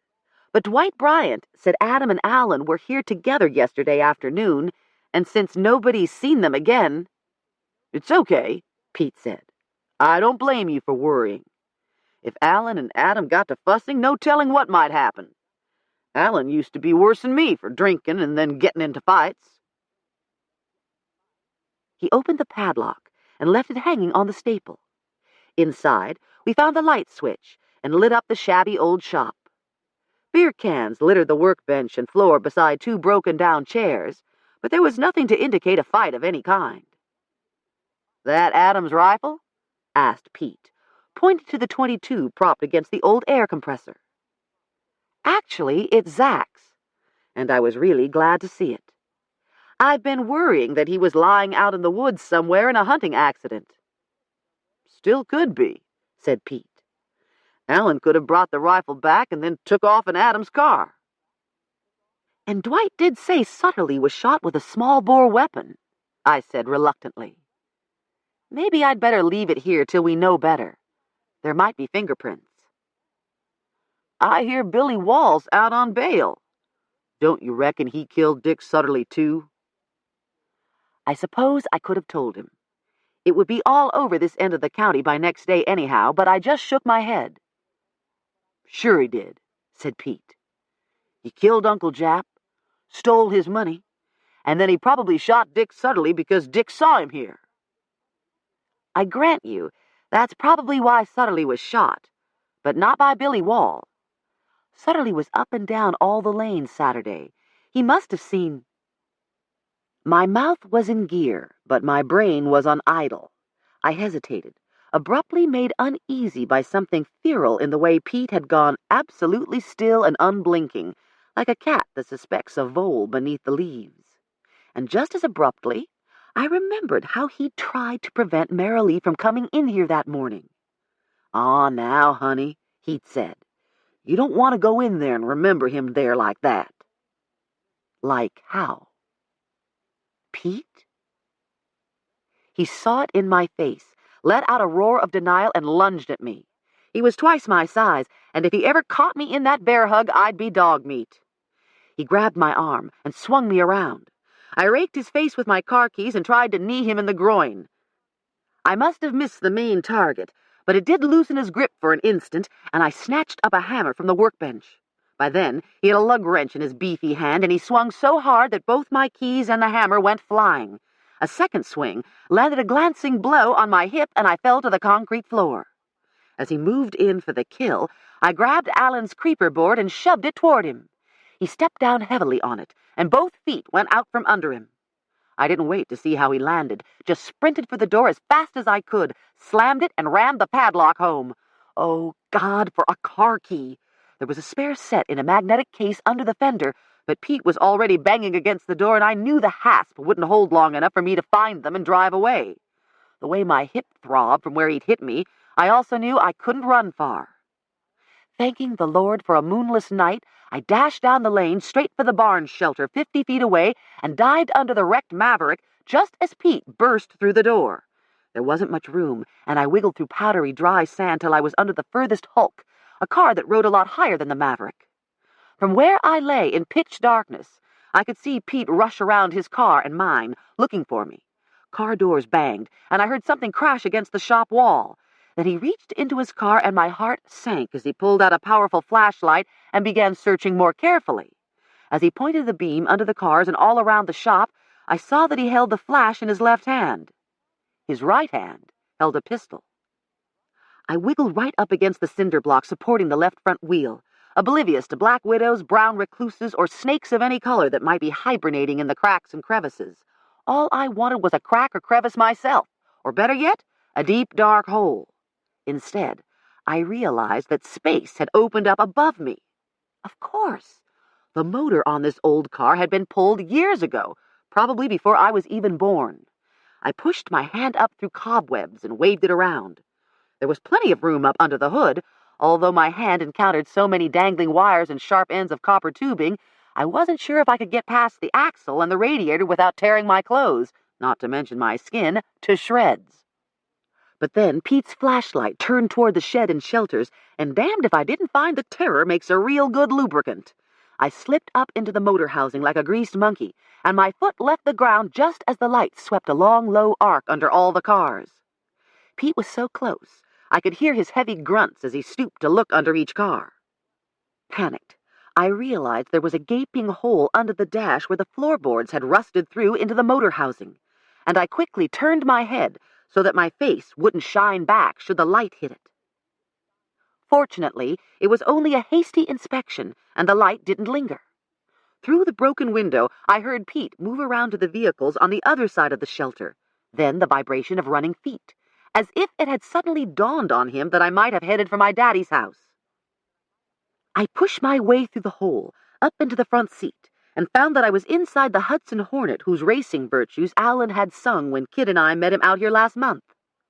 The upholstery was filthy and probably riddled with mouse nests, but all I cared about was keeping tabs on Pete. Maybe, if he went far enough down the lane, I could risk a run for my car, at least grab the cell phone and call for the cavalry. I crawled over the high front seat and into the back. The seat here was hard as a rock, more like a thinly padded church pew than the cushiony springs of the front seat. I knelt on it, though, and peered through the tiny, dirty rear windows. I might never know why Pete killed Mr. Japp. Momentary rage at hearing Marilee slighted for Alan? Or merely the greedy assumption that Marilee would split the estate with Alan if Mr. Japp died. But I was pretty sure the same assumption was what sent Dick Sutterly over to Pete this afternoon with that promissory note. "Don't tell the Grimeses or Alan Stancil," he'd said Wednesday afternoon when he was so gleeful over securing Adam's land. And I'd been too weary of the whole subject to try to educate anyone else about the laws of inheritance. In view of how quickly Pete had attacked me, I had to wonder if Dick Sutterly had really seen Pete last Saturday, or if Pete's guilty conscience led him to believe that Sutterly's proposition was a prelude to blackmail. Out in the field, the powerful beam of that flashlight swept across the fallow field, up and down both sides of the lane. If he would just go on over the rise and down toward the creek. The light disappeared. I waited a few seconds, but saw nothing. Just as I reached for the door handle, there was a burst of light, then darkness. He was coming back, straight across the field to Mr. Japp's house, trying to catch my silhouette between the lane and the dim porch light, hoping to flush me with his flashlight. The old frame house set up on low brick pilings with a lattice skirting that gapped in places. Pete circled the house, shining the light up under every corner. Eventually, he stood up, and I rejoiced to see the slump of defeat in his shoulders as he trudged back over to his car. I was just starting to take big breaths of relief when his hand banged down on the hood and he straightened purposefully. Oh, dear Lord. He was heading back toward the sheds. There was no way I could scrabble across the front seat and under the hood in time. As I ducked down below the windows, my weight shifted, the seat tilted, and I was almost dumped to the floor. I instantly remembered all the bootlegging lore I'd ever heard. Praying it would be empty, I tilted the padded board all the way over, and a darker crevice appeared. In the old days, the hollowed-out back seat would have held at least 4 dozen half-gallon mason jars of my daddy's best white lightning. No reason it wouldn't hold his daughter now. I slid inside and pulled the padded board back over me like a coffin lid. A moment later, I felt the car rock as Pete stepped on the running board and ran the light over every inch of the Hornet's interior. His breathing was ragged from exertion. I myself had quit breathing and had no intention of starting again any time soon. There was a thin crack where I hadn't quite pushed the board into the backrest as far as it was meant to go, and so much light after such darkness terrified me. Any second now, I would hear his triumphant cry and feel the explosion as he fired down through the board. Then the car rocked violently as Pete jumped from the running board. I heard his feet pounding across the lane as a wash of headlights played across the shed, and I came up out of my hidey hole just in time to see Pete's car roar across the yard and turn out onto Old 48 on 2 wheels. At the same moment, car doors opened and slammed over at the shop. 2 male figures circled my car and called my name through the open shop door. The adrenaline high that had kept me at fever pitch for the last half hour abruptly evaporated, and I was almost too weak to wrest open the rusty hinges and totter down to the shop. I must have looked like the devil's playmate, torn, scratched, filthy, dirty, but my appearance sent Adam and Alan into gales of raucous laughter. Both of them clutched beer cans, and both were drunk as skunks, but I couldn't see what was so damn funny. "Reckon we showed you, darling," said Alan. "Take the wind out of your sails," Adam said. A sudden hiccup made him giggle. I hadn't seen my uptight, upright brother this wrecked since the night of his bachelor party. "Where have you been?" I demanded. "You scared the hell out of us, disappearing like that." He gave me a foolish grin. I spotted my car keys on the floor, grabbed them, and headed outside. I didn't get 3 steps toward my car, though, when I saw my smashed cell phone. Damn that Pete Grimes. Alan and Adam followed me, still strutting and bragging. "Thought you'd sick the law on me 'cause of that phony blood test Diana did?" asked Alan. "Ha ha on you, darling. She called me yesterday, told me all about what you'd done to her." He was slurring his S sounds, and that struck Adam as even funnier than the look on my face. "Me and Adam, we drove up to Greensboro last evening, and Katie and me got married today in Fort Mill, South Carolina." Adam beamed at me. "Best man," he said happily. "Chauffeur, too." "I'm just here to get my truck, pick up my stuff, and head on back to Greensboro tomorrow." "Don't let the door hit you on the way out," I said, as I loaded my sodden brother into my car and dumped my smashed phone in his lap. 5 minutes later, Seth was putting Adam to bed on the couch in the den, and I was phoning Dwight.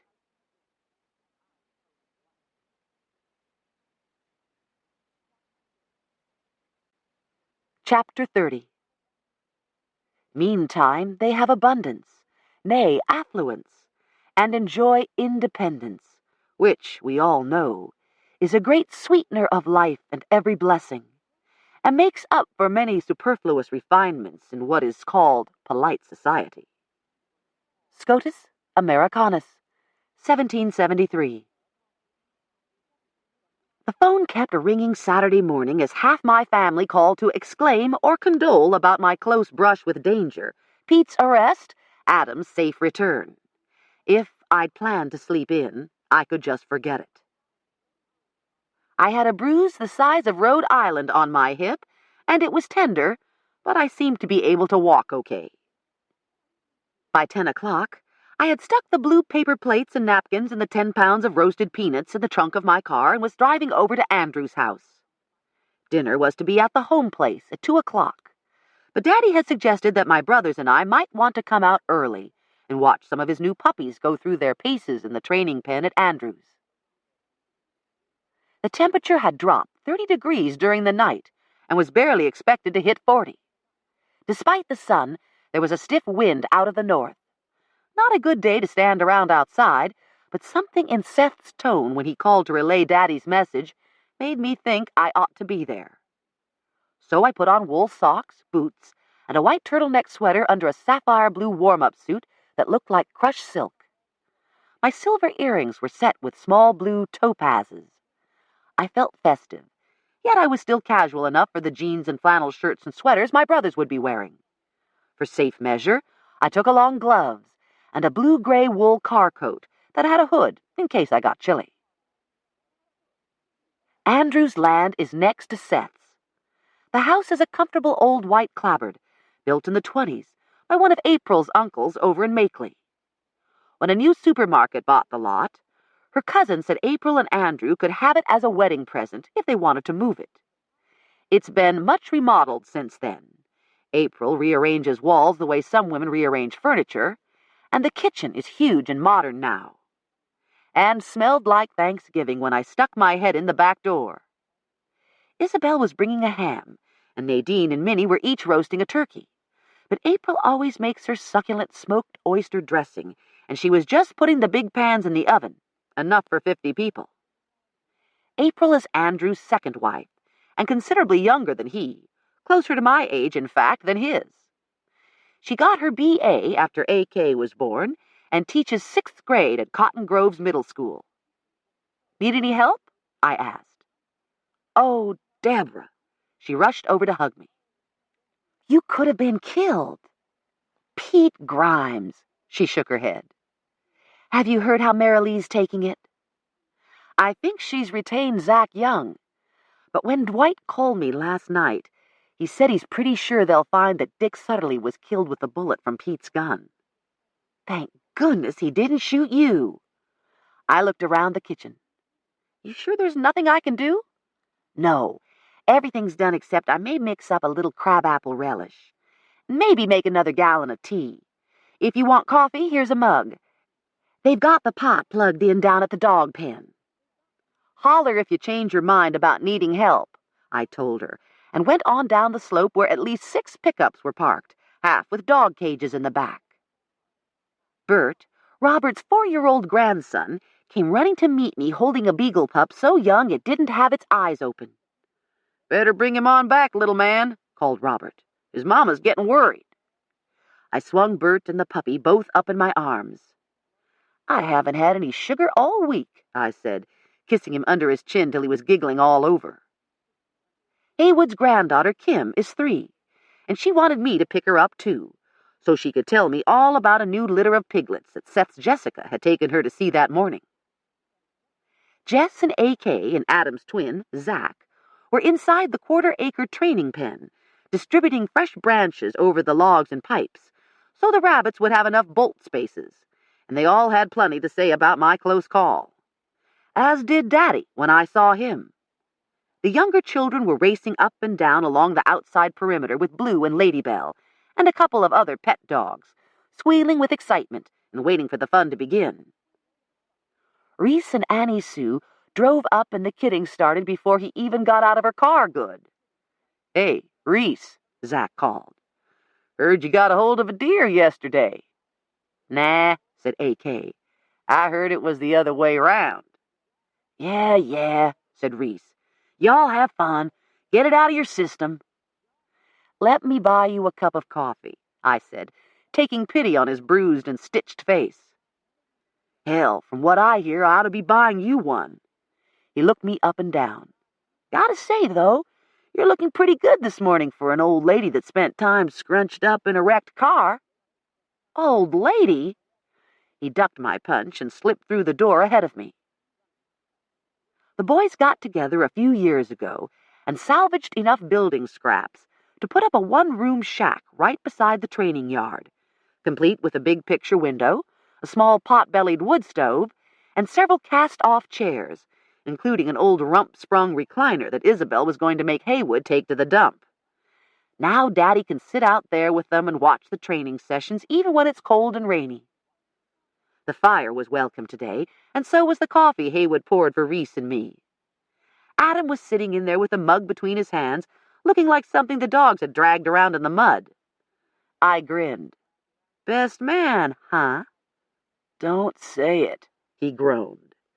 Reese laughed and went outside. As I stood watching through the picture window, Haywood said in the lowest, most confidential tone he could muster, Say, Adam, me and Isabel, we was wondering if you could use this." There was a rustle of paper. Then Adam said, "Huh? $10,000? What's this for?" Haywood's whisper was like everybody else's normal level, and I heard the awkwardness in his voice. "Well, I knowed you was worried about something, and if it's just money, well, shoot fire. I got lucky Thursday. You can pay me back when it's convenient." I didn't wait to hear Adam's reply. My eyes were stinging as I took my coffee out into the crisp morning air. We might be going to have a real winter after all. "Cold weather feels good, don't it, Shug?" asked Daddy. He'd already asked me twice was I sure Pete hadn't seriously hurt me. Once again I promised him that I was just fine.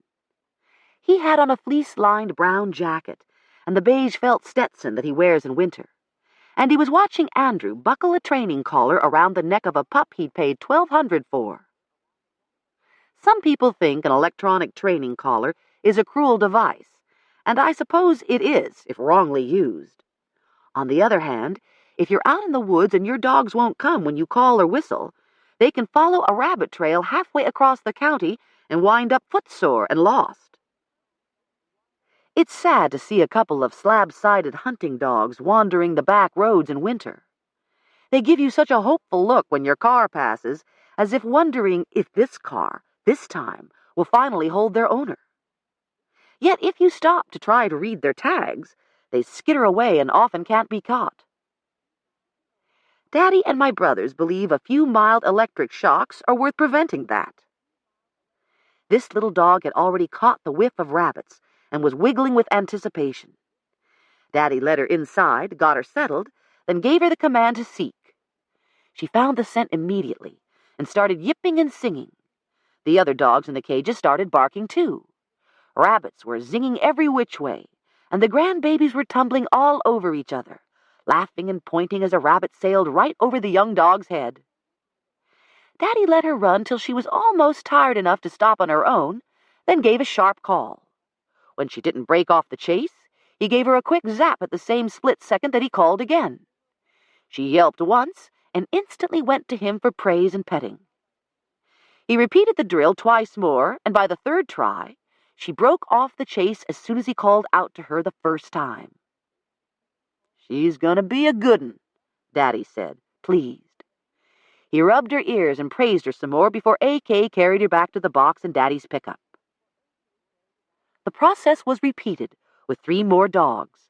Then Andrew decided one of his rabbit dogs needed reinforcement about ignoring deer scents. "Where's that piece of deerskin?" he called. "You don't need it, Uncle Andrew," said Jessica. "Just turn Reese in and let him run around the pen." Reese rolled his eyes at me. "I'm gonna hear about that damn buck till the day I die, ain't I?" "Till the day I die, at least," I promised, squeezing his shoulder. Eventually 4 or 5 young litter mates were put in the pen to get used to the smell of rabbits. Supervision of the little kids was turned over to some of the nieces and nephews as we joined Daddy inside the shack. It was a bit crowded.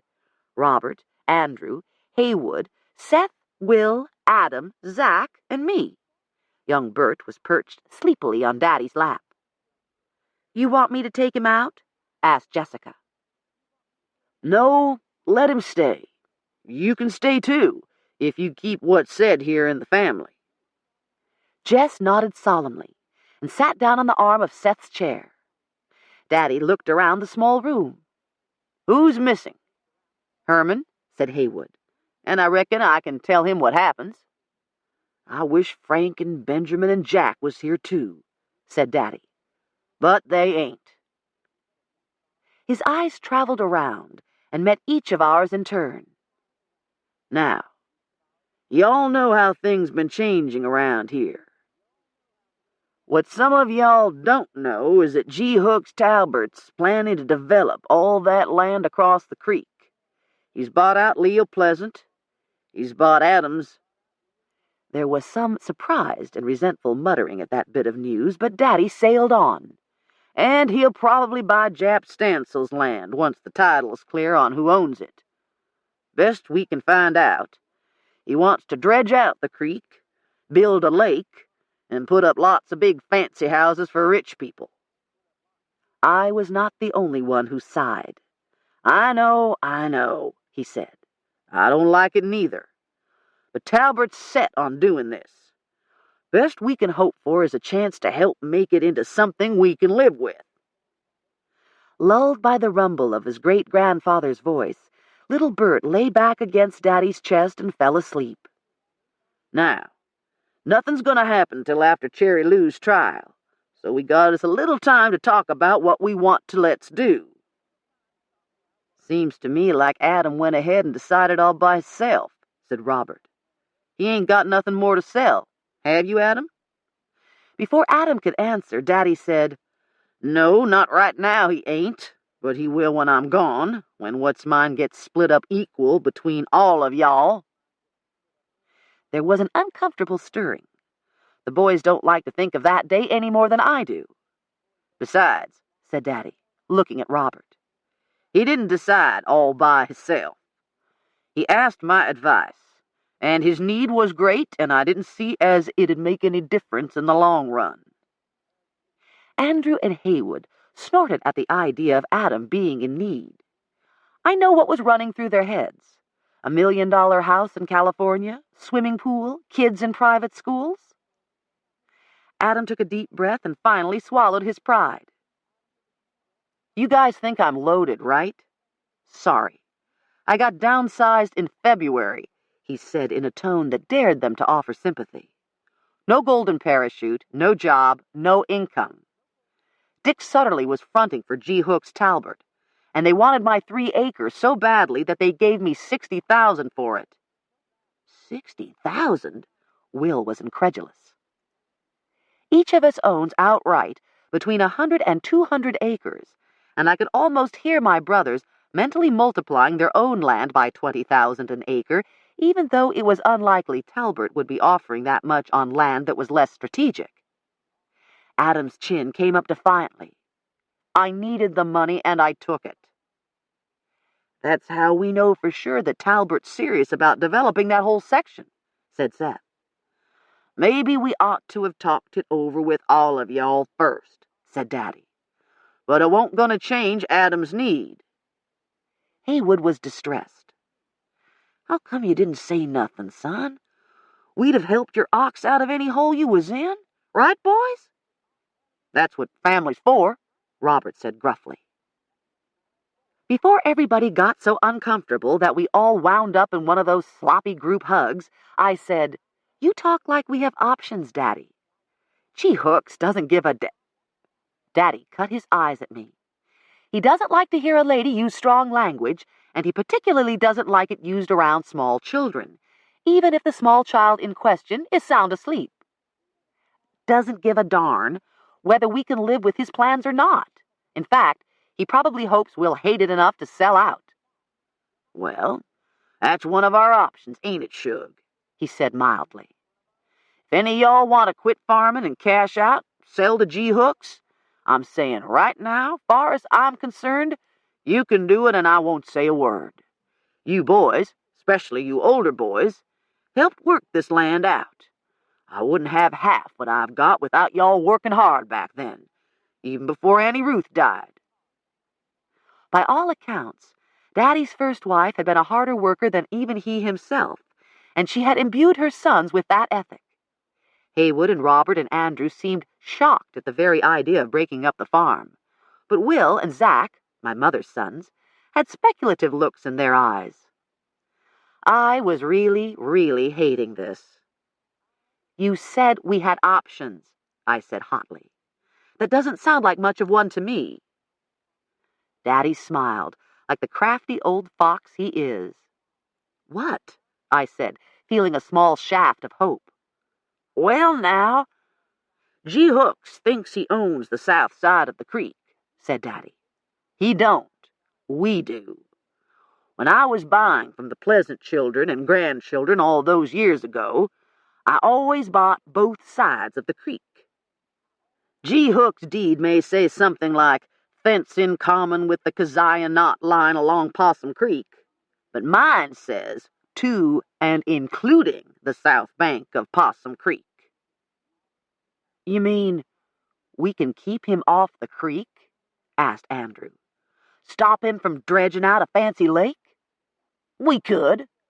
But if we get horsey with him, he's liable to forget about fancy and go for common. If he feels that peace with the kind of cracker boxes like Dick Sutterly built over on 48, we could have hundreds of young'uns swarming over the creek anyhow.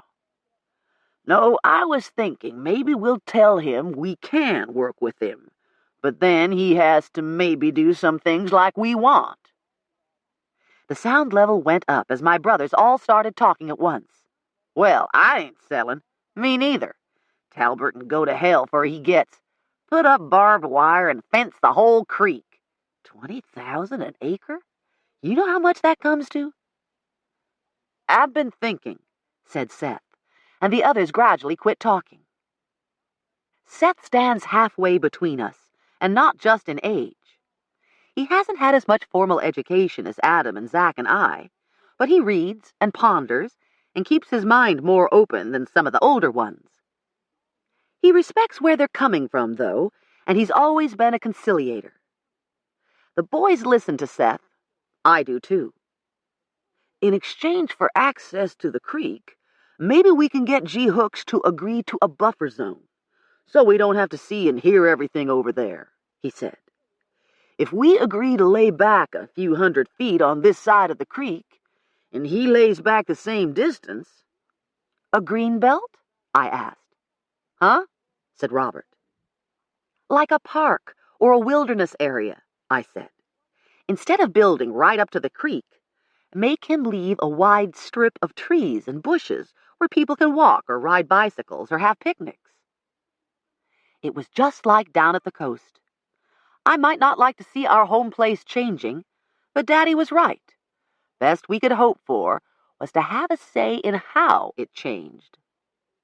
Something like that could increase the value of land over here, said Adam, if Talbert does a good job over there. Yeah, said Will, and no reason to say we couldn't form a development company ourselves someday. The older boys were looking hostile again, and Jess touched Seth's sleeve. I don't want to give up Silver Dollar, Daddy. Nobody's asking you to give up your horse or anything else, Seth said. We've got plenty of time, plenty of land. We're just talking out loud right now. Annie Sue opened the door, and a blast of cold November air swept across the room. Aunt April says, tell y'all it's almost 2 o'clock, and everybody started coming in over at the home place. The mention of food, and a Thanksgiving feast at that, eased the tension that had built up in this room. Well, y'all think on it, Daddy said, as we stirred to go. He looked down at his great-grandson, asleep on his chest. What we were talking about would affect the rest of little Bert's life. Years from now, when he was an old, old man, would he and his cousins remember this day? And would they bless it or curse it? Daddy touched that smooth cheek with his work-worn finger. Y'all just think on it, he said.